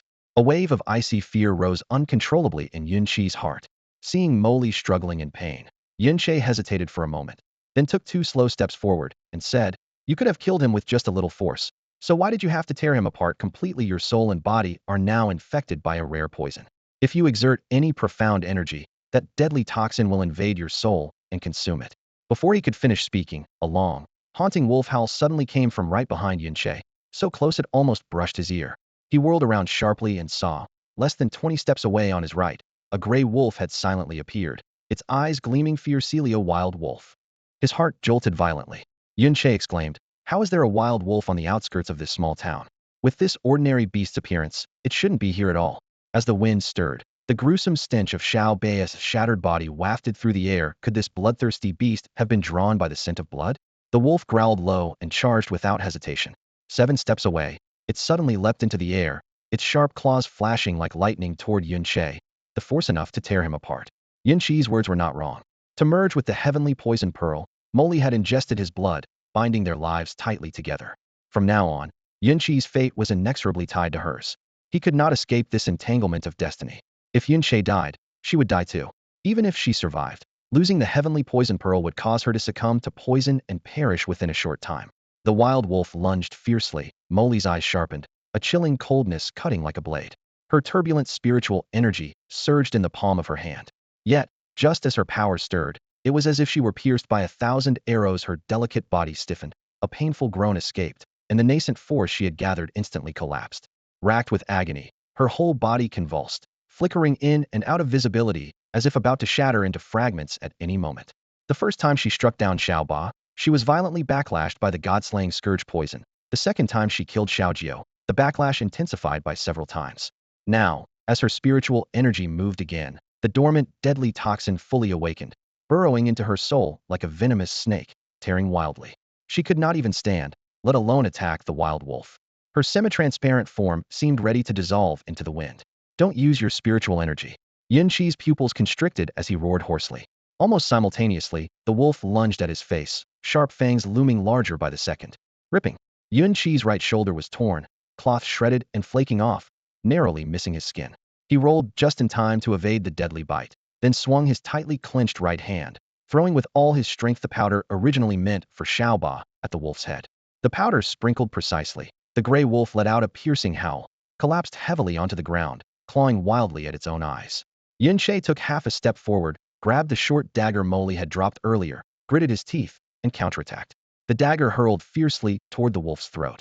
Though beasts have tough skin and bones, a stabbing attack rarely kills outright, but usually just injures and enrages. Yet Yun Qi's eyes darkened, aiming for the gap between the throat bones. Slip! The dagger pierced through the gap, slicing the wolf's throat. The fierce beast's howl faded rapidly. Its whole body spasmed a few times, then went limp and silent on the ground. Phew! Yun Che exhaled in cold sweat, wiping the sticky moisture from his forehead. Now weak and feeble, he needed to risk life and limb just to kill an ordinary wild wolf. Thinking back on the proud self he once was, an unbidden bitterness welled in his heart. Molly still curled on the ground, pained like a wounded kitten, her figure flickering faintly. Yun Che steadied his breath, crouched, pressing his hand on her shoulder. The purifying power of the heavenly poison pearl poured rapidly from his left palm, forcibly suppressing the raging poison, flooding her body and soul. The god-slaying scourge poison. What kind of poison was this, to have nearly killed a girl with such terrifying power? Jasmine's pained expression finally eased slightly, but her body continued to flicker between clarity and blur, the frequency accelerating a clear sign she was about to vanish. At this critical moment, she suddenly looked up and grabbed Yunche's right wrist with her delicate hand. Her soft pink lips parted, and her snow-white teeth bit sharply into his index finger. The sudden, piercing pain made Yunche's face twitch. He could feel the flesh of his fingertip tearing under her sharp bite, bright red blood welling out, only to be immediately sucked into Jasmine's mouth. Unlike the fear he felt the first time she drew blood, this time Yunche remained calm and didn't struggle. That warm, tender little tongue pressed against his fingertip, and amidst the sting of being torn, there was an indescribable strange sensation. Drop after drop of blood flowed into Jasmine's mouth, and the wavering between her existence and disappearance gradually slowed. After about half a breath, she stabilized. Finally, she released her bite. Her face was still pale, but no longer twisted in pain. Yunche took a step back and, staring at the bleeding bite marks, gasped, "Are you some kind of puppy? Every time I see you, you bite me." Jasmine wiped the blood from her lips. Her youthful face still bore traces of fear, her delicate brows furrowed as she retorted coldly, "It's because you're useless. Otherwise, how else would this princess have ended up in such a mess?" Useless? Yunche gave a self-mocking laugh. "Huh, compared to you, I probably am. A lone wolf nearly ended my life. If you hadn't saved me twice, I'd be dead by the hands of those two you just killed. Still, useless or not, I saved you twice. If I hadn't been there that night, you'd be dead from poison. Just now, if I'd left you alone, dangerous little sister, maybe your soul would have shattered. If you say I'm useless, did you ever think about thanking me?" Jasmine was silent, her eyes flickering. Yunche lifted his finger where the blood had stopped and said evenly, "My Xuan meridian is crippled. Without repair, it'll be stuck forever at the first level of the initial Xuan realm. You're poisoned and can't freely use your power. If left to my strength alone, any major threat could mean death for both of us without burial." Jasmine still didn't speak, her gaze wavering between hesitation and struggle. "But don't worry, I'll do everything I can to repair my Xuan Meridiano. I must repair it." Yunche's expression was calm but determined. In his mind, images of Xiao Lai and Xiao Lingxi appeared clearly. For their sake, no matter how difficult the road, he would press forward with all his might. "Repair your Xuan Meridian?" Jasmine scoffed, a hint of disdain flashing in her brows. "I've examined your meridian. It wasn't damaged recently, but severely injured in childhood. It was broken from the very beginning. Your current Xuan Meridian is basically useless beyond words. There is indeed a way to forcibly repair this condition, but even after fixing it, being able to activate 3 spirit gates is the absolute limit. Moreover, you missed the crucial foundational period before turning 14. In your current state, you won't even break through the initial spirit stage within 10 years. For your entire life, it will be impossible to enter the true spirit realm. You'll remain a useless deadweight." Jasmine's calm, yet sharp voice exploded in his ears. Yin Qi's expression suddenly stiffened. His knuckles whitened as he clenched his fists tightly, veins visible on his wrists, but still he couldn't quell the storm of frustration rising in his chest. The harsh reality he had deliberately ignored was mercilessly torn open by her. His spirit veins were damaged at the root. Even with the methods he knew, only a tiny fraction could be repaired. Would always remain half-crippled. The worst part was that he had missed the prime foundational period. His future cultivation speed would be at least several times slower than normal, and the possibility of reaching the true spirit realm was close to non-existent. His chest heaved heavily. Gritting his teeth, Yun Qi's voice was as hard as iron. "I will find a way." Jasmine raised an eyebrow, her tone dripping with undisguised sarcasm. "You want to gather various herbs and use the heavenly poison pearl to forcibly refine pills and power up? Sounds good in theory, but with your pathetic current strength, how do you plan to get those rare herbs? You'll only end up putting yourself in hopelessly deadly situations again and again, dragging me down to die with you too." As she spoke, she lifted her chin slightly, a resolute gleam flashing in her clear eyes, as if a decision had finally been made. "Stop these ridiculous ideas. You saved my life, so I owe you." But as long as you agree to 3 conditions of mine, I will immediately grant you 1 Tian new spirit vein. Yun Qi's head snapped up, astonishment written all over his face. Jasmine's gaze deepened, becoming mysterious, and her voice dropped to a low tone, one with the power of the gods. To instantly obtain a new blood vein, one infused with divine power? Molly's words struck Yun Che like a thunderclap, exploding deep within his heart. He had longed to repair his crippled blood vein, but no matter how clear-headed he was, he knew it was an impossible dream. His 3-year vow to Xiao Lingxi and Xiao Lai was a desperate effort to push himself under immense pressure and break through. Yet now, Molly claimed she could grant him a brand new blood vein immediately, one that contained godly power. He didn't fully understand what divine power truly meant, but just the phrase new blood vein was enough to make his blood boil. Struggling to steady his pounding chest, Yun Che locked eyes with Molly. What you're saying, is it really true? Would this princess lie to you? The delicate girl's face radiated pride. With her terrifying strength that didn't even regard the Wang Xian realm as worth notice, she had no reason to deceive someone she considered wasted like him. To outsiders and even to Yun Che himself, a divine doctor remodeling a blood vein in such a short time was utter fantasy. Yet Molly's expression was pure and determined, without a hint of falsehood. Besides, her crimson hair, which was not of any human on the Tianxian continent, her astonishing eternal power that defied her age, and the deadly poison so potent that even Yun Che, owner of the Tian Du Pearl, had never heard of everything about her, was strange enough. Maybe she truly held some miraculous method. If it really worked, he'd be fully confident in fulfilling his promise to Xiao Lai and Xiao Lingxi. Thinking that, Yun Qi's eyes blazed even brighter. Fine, then tell me, what are the 3 conditions I have to agree to? Molly, already expecting his consent, raised 3 slender fingers decisively. First condition, you must find 3 items for this princess. 1 Yuming burrow flower. 3 spirit pills from mystical beasts no weaker than the Baxian realm. And at least 70 gene of purple veined divine crystals. Yun Che listened carefully. When he heard Yuming burrow flower, his brow furrowed slightly. He had only heard about it from his master, but had never seen one. His master had said, the Yuming burrow flower was the most sinister spirit in the world, growing only in the extremest frigid darkness. Its stem and leaves were a dark purple-black, and it took a full 24 years to bloom just once. When it did bloom, its petals were a dazzling bright purple, with a faint purple mist swirling among them like the breath of the underworld. Whispers of demon wails could be faintly heard in the mist. It bloomed for only 3 days before withering, and would not bloom again for another 24 years. As for its effects, his master never revealed, only warning that any mortal who came near would be corrupted by dark energy ranging from long unconsciousness to death. To travel to such an utterly cold and shaded place, to seek a flower that blooms only every 24 years, and that could kill on a mere approach, Yun Che merely twitched his brow, showing no extreme reaction. If Jasmine could truly grant him a new mystic vein, such a request wouldn't be too much to ask, but when she calmly uttered the second item, Yun Che almost spat out a mouthful of blood. 3 spirit pills from spirit beasts, at least at the Overlord mystic realm. Are you kidding me? His inner roar nearly broke through his throat. What does the Overlord mystic realm even mean? It's the legendary supreme level, a pinnacle so rare that countless mystic practitioners spend their whole lives chasing but never catch a glimpse of it. In the entire Songfeng Empire, only a handful of King Mystic Realm experts can be found, and never has there been a single Overlord Mystic Realm being.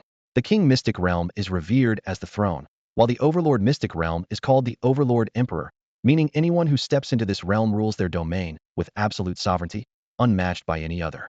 Looking back over 1,000 years of Kangfeng's history, no one had ever touched the Overlord Mystic Realm.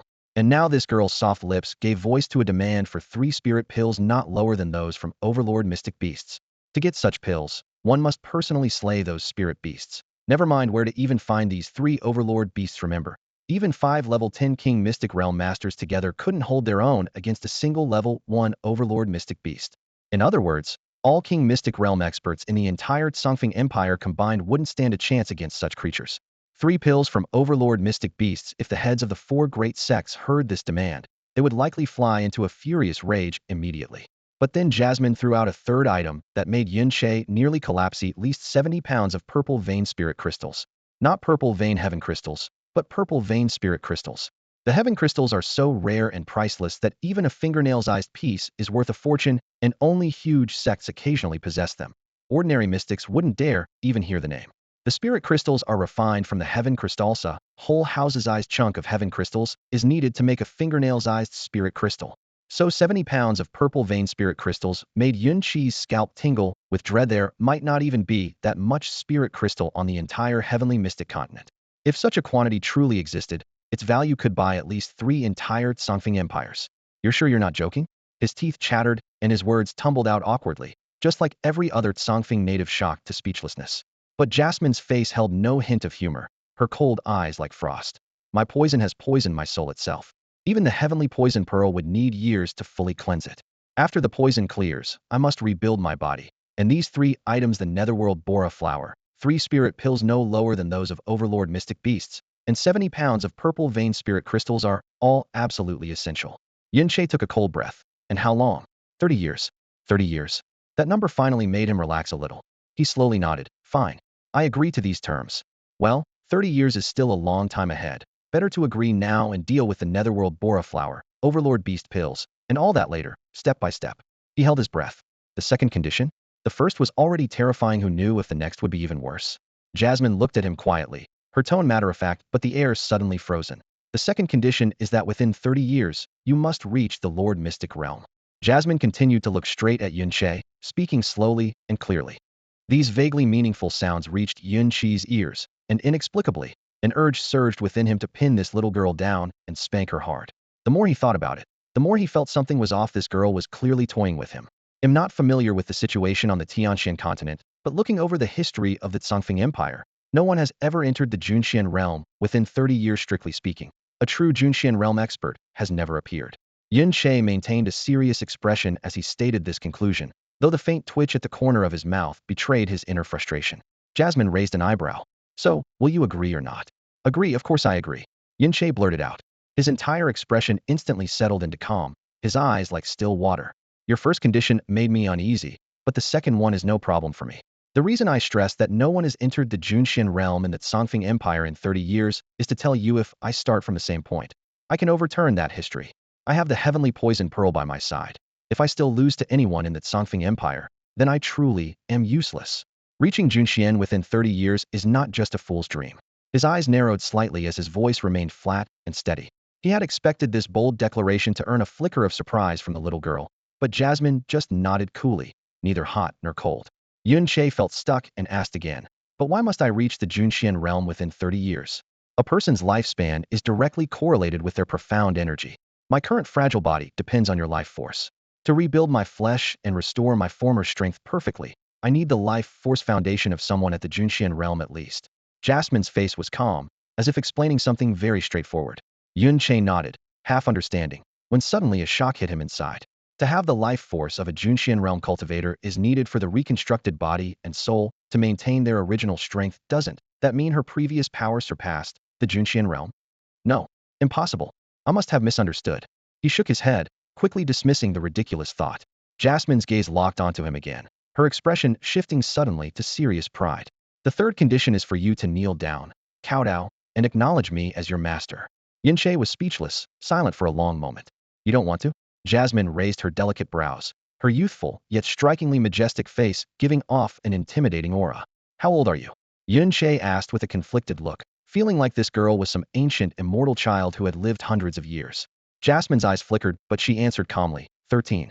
13 years old. The number perfectly matched her appearance, sending a shiver through Yunche's heart, almost making him shout out loud. 13 years old. Damn, she really is just 13. Such terrifying power, maturity and poise beyond her years, speaking with worldly wisdom. I thought she must be an immortal child hundreds of years old, but she really is just 13. But then Yunche reconsidered, and suddenly felt a wave of relief in his heart. If she was truly only 13 years old, no matter how terrifying her spiritual power, how noble and mysterious her origin, how cruel and arrogant she was, or how mature her mind appeared, she had lived less than 13 years. Yet he held memories of 2 lifetimes. Dealing with a 13-year-old girl should be easy. No matter how overbearing she seemed, she was still just a child. Now that you know him only 13, do you think it'll be easier to deal with? Jasmine half closed her starry eyes, her cool words striking straight at Yunche's heart. Yunche was inwardly startled, but shook his head quickly. Of course not.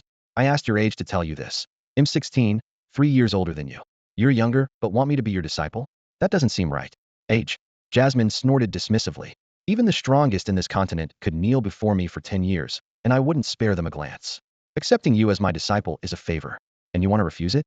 Her formidable presence almost overwhelmed Yunche, making it hard to breathe. Gritting his teeth, he made up his mind. Fine, I can be your disciple. but I want kneel and kowtow to you. Why? Jasmine asked calmly. To elders and benefactors. I can kneel. I wouldn't mind kneeling to my wife either. But to kneel before a little girl I just met a few days ago away. That's a man's basic dignity. Yin-che spoke each word resolutely, refusing to back down. Jasmine laughed, a blooming jasmine flower, yet icy and chilling. That's not up to you. Before he could react, her jade-like hand shot out and grabbed his shoulder like lightning. An overwhelming pressure hit him instantly, and his knees buckled, crashed down onto the ground before her. You. He glared in anger and tried to rise, but the terrifying force held him firmly. Kneel at once. Once you do, it'll formally become your master, replacing your spiritual vein and guiding you on the path of cultivation, Jasmine said coldly, offering no room for argument. Yun-che gritted his teeth and shook his head. Forget it. Even if I don't want to change my vein, I absolutely won't. Kowtow to a little girl like you. Ugh. Before he finished, an even heavier force pressed his upper body to the ground. Jasmine lifted her icy lotus-like foot and stepped onto his shoulder with a crisp crack. Yun-che was forced to kowtow, his forehead striking the cold earth hard. The kowtow ritual completed. Still pressing down on his shoulder, arms crossed, Jasmine looked down on him coldly. You think you're tough because you have stubborn bones? Without strength, you don't even have the right to refuse kowtowing. Dignity? Pride? They're jokes in front of an absolute powerhouse. The chill instantly doused Yin-che's stubbornness. He froze, then forced a bitter smile. Right. No strength, no dignity. Though unwilling, you kowtowed in the end.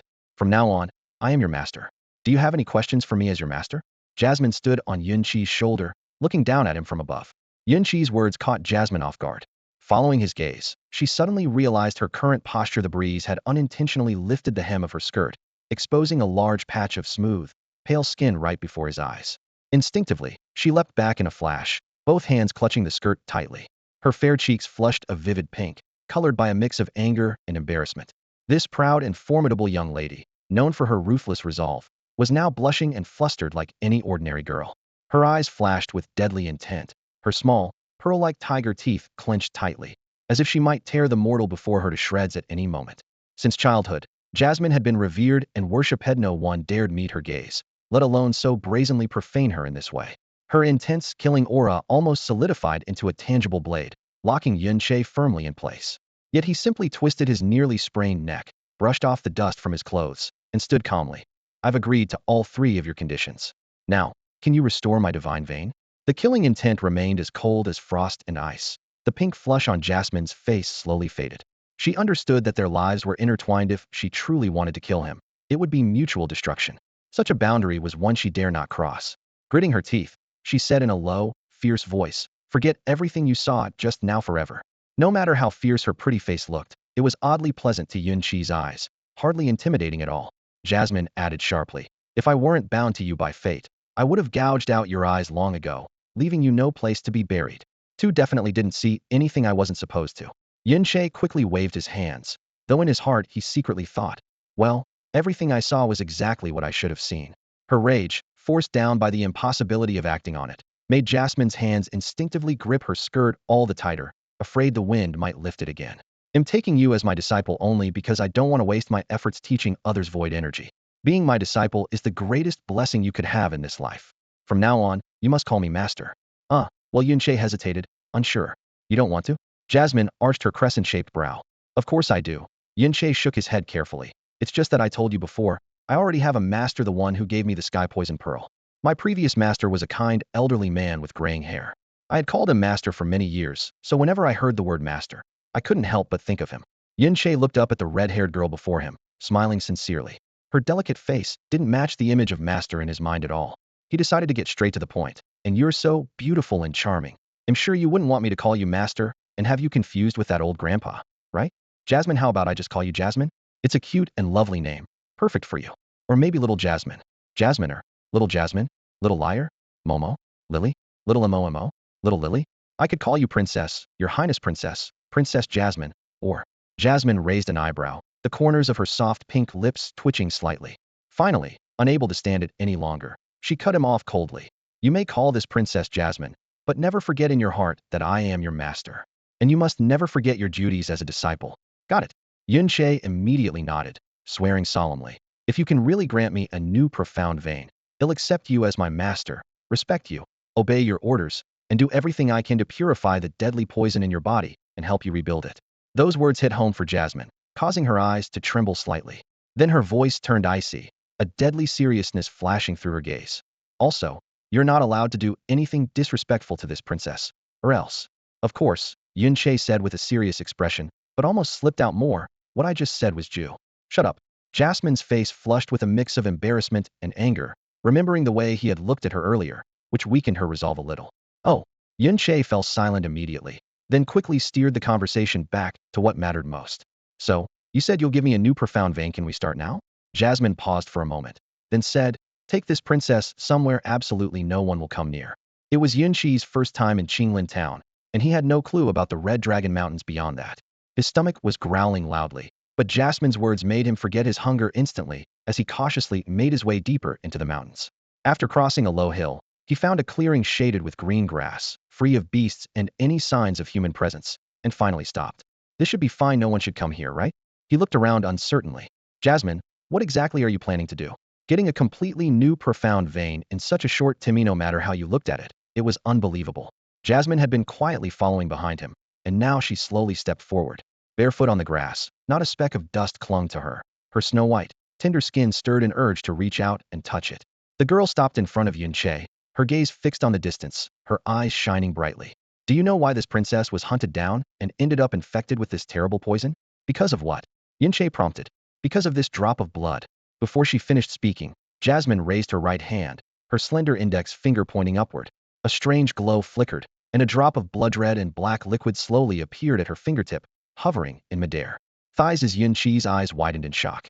Yun Che leaned in closer, his eyes fixed on the object. It appeared to be a drop of blood. 300 years ago, someone ventured deep into a perilous ruin left from ancient times and unearthed a dusty old book. The book recounted that in the primordial era, there was a true god known as the evil god. He was the last to fall in the age of the gods. With his death, that divine era came to a definitive end. Before dying, the evil god left behind a single drop of immortal blood infused with his original power. Whoever obtains this blood and infuses it into their body will have their mysterious veins sprout the power of the evil god. The words true god's power were enough to drive all cultivators insane. Once the news broke, countless strong warriors swarmed to search for it. For 3 centuries, they scoured the most dangerous places but came up empty-handed. It wasn't until a month ago that someone accidentally discovered the evil god's place of demise, sparking a tidal wave of powerful figures surging to search for any divine relics left behind.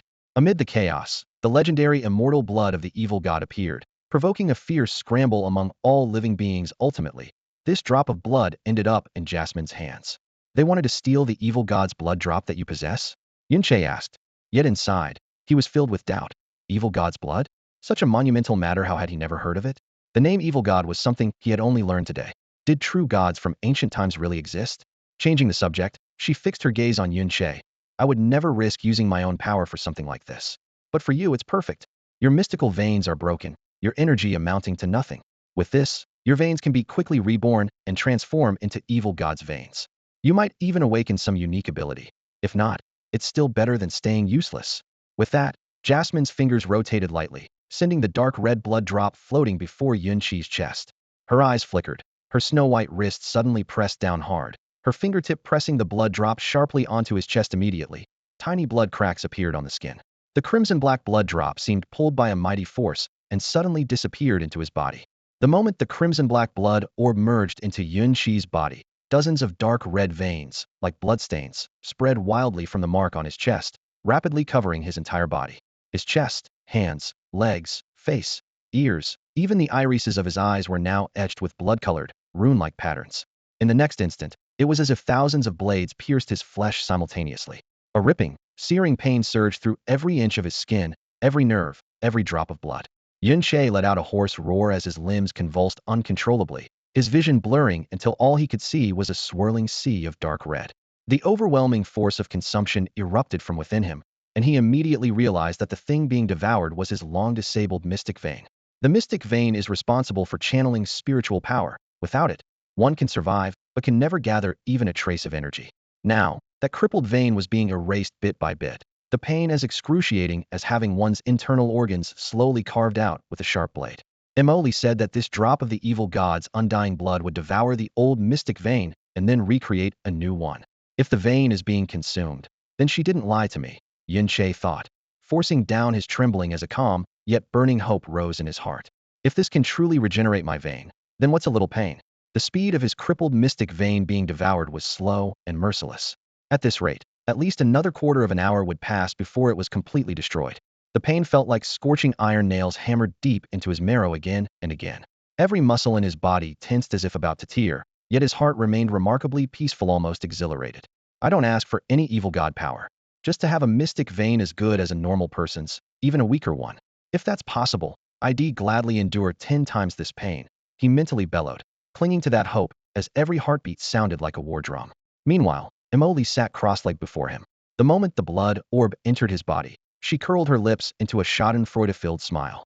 The memories brought by the evil god's blood told her that when it began devouring the host's mystic vein, the pain was like having the vein cut down and crushed inch by inch again, and even the most elite warriors would scream and writhe on the ground. You defiled this prince's body with your eyes. Did you think I would forgive you so easily? Emily sneered inside. This drop of evil god's blood can give you rebirth, but it will also unleash the most brutal punishment on you. She watched as the red rune-like patterns spread across Yunqi's skin, saw the whites of his eyes turn dark red, saw his body tremble and face contort with agony. Yet as time passed, the smile on Emily's face gradually stiffened. Slowly, her smile froze and faded away, replaced by a deepening look of astonishment. His limbs trembled violently, every muscle in his body convulsing, and his facial features twisted so severely they seemed to be pressed together. Beads of sweat as big as peas slid down his forehead at an alarming speed. The pain he endured was as if his bones were being crushed, causing his body to react in such a heart-stopping way. Yet, after an initial muffled groan, Yunqi did not utter a single cry of pain. Time ticked by on minute 3 minutes 5 minutes. Jasmine stared at him, her previously calm eyes now replaced with utter shock. The devouring of the Meridiana torment enough to break countless powerful warriors on the spot, yet he had not screamed once. Sweat drenched Yunqi's clothes as if it had been poured over him. Every inch of his flesh trembled, his teeth clenched tightly, but no sound escaped. Even more astonishing was that on his pain-contorted face, a faint trace of something akin to excitement quietly appeared. He should be writhing in unbearable agony, but why does he show this expression? Jasmine's heart churned. How could a mortal whose meridians were utterly destroyed possess such a terrifying will? No, this was no ordinary human resilience. Even her father, facing such bone-shattering agony, would never remain so composed. Who exactly is this guy, this ordinary mortal chosen by the heavenly poison pearl? Suddenly, she realized she might have seriously underestimated Yunqi all along. Though his body was frail and his spiritual power weak, the will he displayed utterly contradicted all of that. Before, she didn't understand why the supreme celestial treasure, the heavenly poison pearl, would attach itself to such a humble human. Now, she began to see perhaps it was not that the pearl had lost all sentience or gone mad, but that it had been waiting for a heart as stubborn and unyielding as his. After 15 minutes, the dark red demonic patterns covering Yunqi's body suddenly pulsed and burst forth with fierce crimson light. His twisted features gradually relaxed. The devouring of his meridian had come to an end, followed swiftly by the rapid regeneration of new meridians. He could clearly feel tender new channels fiercely sprouting where the old ones had been swallowed, growing at a speed 10 times faster than the destruction had been. The hollow emptiness inside him was quickly filled with fresh substance, and the pain receded like a retreating tide. Sweat stopped dripping, muscles ceased convulsing, and his pale complexion slowly returned to normal. Yunqi closed his eyes and sat quietly without moving. If someone approached closely, they would notice a peaceful, faint smile lingering at the corner of his lips. With this tranquility, he began internal observation. Inside, the newly born meridians extended and intertwined visibly to the naked eye. In just 2 minutes, the formation was complete. At this moment, all of Jasmine's doubts vanished from his mind. His meridians were truly being reborn in the most tangible way possible. In humans, meridians develop slowly from birth and only stabilize around the age of 14. Yet his new meridians burst through constraints like bamboo shoots after rain, completing formation in an instant. The final network of channels, in size and shape, was exactly the same as a normal human's meridians in his memory. At least from the perspective of internal observation, no difference could be detected. Under his precise perception, he quickly located the 54 mysterious gateways. Even their placement and tactile sensation were indistinguishable from the normal mystical veins of ordinary people. Among the 54 gateways, 11 had naturally opened already. Though his talent leaned slightly above average, he was still stuck at the initial 0 level of the first mystery, without a trace of mystical power, no so-called dark god's force, and certainly no special attributes, just a perfectly standard, ordinary mystical vein. Yet, Yunqi was far from disappointed. Instead, his heart surged and blood boiled. This was a completely intact, undamaged newborn mystical vein. This meant he was no longer a useless person forever trapped at the first level of the initial mystery. Though the goal was still distant, the vow to make the entire Shao clan kneel within 3 years was no longer beyond reach. Grandfather, Auntie, am finally not useless anymore. Wait for May will return to you within 3 years, so you will no longer suffer humiliation, and those who bullied you will pay 1,000-fold. He roared deep in his heart. With this surge of passion, the dark red magical marks on Yunshi's body stopped flickering and then vanished instantly. He snapped his eyes open. How does a newborn mystical vein feel? Jasmine squinted her starlit eyes, carefully observing. She had been silently watching him for a long time. This half-grown youth, just 3 years older than her, while handsome, showed no other exceptional qualities except for astonishing willpower. She even suspected he had truly been through hell. Success. Yunche clenched his fists tightly, unable to hide his excitement. Then he suppressed his emotions, a puzzled look in his eyes. But are you sure this is what they call the godly mystical vein? It doesn't look any different from an ordinary vein. Jasmine didn't answer directly, but instead asked, how many gateways have opened? 11. A flicker of disappointment crossed her eyes. What I gave my shattered body and near death for ended up being a free gain for you. But this is the limit for you. Do you think the godly power is something anyone can just touch? To activate the special abilities of the dark god's mystical vein, all 54 gateways must open. If you can naturally open 20 gates, I might help you finish it within 30 years, but with only 11, even I couldn't manage it in 100 years. All 54 gateways open. Most people would have been scared stiff by that demand. That was the legendary celestial spirit vein, not seen in the Azure Wind Empire for 1,000 years. Yet Yunshe calmly stared at her, a strange look in his eyes. Are you sure that opening all 54 gates is enough? Let me see. Yunshe raised his left hand, pressing his palm firmly against his chest, and quietly uttered 2 words. Tiandu. Purify. The heavenly poison pearl instantly released a streak of emerald green light, merging into Yunshi's body and flowing directly into his newly formed profound vein. In the common knowledge of the profound way, the innate opening of the profound gateway almost determines the peak potential a practitioner can reach in their lifetime. Trying to open an additional gateway later is as difficult as reaching the heavens. It requires rare high-grade elixirs, extraordinary opportunities, and almost impossible luck, all essential. If someone forcibly tries to break through with external power, a single mistake could cause permanent damage to the gateway. Because of this, on the Tianxian continent, over 99% of practitioners never open an extra profound gateway throughout their lives. But the heavenly poison pearl was an exception. With its unrivaled purifying power, it could smoothly clear the gateways like a simple task, and without any risk. Back in Lian City, Yunshe once used silver needles as a medium to channel the pearl's purifying energy into Xia Qingyu's 54 gateways. Not only did he open them all, but he also purified her innately open gateways, making her profound energy pure and uncontaminated. That time, he was doing it for someone else, so the process was complicated and exhausting. Each use of the power left him drained. However, doing it on himself was as easy as snapping his fingers. At this moment, with a slight thought, the pearl's green purifying light circulated within his body and responded instantly. He clearly felt that power flow leisurely along the profound vein, breaking open one tightly closed gateway after another. Click, click, click. Faint cracking sounds echoed inside him in rapid succession, like tiny muted thunderclaps exploding deep within his bones and blood. In less than half a minute, all 54 gateways of his newborn profound vein were completely open. All done. Every one of the 54 gateways is open now. So what's next? Yunshe relaxed, patting his chest as if it were nothing more than a trivial task. After speaking, he waited a moment, but there was no reply from Molly. Puzzled, he looked up only to meet the girl's star-like eyes widening abruptly. That gaze was as if she were staring at some bizarre, monstrous creature. The sky poison pearl can do something like this? Molly stared at Yunshe's left hand, her voice filled with astonishment.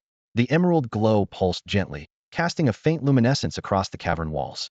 Yunshe extended his palm, where the sky poison pearl flickered rhythmically like a beating heart. A hint of pride tugged at the corner of his lips.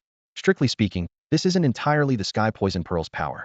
Even without it, as long as I found the right purification elixirs, I could still force open all 54 profound entrances. It would just take more effort and time. You? Molly raised an eyebrow, her gaze brimming with skepticism. Did I never mention that I'm a divine physician? Yunshe chuckled softly, tracing a point in the air with his fingertip. As a divine physician, I know the human body inside and out. Profound veins are something I understand better than anyone. In the 3 years before my master left, I must have opened at least 8,000 profound entrances, if not 10,000, never once failing. The sky poison pearl's purifying power far surpasses even high-grade elixirs, so using it to clear profound entrances is as simple as it gets. He spoke with such casual ease, his tone so steady that not even a trace of pride could be detected, as though he were merely recounting some trivial household matter. Molly studied him for a long moment before finally sighing. What a strange person you are. But do you really think having all your profound entrances open is something impressive? This is merely the foundation, and you're already far behind everyone else. Her cold splash of reality didn't faze Yun-Che in the slightest. He was more concerned with another matter. You mentioned earlier that once all 54 profound entrances are open, the profound veins would manifest a unique ability. So why don't I feel anything at all? Take another look at your profound veins, Molly replied evenly. Yun-Che immediately closed his eyes and turned his gaze inward. His newly formed profound veins were empty yet crystalline, all 54 entrances now fully open, the energy within flowing like pure spring water. As he slowly traced along the veins, a sudden sense of wrongness emerged, and his attention was instantly drawn to the very center. In his mind's eye, the profound veins resembled a thick, ancient tree trunk, sturdy, branches spreading wide, each tip housing a profound entrance. By all conventional understanding, the main trunk serving as the foundation should have no entrances at all. Yet at this very moment, he could clearly see 7 dark marks at the core, arranged in the pattern of the Big Dipper. They resembled profound entrances but were distinctly different, dim in color, positioned in a way that completely overturned everything he knew. How can there be 7 extra profound entrances? Yun-Che's eyes snapped open, unable to hide his shock. No, those aren't profound entrances. Molly's tone remained calm, yet carried a weight of gravity. Those are the 7 realm gates used to unlock the 7 stages of the evil god's secret art. Realm gates.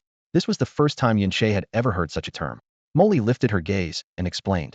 The profound veins granted to you by the indestructible blood appear identical to ordinary profound veins on the surface. The true difference lies in what they carry: the evil god's exclusive profound art, the evil god's secret art. This art is divided into 7 great stages, and you don't need to deliberately cultivate it. It's already imprinted within your profound veins. Each time the evil god's secret art advances by 1 stage, a realm gate opens. No, it should be said that every time you break through a realm gate, the evil god's secret art naturally ascends by 1 stage. Each level of the evil god technique corresponds to a powerful, dark divine skill. Do you understand what I mean? Jasmine said slowly. Yun-Che stood upright and replied solemnly. He definitely understood the 2 basic concepts of mystic skill and mystic technique. On the Tianxin continent, at least half of all mystics only possess mystic energy but lack mystic skills. There are many types of mystic skills, but none directly increase the total amount of mystic energy. Instead, they mostly change the attributes or the way mystic energy is circulated. The ice cloud art passed down by the Ice Cloud Immortal Palace is a typical example. When cultivating this art, the mystic energy gradually becomes icy cold.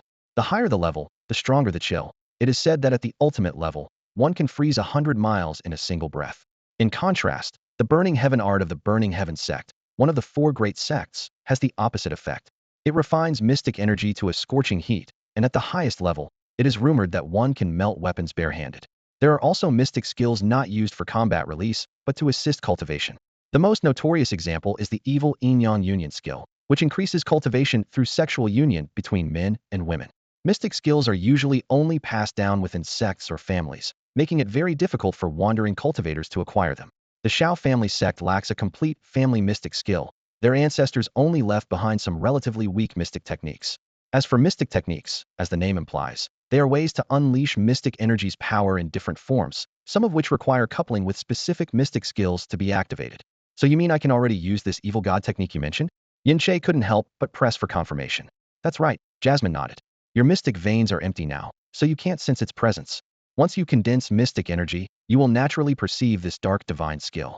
Recalling the thresholds Jasmine mentioned earlier, Yun-Che asked, since the evil god technique doesn't require cultivation and you only need to open the thresholds to advance, how do you open these thresholds?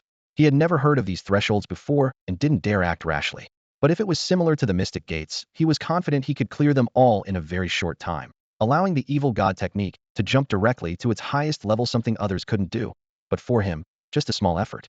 Jasmine's smile was faint and mysterious, but her words sent a chill through him. It's 1,000 times easier than breaking the mystic gates. The mystic veins belong to you. If you want them to open, they will open just a single thought, and all 7 thresholds open at once. Just a single thought? All 7 thresholds open, and the evil god technique becomes perfect? Yun-Che's eyes widened, but the subtle, dangerous smile on Jasmine's face made him doubt. Is it really that simple? It really is. Jasmine nodded, her tone suddenly turning cold. But the consequences are terrifying. You will die. Instantly bursting apart. Yun-Che's Adam's apple moved, and he was rendered speechless. Jasmine slowly revealed the 5 layers of the evil god technique. Its nature is ferocity. First layer, evil soul. Second layer, heartburn. Third layer, sky shattering. Fourth layer, purgatory. Fifth layer, king of hell. She paused here. Yunche was impatient and asked eagerly, what about the 6th and 7th layers? Why do I die every time I use it? Yunche looked up, his gaze burning with intensity. Jiali crossed her arms and looked down at him. As for the 6th and 7th levels, even I don't know. The memory imprinted in that drop of the undying blood only records up to the 5th level. She sighed softly, her voice cold and resolute. When the evil god left the undying blood, he believed that for a human body and strength, reaching the checkpoint of the 5th level was already the limit. Unless you want to die, it's simply impossible to break through to the 6th level, so there's no information left about the 6th or 7th levels at all. She turned, looking out over the empty valley, changing the subject. Remember, every time you unlock a level, the evil god's art advances by 1 step, but the strain on your body increases exponentially. If you force a breakthrough, the consequences range from severe damage to your vital energy, to your profound veins bursting, or your body shattering and dying. With your body just recently reconstructed, even opening the 1st level checkpoint would cause you to explode on the spot. That terrifying? Yunche frowned, then asked the question that had been gnawing at him. What exactly is the berserk nature of the evil god's art? How strong must I become before I can use it? Jiali gave him a sideways glance, a faint look of disdain flashing across her delicate cheeks. Don't you think you're asking that way too early? Your profound veins are just reborn, and you don't even have a shred of profound power, yet you're dreaming of soaring to the top in 1 leap? All right, you're right. Yunche didn't argue. He took a deep breath, forcing his focus away from the levels. Though I got a late start, I refuse to let the evil god's profound veins go to waste. He'll start training immediately. Rumble. Just as his ambition swelled, his stomach let out an untimely grumble, instantly shattering his gathered momentum. He hadn't eaten a drop all night and morning and was now ravenous. Jiali glanced at him. Since you're so familiar with profound veins, you don't need me to teach you how to enter the initial profound realm.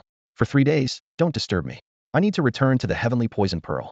After her previous battles, she suffered a vicious backlash from the poison. Although the heavenly poison pearl temporarily suppressed it, the venom had seeped deeper into her soul. If she didn't purify it quickly, it would spread to her soul's origin be then. Even the pearl wouldn't save her. Yunche hurriedly called out, wait, I still have a few questions. You always call yourself this princess. Are you really a royal princess of some empire, hey? Hey.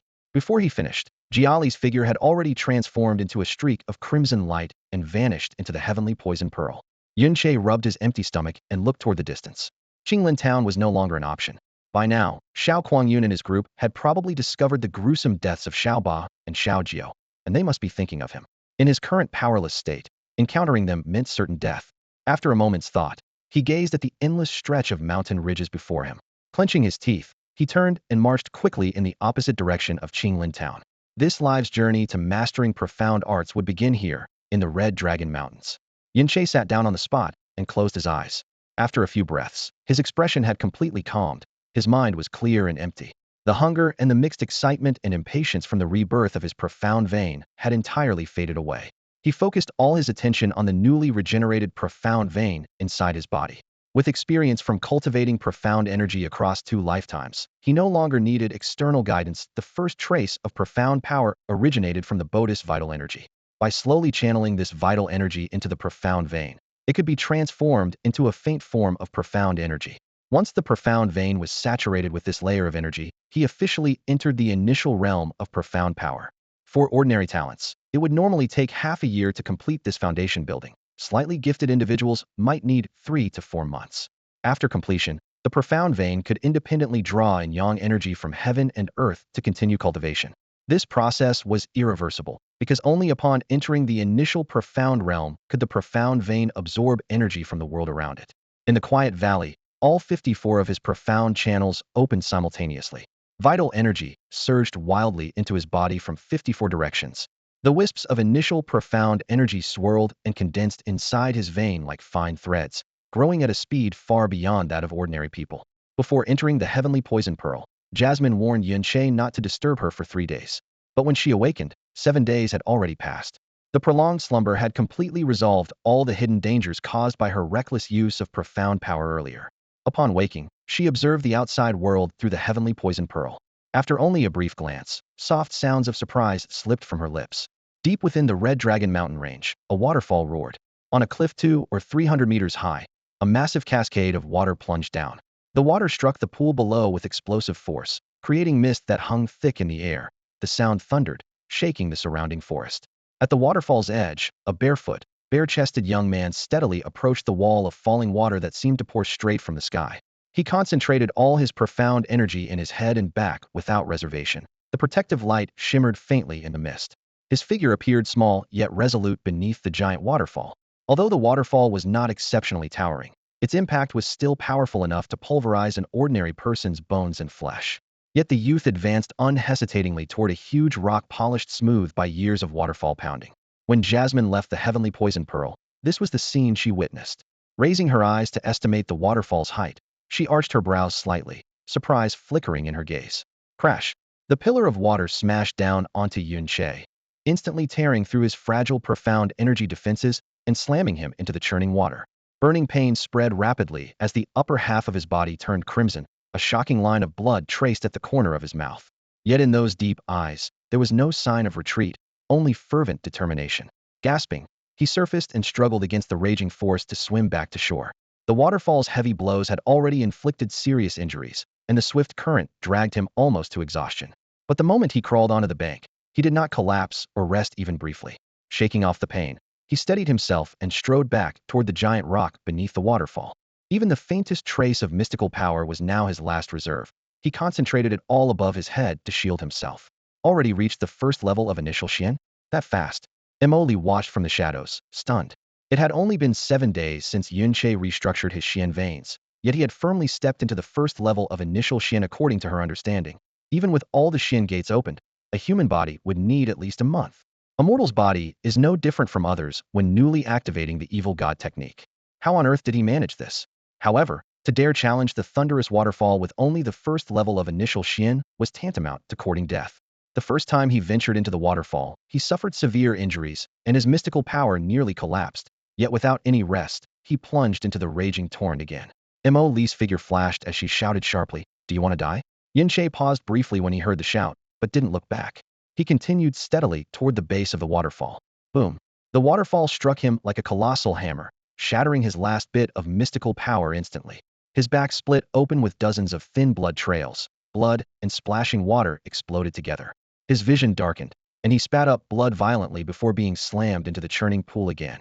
Reckless beyond reason, Emoli frowned deeply as she dashed after him along the current, preparing to drag him back to shore. Rising through the waves, Yun Chi's figure broke the surface. She reached out just as she heard hoarse but resolute words that were impossible to refuse. "Don't help me." Yun Chi's face above the water was as pale as paper, his back a bloody mess.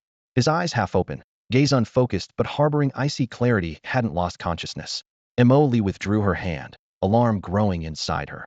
After such a brutal strike, anyone would have passed out. Was he forcing himself awake with sheer willpower? It's already impressive you haven't passed out. Are you sure you can make it to shore yourself? Suspended midair, she refrained from intervening as he wished. Then suddenly an idea struck her. Her cheeks flushed as she nervously stepped back, pressing down her fluttering dress. But Yun Che had no time to notice. The raging currents might have been manageable for him when whole, but now they were like demons trying to drag him into the abyss. He desperately squeezed the nearly depleted energy from his Xian veins, lifting his numb arm to battle the torrent's assault, inching closer to shore.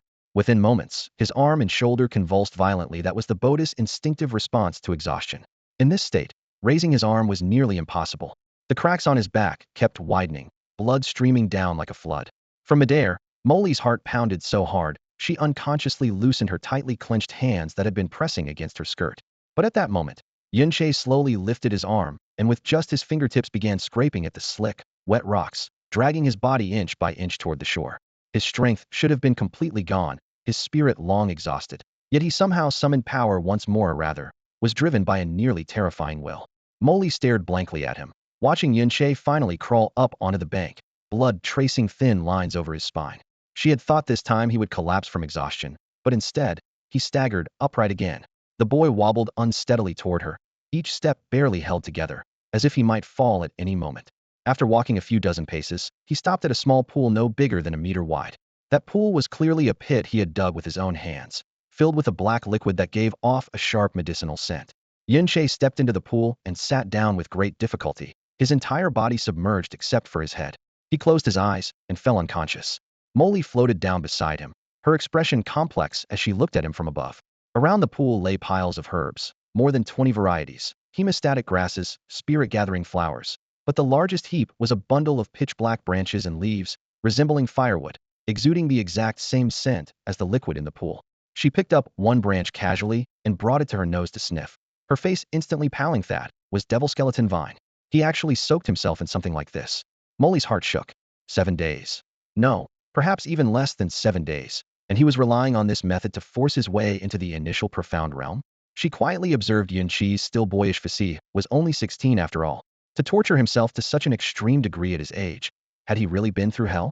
About 2 hours later, Yunqi opened his eyes and first saw Molly floating coldly beside him, her delicate face frosty as ice. The moment she saw him awake, she reflexively pressed her hands back onto her skirt. You've been like this all these days? Molly asked. Pretty much, Yunqi said as he propped up his still weak body. Most of the wounds on his back had healed, and in addition to the devil skeleton vine in the pool, he had concocted the most potent healing elixir he could from the other herbs he had. Aren't you afraid you might just die suddenly? Molly's expression grew even colder. I won't let myself die. Absolutely not, Yunqi answered with a faint smile, his voice full of certainty. Molly scoffed. You're way too arrogant. The waterfall didn't just have water, rocks had fallen along with it. Someone like you would have been snapped in two on the spot. I want to know, why do you have to push yourself so hard? Because I need to become strong enough, Yunqi said, reclining slightly in the black water, his tone low but resolute. If I'm strong enough, my master won't be driven to death, my family won't be bullied. In the past, with my profound veins crippled, I wasn't qualified to pursue power. But now, heaven or rather, Molly, you have given me new profound veins. I have no reason to slack off anymore. And you too, my little master Molly, you demanded I reach a realm no one in the Tsongfeng Empire has ever achieved within 30 years. For you, how could I not fight with all I've got? Yunqi's training method was simple but extreme and terrifying. He stood beneath the roaring waterfall, letting the immense force completely shatter the spiritual energy within him, nearly tearing his life force apart. After his meridians were left in fragments, he forced his dying body to break through new limits. One wrong move, and he would die instantly. When his spiritual power ran dry, he plunged into the pitch-black medicinal liquid brewed from demonic bone vines. The poison burned fiercely like a blazing fire, and the liquid felt like steel needles piercing his bones. Even as Yunqi's consciousness drifted, his skin and muscles convulsed and contracted under the toxin's assault, wounds visibly sealing themselves as his body's resilience grew stronger. The poison? He didn't care at all with the heavenly poison pearl guarding him. For days, he repeatedly traveled between the waterfall and the medicinal pool, pushing himself like a madman desperate to transform. Humph, since you're willing to go all out, this princess won't stop you. Jasmine stood suspended in the air, her eyes cold. So, how long do you plan to train here? Until I conquer this waterfall. Yunqi's gaze was sharp. If I can't even conquer a waterfall, how can I conquer my true goal? Fine, then let's see how long it takes you. The girl turned her cheek away, her flushed ear tips tinged with embarrassment. But before that right now, go buy me a whole new outfit, underwear, outerwear, shoes, even hairbands. Is that really necessary? I think you look great as you are, Yunqi said, looking her up and down with a serious expression. If you don't go buy it, this princess will get angry, an icy murderous aura instantly spread. All right, they'll go as soon as my spiritual energy recovers. Yunqi crossed his legs in the medicinal pool, quietly feeling his exhausted meridians slowly recharge. After a moment, he suddenly spoke. Jasmine, before you entered the heavenly poison pearl last time, there was one question you didn't answer. Where are you actually from? Are you a princess of some imperial royal family? Jasmine stood with her hands behind her back, voice calm. I am certainly a princess, but not of any ordinary royal house. As for my origin, even if I told you, you wouldn't know. It's very, very far from here. She clearly didn't want to say more. Yunqi thought a moment, then asked, if it's so far away, why did you come to Luyan City? Were you forced here by people hunting you? Her formerly gentle brows suddenly darkened. Everyone hunting this princess is dead, but I didn't expect they would use forbidden poisons so stealthily. As for why I came to this continent, it's because the blood of the evil god left memory marks mentioning 5 forbidden sanctuaries of the evil god. One of them lies east of the Tsongfeng Empire. While investigating, the poison suddenly flared up. You already know the rest. 5 forbidden sanctuaries of the evil god. Yunqi's face was full of amazement. In the memory imprint of the evil god, it was mentioned that this Tianxian continent was originally created by the evil god himself. On this continent, there are 5 places where he once made his refuge. Before his fall, the evil god left 5 mysterious seeds in those locations, along with a single clue: only those who inherit his power are entitled to find them. So that means only I can find them? Yunqi's spirit surged with excitement as he eagerly asked, what exactly are these 5 seeds? How powerful are they? And how do I find them? Molly glanced at him with a raised brow. How would this princess know? But since they're relics of the evil god, they're definitely not weak. However, you'd better push these thoughts aside for now. The power surrounding the evil god's secret grounds is extremely high. It's not something you can approach currently. Wait until you're strong enough to oversee the entire Tsongfeng Empire before you even think about it. Yun Che took the hint and fell silent, quietly circulating his inner energy to calm himself. 7 days passed in the blink of an eye. Xiao Kuangyun could no longer stay in Qinglin town. Yun Che changed into clean clothes taken from the heavenly poison pearl and made a special return trip just to pick out a new outfit for Molly. Inside the largest clothing shop in Qinglin town, he held out a finely tailored purple dress to her. How about this one? The color's nice. No, this princess never wears purple. Yun Che then picked a simple sky blue dress, but Molly frowned with disdain. The fabric here is far too coarse. I'd rather not wear anything at all. This is the best they've got in town. Just make do for now. I just won't wear it. Molly tossed up her chin, rejecting him resolutely. Yun Che could only put the dress down. Once I conquer the waterfall and head to New Moon City, they'll get you something better. Molly snorted coldly. Yun Che smiled wryly and lowered his voice. How about buying you some underwear first? Are you trying to get yourself killed? The girl's gaze sharpened like a blade. Believe me, this princess might just kill you right now. Yun Che hurriedly raised his hands in surrender and left empty-handed. Unknowingly, for months quietly slipped by. Deep in the Qidong Mountains, the chill of winter was already apparent. Waterfalls thundered fiercely through the mountains, the cold currents like iron. Beneath the roaring waterfall, a shirtless youth stood firm and steady, eyes closed tightly. The icy, violent rush of water pounded heavily, but he did not stir. His inner energy surged wildly, resisting the impact like a massive hammer strike. His inner energy was finally drained. Boom. The youth's body wavered, then was slammed down violently, sinking into the turbulent pool. With ice-cold biting pain, he gritted his teeth and swam to shore, struggling to rise. Stumbling, he wobbled into a shallow pool he had dug by hand nearby and submerged himself entirely. At the edge, he grabbed a few black slow-level inner recovery pills forged from iron sandvine found in the mountains and swallowed them to speed up his energy restoration. The medicine's warmth spread through his body. Yun Che exhaled a long breath of white mist and closed his eyes to meditate. Opening all 54 of his inner energy gates, he rapidly restored the severely depleted energy inside him.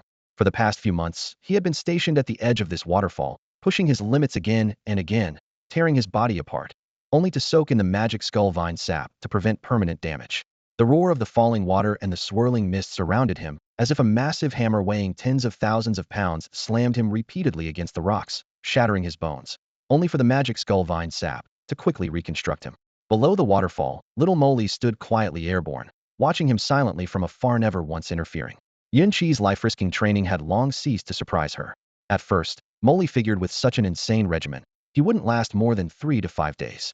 But 4 months passed, and every day Yun Che repeated the same grueling cycle enduring the waterfall's assault, his body breaking down, plunging into the vine sap to heal, then growing stronger without a single day off, without a moment's slack.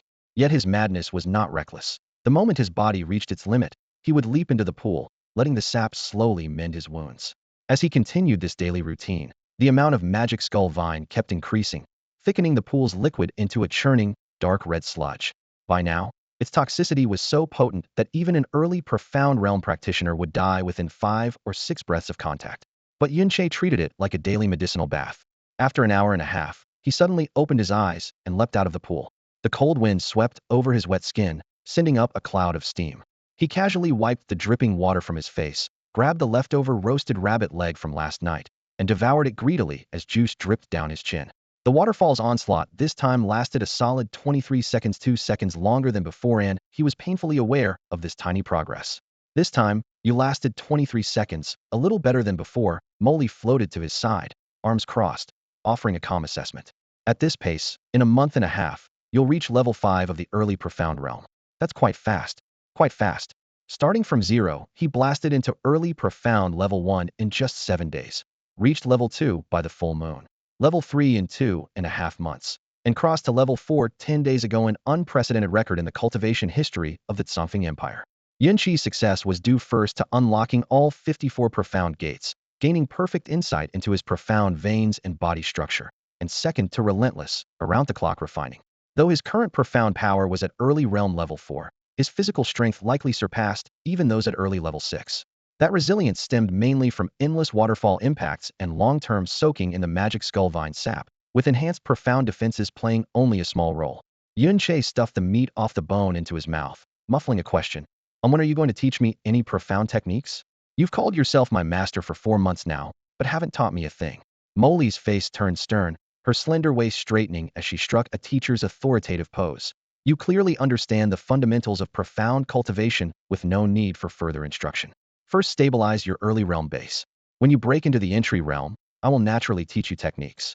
Before she finished, her eyes suddenly sharpened and her voice dropped. Someone's coming. Yunche shrugged off the bone fragments indifferently. People come every day, don't they? Not this time. Molly furrowed her brow. There are 5 of them altogether, all at the heavenly profound realm. And one a half-step king profound. What? Yunche nearly bit his tongue in shock. The heavenly profound realm. How could such cultivators appear near this small Qinglin town by the Red Dragon Mountains? That was the level of Chu Yuelith peak of the Tsongfeng Empire people look up to. And a half-step king profound at the very pinnacle of level 10 heavenly profound. Just a half-step from the king profound realm. A terrifying powerhouse ranked among the Empire's top 10. Such figures were usually from massive sects, often high elders rarely seen outside their clans. Why would 5 of them suddenly show up in this remote place? And all at once? A lineup like this would cause a huge stir anywhere in the Tsongfeng Empire. Seeing it appear in such a remote, out-of-the-way place was nothing short of unbelievable. Yunche looked up. 5 black dots in the northern sky were slowly closing in. He knew that once someone entered the Tianxian realm, they could manipulate their energy to fly undoubtedly. These 5 were the super strong warriors from Tianxian realm that Emily had mentioned. They weren't moving fast. From when Yunche first spotted them until they flew directly overhead, it took nearly a full cup of tea. Noticing someone staring up from below, 2 of the warriors glanced down briefly before averting their eyes. The other 3 didn't even bother to look again. A mere junior Xian realm novice wasn't worth their attention. After the 5 flew away, Yunche paused thoughtfully, then made up his mind immediately.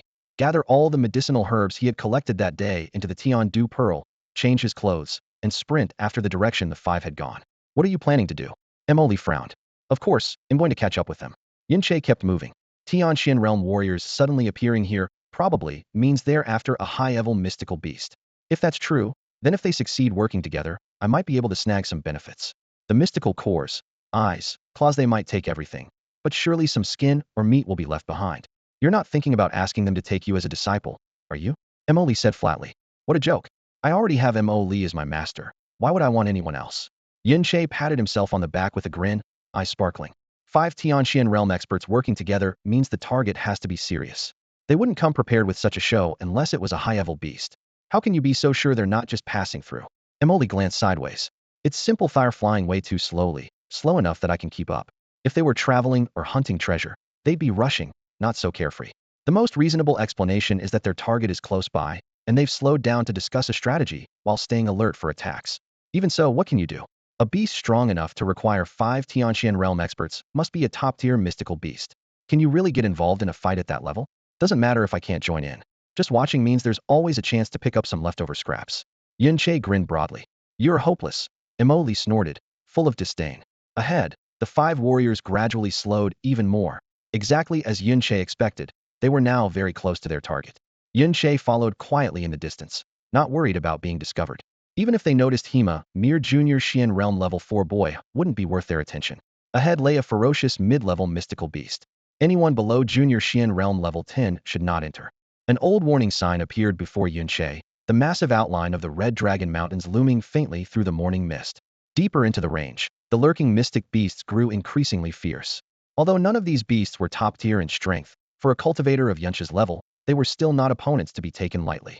Not far ahead, another weathered wooden plaque blocked the path. Inscribed in dried cinnabar were the words high-level mystic beasts ahead.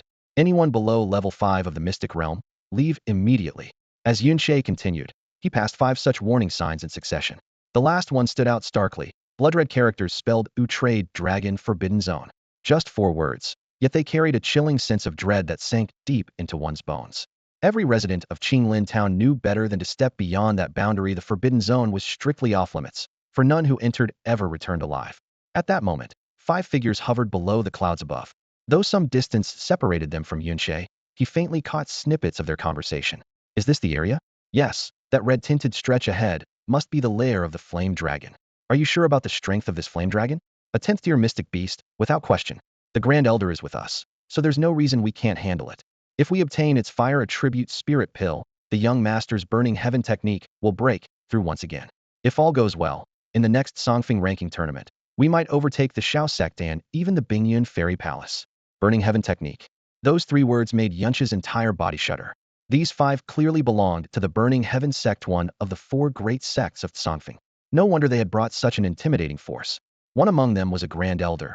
Within the sect, this quintet was undoubtedly core power. They were here to hunt a powerful mystic beast, the legendary Red Flame Dragon, said to dwell deep within the Red Dragon Mountains. Suddenly, one of them swept his gaze around coldly. Seems like someone's been following us. Another chuckled softly. Just a rookie at the initial mystic realm. Only started tailing us after seeing the spatial rupture. Reckless fool. Humph. If he wants to die, no need to wait for the Flame Dragoni, can send him off myself right now. Huffed. Picking a fight with a starter-level Mystic Realm kid? Won't that damage our dignity? Yunche's heart tightened sharply. He had thought he was careful enough to avoid being sensed, but the perception of these top Mystic Realm experts was far too formidable to evade.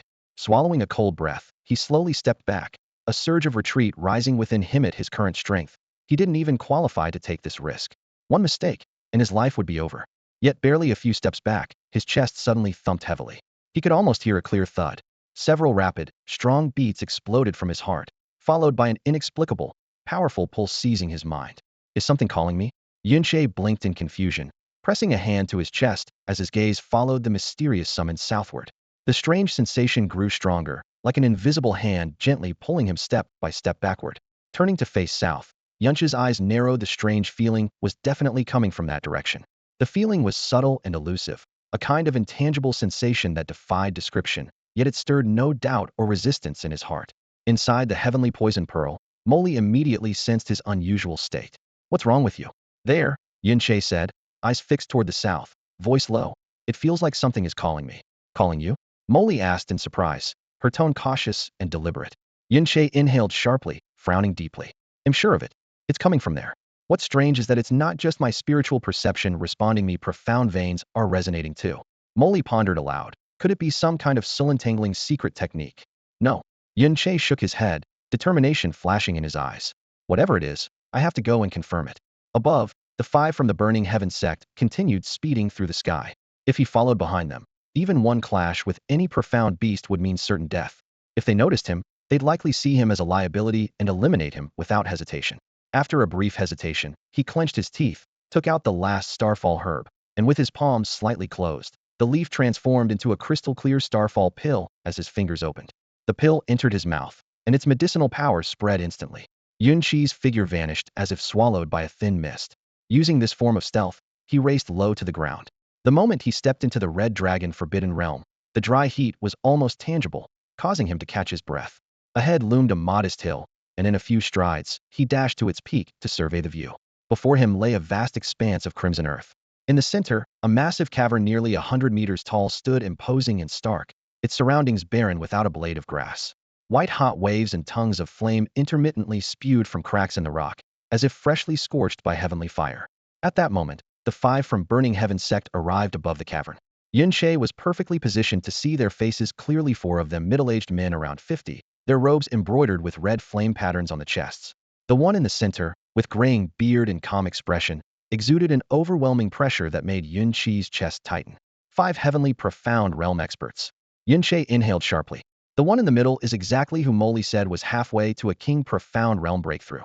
Such a lineup revealed just how important the Flame Dragon Profound Pill was to the Burning Heaven sect. The middle-aged man on the far right stared at the cave entrance.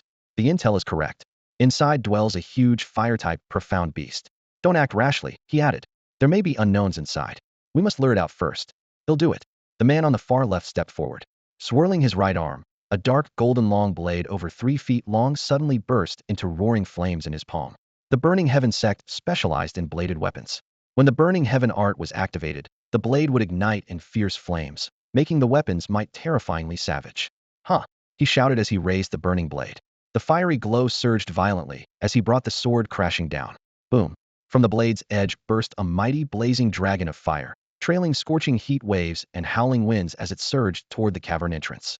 Accompanied by a deafening roar, the fire dragon struck the ground and exploded, blasting out a pit over 10 meters deep and spreading charred rubble everywhere. The violent impact rolled through the ground, causing even the massive cavern to tremble faintly. A deafening roar suddenly erupted from deep within the massive cavern, shaking the very mountain range as if it would crumble. Even from a great distance, Yunche's eardrums tightened painfully, momentarily ringing with unbearable noise. Before the roar faded, a blazing pillar of crimson fire exploded violently from the cave entrance, tens of meters wide, surging upward and engulfing the 5 black-clad warriors hovering in the sky. The inferno spread like a tidal wave, scorching everything for miles. The intense heat slammed into Yun Qi's face like a burning blade, sending a chill of terror racing through his heart. It seemed the legend of the flame dragon had to be true. Even if it wasn't an actual dragon, it must be an extraordinarily fearsome fire elemental beast. To think such a terrifying creature lurked within the unnamed Akaryu Mountains, a range normally inhabited only by low-level beasts. Get out of the way. The 5 were shaken to their core by the sudden blaze, instantly darting apart to disperse in different directions. The pillar of fire surged hundreds of meters upward before gradually dissipating, its fiery fragments raining down like burning rain. At that moment, a colossal shadow appeared before the cave mouth.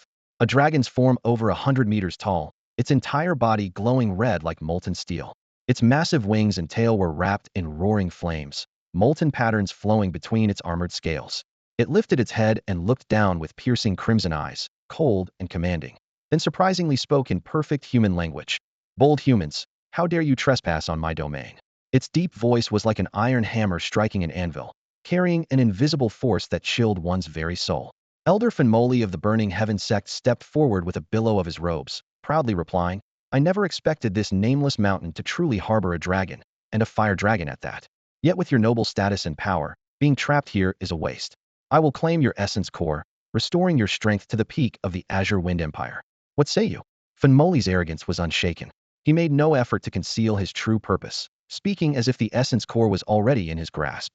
Judging by the surge of profound energy from the flame dragon and corresponding intel, it was indeed a 9th-level celestial beast.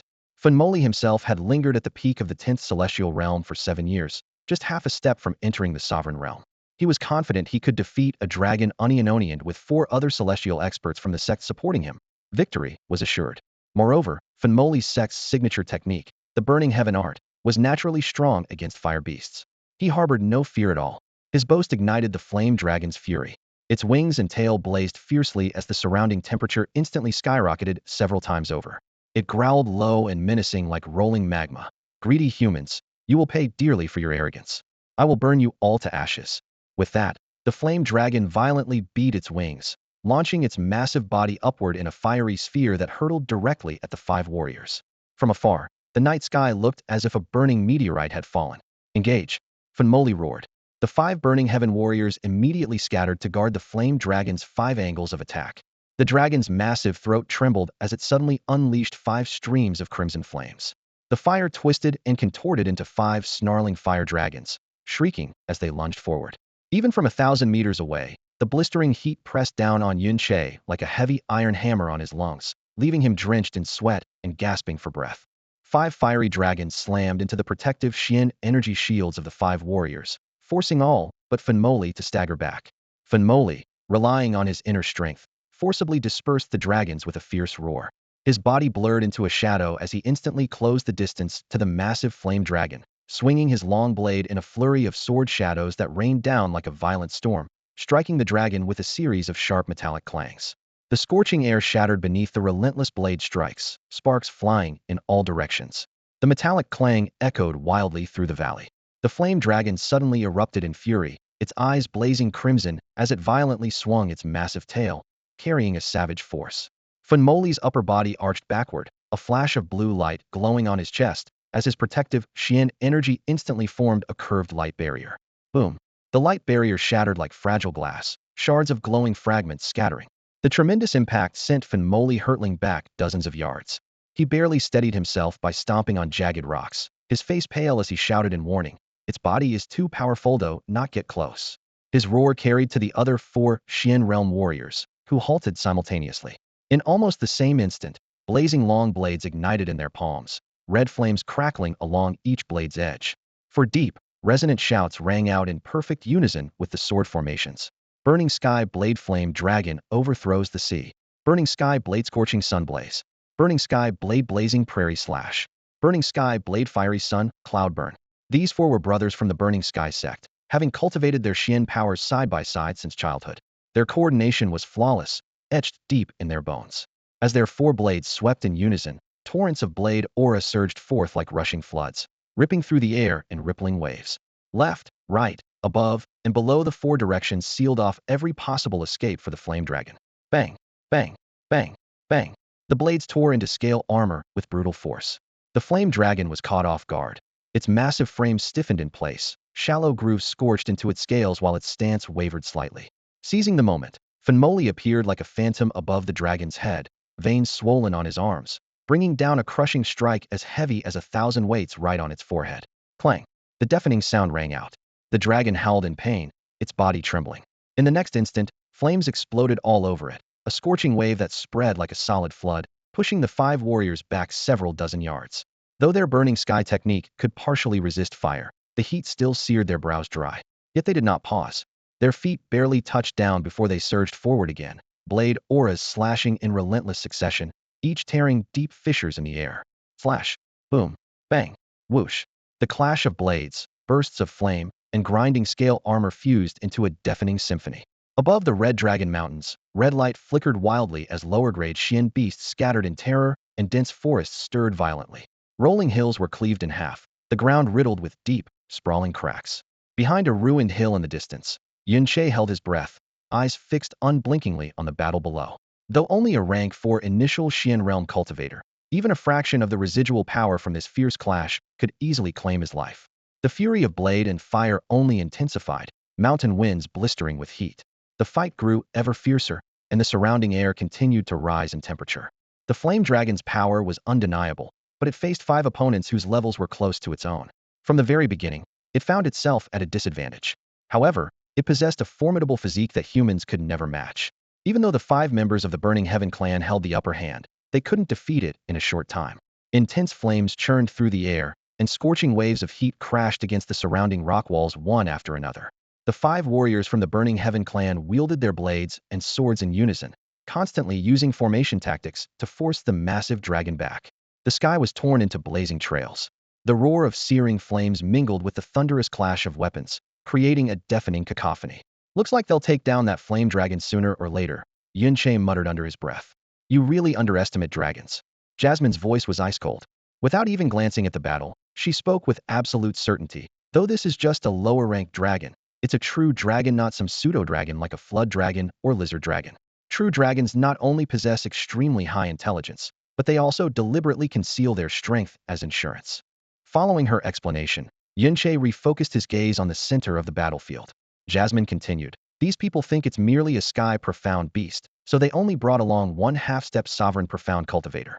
Unfortunately for them, it's actually a genuine sovereign profound true dragon. Yunche's eyes widened sharply. Right now, it's just toying with its opponents, feigning weakness to lure them in. Jasmine's voice dropped to an extremely low pitch, yet it carried undisguised coldness. When it finally bares its fangs, those 5 people, including that half-step sovereign profound cultivator, not a single one will leave alive. This statement made Yunche's heart sink. Dragons were actually this cunning and treacherous. The thunderous sounds of battle gradually shifted southward.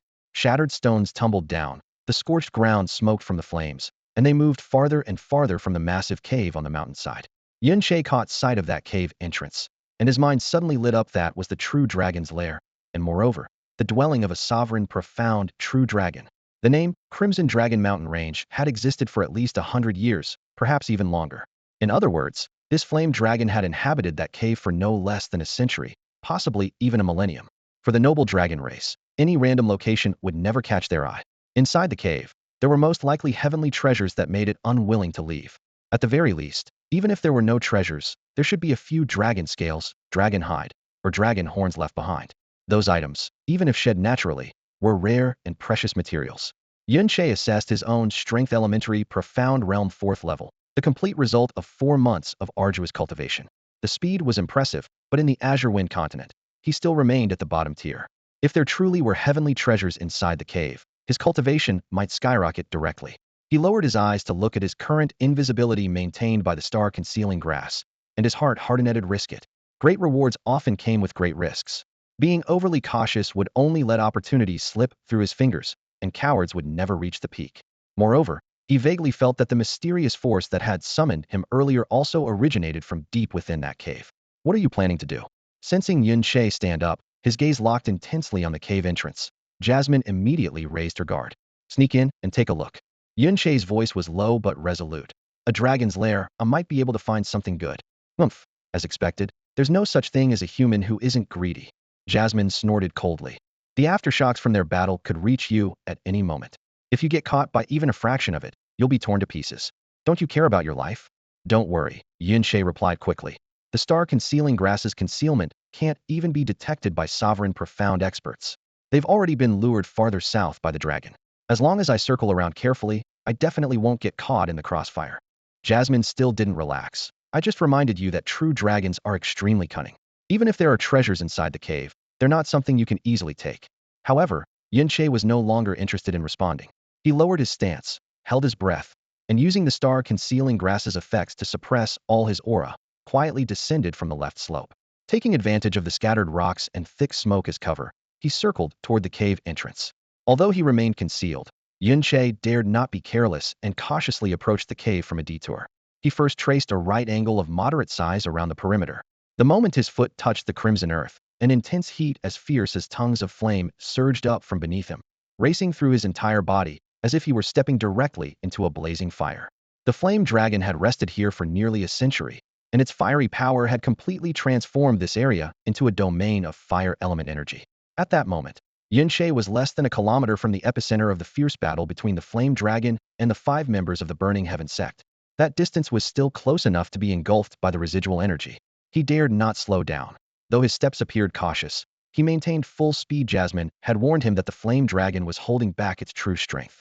If it unleashed its full power, it would incinerate all 5 warriors of the Burning Heaven sect. In that case, he wouldn't just fail to take advantage of the chaos, he would lose his life. Fortunately, the flame dragon clearly didn't want its nest damaged and had been trying to pull the battlefield outward, carefully avoiding launching attacks toward the cave.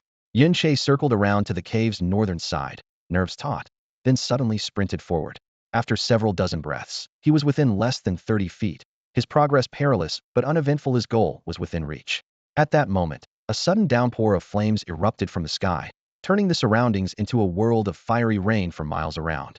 The flames were small and their damage limited, but incredibly dense, and one patch landed right on Yunche's shoulder. His garment erupted into flames with a roar, instantly breaking the concealment effect of his star veil pill. Yunche twisted his body and slipped behind a large boulder to his left, clapping both palms to extinguish the fire, his brow tightening like iron. The star veil pill lost its effect immediately upon being hit or touched. If he stepped out from behind the rock, now whether to push forward into the cave or retreat along his original path would be fully exposed. But if he stayed hidden, waiting for the flame dragon to repel the Burning Heaven sect and return to its lair, it would discover him at once in almost certain death trap. Boom. Above, a blazing fire dragon plummeted from the sky, crashing into the ground less than 100 meters away from Yunche. The deafening explosion shattered the earth. The burst of flames shot high into the air, heating the rocks as if to melt them. The blaze illuminated the narrow space behind the boulder, causing Yunche's pupils to sharply contract. This was his chance. Without hesitation, Yunche dashed out from behind the rock like an arrow released from a bowstring, releasing all his inner strength and charging at his top speed toward the cave. The towering blaze blocked the view of the flame dragon and the warriors of the Burning Sky sect, preventing them from seeing this direction. The immense energy fluctuations were enough to completely suppress his weak, profound energy. Moreover, they were engaged in fierce combat and dared not be distracted. So, Yunche boldly unleashed all of his profound energy. A distance of just a few dozen meters was, at this moment, a matter of life and death for him. With the corner of his eye, he watched the flickering firelight slowly fade away. Clenching his teeth, he wished he could pour all his willpower into his legs. In that desperate moment, time seemed to slow down. The cave entrance gradually drew closer. Taking a sharp breath, he pushed off the ground with both legs and lunged forward like a flying fish into the cave. The moment he slipped inside, the firelight completely vanished. The fierce battle scene between the flame dragon and the 5 great celestial powers reappeared clearly before his eyes. Standing behind the giant scorching stone at the cave's mouth, Yunche leaned against the rock wall, breathing heavily. Sweat dripped from his chin and instantly steamed from the heat. His flushed face betrayed whether it was from the intense heat or the exhilaration of having made it inside. Phew, finally got in, he muttered to himself, the lingering fear still present in his heart. Calming his breath, he stepped gently and ventured deeper. The flame dragon's huge size meant its lair was naturally vast. The air was so thick with fiery elemental energy, it almost seemed solid.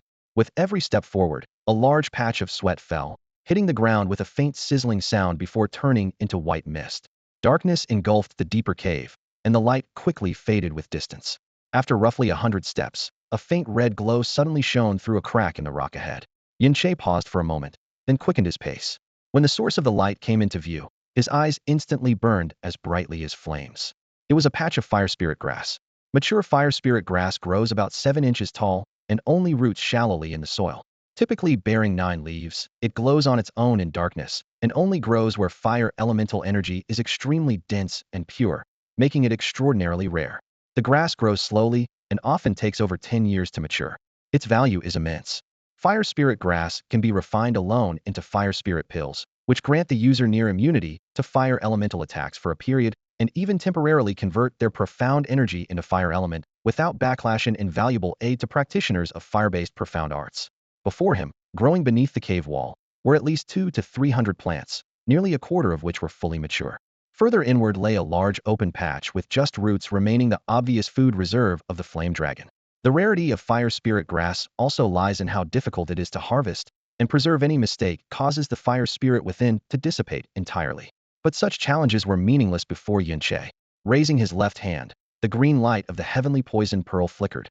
The mature fire spirit grass was as if seized by an invisible giant hand, uprooted along with its fiery glow, and all quickly absorbed into the pearl, leaving nothing behind. Even a single plant could fetch a high price outside, yet here Yunche was harvesting them as casually as picking cabbages. Soon, he had collected over 50 mature fire spirit herbs, storing them all in the Tian Du pearl. As for the ones not yet ripe, Yunche didn't touch a single stem. Rubbing his hands together, his heart raced with excitement as he thought, this is it. If I sell these through the broker to the Fun Tian sect, it'll fetch an astronomical price. He'll never have to worry about money again. Without hesitation, he took out one fire spirit herb and activated the Tian Du pearl to refine it. A vibrant green glow withered rapidly inside the pearl, shrinking within a blink to the size of a fingertip, sparkling like a deep red gem. Yunche swallowed it in one gulp without a second thought. The scorching heat slid down his throat and seemed to surge like a flame rushing through his meridians, spreading instantly throughout his body. The intense heat then quickly faded. The air around him no longer oppressively hot, sweat cooling on his back. The suffocation and restlessness vanished. He felt much lighter and more at ease. The cave had no end in sight yet, so he quickened his steps and pressed deeper inside. Soon, a massive rocky nest appeared before him. Its size and shape clearly indicated this was the lair of the flame dragon. Unfortunately, the nest was unervingly clean. Aside from the blistering hot stones, there were no trophies or signs of battle, leaving Yunche somewhat disappointed. Suddenly, a deafening roar thundered outside. Even from the cave's depths, a wave of blistering heat washed over Yunche's face. The flame dragon's deep, furious bellow echoed from beyond the cave. Ignorant and greedy humans, prepare to pay the price you deserve. Immediately after came the frantic screams of Fantian sect disciples. What's happening? Why did its power suddenly surge like this? This flame dragon isn't just a Tian Xian beast. It's clearly a King Xian beast. It's been hiding its true strength all along, trying to lure us here. Damn it. The intel was wrong. Retreat. Fall back now. Every word Jasmine said was confirmed in full. The flame dragon had at last shed its disguise and unleashed its true might. Accompanied by the terrified cries of the sect's disciples, the earth trembled lightly. Even the entire Red Dragon Mountain range gave a faint, unstable shake. A chill ran through Yunche's heart. The flame dragon had gotten serious. This battle could end at any moment. If he didn't take the chance to leave now, there might be no second chance. With over 50 mature fire spirit herbs already in hand, he turned sharply and sprinted for the exit. But after just 3 steps, his heart skipped. He froze abruptly. Why are you stopping? If you don't move now, do you want the flame dragon to burn you to ashes? Jasmine snapped impatiently. Yunche seemed not to hear her.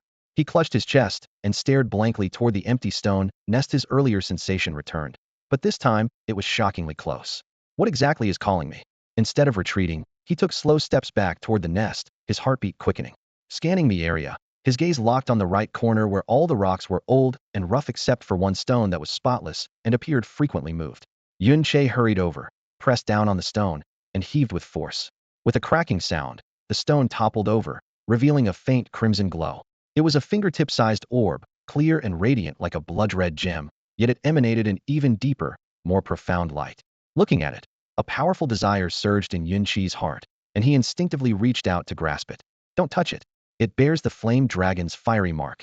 Jasmine's warning came too late. His hand already closed around the orb. Instantly, it seemed awakened, erupting with a fierce and unparalleled red blaze so intense that it enveloped Yun Qi's entire body. What is this thing? Yun Qi stared at the crimson orb in his palm, his mind filled with confusion and suspicion. Though it rested in his hand, he couldn't feel any weight or warmth from it. The light it emitted was a vivid, blazing red, the most common shade of red, but somehow it carried an eerie color he had never seen before. Just as his heart's frantic pounding began to calm, a sudden surge flowed through his meridians, making his blood simmer gently. An inexplicable yet overwhelming sense of peace washed over him. Was certain he had never seen this pearl before, yet it felt as if it had always belonged to him, as if it had finally returned to its rightful place. I don't know what this thing is, came Jasmine's deep, cold voice from within the poison pearl, but one thing I'm sure, off your dead meat. Her young face was unusually solemn. She had warned Yun Qi countless times, but could never stop him from recklessly chasing danger. Now, pushed to the limit, she was forced to accompany him. If their lives weren't bound together, she might have slammed this man who dared risk his life for so-called opportunity into the ground. Before her words finished, a thunderous dragon roar echoed outside the cave. Roar! Despicable humans! So the treasure you covet is mine. You miserable scum, there's no forgiveness for you, none at all. The blazing dragon was only a low-tier king profound beast, yet it rendered 10 top-tier heavenly profound experts helpless. The 5 from Finshin sect had only one at heavenly profound level 10, the rest below level 6. When the dragon truly unleashed its power, in the blink of an eye, the 5 were driven to the brink of death.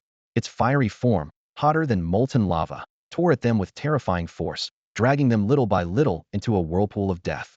Despair was written across their faces. In the next moment, the dragon seemed to lose control. Its entire body wreathed in angry flames as it roared deafeningly. A fireball tens of meters wide slammed down hard, making all 5 scream in agony. Yet the dragon did not press the attack. Instead, it suddenly turned around, engulfed in fury as it charged back toward its lair. The 5 survivors broke free from the dragon's flames, battered and exhausted. Their clothes torn, hair and beards nearly burnt to charcoal, each injured and still trembling. What happened? Why did it suddenly retreat? One gasped, struggling to speak. From that roar, just now, looks like someone sneaked into its nest while it was fighting us. What good is that now? Retreat. We actually provoked a king profound beast ourselves and we're still alive? That's a miracle. Anyway, move out.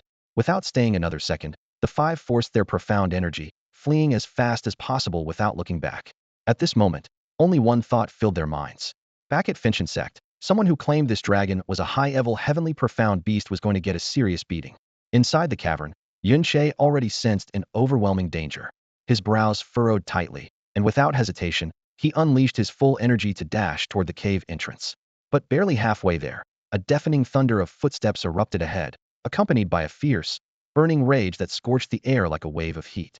The stone walls and ground trembled, bits of debris falling like rain, and soon the massive head of the flame dragon burst through the shadows, coming into Yun Qi's view. At that moment, Yun Qi's aura was so weak it surprised the flame dragon, causing the beast to hesitate momentarily. But when its blood-red eyes caught sight of the crimson pearl clenched in Yun Qi's palm, a blazing fury ignited within them instantly. Bold and reckless human, how dare you covet the treasure of this king? Prepare to feel my wrath. Damn it. Yun Qi's heart shrank, but he forced himself to calm quickly and started thinking of an escape. The pearl in his hand had to be returned exactly as it was, but the flame dragon gave him no chance to speak. A terrifying force locked onto him, threatening to reduce him to ashes in the next breath. If you don't want to die, stop where you are this instant. Just as the shadow of death closed in, a sharp yet chilling voice rang out from overhead. At the same time, a crushing pressure like the heavens falling and the earth splitting swept over the entire flame dragon's lair. The flame dragon abruptly froze mid-attack. Uncontrollably, its massive body began to tremble under this immense pressure. Slowly, it raised its head and looked up at the red-haired girl who had appeared, suspended in midair without anyone noticing. Shock and then pure terror replaced the anger burning in its eyes. The power radiating from this young girl was far beyond anything it had imagined.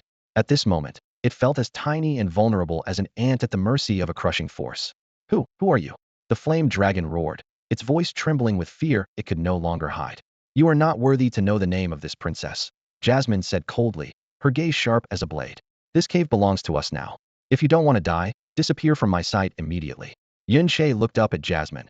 Equally shaken inside, this young girl had overwhelmed a sovereign-grade legendary beast with nothing but sheer presence. What level of cultivation did her energy reach? Yet at that moment, he noticed the dragon's trembling had suddenly stopped. The flame dragon chuckled darkly. I understand now, you 2 cunning humans are just bluffing.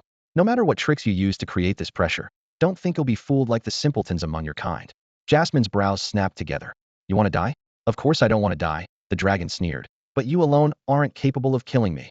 If you were truly that powerful, why sneak in while I was busy fighting those foolish humans? Why not just come boldly and take my treasure? And if you were that strong, the look on this human's face when he saw me wouldn't be so miserable. A chill ran through Yunqi's heart. The wisdom of dragons was truly far beyond that of ordinary spiritual beasts. And you, little girl, your gaze is icy and merciless, and the intense killing aura you radiate has caught me completely off guard. With such eyes and murderous presence, you must have taken countless lives. If you truly wanted to kill me and had the ability to do so, you would have struck already. You wouldn't bother wasting words on me. The flaming dragon lifted its massive head slightly. Its golden red scales shimmered in the firelight as it continued to sneer coldly. You're far too young. At a human's cultivation speed, someone your age simply can't possess such overwhelming pressure. It's all just an illusion. I'm no fool to be tricked. Coveting my treasure and trying to mock me? I will never forgive you. Turn to ashes. Before the words even finished, the dragon's enormous maw burst open, releasing a blazing dragon flame that roared fiercely toward Yunqi. Boom. The heavy shockwaves surged through the firestorm, striking Yunqi's shoulder with a sharp numbness and hurling him several yards away. He narrowly avoided the fatal dragon fire. Just as he tried to steady himself, the spot before him was empty. Jasmine had already taken his place.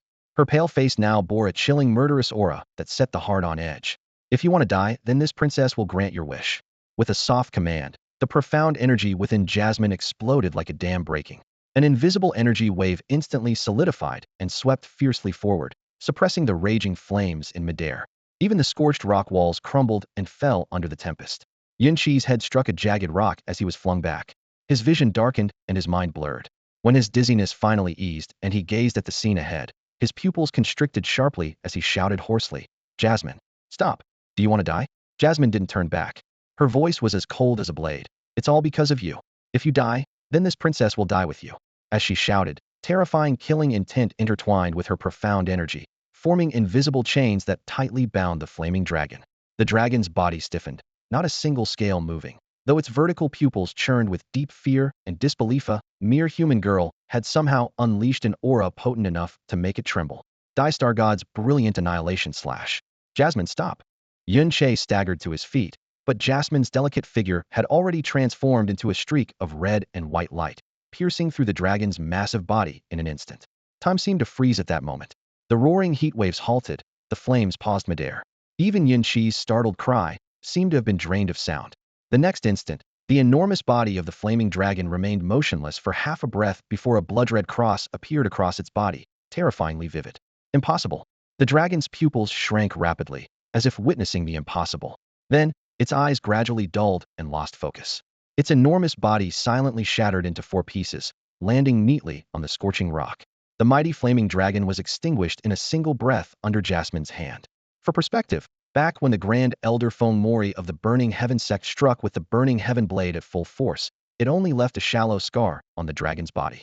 Yet Jasmine, with nothing but her delicate bare hands, had sliced it as if cutting tofu. Yunqi stood frozen, his throat tight and dry. Suddenly, a sharp pang struck his heart as he pushed past the broken dragon corpse and rushed forward, shouting, Jasmine. Jasmine lay collapsed on the rocky ground. Her cheeks, neck, and limbs had lost all color, as pale as porcelain snow. The brief, intense burst of profound energy had triggered a violent backlash of the deadly poison in her soul. The suppression and purification accumulated over months within the heavenly poison pearl suddenly shattered. Yunqi knelt beside her, pressing his left palm on her frail shoulder. The emerald light of the heavenly poison pearl surged wildly, unleashing all its purifying power. However, the poison attacking her soul was so fierce that even the pearl struggled to contain it swiftly. Her body temperature dropped visibly, her skin began to turn translucent, and her figure flickered faintly. This time I really might die. Her faint whisper was as soft as a breeze. The icy, proud eyes she once held were now only filled with a heart-wrenching dimness and sorrow. Jasmine, Jasmine, calling her name, Yunqi's heart tightened with pain. The poison in the girl's body was more than 10 times stronger than when it first flared up 4 months ago. Back then, she nearly fainted just dealing with 2 Lingxuan-level experts.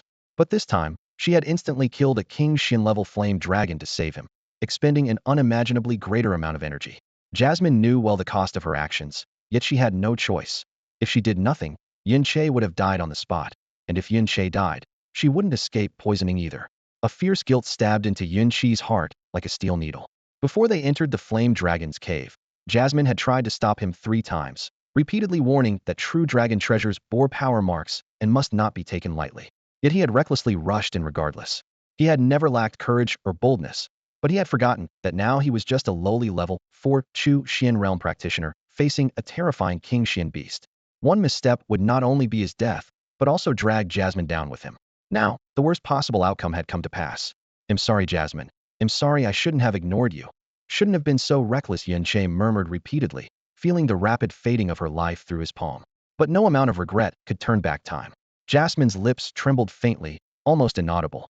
Her body temperature dropped quickly, her snowy skin turning nearly translucent in a matter of breaths. This half-elusive, half-solid body depended on Yunqi's life force to sustain it, and was the only vessel for her soul. Once the body dissolved, her soul would lose its anchor and scatter completely under the poison's corrosion. "Jasmine! Jasmine!" Yunche gritted his teeth, frantically activating the purifying power of the heavenly poison pearl with his left hand, while gently shaking her shoulder with his right, desperately hoping to keep even a trace of consciousness. Finally, he saw her pale lips move again and hurried to press his ear close. "I don't want to die. I haven't avenged mother and my brother, haven't killed them all. I don't want to die." The broken, barely audible voice hit Yunqi's heart like thunder. For months ago, when Jasmine first officially appeared before him, Yunche had sensed a familiar shadow and hera reflection of his own past. She was still very young, stunningly beautiful, and claimed to be a princess, presumably growing up loved by thousands. Yet in her beautiful eyes there was nothing but coldness and indifference for years on end. When she killed, her tender face betrayed no fear or mercy, only cruelty and unchanging coldness.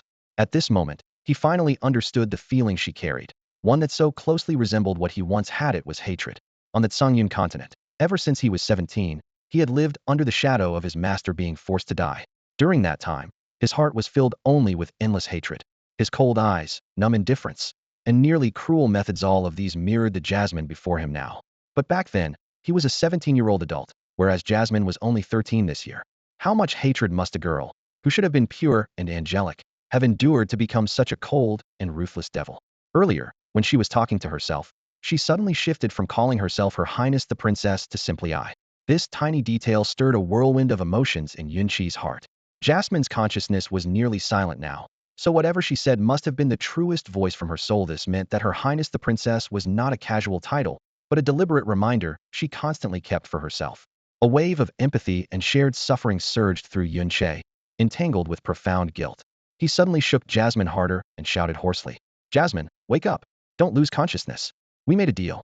You gave me a new mystic vein, and I haven't done a single thing to fulfill what you asked. Are you willing to just give up like this? Besides, you are my master, Yunqi's master, yet you've taught me nothing. A master can't be this incompetent. Wake up, wake up!" No matter how desperately Yunche tried to activate the heaven poison pearl, or how fiercely he shook her, the fragile figure gave no response. Jasmine's once rosy cheeks had lost all color, and her body grew increasingly translucent. Through her chest, Yunche could even see the gravel beneath their feet. Chills pierced to his core, and he clenched his teeth so hard it almost shattered them. Suddenly, he punched his forehead with a violent force. Blood instantly poured out, the sharp pain doing nothing to ease his overwhelming guilt. "It's all your fault. Why didn't you listen to Jasmine? Your life isn't just your own anymore, it's tied to hers. In the end, you let her save you with her life. You're the one who killed her." The searing pain from his fist tore open his skin, droplets of blood falling onto the scorching ground and drying within moments. The shape of the blood caught his eye, and he suddenly froze. The blood, right, it's my blood. Jasmine was connected to his life by absorbing his blood. Her semi-real body depended on his blood and life to survive. Now that he had fused with the heaven poison pearl, his blood might possess incredible poison resistance. A glimmer of hope suddenly appeared. Yunche dared not waste a single moment. He stretched out his left arm, then tore a long, deep gash across the inside with his right fingertips. Fresh blood immediately dripped down. He carefully pried apart Mamala's pale, lifeless lips with his fingers, letting drops of his own blood slowly seep into her mouth. At the same time, he gripped her shoulders tightly, pressing hard to speed the flow of blood. "Mamalai, I will never let you die, absolutely never," he said through gritted teeth, his voice thick with bitterness and resolve. Bright red blood slid down his fingertips, dripping into the parted lips of the unconscious woman. But she had lost consciousness and could not swallow on her own. The blood gradually trickled out from the corners of her mouth. Yunche furrowed his brow, hesitated for a moment, then raised his arm and bit fiercely into his own wound, sucking desperately at the blood welling up. After drawing a mouthful, he bent down again and forced Mamala's lips open once more with his fingers. "If you can wake up, No matter how you punish me, I will accept it. He whispered softly, lowering his head to gently press his blood-stained lips against hers, controlling his breath and the flow of blood, slowly transferring what he could into her body. Though her lips were pale, they were still soft and warm, so tender that Yunshe couldn't help but want to linger a little longer. After delivering one mouthful of blood, he quickly pressed his mouth back onto the wound on his shoulder, sucking fiercely. With his mouth full of fresh blood, he carefully guided it into Momola's mouth. This intermittent blood transfusion continued several times until the wound on his arm began to scab, and the blood flow slowed significantly. Urgently, Yunshe extended his right hand to make another deep cut near the first wound on the same arm. Fresh blood started to flow again, dripping steadily. Blood poured continuously into Momola's body. When the fifth wound appeared, Yunshe had already lost about a fifth of his blood volume. His head grew heavy and dizzy. Just as he was about to lose balance, he noticed Momola's translucent figure gradually solidifying. The intense venom that the heavenly poison pearl detected seemed to calm like rain passing. It worked. Did it really work? A flicker of hope surged in his heart. Without hesitation, Yunshe cut a sixth wound on his left arm. Blood flowed once more, but the entire arm had gone numb and felt unbearably painful. Still, joy and determination kept him going. His medical knowledge told him that losing more than a fifth of blood quickly causes bodily functions to fail. Over a third may cause shock, and losing more than half is usually fatal. Yet he didn't slow down, striking again and again with the blade, until dizziness hit him like a tsunami. His vision blurred, and his body leaned heavily against the stone wall behind him. Finally, he collapsed. In the haze, the image of a girl he had tried so hard to avoid slowly appeared.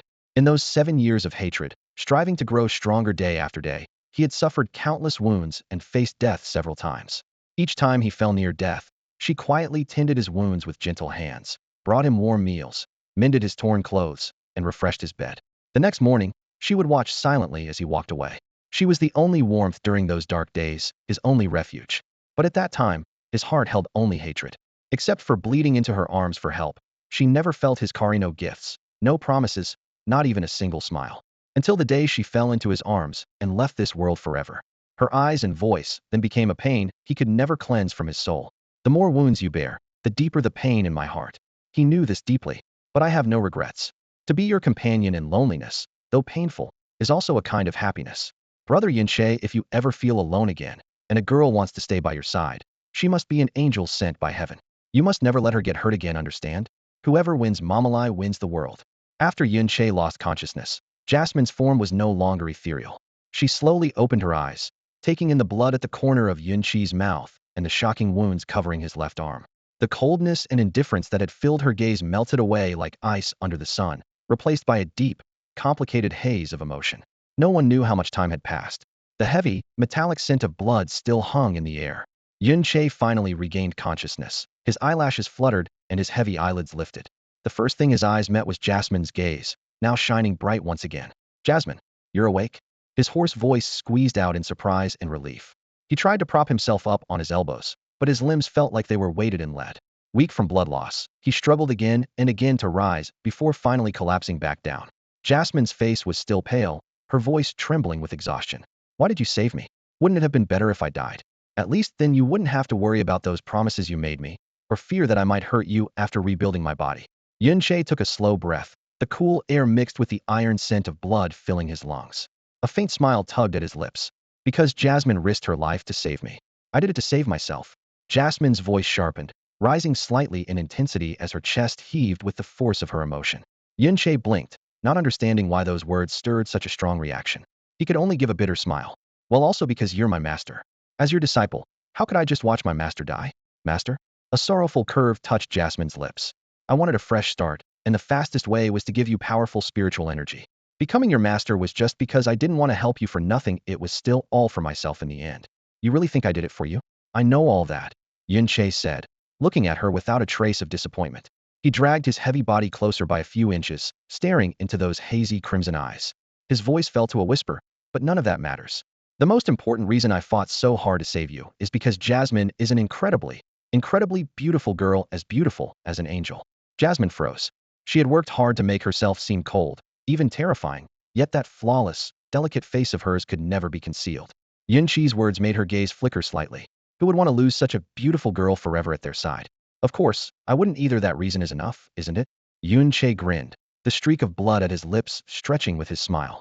What kind of reason is that? Jasmine's pale lips trembled.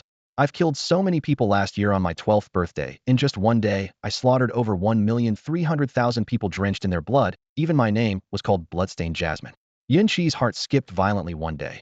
Over 1,300,000 people killed. Catching the deep shock flickering across Yuncha's face, Molly closed her eyes and said mournfully, "Someone like me, how could I ever deserve to be called a pretty girl? Am Molly the bloodstained Molly, a terrifying demon who has taken so many lives?" Yunche stared at her, stunned. His gaze was neither shock nor fear, but a complex mix of pity, pain, and resolve deep that any onlooker would find it hard to read. After a long moment, he gently shook his head. "Molly, I can't imagine what it feels like to have taken so many lives at 12 years old. But I know it must hurt so much it defies description, a pain you never want to remember. After that, there must have been endless nightmares and crushing guilt, making you hate yourself, despise yourself, even labeling yourself as a demon, heartless, cruel, just to numb your soul." But Molly's eyes suddenly widened as she stared at him in disbelief. "I believe you've always been kind. The reason you turned yourself into the most hated demon was to protect those precious to you, maybe friends, maybe family. A person like that, no matter how many lives they've taken or how much blood they've shed, could never truly be a demon. Besides, a cute and beautiful girl, no matter what mistakes she's made, deserves to be forgiven." He smiled faintly, his voice soft as if afraid to disturb something fragile. "If you feel your shoulders are weighed down by filthy guilt, then let me share that burden with you. You're my master. As your disciple, it's only right to carry this burden together." Molly was completely stunned, staring at him as if she had lost her soul. She couldn't understand why. After confessing such cruel sins, there was no rejection in his eyes, only tenderness. "I've killed so many people. Everyone's afraid of me. There's no one left who could like me. Why does he insist on saving me? Why does he look at me like that?" Her inner cries blurred her vision further. After the deaths of her mother and brother, she had long believed no one would ever treat her like this again. In the misty tearfulness, Yuncha's face slowly merged with her brother's smiling visage. In the next moment, tears burst forth uncontrollably. She, who had once vowed never to cry, sobbed openly. Her heart, once frozen by hatred and guilt, quietly cracked open just a little. "Molly, so you do cry after all? Now that's more like a girl," Yunche said gently. He reached out and softly wiped the tears from her cheek, his touch unbelievably tender. Molly no longer resisted. She cried even harder, her lips trembling as she choked out, "Am your master, you secretly kissed me so many times just now to save me.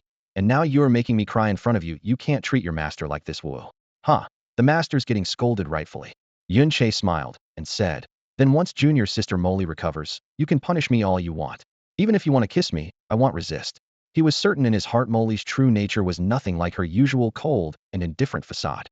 Having experienced a very similar past, sharing the same aura and gaze with her, he understood the most vulnerable and tender corners of her soul better than anyone else. After crying, Molly's emotions gradually settled. Her body and spirit were still weak, but the deadly crisis had mostly passed. She raised a small hand and wiped the tears clean from her cheeks, trying hard to restore her usual icy aloofness, though her eyes kept avoiding Yunqi's gaze. "Although the danger is gone now, I can't use any spiritual energy for at least 3 months," she said in a cold, hard voice. "Otherwise, even if you spilled all your blood to save me, it wouldn't work." "I understand," Yunche said with a guilty nod. "They'll be twice as careful from now on and never let something like this happen again." Molly's gaze fell on the bright red orb. "The red bead you got, if you swallow it, that thing is probably what I mentioned before, the evil god seed." "Huh," Yunche exclaimed, holding tightly the strange red orb that had nearly cost Molly her life. "You're saying this is?" "I'm only guessing," Molly said uncertainly. "The flame dragon has stayed here all this time, probably because of it. I can sense a very strange fire element inside, unlike anything I've ever seen. You said you felt it calling to you and that it didn't harm you when you held it, so it's very likely one of the 5 evil god seeds mentioned in the memory imprint." As she spoke, in a way Yunche couldn't see, she gently bit her lip. "Also, don't touch my face without my permission ever again." With that, she turned into a flash of red light and merged into the heavenly poison pearl. Yunche stood there, caught between laughter and tears. The girl's expressions changed so fast, it was scary. Cold as ice one moment, tears streaming the next, then a fierce glare again. Yunche was just as weak now, severely drained from blood loss and barely able to walk. Forget about the flame dragon. Another ordinary spiritual beast arriving here would be the end for both him and Molly. He whispered silently in his heart. If killing 1.3 million people in a day makes you an unforgivable demon, then what about me, who poisoned 7.7 million and turned an entire city into a toxic hell? The real demon must be me, so I dare not desecrate the angel beside me until the day we're lost forever. He closed his eyes for a long moment, then opened them again. In his palm was the red orb, radiating an eerie glow. Remembering Molly's words, he hesitated briefly, then steeled himself and swallowed the orb whole. It slid smoothly down his throat with an inexplicable sense of closeness and familiarity. Completely, without poison, believed the outcome wouldn't be too bad. At the instant the red orb entered his body, he felt his spiritual veins violently tremble. Before he could even sense inside himself, dazzling red light burst from his skin. Immediately, the red light erupted into raging flames swirling around him, engulfing his entire body. What is this? The sudden fire shocked him, but what shocked him even more was that beneath the intense flames, he felt no pain at all. Instead, there was an indescribable comfort. Even his clothes remained utterly unharmed, as if the terrifying fire were nothing but an illusion of light. Jasmine, what's going on? Yun Che raised his hands, staring in shock at the flames suddenly erupting all over his body. But Jasmine didn't answer. She remained hidden inside the heavenly poison pearl, silently observing the crimson fire surrounding him and murmuring softly, "His mystic vein's color has changed. It seems that really is one of the 5 seeds left by the evil god. Which means this place is actually one of the evil god's 5 great secret grounds. And he managed to find it just like that. Is it pure luck? Or is his mystic vein guiding him?" The fire blazed fiercer and fiercer, shooting up tens of meters in an instant. The surrounding stone walls and the rocky ground beneath him began to slowly melt and sink under the terrifying heat. But Yin Che remained completely unharmed, not even a hint of burning pain. Wrapped by the blazing flames, he clearly felt his mystic vein trembling violently, and hurriedly focused inward. Just a glance inside nearly made him shout out loud. His mystic vein had completely turned a deep crimson. Even the 54 mystical gates that had fully opened were stained a darker blood red. What is happening?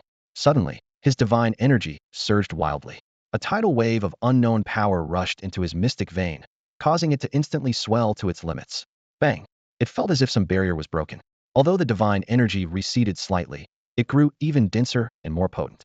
His level instantly jumped from initial Mystic Realm Stage 4 to Stage 5. But this was far from over. The surging divine power filled the crimson mystic vein once again. Bang! Initial Mystic Realm Stage 6. In just a few breaths from being engulfed in flames to now his divine energy had soared from Stage 4 to Stage 6. Yun Che stared in disbelief. Even with the mindset of 2 lifetimes, he could hardly accept such a shocking level-up speed. It felt like he was trapped in a dream. The crimson flames kept rising, now exploding tens of meters high. The ground around him melted and sank dramatically, magma gathering at his feet, yet it could not harm him in the slightest. The violent divine energy continued its crazy assault. Initial Mystic Realm Stage 7. Initial Mystic Realm Stage 8. Initial Mystic Realm Stage 9. Initial Mystic Realm Stage 10. Jasmine, what on earth is happening? Yin Che bit his tongue hard. This was already the 3rd time he had to remind himself. Was he really awake? Or still dreaming? Those few brief minutes felt like a dream to him. Before he could fully grasp the shock of his mystical power suddenly soaring 2 levels, it began to surge wildly, without restraint, shooting all the way up to level 10 of the initial mystic realm. Even for a prodigy born into a top sect, surrounded by spiritual herbs, precious artifacts, and master guidance, pushing from level 4 to level 10 at this realm typically takes 3 long years of hard cultivation. Yin Che had heard that even Xia Qingyue, a genius revered by Flow Cloud City as one in 100 years, spent 3.5 years achieving that leap. Yet here he was, ascending beyond that milestone in less than 5 minutes. This not only shattered Yun Che's understanding of cultivation norms, it utterly pulverized the centuries-old principles shaping mystical power growth on the Tianshan continent. Waves of joy crashed over him, but were quickly drowned in even more overwhelming shock. He could clearly feel the power inside him raging uncontrollably. The boundary of initial mystic level 10 was as fragile as paper, showing no sign of halting. As expected, what you swallowed was one of the 5 seeds left behind by the evil god. Jasmine's voice came sharply to his ear, filled with biting resentment. I searched the Eastern Songfeng Empire for years to no avail. But you with your pitiful strength just blundered into it. Your luck's so absurd it deserves to be struck down by lightning. This evil god seed can really cause my power to skyrocket like this. Yin Che's eyes widened in disbelief. The seed contains a remnant of the evil god's power, Jasmine explained calmly, but with resolute certainty. Now that it has found an inheritor with an evil god meridian, it is transforming your meridian to fire attribute, while simultaneously infusing you with that lingering power. Rest assured, this massive boost has no side effects. Change my meridian into fire attribute? Yin Che was still trying to process it. Boom. A muffled blast like a barrier shattering exploded inside him, instantly dissipating the fiery aura around his body. In that moment, he distinctly felt a fundamental change in his meridians. The channels became denser and broader, the power flowing within burned hot like molten lava, heavy enough to crush the air itself. His bones and flesh were bathed in this heat, strength coursing through every limb like a flood. His vision sharpened. Hearing even picked up the faint trembling of leaf veins in the wind. The invisible barrier between himself and the world's spiritual energy thinned drastically, every sense heightened to an unprecedented level. The surging pleasure felt like it might burst from his throat. Yun-Che tilted his head back and exhaled deeply.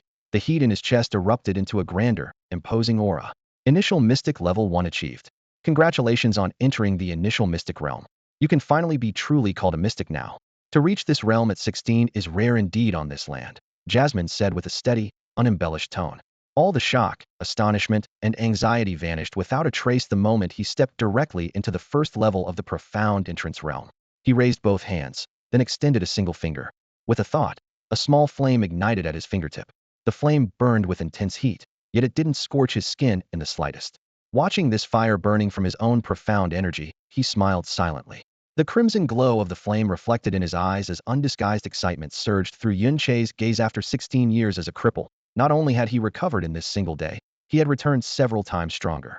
It was as if heaven itself had fiercely compensated him. He focused his breathing and sent his consciousness inward to examine his body. His profound veins had completely transformed into a translucent crimson, like an entire river carved from ruby. The scarlet threads had spread into his meridians, his blood, and even every single cell. The vitality of that fire element made him wonder if he would ever fear any flame again. The thought was bold, yet strangely real. The feedback from his body told him that fire could no longer harm him in the slightest. You're not wrong. Jasmine's voice echoed in his consciousness, carrying a trace of rare peculiarity. According to ancient legends, the evil god possessed the most powerful elemental forces in the chaos realm. He could manipulate all elements in nature at will with his profound energy, even directly transforming profound energy into the elements themselves. The memory imprint within that drop of imperishable blood clearly records the 5 seeds left behind by the evil god contain this source power. Those who obtain this source power can not only manipulate the corresponding element, but also gain absolute immunity to that element. Jasmine sighed softly. Precisely because of this, although this princess did not personally refine the evil god's imperishable blood, I still risked descending to this continent, solely to search for the evil god's secret realm mentioned in the memory imprint. The temptation to manipulate and be immune to elements, even I find it impossible to resist. Now that the true gods have long since perished, this ability has become truly heaven-defying power. Her tone suddenly shifted, her voice turning icy cold. But this is also a forbidden Pandora's box. You've already opened it, yet no one knows what chain reaction it will trigger: divine retribution or endless calamity. If the secret within you is exposed, countless people in this world will want to kill you and seize your power. If not for the fact that my life is bound to yours, even this princess would have killing intent toward you. Yun-Che shrugged and shrunk his neck in mock timidity. Hey, there's no need to scare me like that, right? I just entered the profound realm. I'm not even remotely heaven-defying. Any random profound beast that pops up could annihilate me. Though he joked outwardly, his heart remained restless from confirming his abilities to control fire and fire immunity. To never fear fire was a privilege that legends said only deities could touch. Forget ordinary mortals, even the flame dragon that Jasmine had slain, despite being born with fire attributes, would turn to ash when facing a higher tier firepower. This princess is not trying to scare you. Jasmine's voice rang out coldly. A surge in profound power demands even greater vigilance. You must increase your strength as quickly as possible and first stabilize your profound entrance realm cultivation. This princess will subsequently teach you the profound skills you can practice. Before that, deal with this flame dragon. Its corpse is an enormous treasure for the current you. Though her tone remained icy, it lacked the disdain, contempt, and occasional annoyance of the past.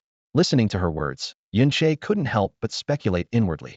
From Jasmine's words, he no longer detected the threads of disdain, contempt, and occasional irritation that had always been there before. Though her tone was still harsh, there seemed to be hidden within it a tiny bit of concern. At this moment, Yun-Che felt completely transformed, as if reborn. Even the extreme weakness caused by his massive blood loss had vanished without a trace. He stumbled forward to the enormous body of the flame dragon, which had been instantaneously severed into 4 huge segments. Each massive chunk of flesh and blood towered higher than the city walls. For a moment, he didn't even know where to begin. Jasmine's words echoed in his mind. This dragon's corpse was an unimaginable treasure to anyone, not to mention Yun-Che himself. Even the 4 great sects of the mighty Tsongfeng Empire could never remain indifferent. This was a true dragon of the King Profound realm.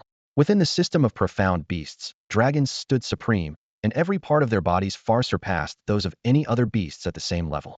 Its skin, flesh, blood, bones, horns, eyes, wings, and even internal organs were rare, priceless materials of incomparable value.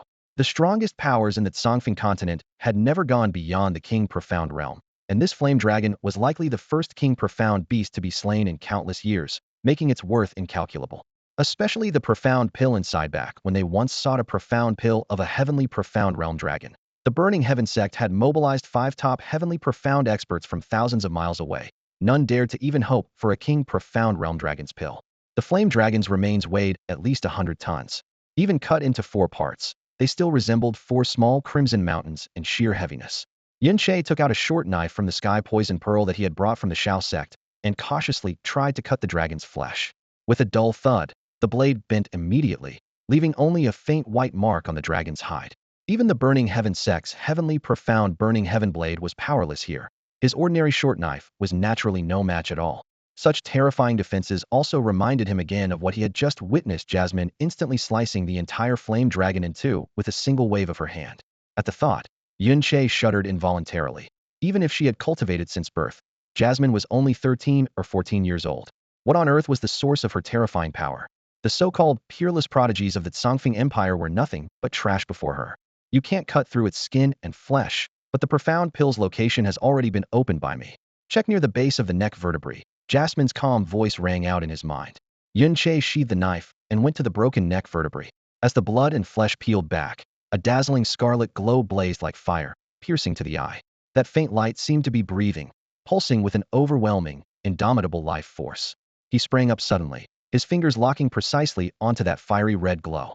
When he landed, a large orb, about half the size of his palm, lay in his palm, the flame dragon's profound pill. This treasure alone could drive the entire Tsongfing continent to madness. But for Yun Che now, daring to directly refine it would only mean certain death by body explosion. With the profound pill secured, Yun Che was at a loss with the rest of the dragon's body. He could only stuff the 4 huge corpses into the sky poison pearl. Space rings on the sky profound continent were incredibly expensive but had very limited capacity, nowhere near enough to hold such massive objects.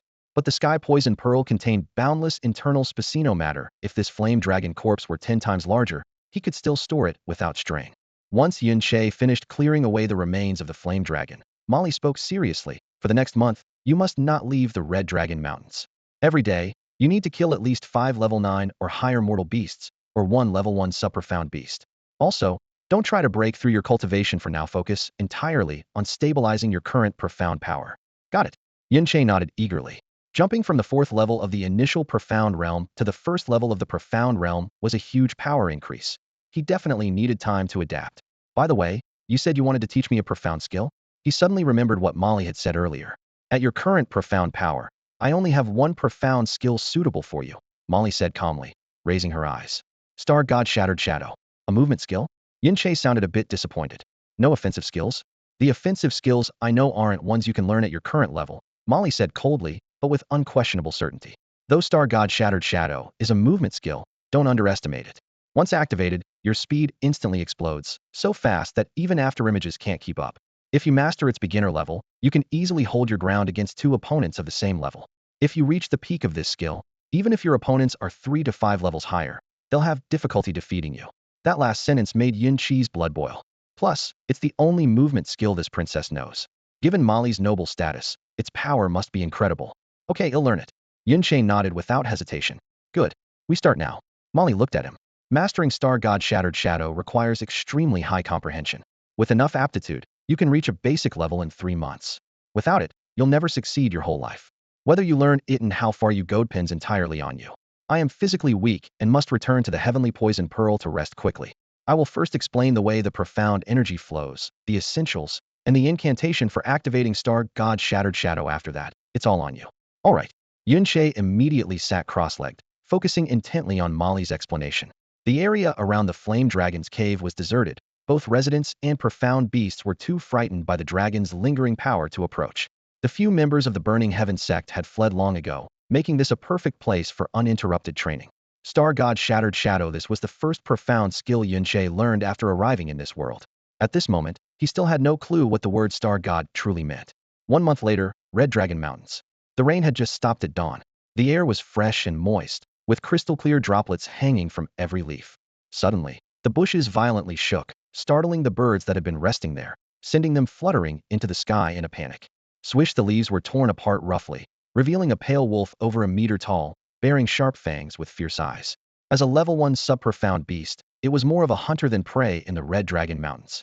Because of wolves like this, those at the initial profound realm never dared to enter this area alone. Soon, a prey appeared within its sight. A boy dressed all in black was walking this way, his steps light and relaxed, a faint smile still lingering on his youthful face. The blue-gray wolf crouched behind a waist-high bush, its hot breath stirring the grass blades. The boy showed no sign of caution. His leisurely stride seemed to grow larger and larger in the wolf's eyes, as if the prey was willingly walking into the trap. Step by step, whoosh. In the next instant, the wolf's figure flashed out like a streak of bluish-gray lightning bursting from the underbrush. The wolf tribe was born with incredible explosive power, so much so that even a Xian realm cultivator caught off guard would find it nearly impossible to evade such a sudden pounce. In its fierce gaze, the target rapidly closed in, its fangs locking precisely onto the boy's Adam's apple. But then something unexpected happened. The wolf distinctly felt its claws graze warm fabric, only to find itself passing right through the boy and slamming heavily to the ground. The boy's figure seemed to dissolve into the air like ripples scattered by the wind, while a fist suffused with mysterious energy crashed down from the right, smashing hard onto the wolf's head. With the sharp sound of cracking bones, the blue-gray wolf howled in agony, blood seeping from its 7 orifices, and collapsed unconscious on the spot. Yin Che casually clapped his hands, not even glancing at the dying beast, and strode forward. To have solidified the first level of the Star God Fragment Shadow technique in just 1 month. You were crippled for 16 years before. That was such a waste of your potential. Jasmine exclaimed in his mind. She had expected Yin Che to need at least 3 months to grasp the first tier, yet now after only 1 month, the first level was already at a proficient stage, able to be deployed at will. Lately, updates have been very late at night, and I'm sure it's been hard on everyone waiting, so I want to apologize sincerely. It's not that I haven't had time during the day to write, but honestly, I've hit a serious writer's block recently, felt like drowning in it. I've got a clear structure for the early, middle, and even later parts of the story, but this middle section tangled me up for days. Originally, Yin Che was supposed to leave the Red Dragon Mountain Range, enter Crescent Moon City, and join the Crescent Moon Xian Mansion for various reasons. Hey race, the problem: this story is approaching 200,000 characters, but aside from that brief outburst where Yin Che used the star hidden pill to brutally beat Xiao Yulong, the protagonist has mostly been either enduring silently or hiding under women's protection, first Xia Qinghua, then Jasmine. From a reader's perspective, even I find it hard to stomach. After so much build-up, the main character hasn't even had a proper display of power or charisma, no bold moves, no swagger, no stirring moments. It's unbearable. Worse still, there's supposed to be a calm period after entering Crescent Moon City, and I fear it might completely erode everyone's patience. Anyone who's read my previous books knows my protagonists are always cocky from start to finish. To have Yin Che remain so subdued now, even I feel bad. So I've been desperately thinking about how to write so the story becomes exciting rather than dull. That means I'll have to adjust some aspects of the earlier setup. To an extent, I tore my hair out over this for a whole day. Then another problem arose every time I finished pulling my hair out. I'd touch a metal doorknob and get zapped. Could this be the so-called lightning-type power manifesting? Damn, I actually have an ability. Do you think they'll catch me and use me as a lab rat? I'm so scared I can't even write properly. New Moon City lies in the central eastern part of the Tsongfeng Empire, its size easily 10 times larger than Luyan City. Surrounded by encircling mountains, the city is teeming with countless sects competing for prominence. The Imperial Xian Mansion of the Tsongfeng royal family dominates the center, while the Shao clan and the Burning Heaven sect each command their own branches. As a result, young cultivators flock here from all directions, eager to join powerful sects and embark on their path of mystical cultivation. One early morning, along the eastern avenue of the city, a young man dressed in black walked steadily. Though appearing only 16 or 17, his youthful face was overshadowed by eyes deep with determination and a maturity beyond his years. With every step, the soles of his boots left faint impressions on the hard bluestone road, while a trail of sweat dripped visibly behind him. The distance from Qinglin Town to New Moon City was 700 kilometers, and Yin Che had spent over a month walking it. It wasn't a matter of unwillingness to hurry, but simply that he couldn't go faster.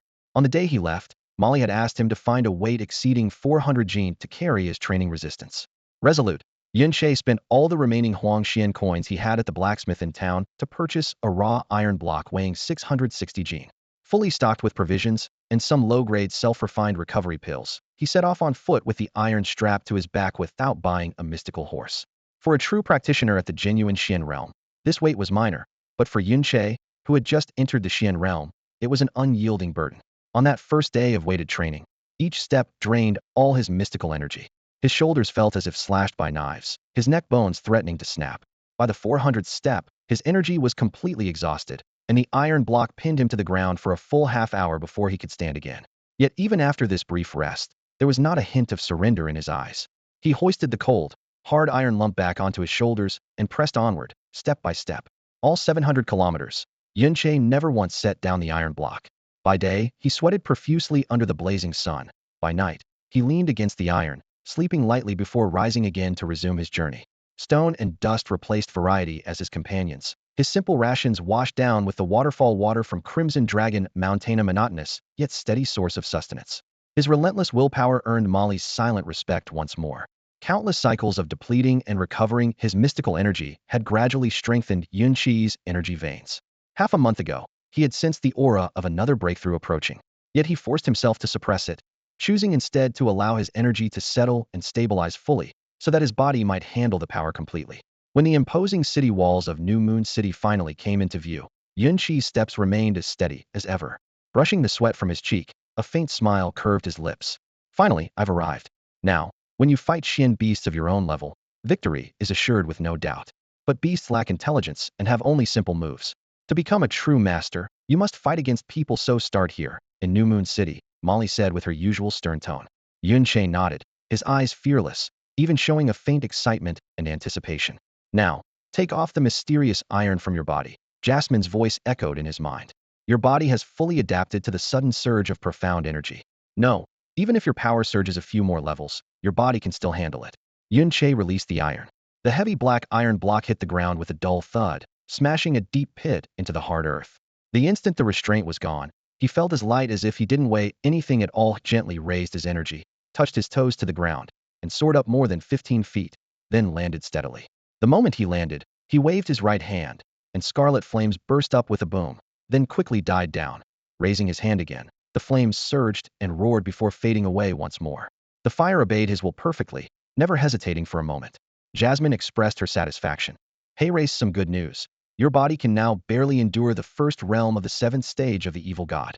In other words, if you face an opponent you can't defeat, you can try unlocking the first realm. Can I unlock the first realm now? Yunche asked in surprise. Barely is the key word. You can try only as a last resort. With your current profound energy and physique, you shouldn't be in life-threatening danger. But whether permanent damage will occur, this princess cannot guarantee. It's best not to use it recklessly before reaching the 7th level of the profound realm. Jasmine warned with a serious tone. Yunche had wanted to experience the first realm immediately, curious about the power the unlocking technique would bring. But after hearing Jasmine's words, he wisely suppressed his curiosity. Suffering irreparable damage would be more trouble than it's worth. New Moon City gradually came into view. Its massive, imposing walls projected a kind of overwhelming pressure, while beneath the towering city gates, crowds bustled about. The activity far surpassed that of Luyan City. Entering the city, the streets were wide and straight, and all sorts of buildings and shops stretched as far as the eye could see. People crowded the streets, creating a tide of sound. The aura of profound energy, strong or weak, emanating from everyone mingled into another layer of noise, truly the atmosphere of a major metropolis. It really is a big city. Compared to this, Luyan City feels more like a large town, Yunche said, feeling reflective. He found a middle-aged man who looked quite friendly and politely asked, Sir, could you tell me which way the Black Moon Trading Association is? The man glanced him up and down. Seeing his plain clothing and young age, a flicker of doubt appeared in his eyes, but he still raised a hand to point the way. Go straight west, cross 7 streets, then turn right, and keep going. But young man, a place like the Black Moon Trading Association, whether buying or selling, you need to have some serious capital. Yunche nodded in thanks and headed off as directed. After crossing 7 long streets, he turned right and walked for about half an hour more. Gradually, the crowd thinned and the atmosphere grew colder. A massive plaque inlaid with a pitch-black waning moon came into view. Beneath the black moon, for heavy characters, Black Moon Trading Association were prominently displayed. Though just 4 words, they carried an unexplainable sense of intimidation.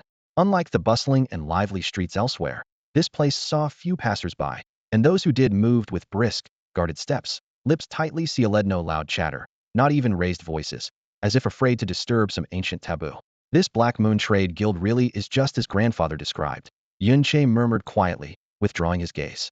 The Black Moon Trade Guild headquarters was located in the Divine Phoenix Empire, the foremost of the 7 nations on the Tianxian continent. Its branches spread across major cities in every country.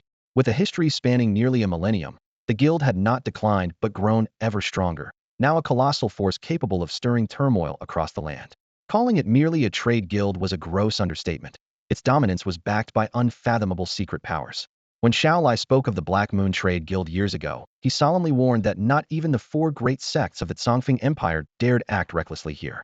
Strict rules and severe regulations made the Black Moon Trade Guild nearly unmatched in fairness and balance during transactions. However, they only dealt in high-end goods, dismissing anything low quality. As a result, every item they sold was beyond the means of ordinary families. Powerful factions and sects relied heavily on them, and their monthly auctions were always packed without exception. After confirming their location, Yunche slipped into a quiet corner, took out a small vial of specially prepared powder from his sky poison pearl, and quickly applied it to his face. "What are you doing?" Jasmine asked curiously. Yunche said nothing. Moments later, his youthful face had transformed into that of a stern, hardened middle-aged man, his eyes showing the weight of years. He then rubbed some powder on his hands, making his knuckles appear dry and rough. Changing into a worn gray cloak, he pulled down a hat, whose brim shadowed half his face. "You can disguise yourself?" Jasmine exclaimed. "For a divine doctor, this is nothing," Yunche said with a proud smile, though it quickly faded. His voice became hoarse and low. "No matter where the Black Moon Trade Guild appears, it always dominates the local trade scene. As long as the goods are high quality, they buy and sell everything, maybe they even have clothes for pretty girls. Let's go check it out." When he mentioned clothes for pretty girls, he distinctly heard Jasmine emit a soft, intrigued hum. Passers-by held the Black Moon Trade Guild in reverence, hurrying past without daring to offend. Yun Chi's strange attire drew many glances, but as he stepped confidently through the door, those eyes also held a newfound respect. Anyone who could enter the Black Moon Trade Guild was never ordinary. Inside, the guild was vast and shadowy, the air so quiet you could hear cloth rustle. A faint but suffocating sense of pressure hung overhead, enough to make an ordinary person gasp. Towering shelves lined with medicinal herbs, pills, weapons, armor, gems, low-grade mystical beasts materials, and rare techniques were displayed, a dazzling array of treasures, each priceless, beyond what any ordinary family could afford in a lifetime. Behind the counter of the Black Moon Trading Company stood a man who looked to be in his early 30s. He glanced once at Yunche as he walked in, his expression unreadable despite Yunche's strange attire. Without a hint of emotion, he asked flatly, "Buying or selling?" Yunche said nothing extra. He raised his hand, and 3 bright red pills clattered onto the counter. In a cold voice, he said, "3 fire spirit pills. Name your price."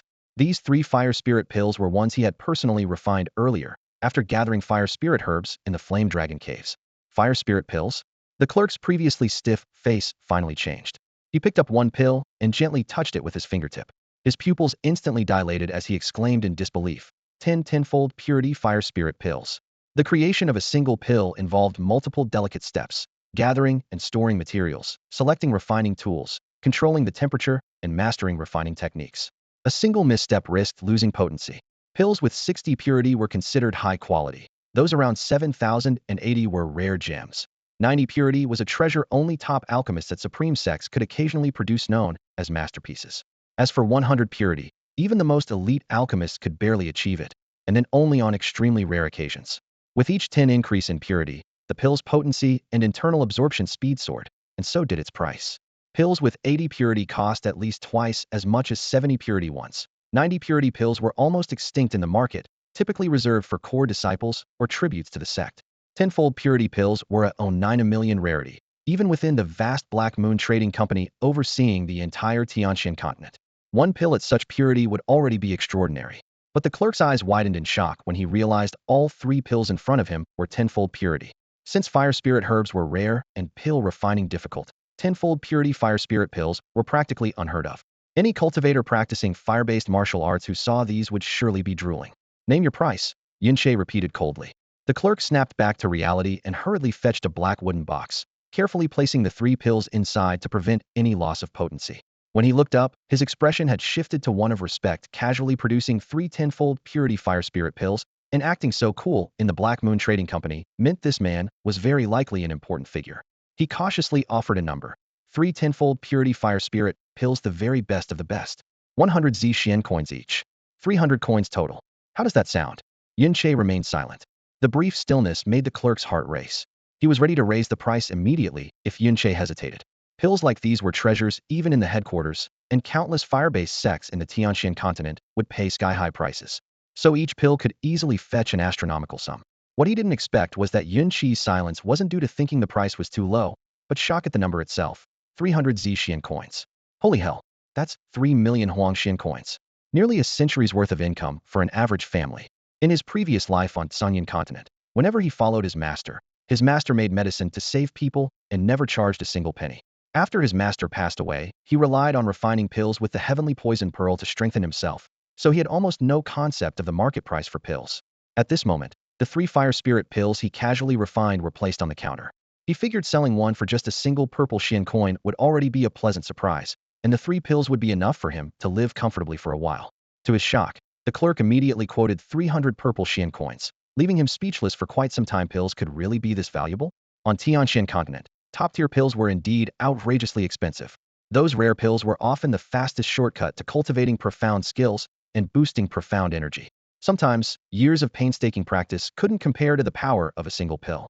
Seeing his silence drag on, the clerk could no longer hold back and was about to speak again. Deal.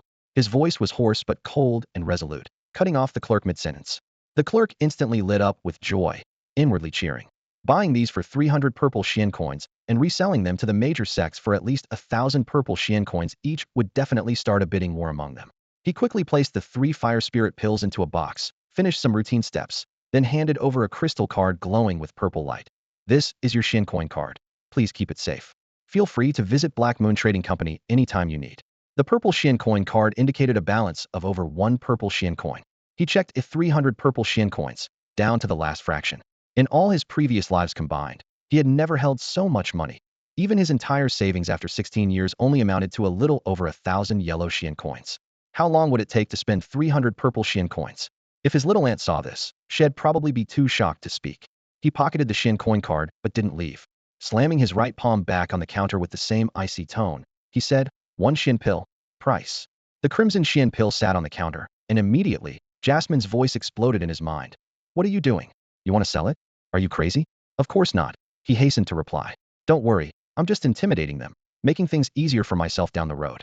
Jasmine fell silent. The clerk suspiciously picked up the Xian pill. The Black Moon Trading Company was known for its keen eyes, but he couldn't instantly tell what kind of mystical beast's core this pill came from. After gently rubbing it for a few breaths, his face dramatically changed, his pupils dilating as his hands shook uncontrollably. This is a dragon pill. And it's from the King Xian Dragon's core. Humph, don't make such a fuss. Name your price, Yin Che said impatiently. The clerk hastily returned the pill to the counter, barely daring to touch it again, his gaze now filled with the utmost reverence. Esteemed guest, please wait a moment. Such a matter cannot be decided lightly. He suddenly turned and loudly called upstairs, Master Pu. Come quickly. We have big business. Hurry. No sooner had his voice faded than a rather slight old man slowly descended the stairs. The wooden steps should have creaked beneath his feet, yet there was no sound at all. His seemingly gentle eyes flickered with a cold light, sharp as blades. This was none other than Pu He, the Black Moon shopkeeper, an infamous figure known to all in Crescent City. Big business? Pu He approached the counter and glanced coolly at Yin Che. That look was part scrutiny, part the proud confidence befitting a powerful merchant in town. Elder Pu, you have to look. The clerk swallowed nervously, offering the mysterious black pill with both hands, fingers trembling uncontrollably. Pu He shot him a displeased glare. Humph, getting less competent by the day. Excited over a tiny pill like this. Could this really be a heavenly black pill? Your behavior only gives outsiders reason to mock our Black Moon Guild as inexperienced fools. Despite his scolding, Pu He accepted the pill. The moment it touched his palm, his reproach suddenly stopped. His hand trembled violently. Leaning in close, he quietly infused his energy into the pill, probing the massive power it contained. Just seconds later, his whole body trembled. His raised beard quivered in shock as he exclaimed, Wang Wang Xian Long Dan. The clerk rolled his eyes inwardly. The same guy just called me useless, now he's shouting louder than I am. For a mere Wang Xian pill to cause such a stir, Black Moon Guild really is becoming something. A cold, low voice exploded near Pu He's ear. Pu He instantly regained composure and looked up at Yin Che. Confirming who he was dealing with, he carefully placed the flaming dragon pill back on the sandalwood tray and bowed respectfully. Esteemed guest, may I ask your honored name? At the stairwell before, Pu He had mocked Yun Qi's deadpan expression and posturing in the Black Moon Guild. But now, he realized that this calm demeanor was perfectly natural. Someone able to produce a heavenly dragon pill would never care about the reputation of a small city branch. He studied Yun Che intently. Those eyes were as deep as a bottomless abyss and sharp enough to pierce all things. A chill ran through his heart. Yun Che narrowed his eyes, his tone suddenly cold. Since when has the Black Moon Guild made a rule about asking names in business? The words unleashed a sudden surge of murderous intent. Fleeting though it was, it raised the hairs on Puhi's neck and sent a cold shiver down his spine. He had killed countless in his life and danced at the edge of death many times. She considered himself highly sensitive to killing intent. Yet he had never seen such terrifying malice. How many lives had to be slaughtered to produce this murderous aura? 10,000? 100,000? Or a staggering million? Even the legendary infernal Azura could scarcely compare. Sweat slid down Puhi's back, cold sweat, the first he had ever broken out in Crescent City. Hastily bowing his head, his voice trembled but grew increasingly deferential. No, I mean no offense. I admire a peerless warrior capable of slaying a true Wangxian dragon, and spoke rashly in awe. He truly wanted to know the mysterious middle-aged stranger's cultivation level, but even if he had 100 lives, he would never dare scan Yunqi's energy. Humph. Yunqi gave a light snort. The murderous aura vanished as if it had never appeared. Puhi secretly exhaled, but remained cautious. The Wangxian pill is priceless. Not only in Crescent City, but throughout the entire Songfeng Empire, such a pill is found once in 100 years. May I ask why the esteemed guest would part with such a treasure? It's useless to me, Yunqi said plainly, as if mentioning an unimportant matter. Useless to him? Puhi's heart jumped. A cold sweat formed on his brow. If even the Wangxian pill held no value to this man, where did he stand in cultivation? With a bitter smile, he cupped his hands. Honored guest, I deeply wish to keep this Wangxian dragon pill, but its value is incalculable. Even if I pawned the entire Black Moon branch here, it wouldn't equal a fifth of this pill's worth. If you really want to sell it, you can visit our Black Moon Guild's branch in Songfeng Imperial City. They'll definitely offer you a price you'll be happy with. As Puhi spoke, he carefully held out the Wangxianlong pill with both hands, presenting it to Yunqi as if it were a priceless treasure. Yunqi took the pill expressionlessly but didn't immediately turn away.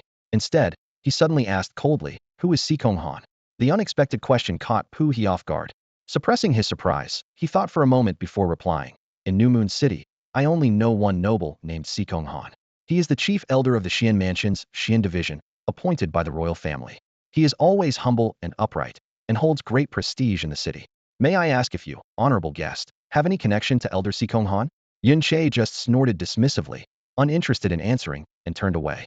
Just as he stepped forward to leave, a clear yet commanding voice rang in his mind. Don't walk away.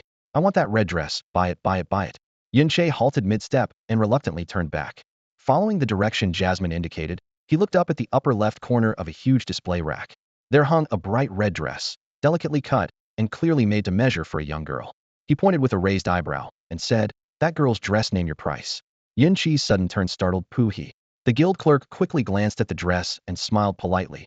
"Honorable guest, you may not realize this red Sun Lucian dress was tailored for girls under 14. It's petite, so it might not suit your lady." Yunqi rolled his eyes in his heart and replied coldly, "Daughter." Jasmine's mind exploded. Only then did Puhi understand and hurriedly switched to a sales pitch tone. This dress is woven with the finest heavenly silkworm chiffon, exquisitely styled, and adorned with 81 dangling red blood crystals. The vibrant color wards off evil and soothes the skin. There is only one like it in New Moon City, so the price is a little high, 500 Zishuan coins. Yunqi kept his composure on the surface, but inside, his mind was racing. He knew how precious red blood crystals were, as light as feathers. Each could nourish qi and blood, repel evil, and were extremely valuable. Yet this Lucian dress was decorated with 81 of them, all glowing red. 500 Zishuan coins. He had originally thought his 300 Zishuan coins could make him rich overnight, enough to splurge freely, but he didn't even have enough to buy a dress for the little girl. Damn that Black Moon Guild, what kind of nonsense are they selling? Before coming to Crescent City, he had promised Jasmine several times that he would buy her the most beautiful clothes. Yet the very first item she liked was. Yunqi lowered his head and looked at the price. 500 Zishuan coins in big characters. A fleeting look of guilt crossed his face. Puhi had already noticed his expression and, without hesitation, stretched out his hand through the air. The red mist immortal dress dropped lightly into his palm. He carefully placed the dress in front of Yunqi, smiling warmly. A distinguished guest bearing the Wangxian dragon pill is truly an honor for Pu. My humble shop is hardly deserving it's on the house as a token of apology. Halfway through, he swallowed hard and lowered his voice. A chance encounter let us forge a goodwill bond. 500 Zishuan coins was no small sum for this branch of the Black Moon Guild, but if it meant earning the favor of this mysterious figure, it was worth thousands of times over. Yunqi paused in silence, feigning thoughtfulness, then picked up the red mist immortal dress and turned to leave at a slow pace, leaving behind a calm statement. He'll remember this favor. It wasn't until Yunqi's figure vanished from sight outside the door that Puhi exhaled deeply and instinctively wiped the cold sweat from his forehead.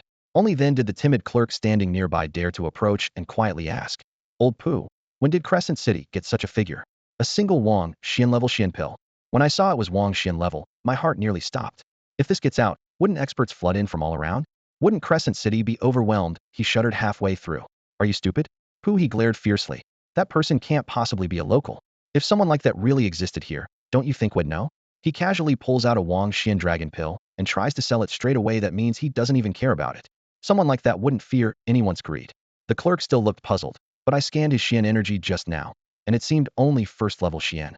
Pooh, he patted his shoulder and spoke slowly and clearly. "Anyone who can hunt Wang Xian beasts, do you think you can detect their true level? Masters like that can easily conceal their aura. It's not surprising you only sensed first level Xian. Remember this, when you meet seemingly weak, older customers, never be arrogant. They're very likely the top tier experts."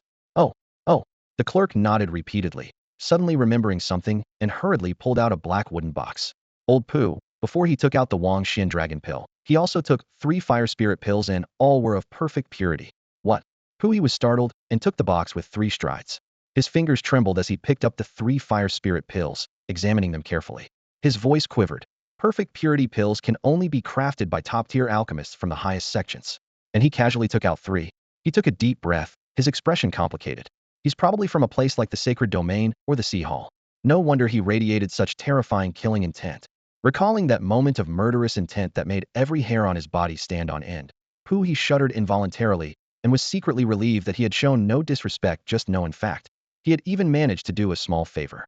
After leaving the Black Moon Commerce Guild, Yunche walked straight into a quiet alley.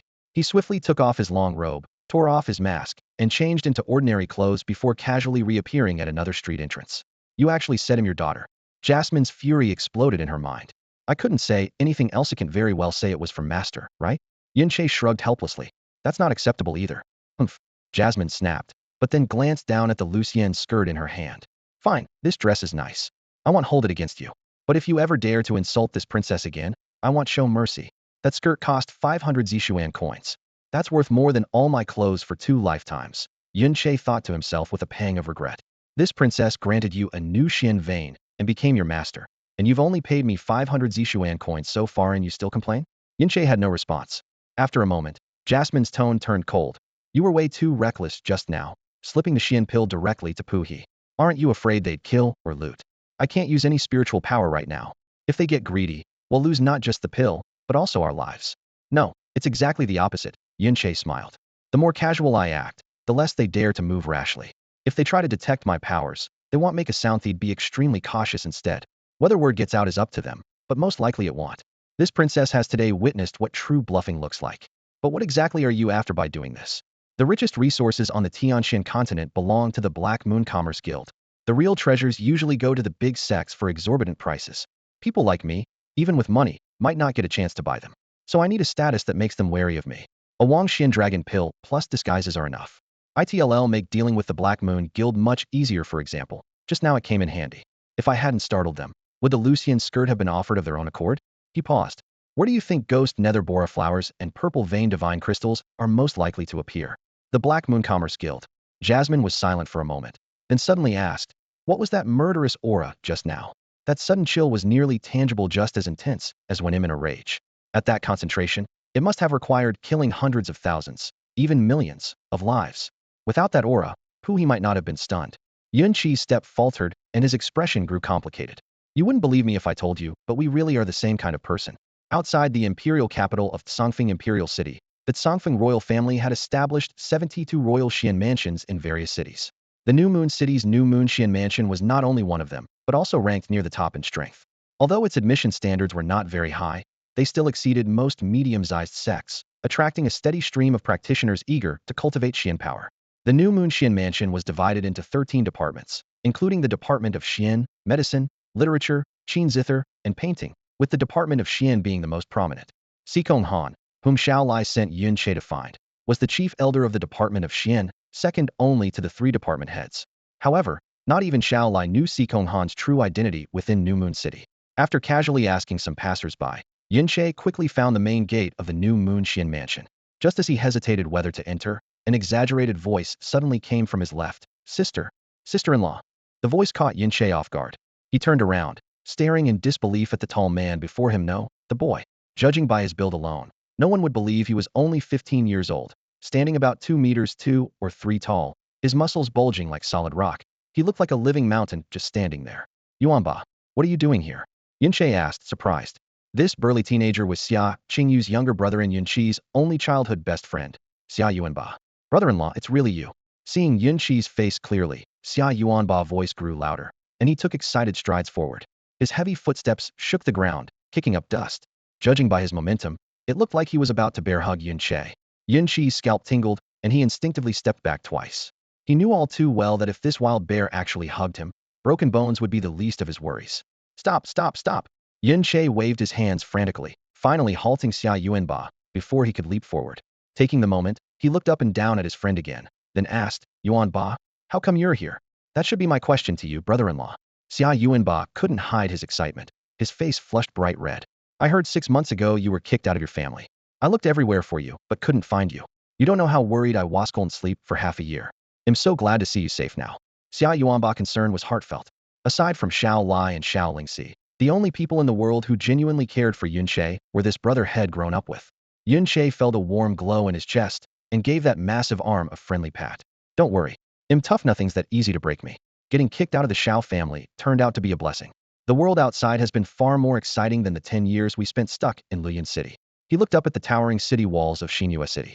I traveled west from Luyan City over these past 6 months. Just arrived here today.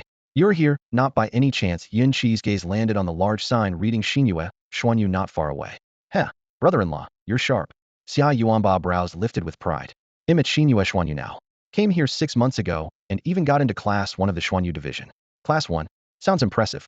Yunche raised an eyebrow, clearly skeptical that this violent boy got into the elite class just by skill. Of course. Xia Yuanba nodded proudly. Class 1 is personally overseen by the senior elder of Xuanyu. The standards are sky high. To get in, you either have to be a prodigy or have connections. Recalling that 6 months ago Xia Yuanba was only a level 4 Chuxian realm, mediocre for his age and far from prodigy status, Yunche asked suspiciously, does your family have ties to Xinhua Xuanyu? Caught off guard, Xia Yuanba scratched his head and smiled sheepishly. Actually, my grandfather used to come to Xinhua City a lot when he was young and made a good friend here.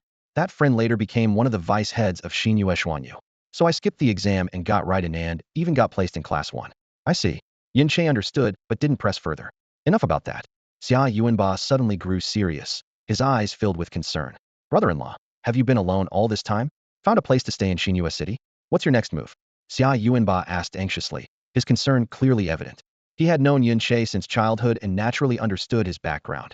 An average constitution, never having left Luyan City before turning 16, and worst of all, his meridians were crippled, leaving him without even the most basic self-defense abilities. With such a person venturing out alone, every corner of Xinhua City could be a trap hit was hard not to worry. You mentioned the Grand Elder personally overseeing our classes, his name Sikong Han? Yunche didn't directly address Xia Yuanba's worries. Instead, he looked up and asked. Standing before Xia Yuanba, who was much taller, Yunche felt like a visitor from a tiny kingdom. Yeah, that's Elder Sikong. Brother-in-law, didn't you just arrive in Xinhua City? How do you know Elder Sikong? Xia Yuanba scratched his head, puzzled. He had some connection with my grandfather, Yunche explained. Before I left Luyan City, my grandfather told me to seek him out. Xia Yuanba's eyes suddenly lit up, excitement creeping into his voice. That's great. Elder Sikong has high prestige in Xinhua City and is very kind. If he knows your grandfather, maybe he can arrange a place for you to stay him. It would be perfect if he could get you into the Xinhua Mystic Manor directly. Yunche nodded slightly. Then take me to see him. He hadn't planned to stay long in Xinhua City. It was a vast world, with many places to train. But he couldn't ignore his grandfather's heartfelt wishes and wanted to see if Sikong Han could offer any opportunities. All right. Xia Yuanba agreed immediately but then paused, scratching his ear. But we might not see him today. The new manor lord is being inaugurated today, with a congratulatory banquet in the evening. All major sects in the city will come, and Elder Sikong will be very busy. Yunche thought for a moment. Let's go anyway. If we can meet him, great. If not, we'll try again tomorrow. Agreed. The two walked side by side to the main gate of the Xinhua Mystic Manor. The crimson lacquered door with bronze studs was half open. Inside, disciples and servants bustled back and forth, the atmosphere more tense than usual. Just as they were about to enter, a young gatekeeper stepped forward, blocking Yunqi's chest with his arm. No entry without being a disciple of the manor. Xia Yuanba hurriedly explained. Senior Brother Jean, this is my brother-in-law. He has business with Elder Sikong.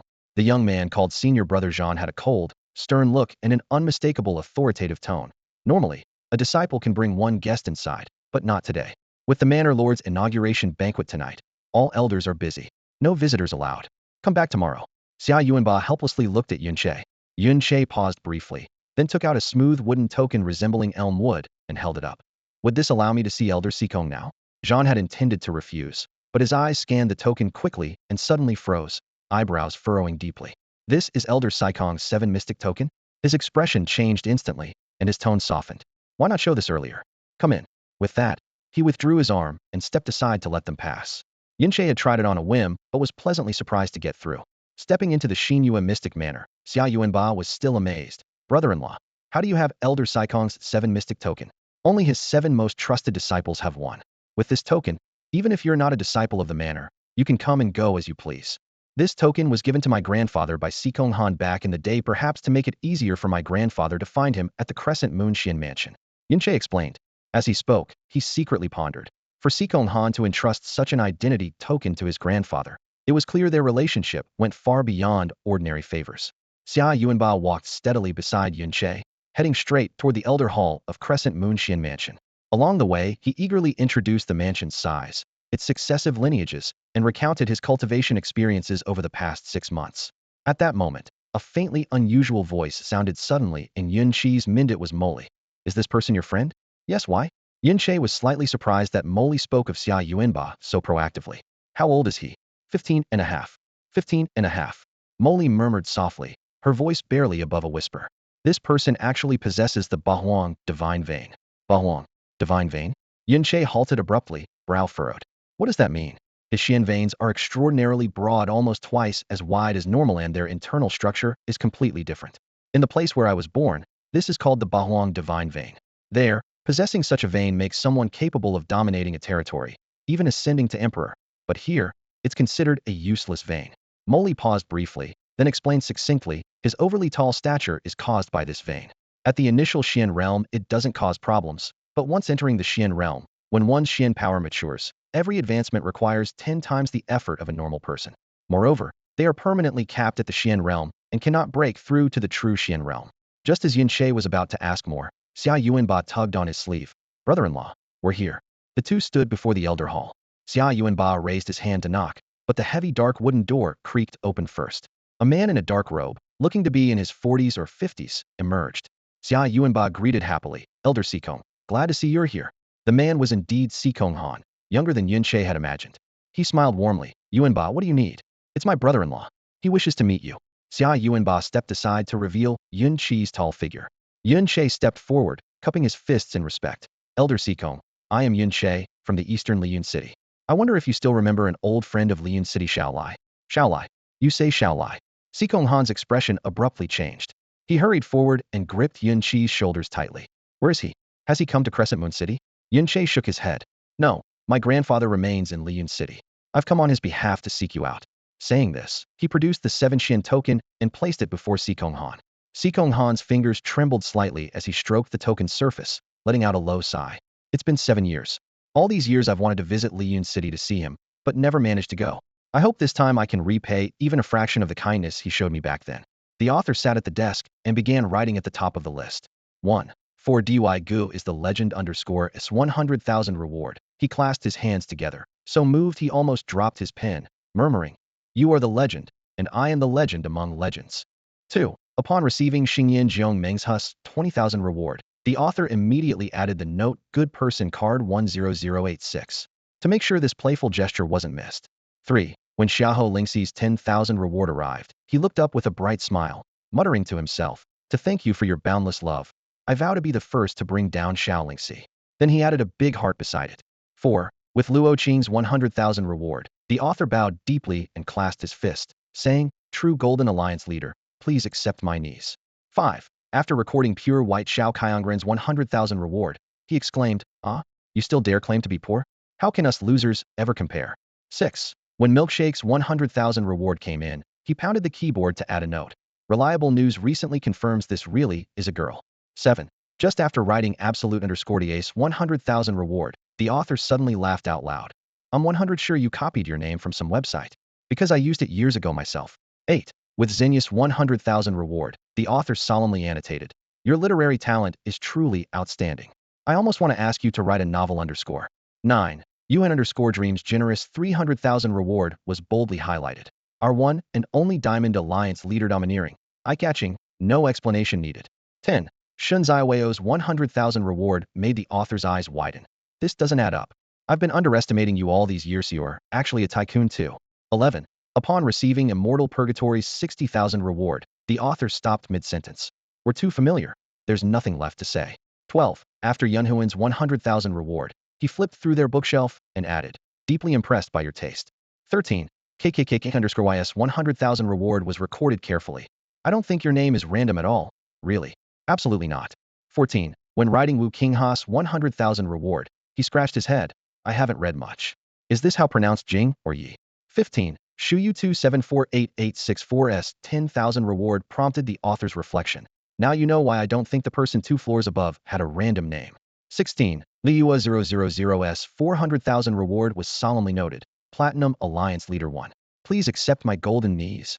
17. And finally, for the elegant and refined 2 million reward, the author drew a vivid red line at the end with the words, countless thanks need no more words. Here, I wish you and Yan Huajun a lasting bond and a happily ever after. Bringing Yun Che and Xia Yuanba into the Elder's Hall, Xikong Han sat down and carefully examined Yun Che once again. There wasn't a hint of the usual pride one would expect from the head elder of the royal Xian mansion. Instead, his face showed genuine concern. You say you are Elder Xiao's grandson, but why is your surname Yun? Yeah, brother-in-law. Why did you just say your name was Yun Che? Xia Yuanba had been holding back a flood of questions, and now he unleashed them all at once.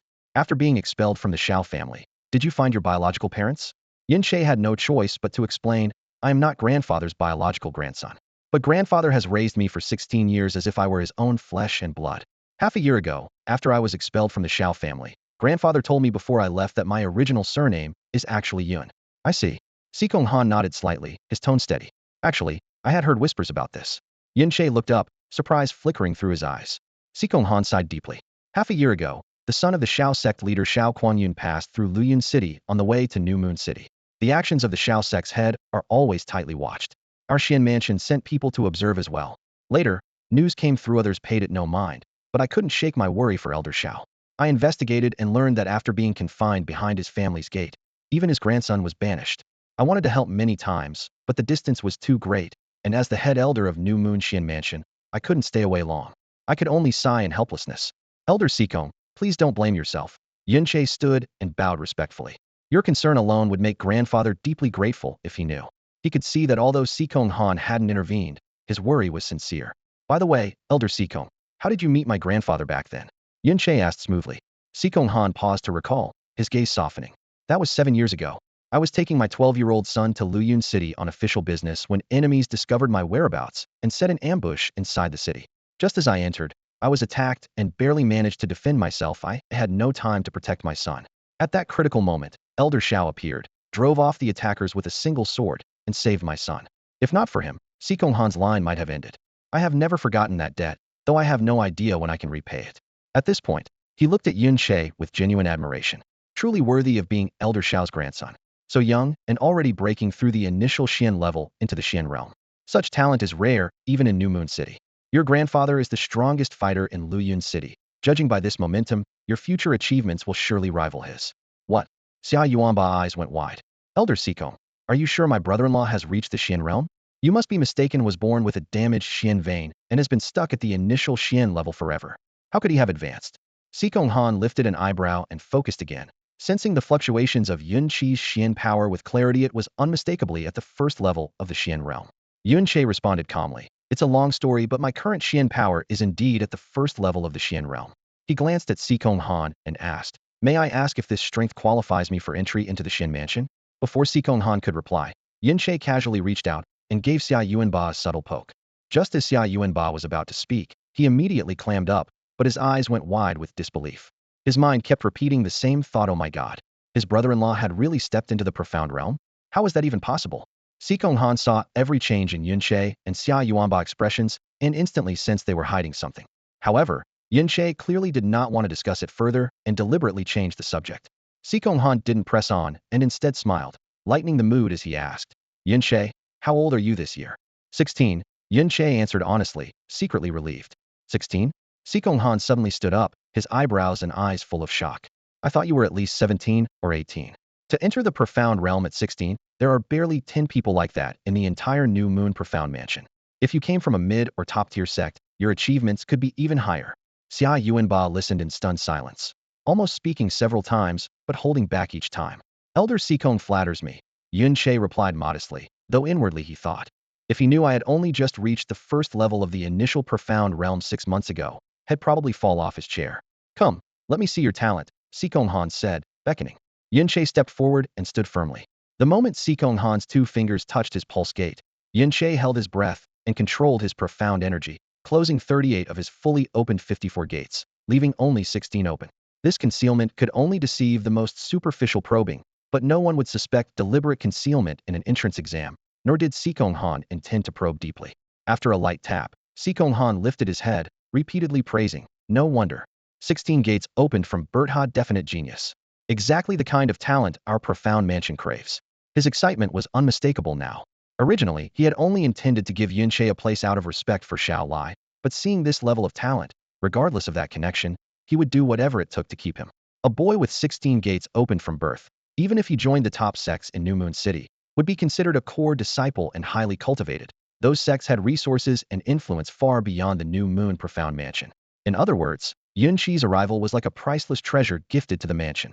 Currently, there were only about 7 people in the entire mansion meeting this standard, and only 1 or 2 joined each year, most of whom were snatched up by other sects. Sikong Han's gaze burned with intensity as he asked, Yun Che, do you really want to join our profound mansion? If you agree, you can skip all assessments. I can approve it immediately. Xia Yuanba stood there, mouth agape, as if his energy had been completely drained. May I join the first class? Yun Che asked in return. Of course. Sikong Han jumped up excitedly, slapping the table. With your current profound power and talent, entering first class is more than enough. Yun Che pondered for a moment, then nodded slightly. All right. Sikong Han suddenly clawed wildly at the table with both hands, moving so quickly it seemed as if he feared Yun Che might run away.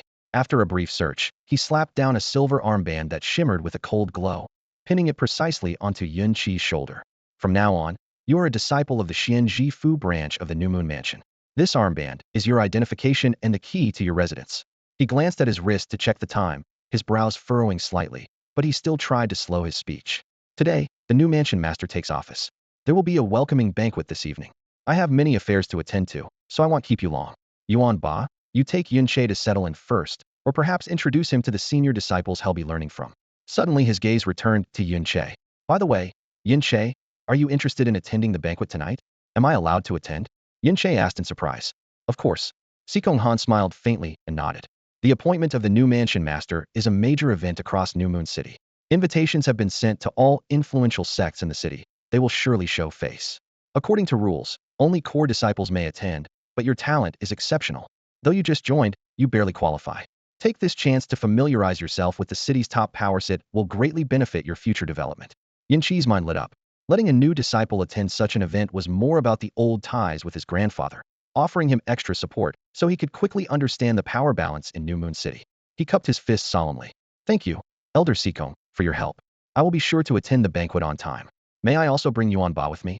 Sikong Han paused briefly, then smiled and agreed. Sure. Yuan Ba, you go with Yun Che. I will arrange separate seating for you. Leaving the elders' hall, the setting sun stretched their shadows long and thin. Even after walking some distance, Xia Yuan Ba was still dazed. After holding back for a moment, he took a deep breath and shouted angrily, Brother-in-law, what's going on? Are you really in the Xian realm now? But wasn't your Xian pulse always crippled? Even if it's suddenly healed, there's no way you'd become this powerful all at once stronger than my sister. Yun Che hesitated for a moment, reluctant to speak but unwilling to lie. So he answered vaguely, Yuan Ba, let's keep this a secret for now. They'll explain when the time is right. Also, don't mention my previously crippled Xian pulse to others that could bring unnecessary trouble. Ah, okay. Xia Yuan Ba scratched the back of his head, still confused. Then suddenly his expression brightened. Brother-in-law, I get it. You were faking it before, right? Otherwise, how could you have entered the Xian realm so quickly? You must be really clever to have tricked all of us, haha.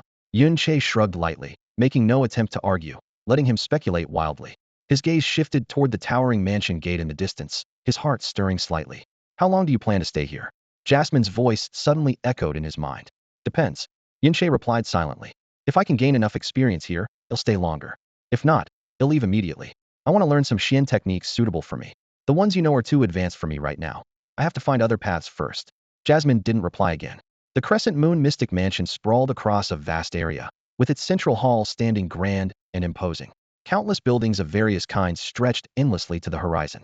Yun Che followed Xia Yuanba as they passed through the sprawling plazas and winding corridors, heading toward the residence arranged for him by Sikong Han. Along the way, towering stone tablets over 10 zhang high alternated with training grounds, while disciples of the Mystic Mansion hurried by in small groups. Most were under 20 years old, though occasional faces as young as 15 or 16 could be seen, generally all at the initial Mystic Realm stage. Xia Yuanba's height and build made him stand out in the crowd, and people often raised their hands to greet him. Trying to keep a low profile here was nearly impossible. How many disciples does the Crescent Moon Mystic Mansion have now? Yin Che asked casually. About 3,000 or so, Xia Yuanba answered after a moment's thought. The mansion only accepts boys aged 15 to 18. By 20, most have to leave. After that, the majority join official forces of the Tsangfeng Kingdom. At that, his expression darkened and he lowered his voice. Brother-in-law, are you really going to attend that banquet tonight? You get to meet almost every top power in Crescent Moon City all at once. Of course it's worth going, Yin Che said with a sideways glance. You don't seem too keen. Is there something wrong with this banquet? Xia Yuanba hesitated a bit before blurting out. It's not a big problem exactly, but I heard the previous mansion lord held the same banquet when he took office. That night, several great sects used friendly sparring as an excuse to issue formal challenges to our peers in the mansion. They lost all 10 matches in a row. The lord's face was utterly shattered, and the Crescent Moon Mystic Mansion became the laughingstock of the city for a long time. Obviously, that was a show of force to remind the new lord who really rules Crescent Moon City. Yin Che chuckled. Xia Yuanba sighed and nodded. The lord before that too. But the mansion can't not hold the banquet. Otherwise, they'd be seen as weak. Most likely it'll be the same routine again. If we go, there's a good chance they'll single us out for a challenge. Losing isn't the worst part. Those people often resort to underhanded tactics. Last time, 2 senior brothers were beaten so badly they were crippled for life, and the lord could only grit his teeth and take it. Yin Che frowned slightly. Every year, many hopeful youths come to Crescent Moon Mystic Mansion. Is their strength really that poor? It's not that the mansion is weak. Xia Yuanba quickly shook his head. Those sects just have a much longer history. Although the mansion was founded by the royal family, those sects have deep roots, abundant resources, and mystical skills far beyond ours. Even their outer disciples have higher entry requirements than ours. And most who join the Royal Mystic Mansion aim to serve the royal family in the future. Its original purpose is to attract talent to the royal faction, but that means many ambitious geniuses aiming for the great sects get filtered out. As a result, the average strength of mansion disciples is stronger than the city's smaller sects, but when compared to the great sects, they really can't compete. What Xia Yuanba described was actually quite normal. Take Yun Che for example. Although, for certain reasons, he joined the new Moon Xian Mansion, it was only to find opportunities. He never truly intended to serve the royal family. He thought for a moment and casually asked, in New Moon City, which factions actually have power surpassing the new Moon Xian Mansion? Let me think. Xia Yuanba lowered his head to ponder, then counted off on his fingers. There are 7 in total. Xuanqing Sect, Yinyang Sect, Iron Spear Gate, 7 Kill Sword Pavilion, Feng Yun Xian Mansion.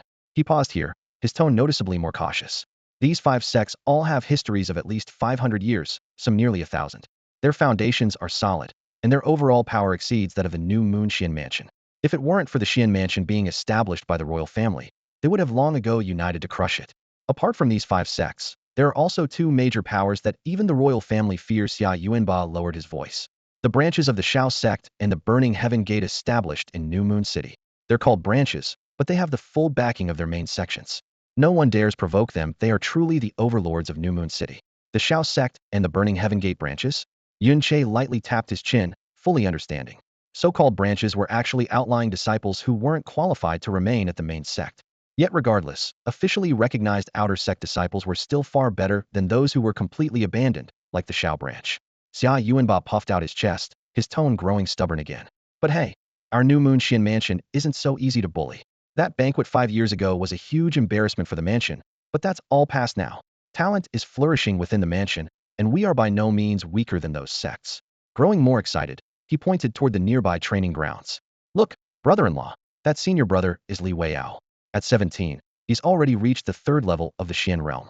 I heard he cultivates an inherited Xian skill, and his combat power is astonishing. And see that one in white over there? Sue Oren is 18, and he's already at the 5th level of the Xian realm. They're both in our 1st class. Then he lowered his voice to add, But the mansion's undisputed strongest aren't them, it's senior brother Morong and senior sister Shui Roatwo, true prodigies. The elders at tonight's banquet will definitely bring them. With them around, it won't be like 5 years ago again. Before he could finish, he suddenly fell silent. On the path ahead, a youth dressed in white and a girl in snow-colored clothing were walking side by side. The youth looked about 18 or 19, tall and upright, with handsome, refined features and a gentle, jade-like aura that could instantly captivate any love-struck girl. The snow-clad girl was similarly around 18 or 19, her bright, expressive eyes shimmering in the sunlight, cherry-pink lips, and delicately arched brows like a new moon. The most enchanting thing was the faint smile at her mouth's corner, as warm and gentle as a spring breeze, warming hearts effortlessly. They walked side by side like a pair of golden boy and jade girl from a painting, immediately drawing every gaze. The youth spoke softly along the way, occasionally glancing at the girl's expression, while she simply returned a warm smile without saying a word. Although she was only taking gentle steps forward, it seemed as if a fairy clad in white was gracefully dancing in the breeze.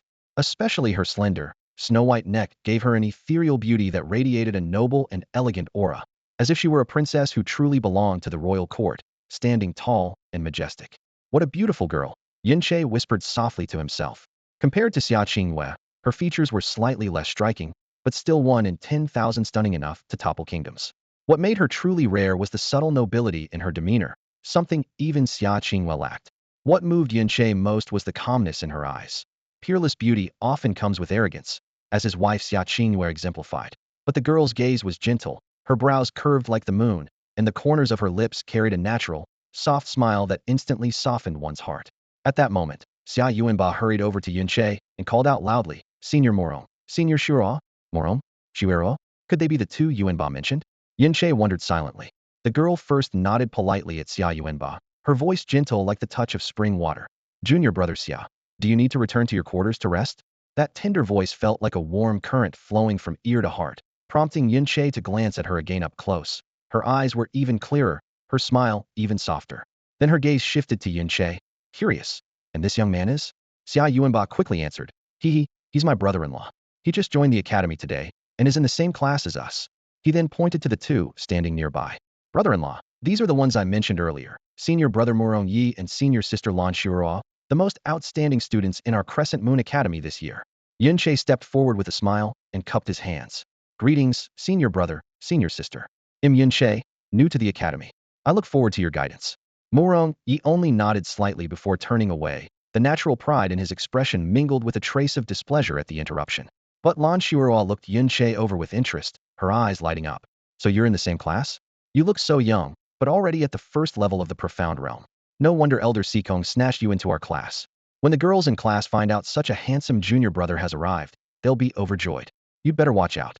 She then tilted her head. "Wait, junior brother Xia just called you his brother-in-law. Does that mean you're already married?" Before Yunche could respond, Xia Yuanba eagerly answered, "Yes. My brother-in-law is only 16, and he married my sister half a year ago." "All married at 16. The bride must be very beautiful," Lan Shuo said with a brighter smile. Yunche gave an embarrassed smile, but then turned his eyes toward Lan Shuo and said, "I guess senior sister Xun isn't from around here, right?" "Oh, how did you know?" Lan Shuo blinked her sparkling eyes. "The spirit energy in Crescent Moon City is restless and somewhat turbid. It can't nurture a refined beauty like you," Yunche said calmly, each word true. Lan Shuo was momentarily stunned, then smiled lightly, her slender eyebrows lifted. "Junior brother Yun, not only are you talented, but your words are sweet as well. Too bad you're married. Or senior sister might." She covered her mouth with her hand, her laugh forming a gentle arc. Murong Yes' frown suddenly tightened as those teasing words reached his ears, and he shot Yunche a cold glare. Yunche, however, acted as if he hadn't noticed, still smiling with narrowed eyes. Then he leisurely added, "It's all right. My wife promised she would never oppose me finding other wives." The moment Yunche spoke, Xia Yuanba's mouth dropped open in shock, his eyes nearly popping out. Murong Yes' gaze instantly narrowed, his eyes almost a slit, a chilling blend of coldness and mockery. His thin lips curled into a faint sneer. In contrast, Lan Shuo showed no trace of anger. She lifted her radiant smile and spoke softly, "Such an interesting little junior brother. Looks like life won't be so dull from now on. Well, senior sister has to go now. I have a banquet this evening, and there may be a fierce battle. We need to head to the medicine house to prepare some pills that might come in handy. See you later." "Goodbye, senior sister," Yunche replied, as Lan Shuo playfully blinked her left eye. She walked away gracefully, leaving behind a faint, lingering fragrance that slowly dispersed into the air. Her silhouette was exquisite, the corridor's light tracing her slender curves. Yun Qi's eyes followed her unabashedly, filled with admiration. Her beauty was breathtaking, her aura noble yet without a hint of arrogance, instead exuding a gentle warmth that stirred the heart. Any man would find her irresistible. Yet, her identity was destined to be complicated. Suddenly, a heavy hand slammed onto his shoulder. Yun Che turned to see Murong Yi looking down at him coldly. Smiling slightly, he said, "Senior brother Murong, what's on your mind? By the way, aren't you going with senior sister Shuruo?" By now, Lan Shuruo had walked far ahead without even glancing back, as if she hadn't noticed Murong Yi trailing behind. Yun Che silently reassessed their relationship was nothing like his initial guess. It seemed to be one-sided affection on Murong Yi's part. Murong Yi squinted, a contemptuous curl rising on his lips, as if surveying an insignificant underling. "You're Yun Che, right? Little junior brother Yun, I don't know how you managed to sneak into our class, but as your senior brother, there are a few things I need to warn you. Now that you're here, learn what's appropriate and what's not, or you'll suffer later and can't blame me for not warning you. And one more thing, remember this, well, stay far away from Lan Shuruo. The farther, the better. If I ever catch you talking to her like just now again, I have plenty of ways to make you get kicked out of New Moon Mystic Mansion." Humph.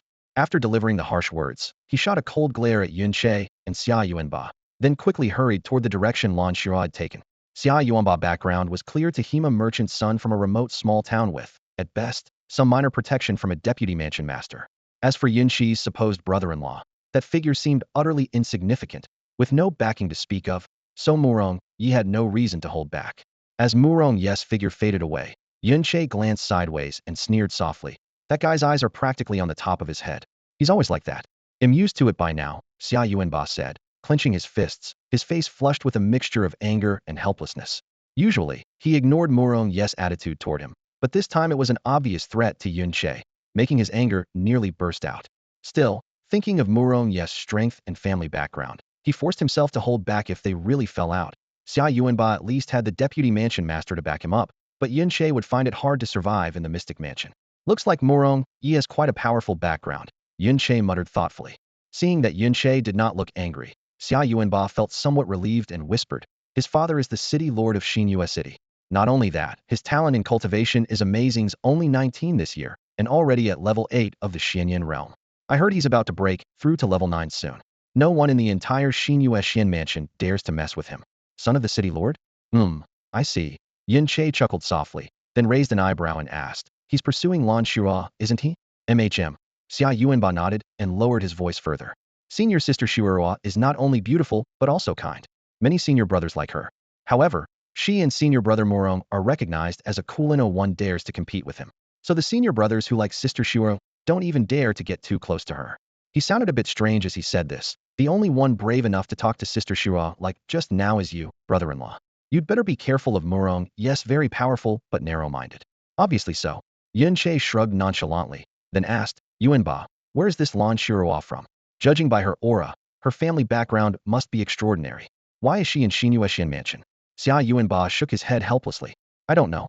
I only heard she's a distant relative of Elder Siko. She entered the mansion at the same time as I did 6 months ago when they openly recruited disciples. She's never mentioned her hometown.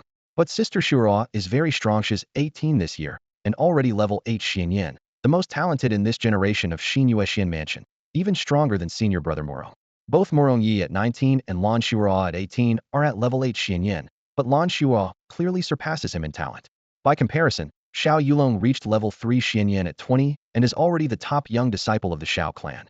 Xia Qingwei is only 16 and at level 10 Xuxian, a prodigy rarely seen in Luyun City in a century. Yet neither Murong Yi nor Lan Shuruo compares to Xia Qingwei or Xiao Yulong, who overshadow many others. Such strong young talents are certainly not rare among the major sects in Xinyue City. In contrast, Luyun City seems like a forgotten small town. The cultivation levels are far behind. Grandfather Xiao Lai is level 10 Lingxian in Luyun City and considered the strongest there, but in Xinyue City, he would only rank near the top among his peers, never the absolute strongest. Suddenly, Yun Qi's smile faded into seriousness. "Yuanba, there's something very important I need to discuss with you." "Oh, what is it?" Xia Yuanba tensed up, noticing Yun Qi's grave expression. "From now on, don't call me brother-in-law anymore," Yun Che said firmly. "Why?" Xia Yuanba's eyes widened. Yun Che slapped him on the shoulder and glanced toward the distant training field, lowering his voice. "Sister Shuruo said there are lots of beauties in our class, right?" "Well, yeah. But Sister Shuruo is still the prettiest, Xia Yuanba answered honestly. Yun Che raised his brows and spoke with righteous seriousness. Since our class is full of beauties, if you keep calling me brother-in-law, wouldn't that give away that I'm already married? How am I supposed to flirt with those pretty senior and junior sisters then? Xia Yuanba opened his mouth, his mind completely blank for 3 whole seconds before he timidly said, "But brother-in-law, you already have my sister. If you get involved with other girls, won't that be a little?" No, no. Yun Che waved his hand dismissively, his expression serious as if he had just issued a military order. "I just spoke with senior sister Shuruo, and your sister personally agreed that I can have other wives." Besides, his gaze swept beyond the training ground's roof to the pale blue sky in the distance. "In this life, whether I get to see your sister again is uncertain." His deep eyes matched with his usual confidence. Then his tone shifted sharply. "A man's ultimate pursuit in life is really just 2 things: conquering the world and conquering women. Conquering the world is about reaching the greatest heights in life. Conquering women is about making life more beautiful. If you can't even conquer the woman you desire, then even if you control the entire world, you'll only be left as a lonely, isolated peak." Yuanba, do you think I'm right? Though Xia Yuanba didn't fully grasp it, he sensed the magnitude of what was said and nodded vigorously. But his mind soon got stuck again. "Then, if I don't call you brother-in-law, what should I call you? I've been calling you that since I was little. I can't think of anything else all of a sudden." Yun Che propped up his chin, thinking seriously. "You can call me Big Brother, Boss, Brother Yun, Brother Che, Brother Yun Che, or just Yun Che, Senior Brother Yun. Just don't call me brother-in-law anymore." "Oh, then I'll call you Boss from now on. Is that okay?" Xia Yuanba asked cautiously, afraid of making the wrong choice. "Sure. Boss, boss, boss," he repeated 3 times, still feeling awkward. "By the way, senior sister Shura said she's going to the medicine house to get pills to prepare for the evening banquet. Should we go too?" "Sisu, boss, since you just entered the mysterious mansion, you can get a set of pills once a month. Don't call me brother-in-law." Yun Che gestured firmly. "All right. He'll remember." "Then, brother-in-law, no. Boss, should we go to the medicine house first, or to the residence?" In the end, Yun Che followed Xia Yuanba to the medicine house, but the medicines they received left him disappointed. All were lowest-grade Huanchuan pills and Tongxian pills, with a quality only about 40 to 50%. With such auxiliary pills, it was no wonder the overall strength of the Crescent Moon Mansion struggled to improve, lagging far behind the great sections. Then, Sikong Han arranged for Yun Che to stay next door to Xia Yuanba. The small courtyard was not large but tasteful, furnished with all the necessities, far better than Yun Che had expected. After 6 months of wandering, never having entered an inn or slept on a soft bed, it was a bittersweet feeling to finally have a place to rest. Lying on the small bed, he quickly fell into a deep sleep.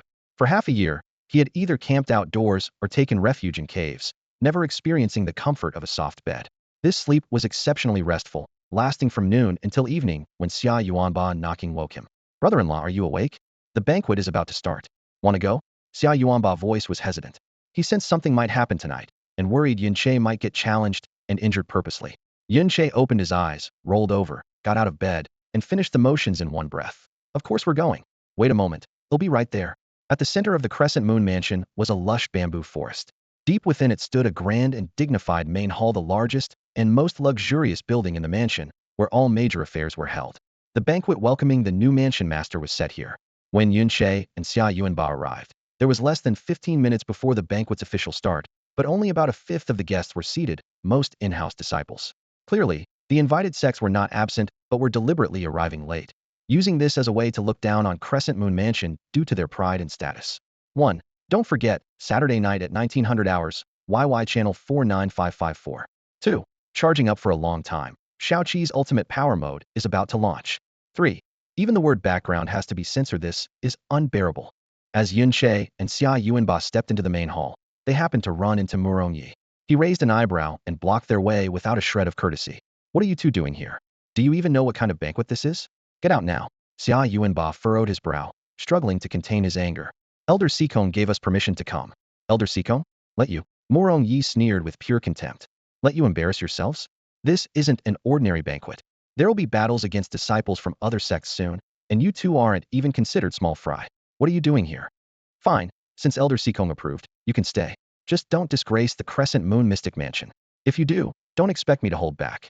Lan Shura had been wearing a formulaic smile all afternoon, but hadn't so much as glanced at Murongyi the entire time, which made him feel awful inside.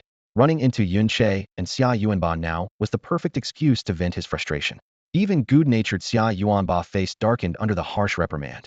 Yun Che gently tugged his arm and said calmly, "Let's go in." The two entered the main hall and saw Elder Sikong Han waving at them from afar, signaling them to take their seats.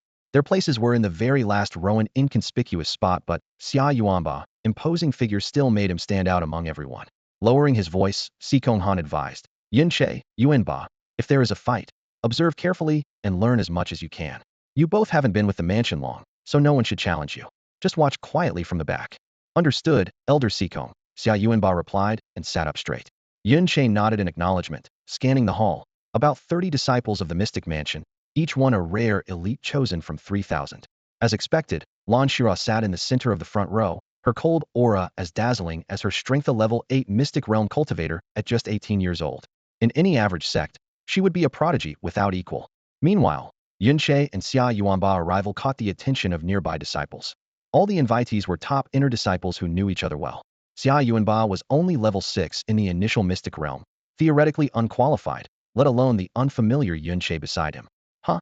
A new face, junior brother? I haven't seen you before. A girl in blazing red robes in the front row turned around, her eyes sparkling. Hello, senior sister. My name is Yun Che, and I just entered the Mystic Mansion today, he said with a slight bow and a disarmingly sharp smile. The girl seemed instantly electrified, her delicate face flushing pink as she whispered in amazement, wow, you look so young, but you've already reached the Mystic Realm. No wonder you're allowed to attend this banquet on your very first day here. He is my brother-in-law. Of course he's impressive. Xia Yuanba looked proud, as if hearing others praise Yun Che made him even happier than being praised himself. Wait, brother-in-law? You're already married? Yi Hongling's lips parted slightly, a hint of regret flickering in her eyes. Yun Che clenched his fists, resisting the urge to strangle Xia Yuanba, maintaining a calm expression. Yes, since senior sister is so beautiful, she must be married too, right? I'm definitely not getting married so soon. By the way, I'm Yi Hongling from the first class of the Xian clan, 17 years old. If you ever need anything, just come to me, I've got your back. The girl patted her chest with a look full of loyalty. Thanks in advance, senior sister. Xia Yuanba realized had caused trouble and quickly bowed his head, not daring to say another word to Yun Che. At that moment, the star of the banquet, the new head of the Crescent Moon Xian clan, Qin Huiyu, finally appeared. Qin Huiyu looked to be around 60 years old, his face calm and composed, eyes clear and wise, carrying an aura of transcendence. Originally an elder of the Tsangfeng Xian clan in the imperial capital, he had been specially assigned to lead the Crescent Moon clan. His true strength was unfathomable. He had arrived over a month ago, and today was the formal inauguration banquet. In just over a month, he had won the hearts of elders and disciples alike, gaining immense prestige. After Qin Huiyu took his seat at the head, the other sects seemed to arrive one after another, as if on cue. Haha, Taichung sect's Taijian Song, with my youngest son Hengjuan, come specially to congratulate Lord Qin on his appointment. A middle-aged man laughed heartily as he strode in with 7 disciples. It was the current leader of the Taichung sect. Xia Yuanba whispered to Yun Che, the youngest behind him is his youngest son, Tai Hengjuan. Young but terrifyingly talented. Rumor has it he'll likely be the next sect leader. Tai Zhansong offered a brocade box with both hands. Lord Qin, I hope all is well. I happened to meet you half a month ago and was struck by your bearing. Today, I bring my son and a small gift. Qin Huiyu personally rose to take it. Sect leader Tai, you are too kind. Your visit honors this old man more than any gift. Your son is extraordinarily gifted and remarkable in spirit. He may well surpass you one day. Ha, please, be seated. Yun Che tapped his chin lightly with his finger. Yuanba, this scene looks so harmonious. You'd never guess there's any rivalry. A Taichung sect has always had a good reputation. Their overall strength is stronger than ours, but relations have long been amicable. But as for the other sects, Xia Yuanba hadn't finished when members of the Yunyang sect arrived. Yunyang sect's chief elder Yin Zizai, here to congratulate Lord Qin. Soon after, people from the Xuanqin sect, Qisha Sword Pavilion, and Fengyun Xian clan came one after another, each bringing 7 or 8 disciples. Qin Huiyu descended his seat to greet each without the slightest neglect. It was not until the banquet was about to formally begin that the Fun Tian sect arrived fashionably late. Fun Tian sect's 6th elder Fan Hanyan, congratulating Lord Qin on his appointment. The Fun Tian sect, more precisely, its outer branch in Crescent Moon City, was led by a figure dressed in a crimson robe embroidered with vivid red flame patterns. As he stepped into the main hall, everyone clearly felt a warm breath brush across their faces. No sooner had the outer gate of the Fengshan sect been seated than the hall doors opened again, and the branch of the Shao sect finally arrived, fashionably late. At the forefront was a young boy who appeared no older than 16 or 17, Xiao Luoqing. He was accompanied only by a middle-aged retainer in his early 40s and 6 disciples, all under 20 years old. Their steps were perfectly synchronized, and their presence was in no way inferior to the sect leaders around them. In the junior disciple Xiao Luocheng of the Xiao sect branch, greetings to Lord Qin, the boy said after entering the hall, raising his hand in a respectful junior bow. His tone was calm and poised, neither overly humble nor arrogant. Facing the head of the royal Xuanzu sect as a junior, this serene confidence itself conveyed a certain pride. That's Xiao Luocheng, Xia Yuanba murmured, immediately leaning close to Yin Che to whisper, I didn't expect him to actually show up. Ever since I arrived in Crescent City, I've heard his name mentioned countless times. He's the same age as you, just 16, yet he's already the young sect leader of the Xiao sect branch and is widely regarded as the top young talent in Crescent City. Top young talent? Yin Chi's gaze immediately fixed on Xiao Luocheng. Though the youth's features still held traces of boyishness, his demeanor exuded maturity and steadiness, and his eyes revealed unquestionable nobility and confidence. The gazes he received from everyone else in the hall were varied astonishment, admiration, envy, resentment, self-doubt all intermingled. Xia Yuanba lowered his voice further. His talent is truly unrivaled. At 16, he's already reached level 10 of the mystic realm. I heard he's only one step away from the true mystic realm. Brother-in-law, can you imagine? 16 and already level 10 in the mystic realm. Yin Chi's heart skipped a beat, and he couldn't help but glance at Lan Shura. Sure enough, a shadow of solemnity had fallen across her delicate face. At that moment, Qin Wuyo laughed heartily and said, Xiao Luocheng, I have heard much about you, and it is a great pleasure to finally meet you today. Your father has not arrived. Does he have urgent matters? Lord Qin flatters me, Xiao Luocheng replied with a smile. My father had intended to come personally to celebrate, but he has been indisposed recently and could not make the journey. I have come in his stead, and hope your lordship will forgive this. As the head of the Crescent City Xuanzu sect, Qin Wuyo knew the newly appointed banquet should be attended by all sect leaders as a sign of respect. Among the 7 great sects, Tietjiang sect, 7 Killblade Pavilion, and Fengyan Xuanzu sent their sect leaders personally. The Xuanqin sect and Yunyang sect sent their chief elders. Although the Fengyan sect outer gate was prideful, it still sent 6 elders. Only the Xiao sect branch was led by a mere junior. Such a slight was obvious to anyone with eyes. Yet Qin Wuyo only laughed aloud without offense. Young sect leader Xiao is too modest. It is an honor for me to witness your presence today. Distinguished guests, please be seated. At this point, all the guests had arrived. The Xiao sect branch and the Fengyan sect outer gate naturally took the best seats up front, followed by the other 5 great sections. Last to be seated was Murong Hang, Lord of Crescent City. Murong dared not object to this seating arrangement. Though the Murong family held great sway in the city, it still had to keep a low profile before the 7 great sects. The smaller sects invited inside the hall trembled with nervousness. They rarely saw all 7 great sects gathered together, and none of them dared to provoke even one of these powerful sects. All the guests had arrived, and the time for the banquet to begin had come. Qin Wuyo returned to the main seat, his wide sleeves brushing over the carved armrest. He raised a jade wine cup and announced loudly, Today marks the eve of my official appointment. I am honored that so many esteemed guests have taken time from their busy schedules to be here. Having just arrived in Xinyue City, I am still unfamiliar with many local affairs. In the future, I hope to receive your guidance and support. Let me propose a toast to all of you. With that, he tilted his head back and drained the cup at once. Around the table, several hundred guests lifted their cups in unison, and the fragrance of wine quickly filled the entire banquet hall. Representatives of the smaller sects and the city lord's lineage crowded to the front, speaking with eager compliments. Haha, Lord Qin is too polite. If you ever need the Qinglong gang's assistance, just say the word. I've heard that the lord comes from the Tsangfeng Xian sect of the Imperial City. It's a place I've long admired.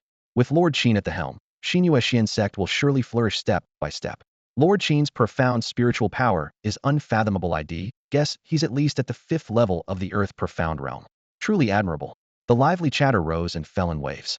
In contrast, elders and disciples from the 7 major sects remained composed, responding only with polite remarks. The disciples of the 7 sects frequently raised their cups, but their eyes occasionally flickered toward the seats of Xinyue Xian sect disciples, clearly sizing up potential opponents for later sparring. The Xinyue Xian sect disciples wore serious expressions but showed no sign of weakness, sitting upright with strong postures. Several elders secretly probed the abilities of the 7 sects disciples using spiritual energy. The result caused heavy sighs internally. Though they brought only a few members, each was extraordinarily gifted, with overall strength far exceeding the elite peers within their own sect. They had hoped their years of hard cultivation had closed the gap, but now realized this was wishful thinking. Each sect has deep foundations and far greater resources than ours. Even with Lan Shua, turning the tide alone is unlikely, one elder murmured, stroking his beard with a bitter smile. The shadows of the defeat from 5 years ago weighed heavily on everyone's hearts once more. Elsewhere, on the raised platform, Molly propped her chin on her hand, surveying the scene with keen interest. The atmosphere is truly tense. This princess might just witness a spectacular show soon. Yunshe lowered his voice to ask, what do you think will happen if these Xinyu Xian sect elites face off against the 7 major sects? Comparing peers, the disciples of the 7 sects are on average 2 to 3 levels higher. Does this princess even need to say more? Molly replied nonchalantly. That's that extreme? Yun Qi's brow furrowed. Being half a level higher is manageable, 1 full level harder.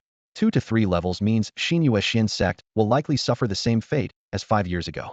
As Lord Qin takes office, he may have to suffer multiple public defeats. It'll be interesting to see how he handles that. Molly snorted lightly. For the Finchen sect and Xiao clan, the gap is even greater, averaging 4 or 5 levels higher.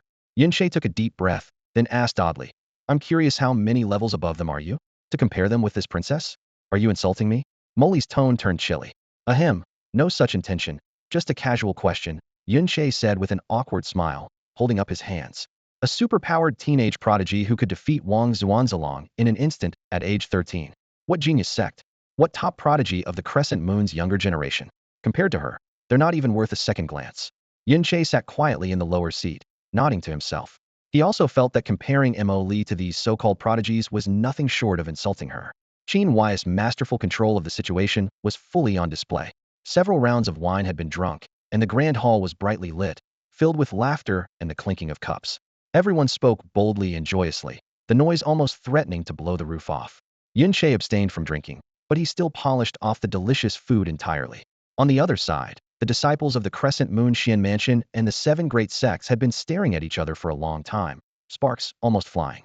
The air was as tense as a tightly drawn bowstring, waiting for a single spark to snap it. Suddenly, Xuanao, the chief elder of the Xuanqin sect, stood up holding his cup. His rough voice echoed through the hall. I, on behalf of the Xuanqin sect, raise this cup to wish Lord Qin an early rise to lead the Crescent Moon Xian Mansion and make his name echo across the 4 seas. With that, he drank it all at once, turning the cup upside down to signal he was finished. Then, his gaze swept over all the guests as he loudly added, however so many honored guests gathered here, yet it somehow feels a little dull and lacks excitement. Since Lord Qin has just taken office, he naturally wants to gauge the strength of his disciples.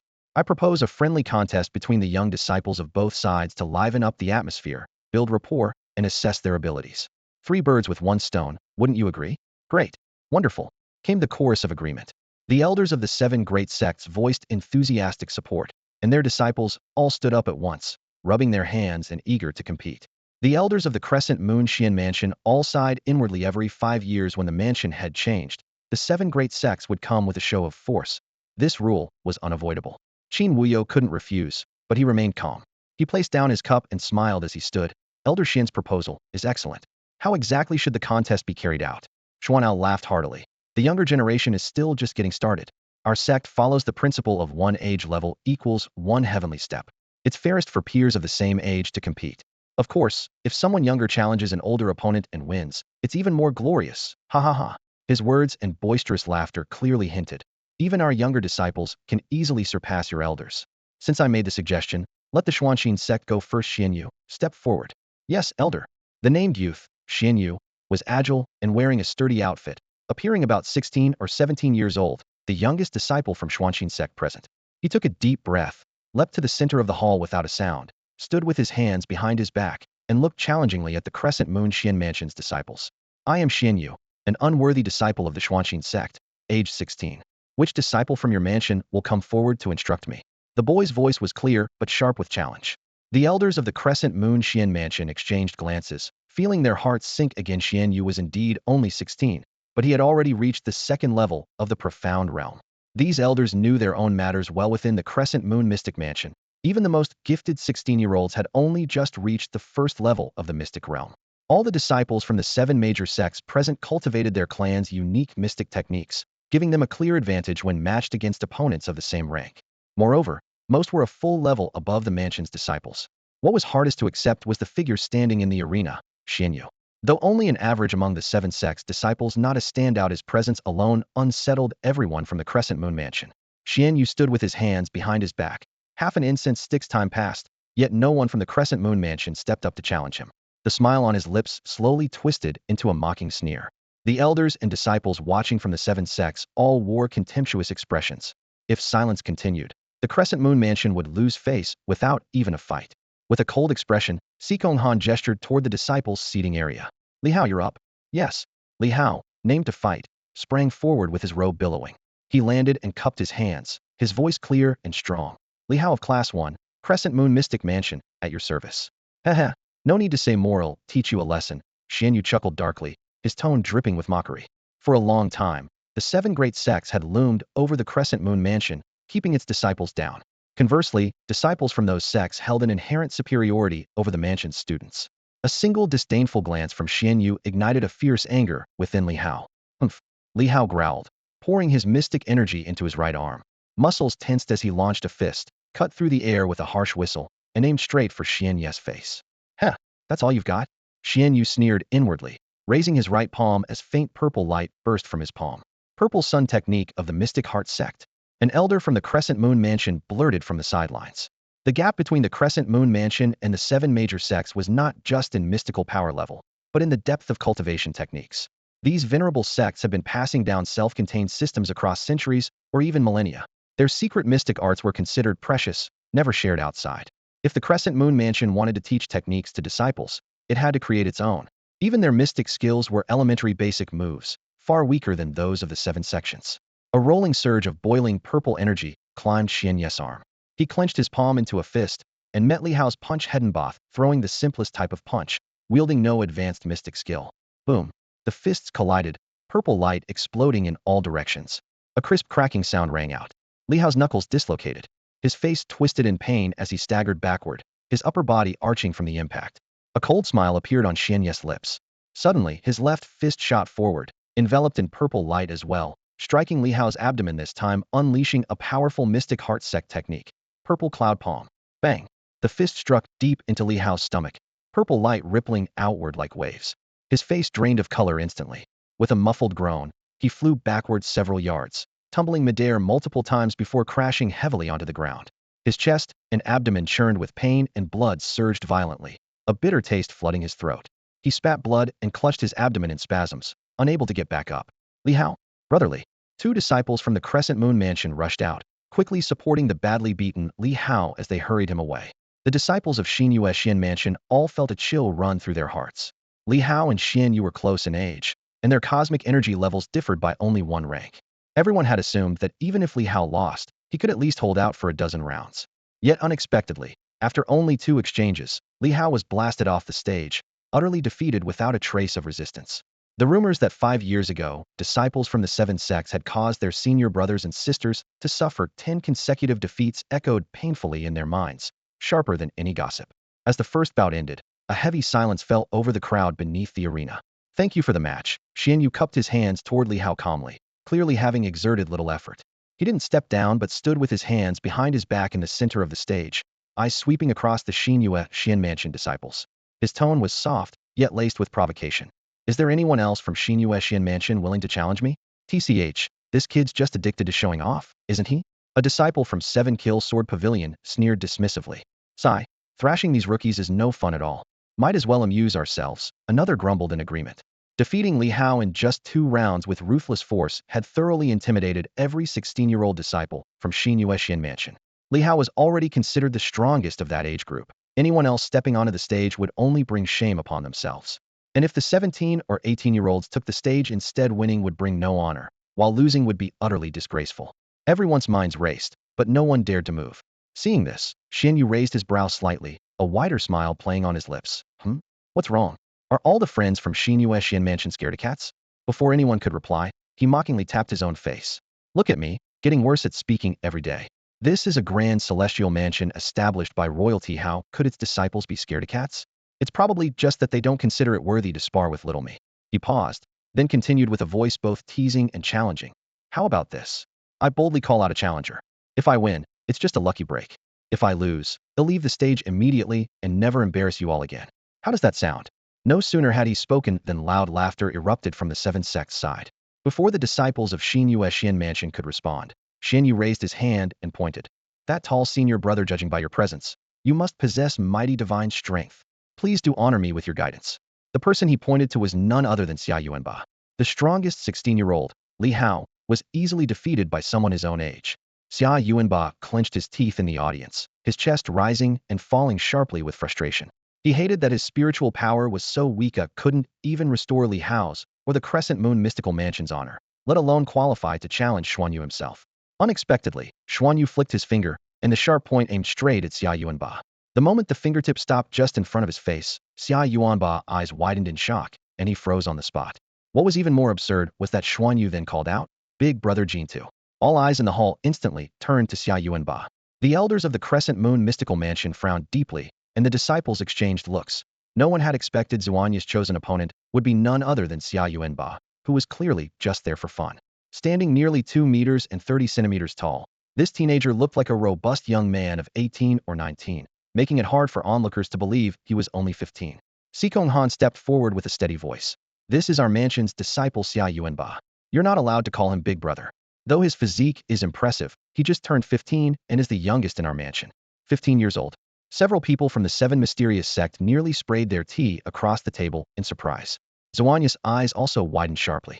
Sikong Han turned to Xia Yuanba and instructed, "This disciple from the Zhuangxin sect wants to spar with you. Face him calmly. You're still young, losing won't shame you. Just do your best." "Yes, elder." Xia Yuanba immediately rose. His muscular frame straightened, and low murmurs of awe spread through the hall. Yin Che patted Xia Yuanba's arm lightly and whispered, "Be careful, don't get hurt." "Haha, don't worry." Xia Yuanba patted his iron-like chest. "I may have weak spiritual power, but am good at taking hits." Saying that, he strode to the center of the main hall, his towering shadow blotting out the stone floor. Standing before Xuanyu, he cupped his fist and said loudly, "My name is Xia Yuanba, from the first class of the mystical mansion. I'm 15 years old. Please teach me." Xuanyu had originally planned to pick an older opponent to show off, but now he realized this giant was actually a year younger. 16 versus 15, it wouldn't be very glorious even if he won. He casually probed Xia Yuanba's spiritual power, and his mouth twitched. Level 6 of the initial mystic realm. Challenging this opponent was absolutely beneath him. What an idiot. Xuanyu cursed bitterly inside. I knew this guy would cause trouble at the banquet. If outsiders think someone barely level 6 in the initial mystic realm can be an elite disciple in the mystical mansion, what a joke that would be. A mocking whisper drifted into Yin Qi's ear. He glanced coldly at Murong Yi, then withdrew his gaze, returning his focus to the sparring area. Murong Yi was gloating when suddenly a chill ran through him like falling into an icy pit, causing a shudder throughout his body. He hurriedly looked back, heart pounding. Just a moment ago, it felt like a pair of fierce snake-like eyes were staring at him, but everything around was normal. Cold sweat soaked his forehead before he wiped it away, blaming himself for being paranoid. In the arena, Xia Yuanba took a deep breath, spread his feet shoulder-width apart, bent his knees, and flexed his thick arms which bulged with veins like coiling dragons. "Huh. Shatter the mountain and split the rocks." Xia Yuanba struck first, clenching both fists as his massive body leapt upward and slammed down with brutal force. His sheer size combined with the invisible pressure gave off the aura of something capable of shattering mountains and splitting rocks. An older disciple from the Xuanxin sect sneered, "Such a pathetic technique, and he dares to show off? If Xuanyu lets him last 3 moves, he might as well stay home and save us the embarrassment." Facing Xia Yuanba's powerful blow, Xuanyu neither dodged nor assumed a defensive stance. With his right arm held out straight, he met the attack head-on, a faint smirk curling at the corner of his mouth. A muffled crack echoed as Xuanyu's arm sank slightly. Then suddenly, like a startled snake, he twisted his arm upward and trapped Xia Yuanba's 2 thick arms firmly in his elbow bend. His spiritual energy surged explosively. Crack! Arc! From the spectator seats, Yin Che sprang up, shouting Yuanba. Amid the screams, Xia Yuanba's arms dislocated instantly. Xuanyu then swung him up with one arm, hurling his 350-plus-pound body more than a meter into the air. This strike could have ended the duel then and there.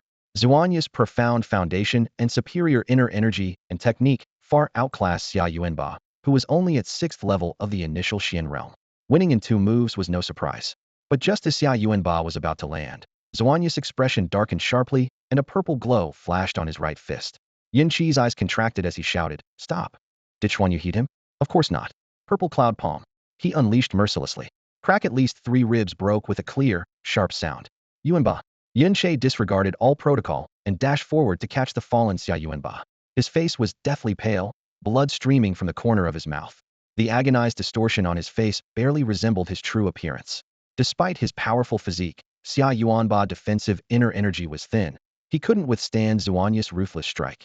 Yin Che glared angrily at Xuanyu, his expression grim as iron. The duel was for practice only, meant to stop when one side wins. The outcome is clear why resort to such heavy blows. Xuan Yu sneered disdainfully. Practice is practice, but swords and fists have no mercy. That's common sense. There've been cases dying in duels, right?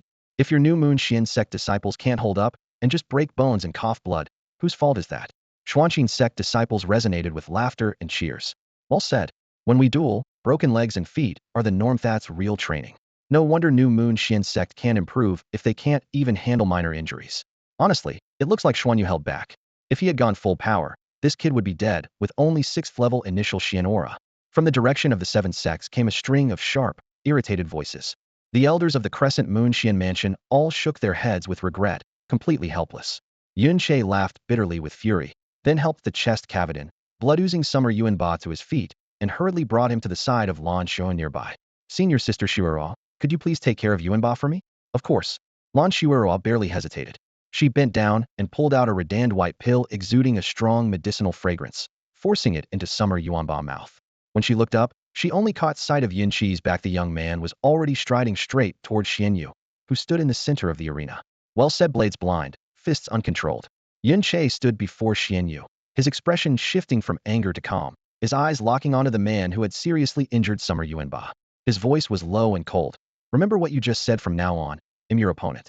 Yin Che, Class 1 of the Xian Mansion, 16 years old. A murmur erupted from the crowd. 16? Just entered the first realm of Xian? His strength even surpasses Li Hao. But how have I never seen him before? The elders rustled in confusion until Sikong Han stepped forward to explain. No doubt, he is a disciple of our Xian Mansion. He only registered this noon. He is the grandson of an old friend of mine. Despite his words, worry crept over his face. Yin Chi's power was slightly stronger than Li Hao's, but only marginally. Since Li Hao had been utterly defeated by Xian Yu, Yin Che might only last a few more moves. If he was severely injured right after joining, he would be ashamed to face Xiao Lai. Yet, no one could stop him from volunteering, so Sikong Han silently prayed, don't get hurt too badly. Below the arena, Summer Yuanba gritted his teeth in pain, clutching his chest as he rasped, brother-in-law, be careful. He's too strong. Yin Che raised a hand to signal him not to worry, but Xian Yu burst into boisterous laughter, loud and sharp. Ah, are you warning me? Threatening me? Planning to use my own tactics against me? You? Ha ha ha. No one thought Xian Yu's laughter was arrogant. His strength was undeniable. After laughing, he clicked his tongue mockingly twice. Didn't expect someone 16 to rival Li Hao. Too bad you're facing me today. Since you're the one challenging, I'll give you a favor. Xian Yu leisurely raised 5 fingers, flicking them in front of Yin Che. 5 moves. If I can't knock you down within 5 moves, and you endure them all, you win. How's that? From the Xuanqin sect, laughter erupted immediately. Senior brother Xian Yu, you're giving him way too much credit. Qin Wuyo, chairing the banquet, had been silent since the fight was proposed, but now showed a faint reaction. Watching Yin Che, he saw the boy remained calm like a mirror amid Xian Yu's mocking laughter. He thought inwardly, this kid's not so simple after all. Yin Che spoke coolly, finished spouting your nonsense? Xian Yu folded his arms, smiling in his narrowed eyes. Oh, Yin Che, right? Don't just stand there. If you want to start, attack. At least then you'll get a hit in. If I move first, you might not even get the chance to defend. Yin Che snorted softly, then suddenly lunged forward. His left arm shot out straight, 5 fingers like steel pincers aimed directly at Xian Yu's throat. Xian Yu's eyes brimmed with even more contempt. What? Not even using your Xian skill? Only when the arm came within less than 2 feet did he suddenly open his palm, lightning fast, clutching for Yun Chi's wrist. The moment his fingertips touched Yun Chi's skin, a cold smile curled at the corner of his mouth. Channeling his power to break the wrist in one move, but in the next instant, his palm grasped nothing. The wrist was gone. Yun Che seemed to dissolve like mist, vanishing from Xian Yu's sight. At the same time, a fierce gust blew in from the right. Xian Yu was stunned, unable to react. Smack! A sharp slap echoed through the main hall. Everyone heard it clearly, as if the blow had landed on their own faces. Xian Yu was struck off balance, spinning a full 1,440 degrees in the air before slamming hard onto the ground. Yun Chi's slap was unrestrained and full power. Flicking his slightly reddened hand disdainfully, he casually wiped it on his sleeve and said lightly, first move. That slap hit Xian Yu so hard it left him dazed and stunned everyone present. Everyone had expected Yin Che to be defeated within a few moves by Xian Yu, perhaps even seriously injured on the spot. No one imagined that the very first sound to ring through the martial arena would be the sharp crack of a palm striking a face. The disciples and elders from the 7 sects were all frozen dumbfounded. Even the Xinyue Xian Mansion crowd stood agape, as if their minds had been instantly emptied. It wasn't until Yin Che casually said first move that they snapped back to reality. Realizing this was no hallucination, their eyes wide open in disbelief. Li Hao had suffered a crushing defeat, Xia Yuanba had been soundly beaten, and Xian Yu had just sneered mercilessly. The Xinyue Xian mansion, people had long been under silent fury, without any way to strike back. This slap was like a breath of fresh air that cleansed their anger to the bone. If not for decorum, they would have erupted into cheers on the spot. Across the way, the disciples of the seven sects, especially those of Xian Xian sect, exchanged incredulous looks. The mighty Xinyu, a level 2 Xian realm cultivator who specialized in sect martial techniques, was openly slapped away by Yun Che. A level 1 Xian realm fighter, with no trace of Xian martial skill on his body. This simply could not be real. Was that a body movement Xian technique, just now? Elder Sikong, did you see it clearly? An elder of the Xinyue Xian mansion whispered low. Absolutely not. I have never seen that set of movements before, Sikong Han replied quietly, his gaze fixed fully on Yun Che, completely different from before. At this moment, Xianyu staggered to his feet, his right cheek swollen and flushed bright red like a ripe monkey's butt. He had spoken arrogantly before, but now, slapped in the face in front of everyone, he had never experienced such a humiliation in his life. His eyes burned with hatred as he glared at Yun Che, forcing a smile through gritted teeth. Good, very good. I had planned to leave you a flaw so you could last a few more moves, so it wouldn't be so embarrassing. Since you don't know how to be grateful, prepare to face the consequences of my wrath. Yun Che shook his tingling right hand and glanced at him sideways. Idiot. You are asking for death. Xianyu could no longer contain his rage. With a low snarl, he charged forward. Both hands raised, palms glowing purple intensely, then both fists shot forward, one left, one right with the power of the Xiang technique. Each punch weighed over 1,000 pounds. Junior brother Yun, watch out. Lan Shuerhua shouted from the front row. She could clearly sense the terrifying power in Xian Ye's fists. The disciples and elders of Xinyue Xian mansion all tensed up anxiously. Xian Ye's strength was undeniable. The slap earlier was most likely a moment of underestimation. Now that he was furious and unleashing his full power, could Yin Che really handle it? Furious and humiliated, Xian Yu harbored murderous intent. Though he wouldn't truly kill within Xinyue Xian mansion, he believed these punches alone could cripple Yin Che for life. Under that immense pressure, Yin Che seemed completely suppressed, unable to move or even raise a defensive stance. Xian Ye's fist struck Yin Che's chest effortlessly and then passed right through him. What? The moment he realized this, Xian Ye's eyes flew wide open, and his body pitched forward, losing balance. At that instant, a fierce gust of wind sliced through the air from his left side. Smack! The sharp crack of a slap echoed throughout the hall. Xian Yu was blasted into the air, spinning uncontrollably 4 full rotations before crashing down chin first, landing hard face down like a dog that just ate dirt. His left cheek instantly ballooned into a swollen, blood-red mess. Second move. Yun Che lifted his left hand and gently blew on the back of it, his voice calm and casual. Inside the hall, disciples of the Crescent Moon Xian clan stared with eyes wide open, 2 words thundering in their minds. No way. The first time could still be passed off as carelessness, luck, or coincidence, but the second time Xian Yu was slapped flying. None of those explanations held water anymore. Li Hao, who had been defeated by Xian Yu and was still healing in the back, watched the scene with flushed excitement, the pain fading beneath his thrill. He couldn't help shouting, "That's awesome. That was so damn satisfying. So damn relieving." Haha. His cousin Li Haoran chuckled and commented at ease, "Howsy, your level's still shallow." Yin Jr. brother didn't just hit hard or vent frustration, his slaps were exquisite. Look at Xian Ye's face. First slap, right cheek like a monkey's butt. Second slap, same thing on the left. The color, the puff, the position, the height, all perfectly symmetrical. This isn't just 2 slaps, it's an art form. The force, angle, impact point, all meticulous. Not just anyone can pull this off. Brilliant, truly brilliant. Li Haoran's voice was loud enough for most disciples to hear clearly, causing a burst of laughter among them. Many doubled over, trying to stifle their hilarity, while numerous others gave thumbs up in approval. Haha. Li Hao smiled despite the sharp internal pain, nearly tearing up with joy. As expected, my cousin's level is way higher. No matter if Yin Jr. brother wins or loses in the end, I'm definitely accepting him as my friend. Meanwhile, Xian Yu struggled to stand once more. 3 broken teeth mixed with blood were swallowed down through gritted jaws. His eyes locked onto Yun Che with burning hatred, wishing he could tear him apart with his gaze. But inside, a trembling fear couldn't be controlled. Earlier, he clearly struck Yun Che, yet his fists passed through like he hit a shadow. And how did Yun Che move instantly to his left side? Both times. Could it be his eyes playing tricks? Or was it some secret body technique? But was there really such an uncanny martial skill in the world? The more he thought, the colder he felt. Moli once told Yun Che, once the Star God's shadow technique reaches its first level, one can remain undefeated even against 2 opponents of equal strength. At the 3rd level, even 5 levels stronger foes can be escaped unharmed. The Star God's fragmented shadows technique has 8 levels in total. Jasmine has currently reached the 6th level, able to create 6 illusions indistinguishable from reality. Yun She, on the other hand, has only mastered the first level and can produce just one illusion.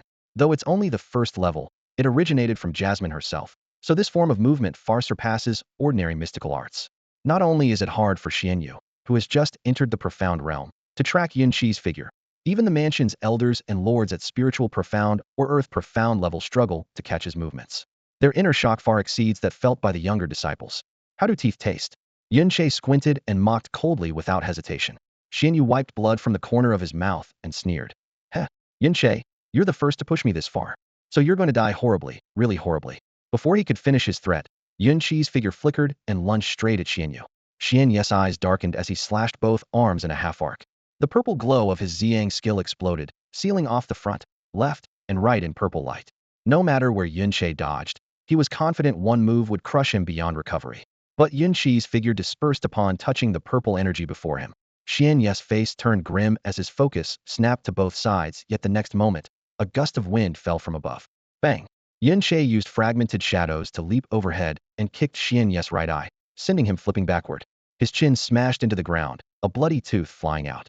Yun Che almost stepped on his head as he landed, looking down lazily. Third move. You bastarda. Bang! Xianyu barely halfway up when Yun Qi's sudden flying kick smashed into his left eye. Xianyu fell again, his eye sockets quickly turning bruised like a panda's. Yun Che coldly reminded him, didn't your master teach you to stay focused? Fourth move. With a swollen, distorted face, Xianyu lost his heroic bearing and looked ferocious instead. He roared furiously, releasing his energy wildly like he was losing control. Ziyang Thousand Illusions Hand. Under the Ziyang skill's power, his arms nearly became pure purple afterimages as he charged at Yun Che. On the side, Si Kong Han abruptly stood up, alarmed. It's the Yunxin sect's secret move Ziyang Thousand Illusions Hand. Yun Che, be careful. The purple shadows densely wove into a net that enveloped Yun Che, but he neither retreated nor dodged. His eyes narrowed into slits as his right arm shot forward, weaving through countless purple afterimages and landing a moderate strike directly on Xianyu's elbow joint. This Yunxin sect's Ziyang skill requires condensing energy through the Ziyang, Fuzhong, and Tiantan meridians of both arms, with Ziyang meridian as core. Striking the Ziyang meridian causes the skill to collapse instantly and disrupts the Bodis energy flow for a short time. When the Ziyang skill is activated, the protective mysterious energy covering the area more than 2 inches above the chest where it connects to the Ziyang meridian is instantly drained into the meridian itself, leaving it completely exposed and defenseless. This critical weakness was precisely what Mo Li had specially warned Yun Che about. Yun Qi's fist struck the Ziyang meridian on Xianyu's body with perfect accuracy. In an instant, Xianyu's entire arm went numb as if lifeless. All the purple energy within him shattered abruptly, disrupting his inner power and stiffening his body.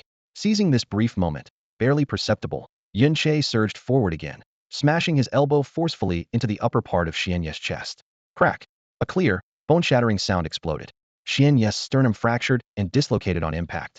Like a withering leaf blown by the wind, he was sent flying backward, spitting a jet of blood midair. Upon hitting the ground, he lay like a discarded sack, twitching only twice before losing the strength even to stand.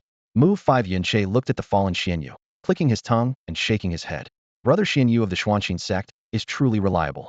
Promised me 5 moves to win, and he really stuck to exactly 5, no more, no less. His sense of honor is impressive, I must say. Yu Xianyu trembled as he pointed shakily at Yun Che, but before he could finish speaking, his vision flashed white, his head drooped, and he fainted on the spot. It was unclear whether it was from pain or breathlessness. Xianyu. The Xuanqin sect disciples were horrified. 2 rushed forward to support him, hastily feeding him 3 healing pills.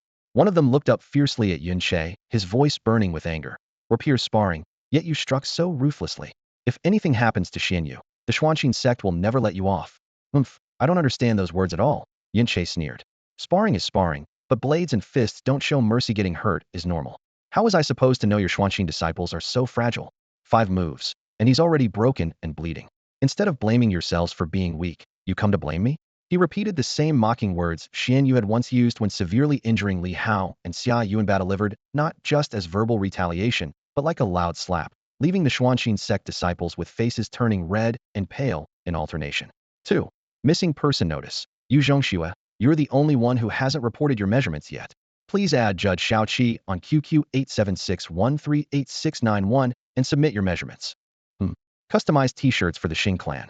Yuan Shi's words filled the disciples of the Crescent Moon Xian Mansion with an overwhelming sense of relief and satisfaction. Li Hao's injuries finally stabilized under the care of elixirs and his regulated breath. He pushed himself up from the ground, straightening his back, his knuckles white from clenching his fists tightly. Looking at Xian Yu's bloodied and unconscious face brutally beaten, had never felt so exhilarated in his life. At this moment, his gratitude toward Yun Che ran deep in his bones.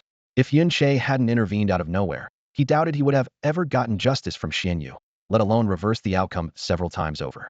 5 moves in total. The first 2 were slaps straight across the face from Yun Che. The next 2 shattered Xian Yu's eyes into bruised, blackened panda eyes. The final strike knocked him out on the spot. This was no friendly sparring, it was public humiliation. As the saying goes, when insulting someone, don't expose their flaws. When hitting someone, don't hit their face. Yet Yun Che targeted Xian Yu's face at every turn. It was not malice but righteous anger. Xian Yu's cruel assault on Xia Yuanba had truly unleashed Yun Shi's fury. The disciples of the Xuanxin sect prided themselves above all others, but at this moment they were being humiliated in return, their pride shattering like glass. One of them suddenly stood up, pointing at Qin Wuho sat in the seat of honor, demanding loudly, "Master Qin, today is the day of your new appointment.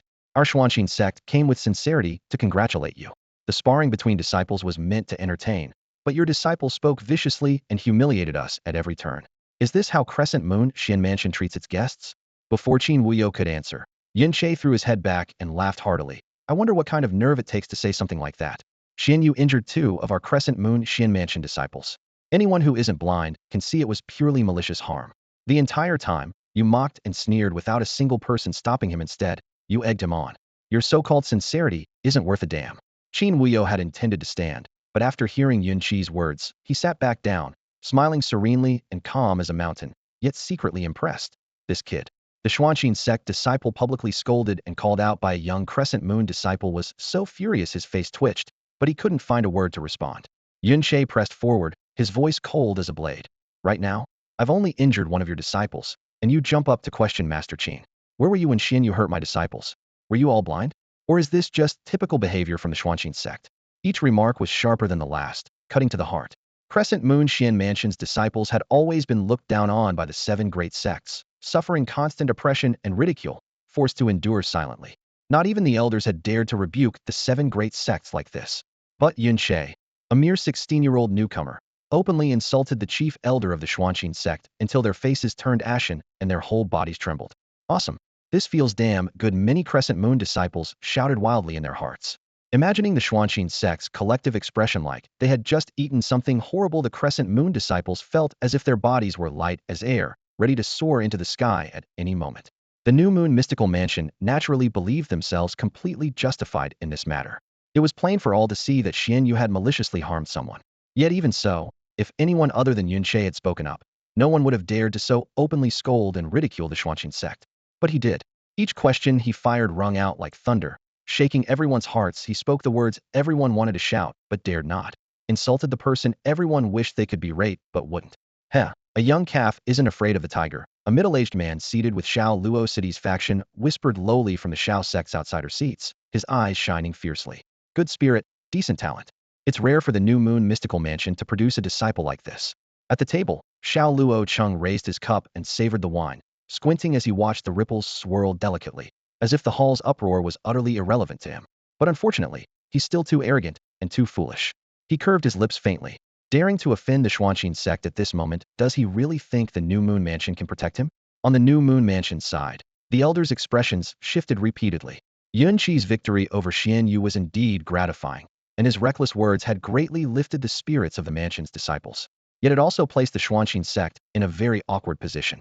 As one of the 7 great sects of New Moon City, if the 16-year-old Yun Che enraged such a powerhouse, even being backed by the royal family might not guarantee his full protection.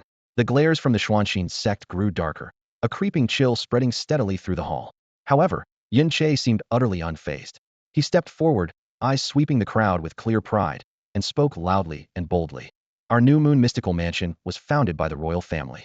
Though our resources and foundation may not rival the other sects, our disciples would never accept being looked down upon, nor allow themselves to be bullied. Those who insult others will be insulted in return. Xian Yu maliciously harmed my senior brothers in public. How can I, as a fellow disciple, be polite to him? Otherwise, Wouldn't New Moon City laugh that all our mansion's disciples are cowards who suffer in silence? If any of you take issue with me, you are welcome to step forward and teach me a lesson. I have heard the 7 great sects are overflowing with talent.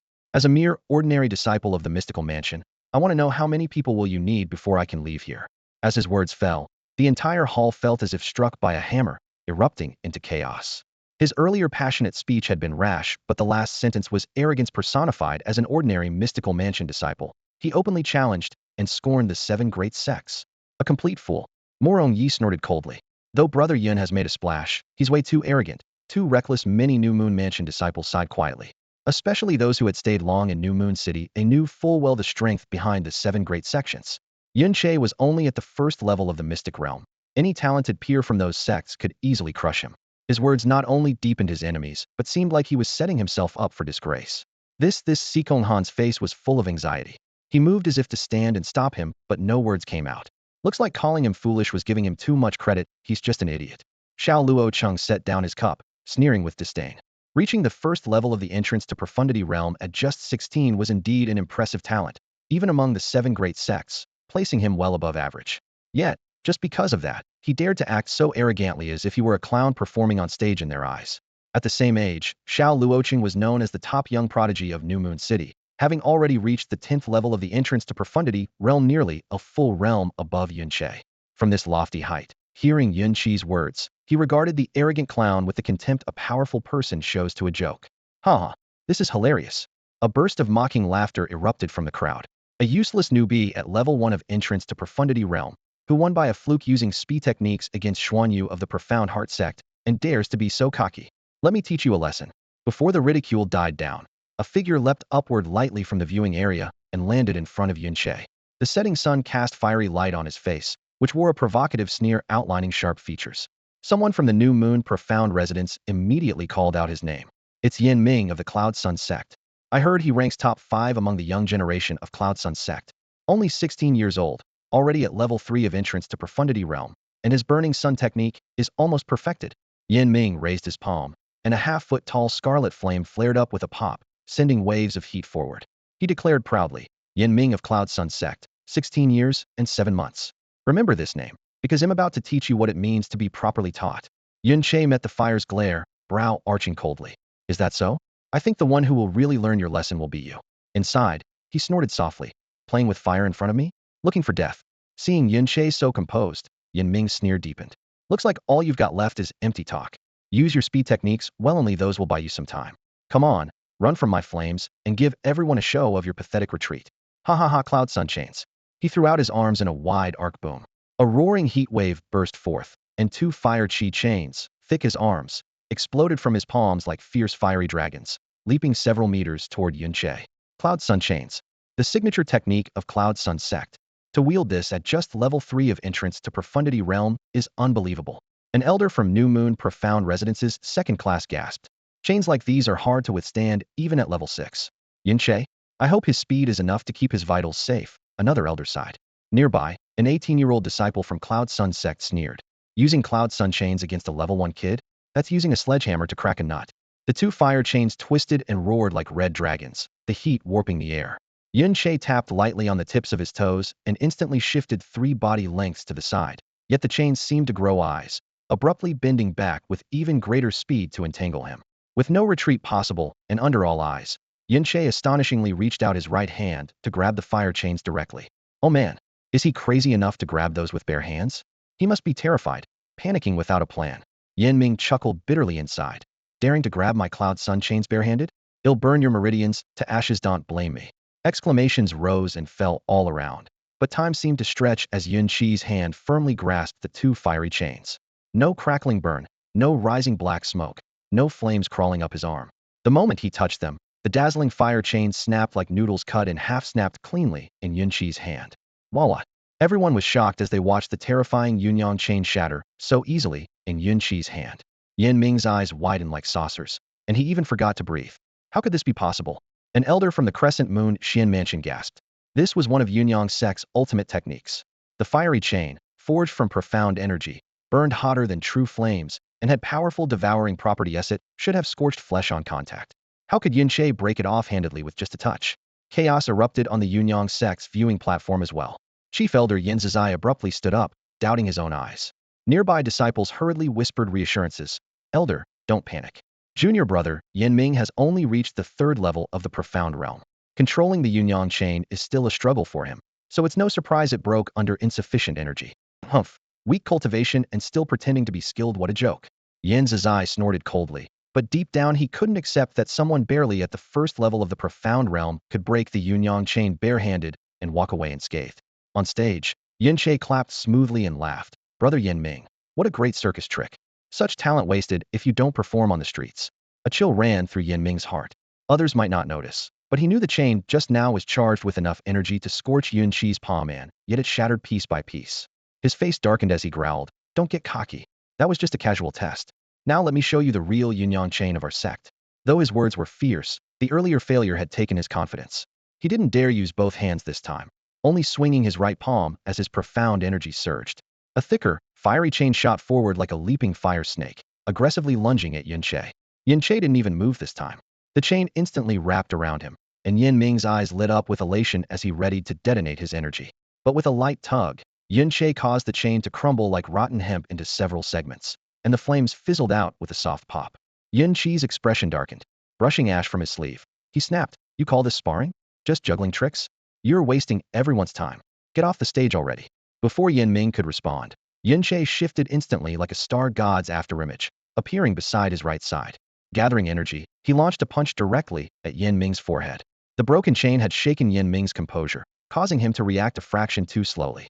He could only hastily retreat, but was still hit squarely in the chest by Yun Chi's strike. His protective energy surged violently.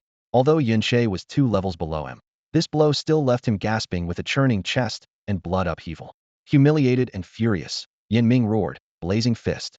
Gathering fiery energy in both fists, he struck toward Yun Che with burning intensity. Yun Che slightly shifted his body to avoid Yin Ming's flaming hands, then suddenly raised his right hand and pressed it down on Yin Ming's outstretched right arm, a faint cold smirk curling at the corner of his mouth. Ah!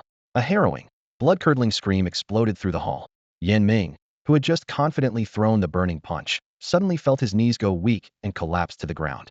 He wildly swung his arms, but the flames in his palms instantly extinguished. Instead, wisps of black smoke curled up from his fingertips, filling the air with the sharp smell of burnt flesh. Everyone's faces changed dramatically. Yin Zi's heart skipped a beat as he dashed to his disciple's side, gripping Yin Ming's wrists and quickly drawing out the rebellious fire energy. The scorching energy coursed through him, and Yin Ming's agonized expression softened slightly. Yet more than half of his hands were already charred black, his fingers unnaturally splayed and twisted in unsettling ways. The black smoke still drifted lazily from the scorched flesh. To have your own flame poison yourself. Have you been practicing all these years, or just wasting your time? Yin Zi lost all sense of decorum, scowling darkly as he shouted. Yin Ming was among the top 5 prodigies of the young generation in Yunyang sect, yet he had already broken the Yunyang chain twice and now, in front of everyone, had made such a low-level, ridiculous mistake, utterly disgracing the sect. Fire-type cultivation power could certainly condense flames with energy, but that didn't mean the practitioner could be unfazed by the blaze. When Yin Ming had formed the flame in his hand, there should have been a protective veil of energy between his palm and the fire. But in the rush to throw his punch, he failed to fully channel the energy outward. Part of it flared on the fist, while the rest exploded within his palm, attacking him from inside. Such a blunder usually only appears in the first half year of fire cultivation, and even then the flames are weak and rarely cause serious harm. Any cultivator with some experience should control fire as naturally as moving their arms or swinging a fist. This kind of mistake was almost laughable. What no one guessed was that the real reason was when Yun Che lightly touched Yin Ming's arm, he secretly pulled the flame back into Yin Ming's body. Even if Yun Che openly revealed this now, Yin Zi wouldn't believe it. Elder, Yin Ming's face went pale as he tried to explain. Shut up. Not embarrassed enough yet. Go heal your wounds. Yin Zi's roar echoed like thunder. Yin Ming immediately fell silent, staring down at his blackened hands as he slunk back to his seat. Before he left, he shot Yun Che a fierce glare and clenched his teeth tightly. His gut told him the breaking of the Yunyang chain and the flame's backlash were both connected to Yun Che. But Yun Che was only at the first level of the spirit realm. How could he break his weapon chain with bare hands or cause his flame to backlash? It made no sense, so he just swallowed the bitterness. Heh, that kid's luck isn't bad at all to have run into such a fool. I thought he was about to pay for his arrogance earlier. A middle-aged man from the Shao clan sneered contemptuously. He won't get past the next guy, Xiao Luoqing said with a faint smile. The elders and disciples of the Crescent Moon sect all let out a long sigh of relief. They had expected Yunche to suffer a crushing defeat this time, or even be seriously injured by the blazing flames. But unexpectedly, the opponent made a low-level mistake in their mystical technique, which instead handed Yunche the victory. With just the power of the first level of the Profound Realm, he had already defeated one opponent at level 2 and another at level 3 of the Profound Realm. Their sect's pride soared instantly. Yunche landed, arms crossed, his youthful face full of pride. That's 2 down. Who's next for number 3? His arrogant tone was met with cold sneers from the 7 sect's disciples to them. Yunche was nothing but a reckless fool who had barely won because Yin Ming had self-inflicted harm. Before the ridicule could fully settle, a young disciple from the Fengyun sect's front row slowly stood up. Feng Guangyi, a disciple of the Fengyun sect, 16 years old. The crowd whispered his identity. The boy was short and plain-looking but carried the natural pride of a prodigy. He coldly stared at Yunche and said icily, "I wasn't going to bother fighting you because you're not worthy of being my opponent. But I can't stand that arrogant face of yours. Just because you lucked out against a second-rate Xian Yu of the Air Ming sect, then barely beat the laughingstock of the Yunyang sect, you think you're someone? To me, you're the real joke." The watching disciples erupted. Well said. Make him lose. Does he think none in our 7 sects can take him? I heard Feng Guangyi stepped into Profound Realm level 3 months ago and is about to break into level 4. His talent surpasses Yin Ming's. His understanding is extremely high, and he's already reached the 3rd level of the Fengyun Pekong technique. Even the Grand Elder, who has been in seclusion for years, is shocked. I bet Yunche won't even last 10 moves against him. 10 moves? You're too generous to Yunche. 5 moves is enough. Feng Guangyi's sarcasm was sharp, but Yunche didn't get angry. Instead, he shot back with an even sharper gaze. You'll soon find out who the real joke is. Humph. If I don't make you lose in 10 moves, I'm not Feng Guangyi. With that, his half-closed eyes suddenly snapped open, his robe billowed violently, and a strong wind rose around him, as if a gale was sweeping the area. Amid the swirling gusts, he lifted his eyes calmly and said, "Yunche, remember this. The technique that will knock you down is Fengyun sect's own wind and cloud 9 transformations." On the last word, a thunderous sound exploded as he surged forward like a gale, sweeping low to the ground right before Yunche's eyes. Moving at lightning speed, his body swayed left and right, creating countless illusory afterimages, accompanied by terrifying wind spirals. First transformation, wild wind change.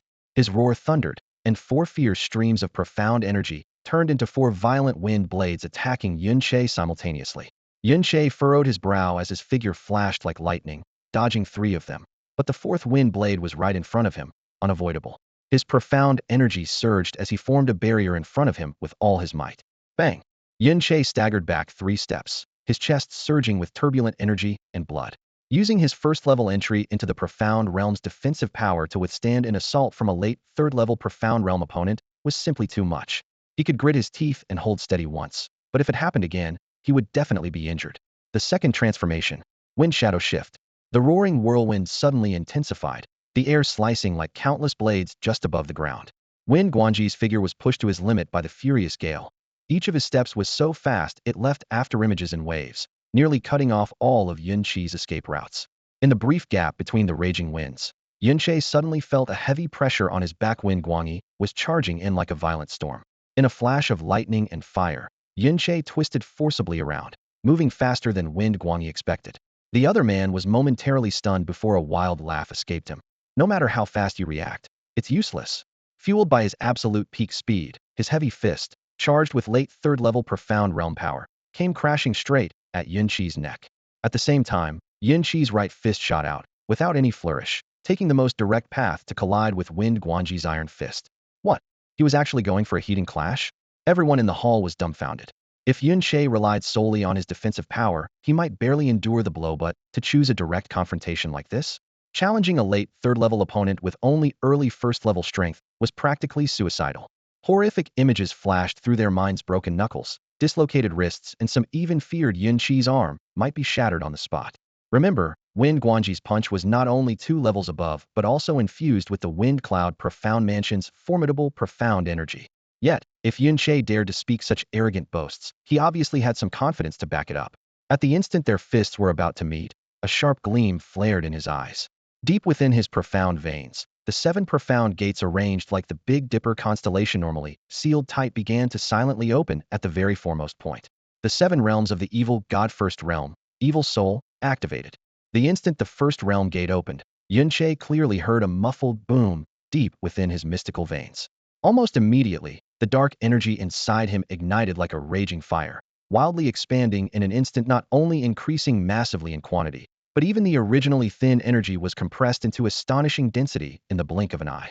Both the amount and the density soared simultaneously, a sight utterly defying cultivation logic, truly manifesting in Yun Qi's veins the moment the evil soul awoke. Accompanying this was the complete frenzy of his mystical power. Molly had once plainly stated that the essence of the evil god art was to make one's mystical energy rampage out of control. Now, the berserk power surged out from 54 realm gates inside his body, flooding every corner of Yun Qi's physique like a tidal wave. His meridians felt stretched to the absolute limit, while his bones and muscles emitted faint, warning-like cracks, a terrifying tension threatening to rupture at any moment, but somehow still holding together.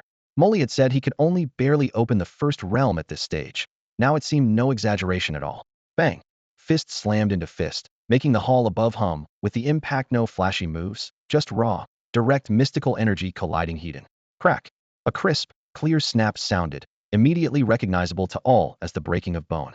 Then, a piercing scream tore through the air. Everyone in the hall froze in shock, because the one who screamed wasn't Yun Che, as they had expected to suffer, but Feng Guangyi. In an instant, Feng Guangji's 4 fingers except his thumbs snapped like twigs, and his wrist bones were bent violently. But Yun Qi's punch did not stop. Fueled by boiling mystical energy, it continued thundering toward Feng's chest. Feng Guangji's protective energy barrier was as fragile as a thin sheet of glass and shattered on the spot.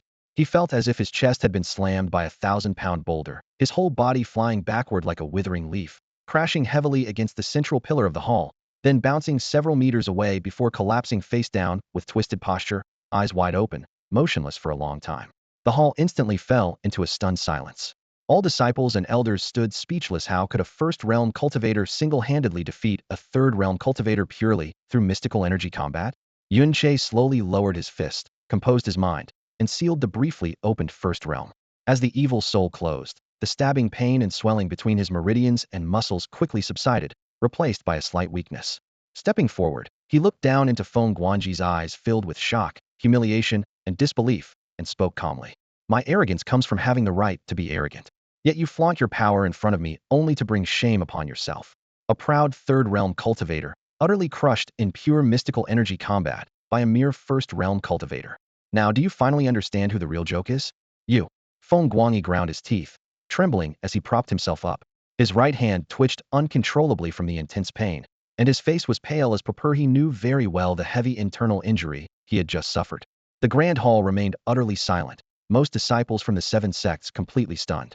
Normally, these sects sparred frequently, and everyone was well aware of Feng Guangji's strength. His famed wind and cloud 9 transformations technique was enough to fluster opponents 2 minor realms above him. Yet this time, as he just unleashed the second transformation, he was struck heat by a powerful punch from Yun Che, leaving him disheveled, his robes torn, chest caved in, and staggering back to the hall's wall before barely regaining his footing. Yun Che, do you really think you've beaten me? The furious shout shattered the silence. Veins bulging on his left hand, Feng Guangji's knuckles cracked as he clenched his fist. I was just careless and holding back. How could a realm entry level 1 like you possibly defeat me? Before he finished speaking, he raised his left hand, and a surge of energy rippled around him, whipping up layers of wind tornadoes. His robes flapped violently, but everyone could clearly see the current whirlwinds were almost half as weak as before, a clear sign he had suffered serious injuries. Enough. The sect leader of the Wind and Cloud Divine Mansion snorted coldly, the air trembling slightly. Guangyi, you've lost. Step down at once. Feng Guangyi gritted his teeth, fists clenched tight. Master, your disciple has not lost. I was merely careless and underestimated him. I have only shown the second transformation of the Wind and Cloud 9 transformations. If I were to unleash the entire technique. Shut up. The sect leader waved his sleeve impatiently, his gaze sharp as a blade. Everyone saw clearly how you held back during that pure force clash. A realm entry level 3 defeated by a level 1, and you still refuse to admit it? Is the shame not enough for our Wind and Cloud Divine Mansion? The reprimand hit Feng Guangyi hard, his face drained of color. He shot Yun Che a fierce glare, then lowered his head and retreated to his seat with unsteady steps. All eyes refocused on the center of the hall. Yun Che produced a low-grade reversion pill, flicked it lightly with his jade-like fingertips, and swallowed it in one gulp. A faint spiritual force swiftly coursed through his meridians. Closing his eyes to regulate his breath for a moment, his body radiated blossoming energy as he slowly opened his eyes and stepped forward to the center. His gaze scanned the seven sect seats, sharp and unyielding, voice calm but filled with undeniable edge. That makes three. Next, who wants to step up? The young man stood tall and straight, his spine like a spear, something like a confident and proud king announcing his challenge, while in full view of everyone, delivering a harsh slap to his opponent's face. A newcomer disciple from the Crescent Moon Divine Mansion had already defeated three elite prodigies from the seven great sects. What was even more shocking was that the three he defeated were all renowned young talents in Crescent Moon City. Today was meant to be a demonstration of the seven sects' might and prestige, but Yunshe alone had turned the event upside down, and he was barely even a realm entry level 1. Everyone's gaze toward Yunshe changed completely. Defeating Xin Yu might be explained away by cunning and unpredictable movement tricks. Beating Yin Ming could be blamed on repeated basic mistakes by his opponent. But just now, crushing Feng Guangyi face to face, under the watchful eyes of all, was a raw, unembellished battle of pure energy and outright, clean victory. To force a realm entry level 3 to that extent, one would need at least the strength of a level 5 or even level 6. Yet Yinshi's realm was undeniably only realm entry level 1. The only reasonable explanation was that he deliberately held back his breakthrough, refining his energy over many years to an extreme density and depth. Though he appeared only as a level 1, his energy strength probably rivaled that of a level 5 or 6. That was the only possibility anyone could think of. So this Yunshe, only 16 years old, yet he already possesses strength beyond the 5th level of the profound realm. At this thought, everyone's hearts shook violently. Such talent and potential were simply unbelievable. Even among the 7 great sects, he would rank among the very top elite. Lan Zeruo's eyes shimmered with a rare sparkle as she couldn't help but praise. Junior brother Xia, your brother-in-law is really that formidable. Does he really come from Luyan City in the east, just like you? Though she was exceptionally gifted, she honestly admitted that she couldn't reach Yunshi's level at their age. This Xia Yuanba was even more shocked, so stunned that he completely forgot about his previous injuries. He clearly knew Yunshi's background, but seeing such an explosion of power, his eyes nearly bulged out of their sockets as he repeated in his heart over and over, my brother-in-law is really that strong, he is really that strong, I can't believe it. The elders of the New Moon Profound Mansion, who had been anxious and fearful all along, now showed triumphant smiles and proud expressions, their gazes brightening. In the battle against Feng Guangyi, Yunshe displayed absolute, overwhelming power without any trace of opportunism. He single-handedly defeated 3 renowned prodigies from the 7 great sects, causing them immense dishonor and restoring the mansion's prestige. What excited everyone even more was that the New Moon Profound Mansion had actually cultivated such a prodigiously talented and powerful disciple. If Yunshe could later break through to the heavenly profound realm, the entire mansion would be bathed in glory because of him. Elder Sikong, is he really a newly admitted disciple of the New Moon Profound Mansion? 2 elders sitting next to Sikong Han almost asked simultaneously. Though Yunshe already bore the mansion's emblem, marking him as one of their own, it was still hard for them to believe such astonishing talent was genuine. Sikong Han nodded slowly, unable to hold back a smile, stroking the sparse beard on his chin proudly as he said, exactly. He is the grandson of a friend of mine from many years ago, who heard I was here and deliberately came to join us. Haha, this time Elder Sikong has truly brought a genuine prodigy to the mansion. The 2 elders nodded appreciatively. The disciples of the New Moon Profound Mansion were even more thrilled and energized. Watching Yunshe defeat 3 powerful enemies in a row and arrogantly challenge others, their long-suppressed feelings of being oppressed, bullied, and looked down upon by the 7 great sects surged into excitement and pride. Yunshi's name and image deeply engraved itself in their hearts. The little junior brother who just entered the mansion had, for the first time, made them hold their heads high in front of those great sects. However, none of the 7 sects dared to face Yunshi's arrogant challenges. Among the disciples sent by the 7 sects this time, the strongest 16-year-old was Feng Guangyi, just at the peak of the 3rd level of the profound realm. Feng Guangyi lost within 3 moves to Yunshe, and even other disciples of equal level fared no better. Being defeated by a younger disciple from the New Moon Profound Mansion was a humiliating disgrace. No one wanted to have this bad luck. Young ones feared ridicule. Elders did not want to draw attention. Winning would be called bullying the weak, bringing no glory. Losing was utter shame. As for Shao Luo City, while the same age as Yunshe, no one dared to even compare them. Shao Luo City, as the younger sect leader of the outer sect, had already reached the 10th level of the profound realm at 16, the pinnacle of the young generation in New Moon City. Though Yunshe possessed shocking talent and strength, to compare him to Shao Luo City was almost an insult.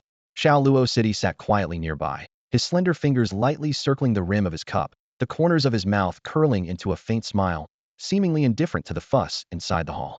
As night fell, after a day spent busily typing, darkness had already settled outside. There was still one chapter left overdue from the day before yesterday, promised to be completed in these days. Tada. Thinking of this, the author reminded everyone they could rest now and that the update would reach chapter 72 by tomorrow morning. The schedule in the coming week would be adjusted to avoid late-night updates, so everyone wouldn't have to stay up so late anymore. I'm guilty. After Yunshe issued the challenge, more than 10 breaths passed, yet not a single disciple from the 7 sect gates stepped forward, creating an awkward silence. At the viewing platform, the atmosphere felt frozen, but Yin Chi's gaze slowly curved into a mocking smile. Among the outer disciples of the Finchen sect, a reckless youth suddenly bolted upright, about to rush out, only to be firmly grabbed by a companion's sleeve. What are you trying to do? The companion whispered sharply. You and Fengguanyi are just as reckless. Going up now will only embarrass Finchen sect. That brat is so arrogant. The young man ground his teeth, filled with a mixture of anger and frustration. If only young sect leader Zilwan were here, he'd give that upstart a lesson he'd never forget. The Zilwan they spoke of was the son of the Finchen sect's outer gate leader. At 16, he had already reached the 7th level of the Xian realm, just one step shy of the 8th. Among New Moon City's younger generation, he was second only to Xiao Luoqing. Without him present, the Finchen disciples could only watch helplessly. Suddenly, in the front row of the Tietjiang sect's seats, a resolute-faced youth rose slowly. About the same age as Yunshe, but lacking youthful frivolity, he carried a steadier demeanor. Drawing his spear, the crisp tap of his boots on the blue stone floor echoed sharply. At the center of the arena, he gave Yunshe a slight nod and spoke calmly and honestly. I am Tai Hongjuan of the Tietjiang sect, 17 years old. I had no qualification to challenge you, but after witnessing you break through formidable foes with such arrogance yet a kingly bearing, I respect you and wish to spar not for rivalry, but out of admiration. If you feel I'm too old, you may refuse. I will not force it. Wow. The young sect leader of Tietjiang sect. The stands erupted in exclamations. He reached the 4th level of the Xian realm 3 months ago. His spear skills are extraordinary, and he easily defeats opponents above his rank. Tai Hengzhen's name was well known throughout New Moon City. Although ranking mid-tier among the 7 sect gates at Xian realm level 4, Tietjiang sect valued spear mastery above raw power. Tai Hongjuan himself was a prominent figure, rivaling the city lord's own son. If he steps forward, Yin Che won't stand a chance, sneered someone from the Xuanqin sect, dripping with sarcasm. But since he's 2 years older, even if he wins, it won't feel satisfying. Better if he can cripple that kid's hands and feet while he's at it, another disciple added with a sinister smile. The gathered disciples of the New Moon Xian mansion shared their worries. If Tai Hongjuan used this sparring as an excuse to severely injure Yin Che, Yin Chi's chances of issuing any future challenges would be lost. Several 17-year-old disciples clenched their fists, eager to step in, but the weight of Tai Hengzhen's status and spear prowess stopped any from crossing the threshold. None of those 17-year-olds dared to confront him. From Tai Hengzhen's face and eyes, Yin Che could only read fierce battle intent and honest sincerity without a trace of impurity. Yin Che was slightly surprised. It seemed not all disciples from the 7 sects were arrogant brats.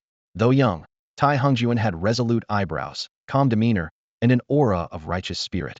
His proud bearing was the steadfast pride of a true man, not arrogance. Yun Chi's earlier display had earned Tai Hengzhen's respect and fueled his fighting spirit, eager for a sparring match. Brother Tai, you flatter me, Yun Che said with a smile and a courteous bow. As the young master of the Iron Spear sect, for you to disregard others' opinions and challenge a nobody like me is truly an honor. To face you in battle is a great privilege. Then let us begin. With that, he stepped back slightly, raising his right arm horizontally. Tai Hongjuan was momentarily stunned. This once arrogantly boundless Yun Che was now so humble toward him, and warmth filled his chest as he smiled. In that case, Brother Yun, let us spar thoroughly. But you've already fought 3 matches in a row. Surely your spiritual energy has been drained. Sparring without concern for victory or defeat right now is unfair to you. Perhaps. No need. Yin Che interrupted with a shaking smile. Thank you for your kindness, Brother Tai. Each of those 3 matches was decided in an instant, my energy barely spent. I want to fight you at my full strength.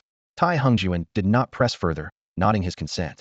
His right hand reached inside his spatial ring. A flash of cold light and a silver spear as long as his body appeared in his palm.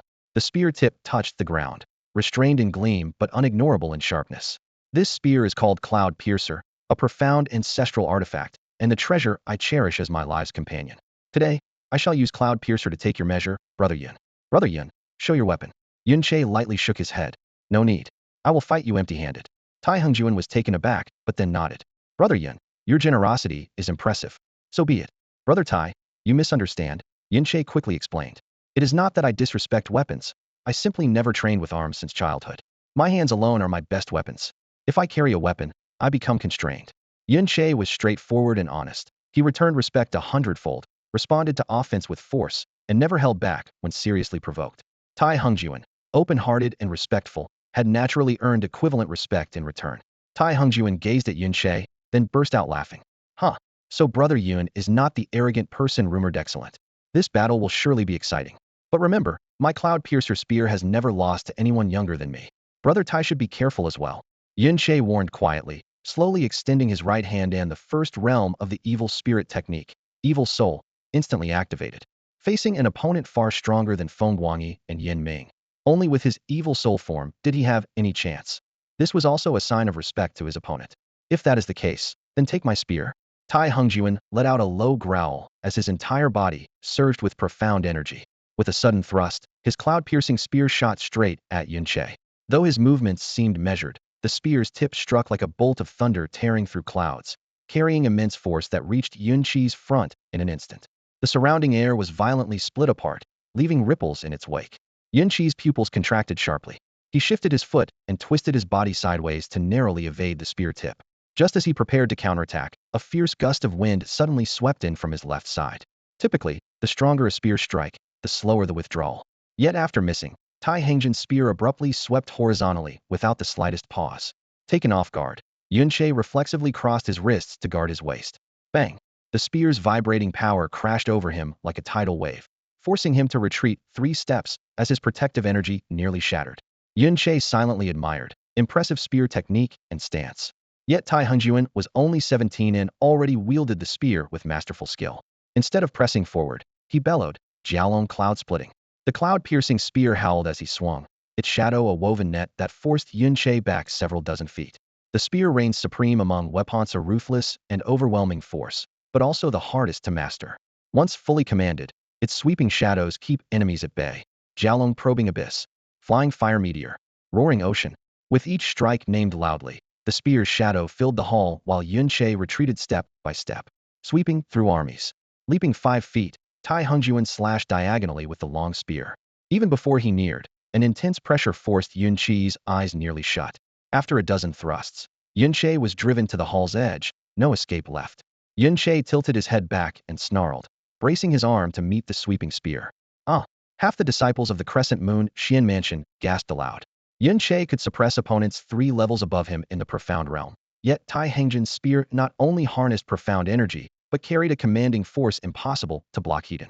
The spear's tip touched his arm without a thunderous sound. At the precise moment of contact, Yun Che sharply shifted his arm, redirecting the spear's momentum. Using its power against him, he flowed with it to disarm the strength, then spun forward swiftly toward Tai Hongjuan's chest. Tai Hongjuan hastily withdrew his spear, but failed to regain full momentum, staggering back several feet from Yun Che's counterstrike. Calm and composed, he growled low as spear shadows twisted like a serpent from an odd angle, the tip aiming straight for Yun Che's throat. Yun Che held his breath, then released a flash of Star God Shattered Shadow, and retreated while striking the spear shaft hard, forcing Tai Hongjuan back several paces. The two created distance, and the hall again fell silent. In just over a dozen exchanges, Tai Hongjuan's spear techniques, whether storm-like or snake-like, and his exceptional weapon control dazzled onlookers. Such prowess from a mere 17-year-old left disciples awestruck and self-doubting their own skill. Even Tai Hongjuan's father, Tai Zhansong, nodded repeatedly with a satisfied smile. What shocked everyone most was that despite facing an opponent 3 levels stronger and an impeccable spear style, Yun Che remained completely unscathed, standing toe-a-toe with Tai Hongjuan. Many opened their mouths in disbelief, barely able to close them after a long moment. Tai Hongjuan flicked his spear with a proud expression. It seems seeking advice from Brother Shangyun was the right choice. Mutual respect, Yun Che replied with a smile, though his tone held a warning. Tai, you'd better be careful from here on out. Tai Hongjuan's spear play was near flawless, revealing no openings. Yun Che's mind raced. If that was true, only overwhelming raw power could break through quickly. Yun Che's eyes narrowed slightly. In his devil spirit state, the wild, turbulent, profound energy within his meridians surged unrestrained into his arms. Haha, well, to be honest, I suddenly found myself hoping to be defeated by Brother Yun, but that doesn't mean I would hold back even a little. Tai Hongjuan laughed out loud. Then his eyes instantly turned cold. He drew his silver spear, the blade flashing sideways as he shouted, "Take this strike, rising sun dragon." In a flash, a colossal force gathered along the spear's shaft. The tip trembled slightly, and those inside the hall seemed to catch a faint dragon's roar. Light and shadow intertwined. The air quivered, and gasps of awe rippled through the crowd. The The spear technique could pierce straight through anything without resistance, or it could sweep across like a storm, scattering armies. Tai Hongjuan fully understood the ferocity of this move and ultimately chose the sweeping strike while a direct stab might crush Yun Che under overwhelming force. It could also be fatal. The sweep, though fierce, was less likely to cause irreversible damage. The silver spear sliced through the air, a gale roaring like an avalanche or tsunami, shaking the stone floor beneath them. This strike far surpassed any he had thrown before, stronger and fiercer. Just as everyone expected Yun Che to unleash some unpredictable, mysterious footwork to evade, he didn't move an inch. Raising his right arm, he braced himself directly against the spear's sweeping attack. Is he crazy? Many disciples inside the hall shouted in disbelief. Dodge now, shouted the four elders of the Crescent Moon Xian Mansion simultaneously. Being far more experienced than the younger crowd, they immediately recognized the terrifying power behind the spear's momentum. But Yun Che ignored their warnings. Instead, he accelerated his arm swing and forcefully collided with the spear that carried the weight of mountains. Clang! The clash of metal shattered the air. Tai Hongjuan had expected his spear to send Yun Che flying tens of meters, but in that instant, his pupils shrank to pinpoint. Striking Yun Che was like hitting an unyielding steel plate. The massive recoil surged violently down the spear's shaft. A sudden compression in his chest lifted him into the air, flipping him over before he landed and staggered back 5 or 6 steps, barely steadying himself.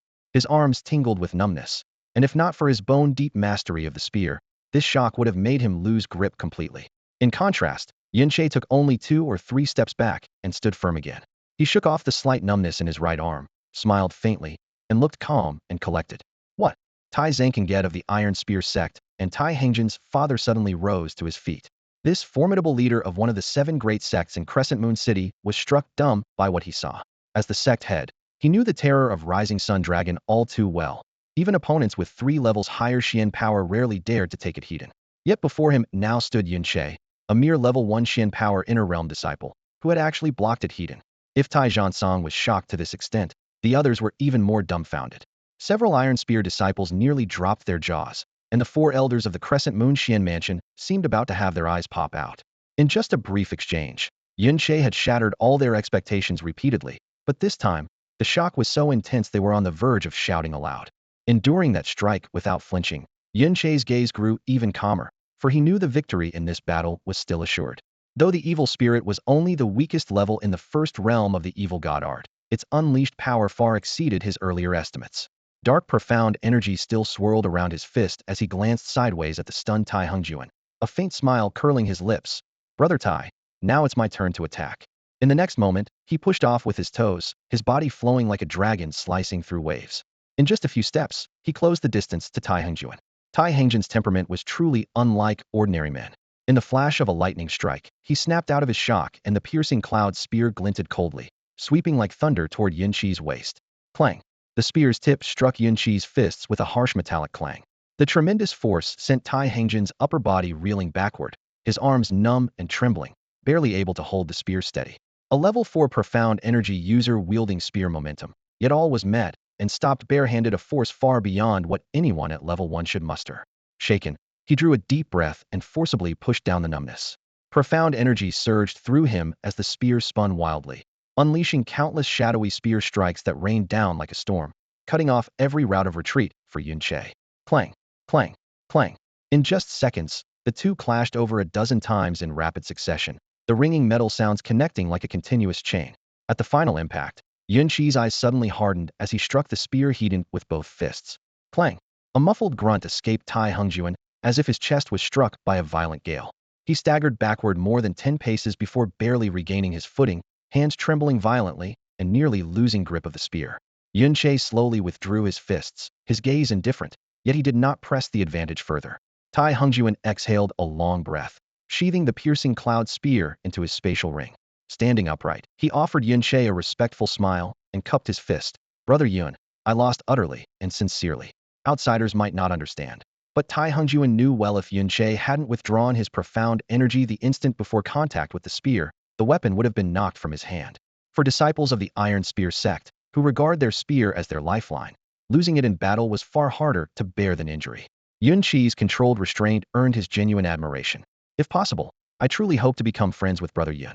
Tai Hongjuan spoke openly. With words like that, we already are friends, Yun Che replied with a slight nod. Tai Hongjuan blinked.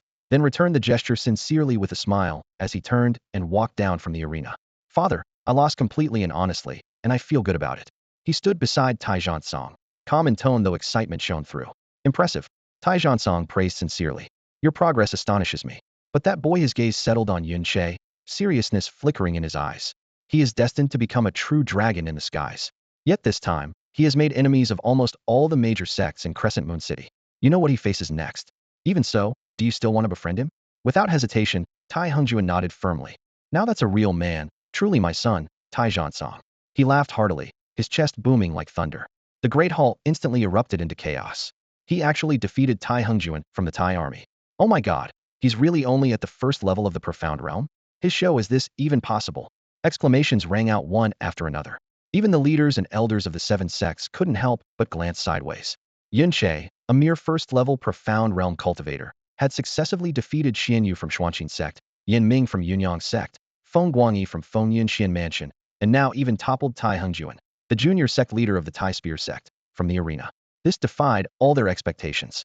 Originally, they planned to give the new mansion head a harsh initiation ritual by making him suffer a humiliating defeat. They had the arrangement tacitly agreed upon, but Yun Che single-handedly disrupted everything. Instead of suppressing the new Moon Xian mansion, he brought unprecedented glory to a mansion that had long been underestimated and caused the seven sects to be repeatedly embarrassed. Brother-in-law, is that really my brother-in-law? Xia Yuanba eyes widened as he stared fixedly at the sharp figure in the hall. No matter how he tried, he couldn't reconcile this monster before him with Yun Che, who once had a fractured Xian vein and was constantly looked down upon. The male disciples of New Moon Xian Mansion clenched their fists tightly, breathing heavily. The female disciples' eyes sparkled, unable to look away. Especially Yi Hongling, who had spoken to Yun Che earlier, blushed fiercely at the memory of her earlier boastful senior sister's got your back. More like empty bragging than any real protection. Naturally, envy stirred in others. Murong Yi snorted coldly, his heart a turmoil of bitterness. Yun Che had elevated the prestige of New Moon Xian Mansion to its peak. It was obvious that going forward, junior brother Yun would overshadow his own reputation. When he caught the unmistakable, unabashed gaze of Lanzeng, she had never revealed before, his jealousy almost burned a hole through his chest. He's just a wild kid from some remote small town. Fine, let you bask in the glory tonight. But tomorrow I'll show you who really owns this Xian mansion. Yun Che raised his hand to brush off his sleeve and announced loudly, including Brother Tai, that makes for next, who's up? His sharp gaze swept across the cultivators from the seven sections. The 16-year-old division disciples were so overwhelmed by his presence they dared not breathe. For the half-incensed stick of time, no one answered. Suddenly, a sharp, sneering voice rang out. 16-year-old division, our sect may lack in number and quality compared to your Xian mansion, so we admit defeat there. Haha, but do you dare let your 17 or 18-year-old disciples step up to spar? At those words, members from the seven sects responded in agreement. Yun Che sneered. Want to challenge seniors from the 16 and up division of my Xian mansion? Fine, but first you have to defeat his 16-year-old. Otherwise, you have no qualification. His eyes fixed on the speaker. You look about 18 or 19, right? Why don't you come try? If you win, you can challenge anyone you want. If you lose, all eyes turned toward the voice. The youth raised his head, looking about 18 or 19. His complexion was pale, his lifeless eyes scanning Yun Che, lips curling into a contemptuous smile, as if he'd just heard the most ridiculous joke. You mean you want to challenge me? Finally caught up with the updates I owed. So exhausted, time for bed. No, it's you who wants to challenge me. When the man looked up, the contempt flickering in his eyes sliced through the air like a razor's edge. Yun Che's previously calm brows lifted slightly, his gaze instantly sharpening with a flash of cold light. Challenge. To him, a true challenge was only something the weak dared to issue against the strong. When the strong bullied the weak, it was just abuse of power.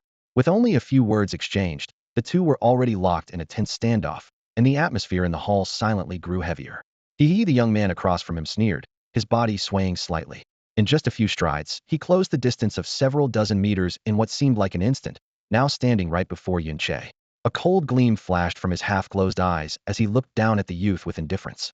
If that's the case, I'll grant you your wish. I've destroyed countless geniuses before, looks like today, I'll add another to the list. Lu Lujianan. As he appeared standing in the center of the hall, many disciples gasped, some even losing their voices in shock. That guy, isn't he Lu Lingxue from the Seven Killsword Pavilion? Yeah, it's definitely him. Yun Che actually wants to face off against him? That's just. The chatter erupted into chaos. No one had expected these two to stand on the same stage. In everyone's eyes, they were like parallel lines never meant to cross paths. Yun Che was 16 years old, Lu Jianan already 18. After 30, a 2-year age gap means little, but before 20, it's the prime time for accumulating profound strength. Even half a year's difference can mean worlds apart in power. Take New Moon City as an example.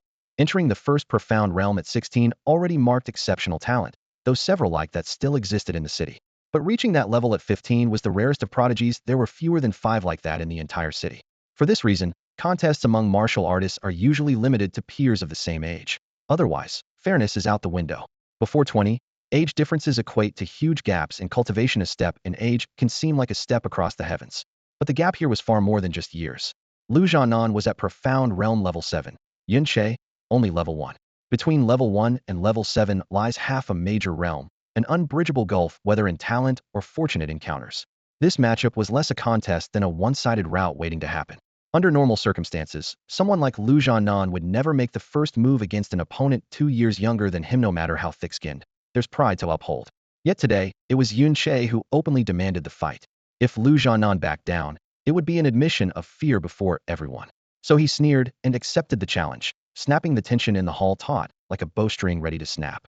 The disciples' voices grew louder and more agitated.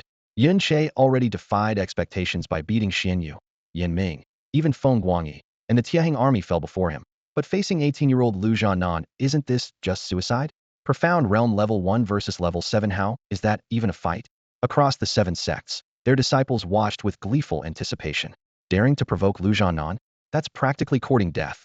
At those words, the audience gasped in shock.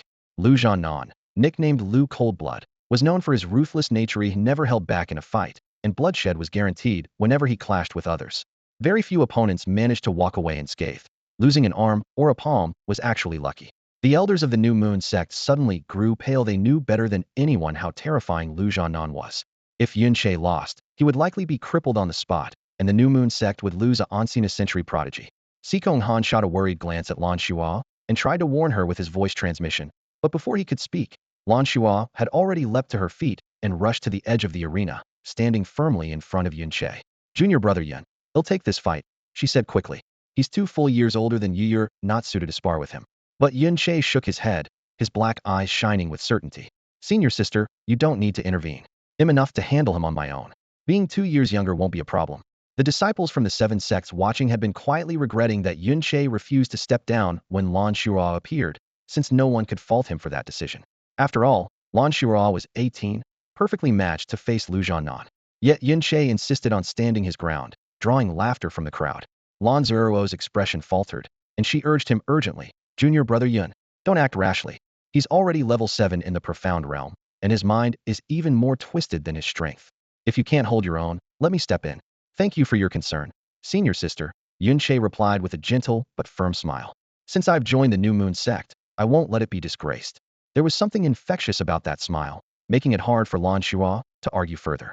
She sighed quietly, her gaze complicated. Even if you lose this fight, no one will blame you. Make sure you keep your life safe. Lu Jianan's nickname is Cold Blood. Even with the sect leader watching, he might kill you. If it's no good, just surrender. Yun Che nodded slightly. Lan Shua reluctantly returned to her seat, taking steps away, but constantly glancing back with worry. Xia Yuanba sat among the spectators, his heart pounding wildly. He had been in New Moon City for only half a year, but had already heard about the fearsome reputation of Lu Coldblood. Now, watching Yun Che, he couldn't help but feel anxious. In the center of the arena, Lu Jianan slowly raised his eyes, his voice low and cold. I admire your spirit, arrogant and unrestrained. But unfortunately, you've gone too far. People like you die young. No need for small talk. State your name. Yun Che's voice was calm to the point of indifference. My name? Lu Jianan's lips curled into a thin smile, his narrow eyes full of ice-cold contempt. You don't deserve to know. Fine, Yun Che shrugged. I've already lost interest in what you're called. You're nothing but a common stepping stone on my path. I never bother learning the names of stepping stones. Haha. Lu Jianan chuckled lowly, his gaze cutting through Yun Che like an icy blade. Maybe this is the last time in your life you'll be confident enough to speak like that. In his eyes, the boy before him was not only unbearably arrogant, but also laughably foolish.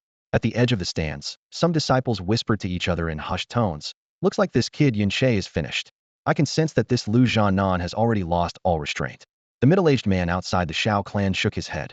Lu Jianan was ruthless and merciless by nature, and having been provoked at every turn, today he would show no leniency. Shao Luochen slightly tilted his head back, a faint smile playing on his lips as he whispered, seeing how he just defeated the Tieheng army. I had originally planned to step up and humiliate him to show him what a true genius looks like. But now, it seems there's no need for me to intervene. The middle-aged man quickly praised him. Young clan lord, your status and strength are unparalleled. Such an arrogant brat does not deserve your effort. Xiao Luochen returned a gentle smile and fell silent. Meanwhile, in the center of the arena, Lu Xanan's gaze was icy as he let out a low snarl. Your arrogance only fuels my desire to destroy you. Enjoy these last few seconds while you can, hey. He brushed his right palm over his left arm, and in his hand appeared a sword nearly 4 feet long, its blade radiating a fierce, chilling light.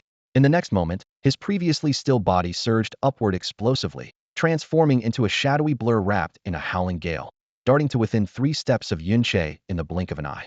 This was the 7-kill sword pavilion's martial technique of agility, a storm flow. Clang. The sword's edge rang out sharply. Lu Xanan's blade shot forward like a flash of lightning, a brilliant cold gleam streaking through the air and slicing space itself, leaving only a blinding streak of light. Lightning flash. Senior brother Lu's opening strike is a kill move. He clearly intends to end this in one blow, shouted the disciples of the 7-kill sword pavilion.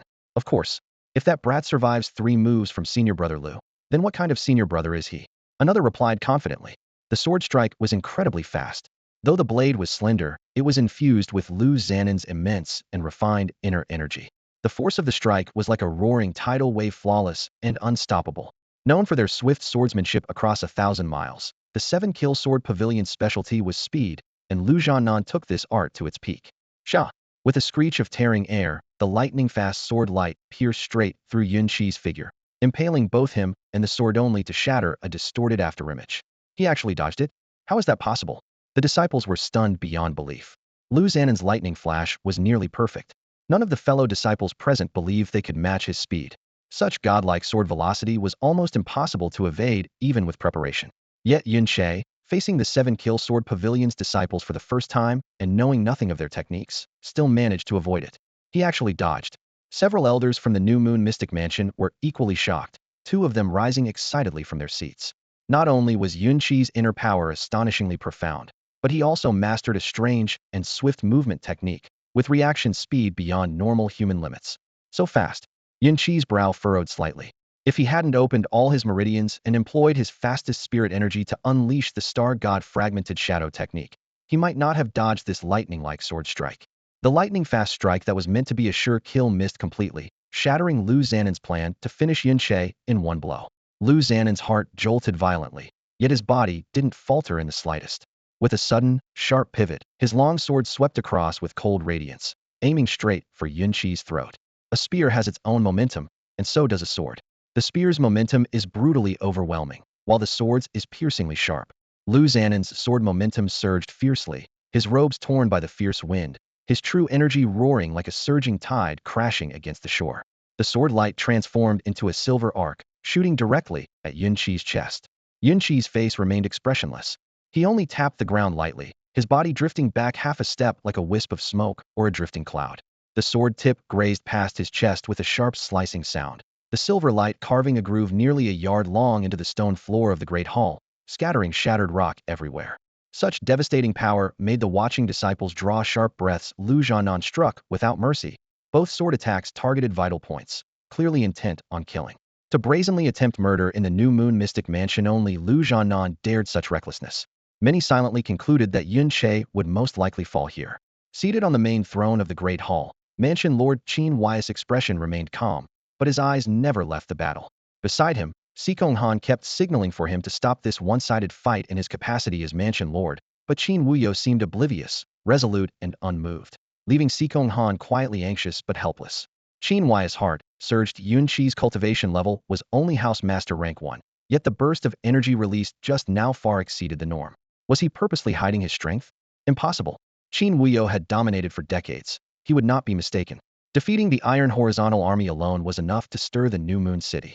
If Yun Che could also defeat Lu Zhannan, today, Qin Wuyo might be witnessing the rise of a future king firsthand.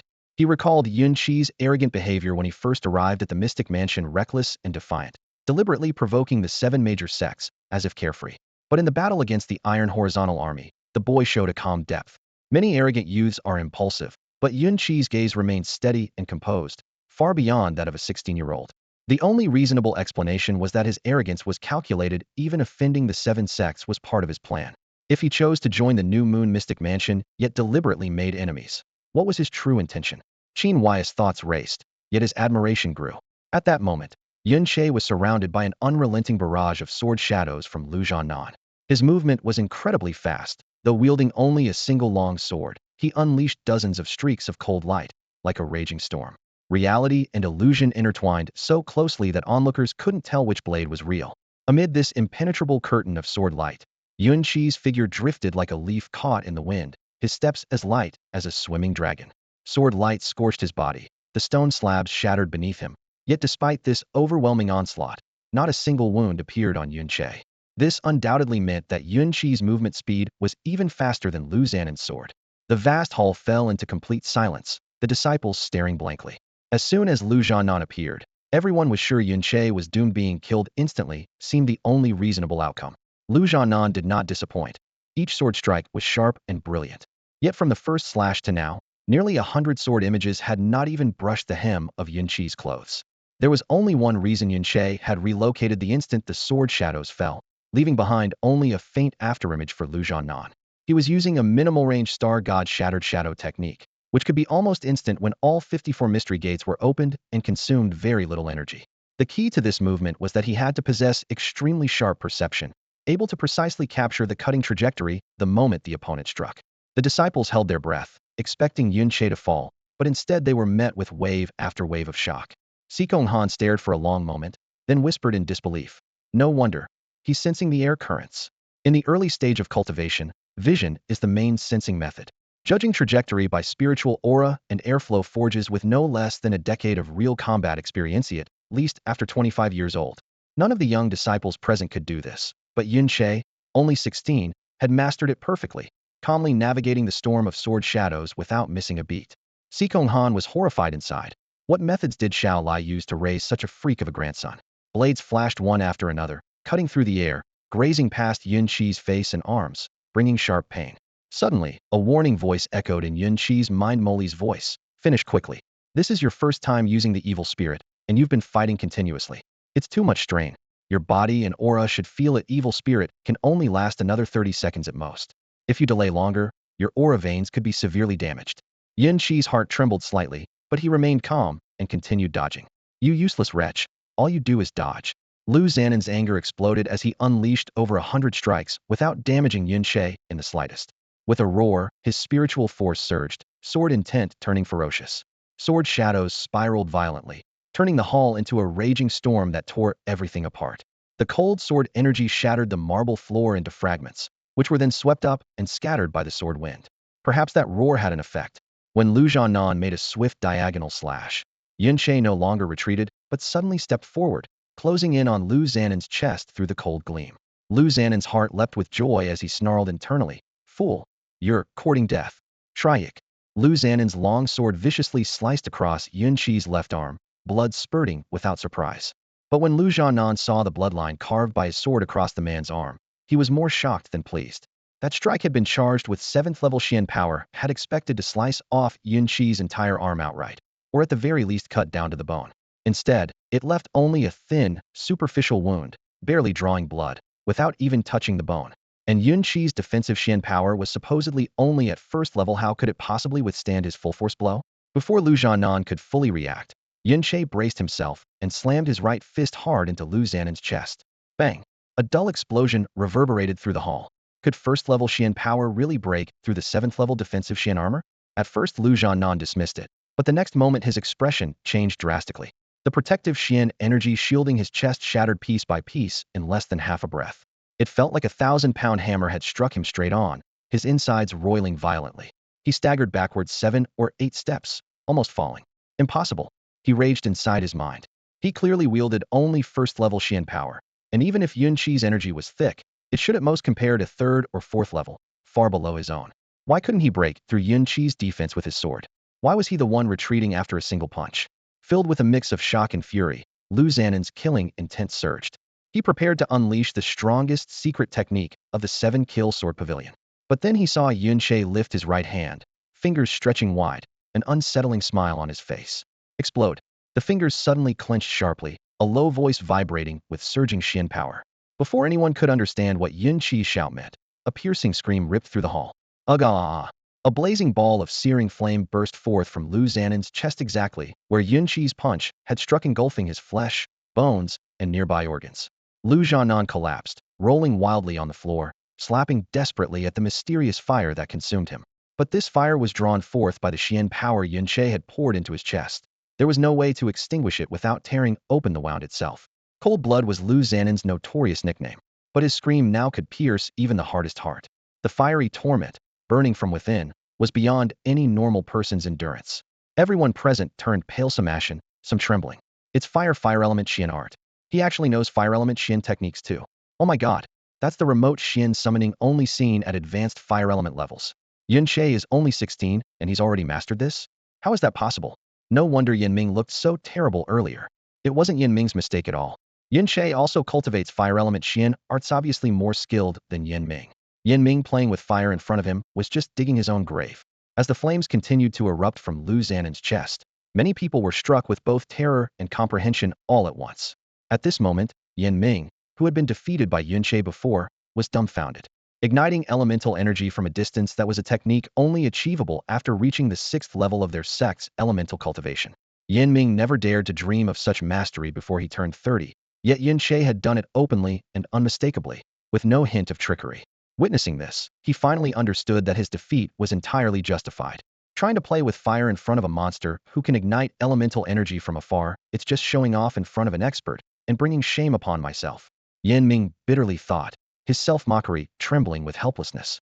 Meanwhile, Lu Zhanan felt the flames burning his chest, the pain like tens of thousands of needles stabbing relentlessly. If right after taking that punch, he had not rushed to build up power to counterattack, but instead immediately expelled the elemental energy Yun Che had forced into his body, the situation might not have become so dire. But he was too proud to consider that Yun Che possessed such terrifying control over fire. Even after being pushed back, he gritted his teeth and stubbornly held on, only allowing the flames within to run rampant and wreak havoc. Yun Che walked slowly to Lu Xanan's feet, lowering his eyes to look down at him. His gaze held a faint trace of pity, as if staring at a worthless piece of broken trash. I told you, I have no interest in your name. You've reached the 7th level of elemental cultivation, yet you can't even stand against me, who's only at the 1st level. Such rubbish isn't worth remembering. After speaking, he snorted coldly and flicked his index finger. The flames vanished from Lu Xanan's chest with a soft, sizzling sound, leaving only a charred mark and an acrid smell.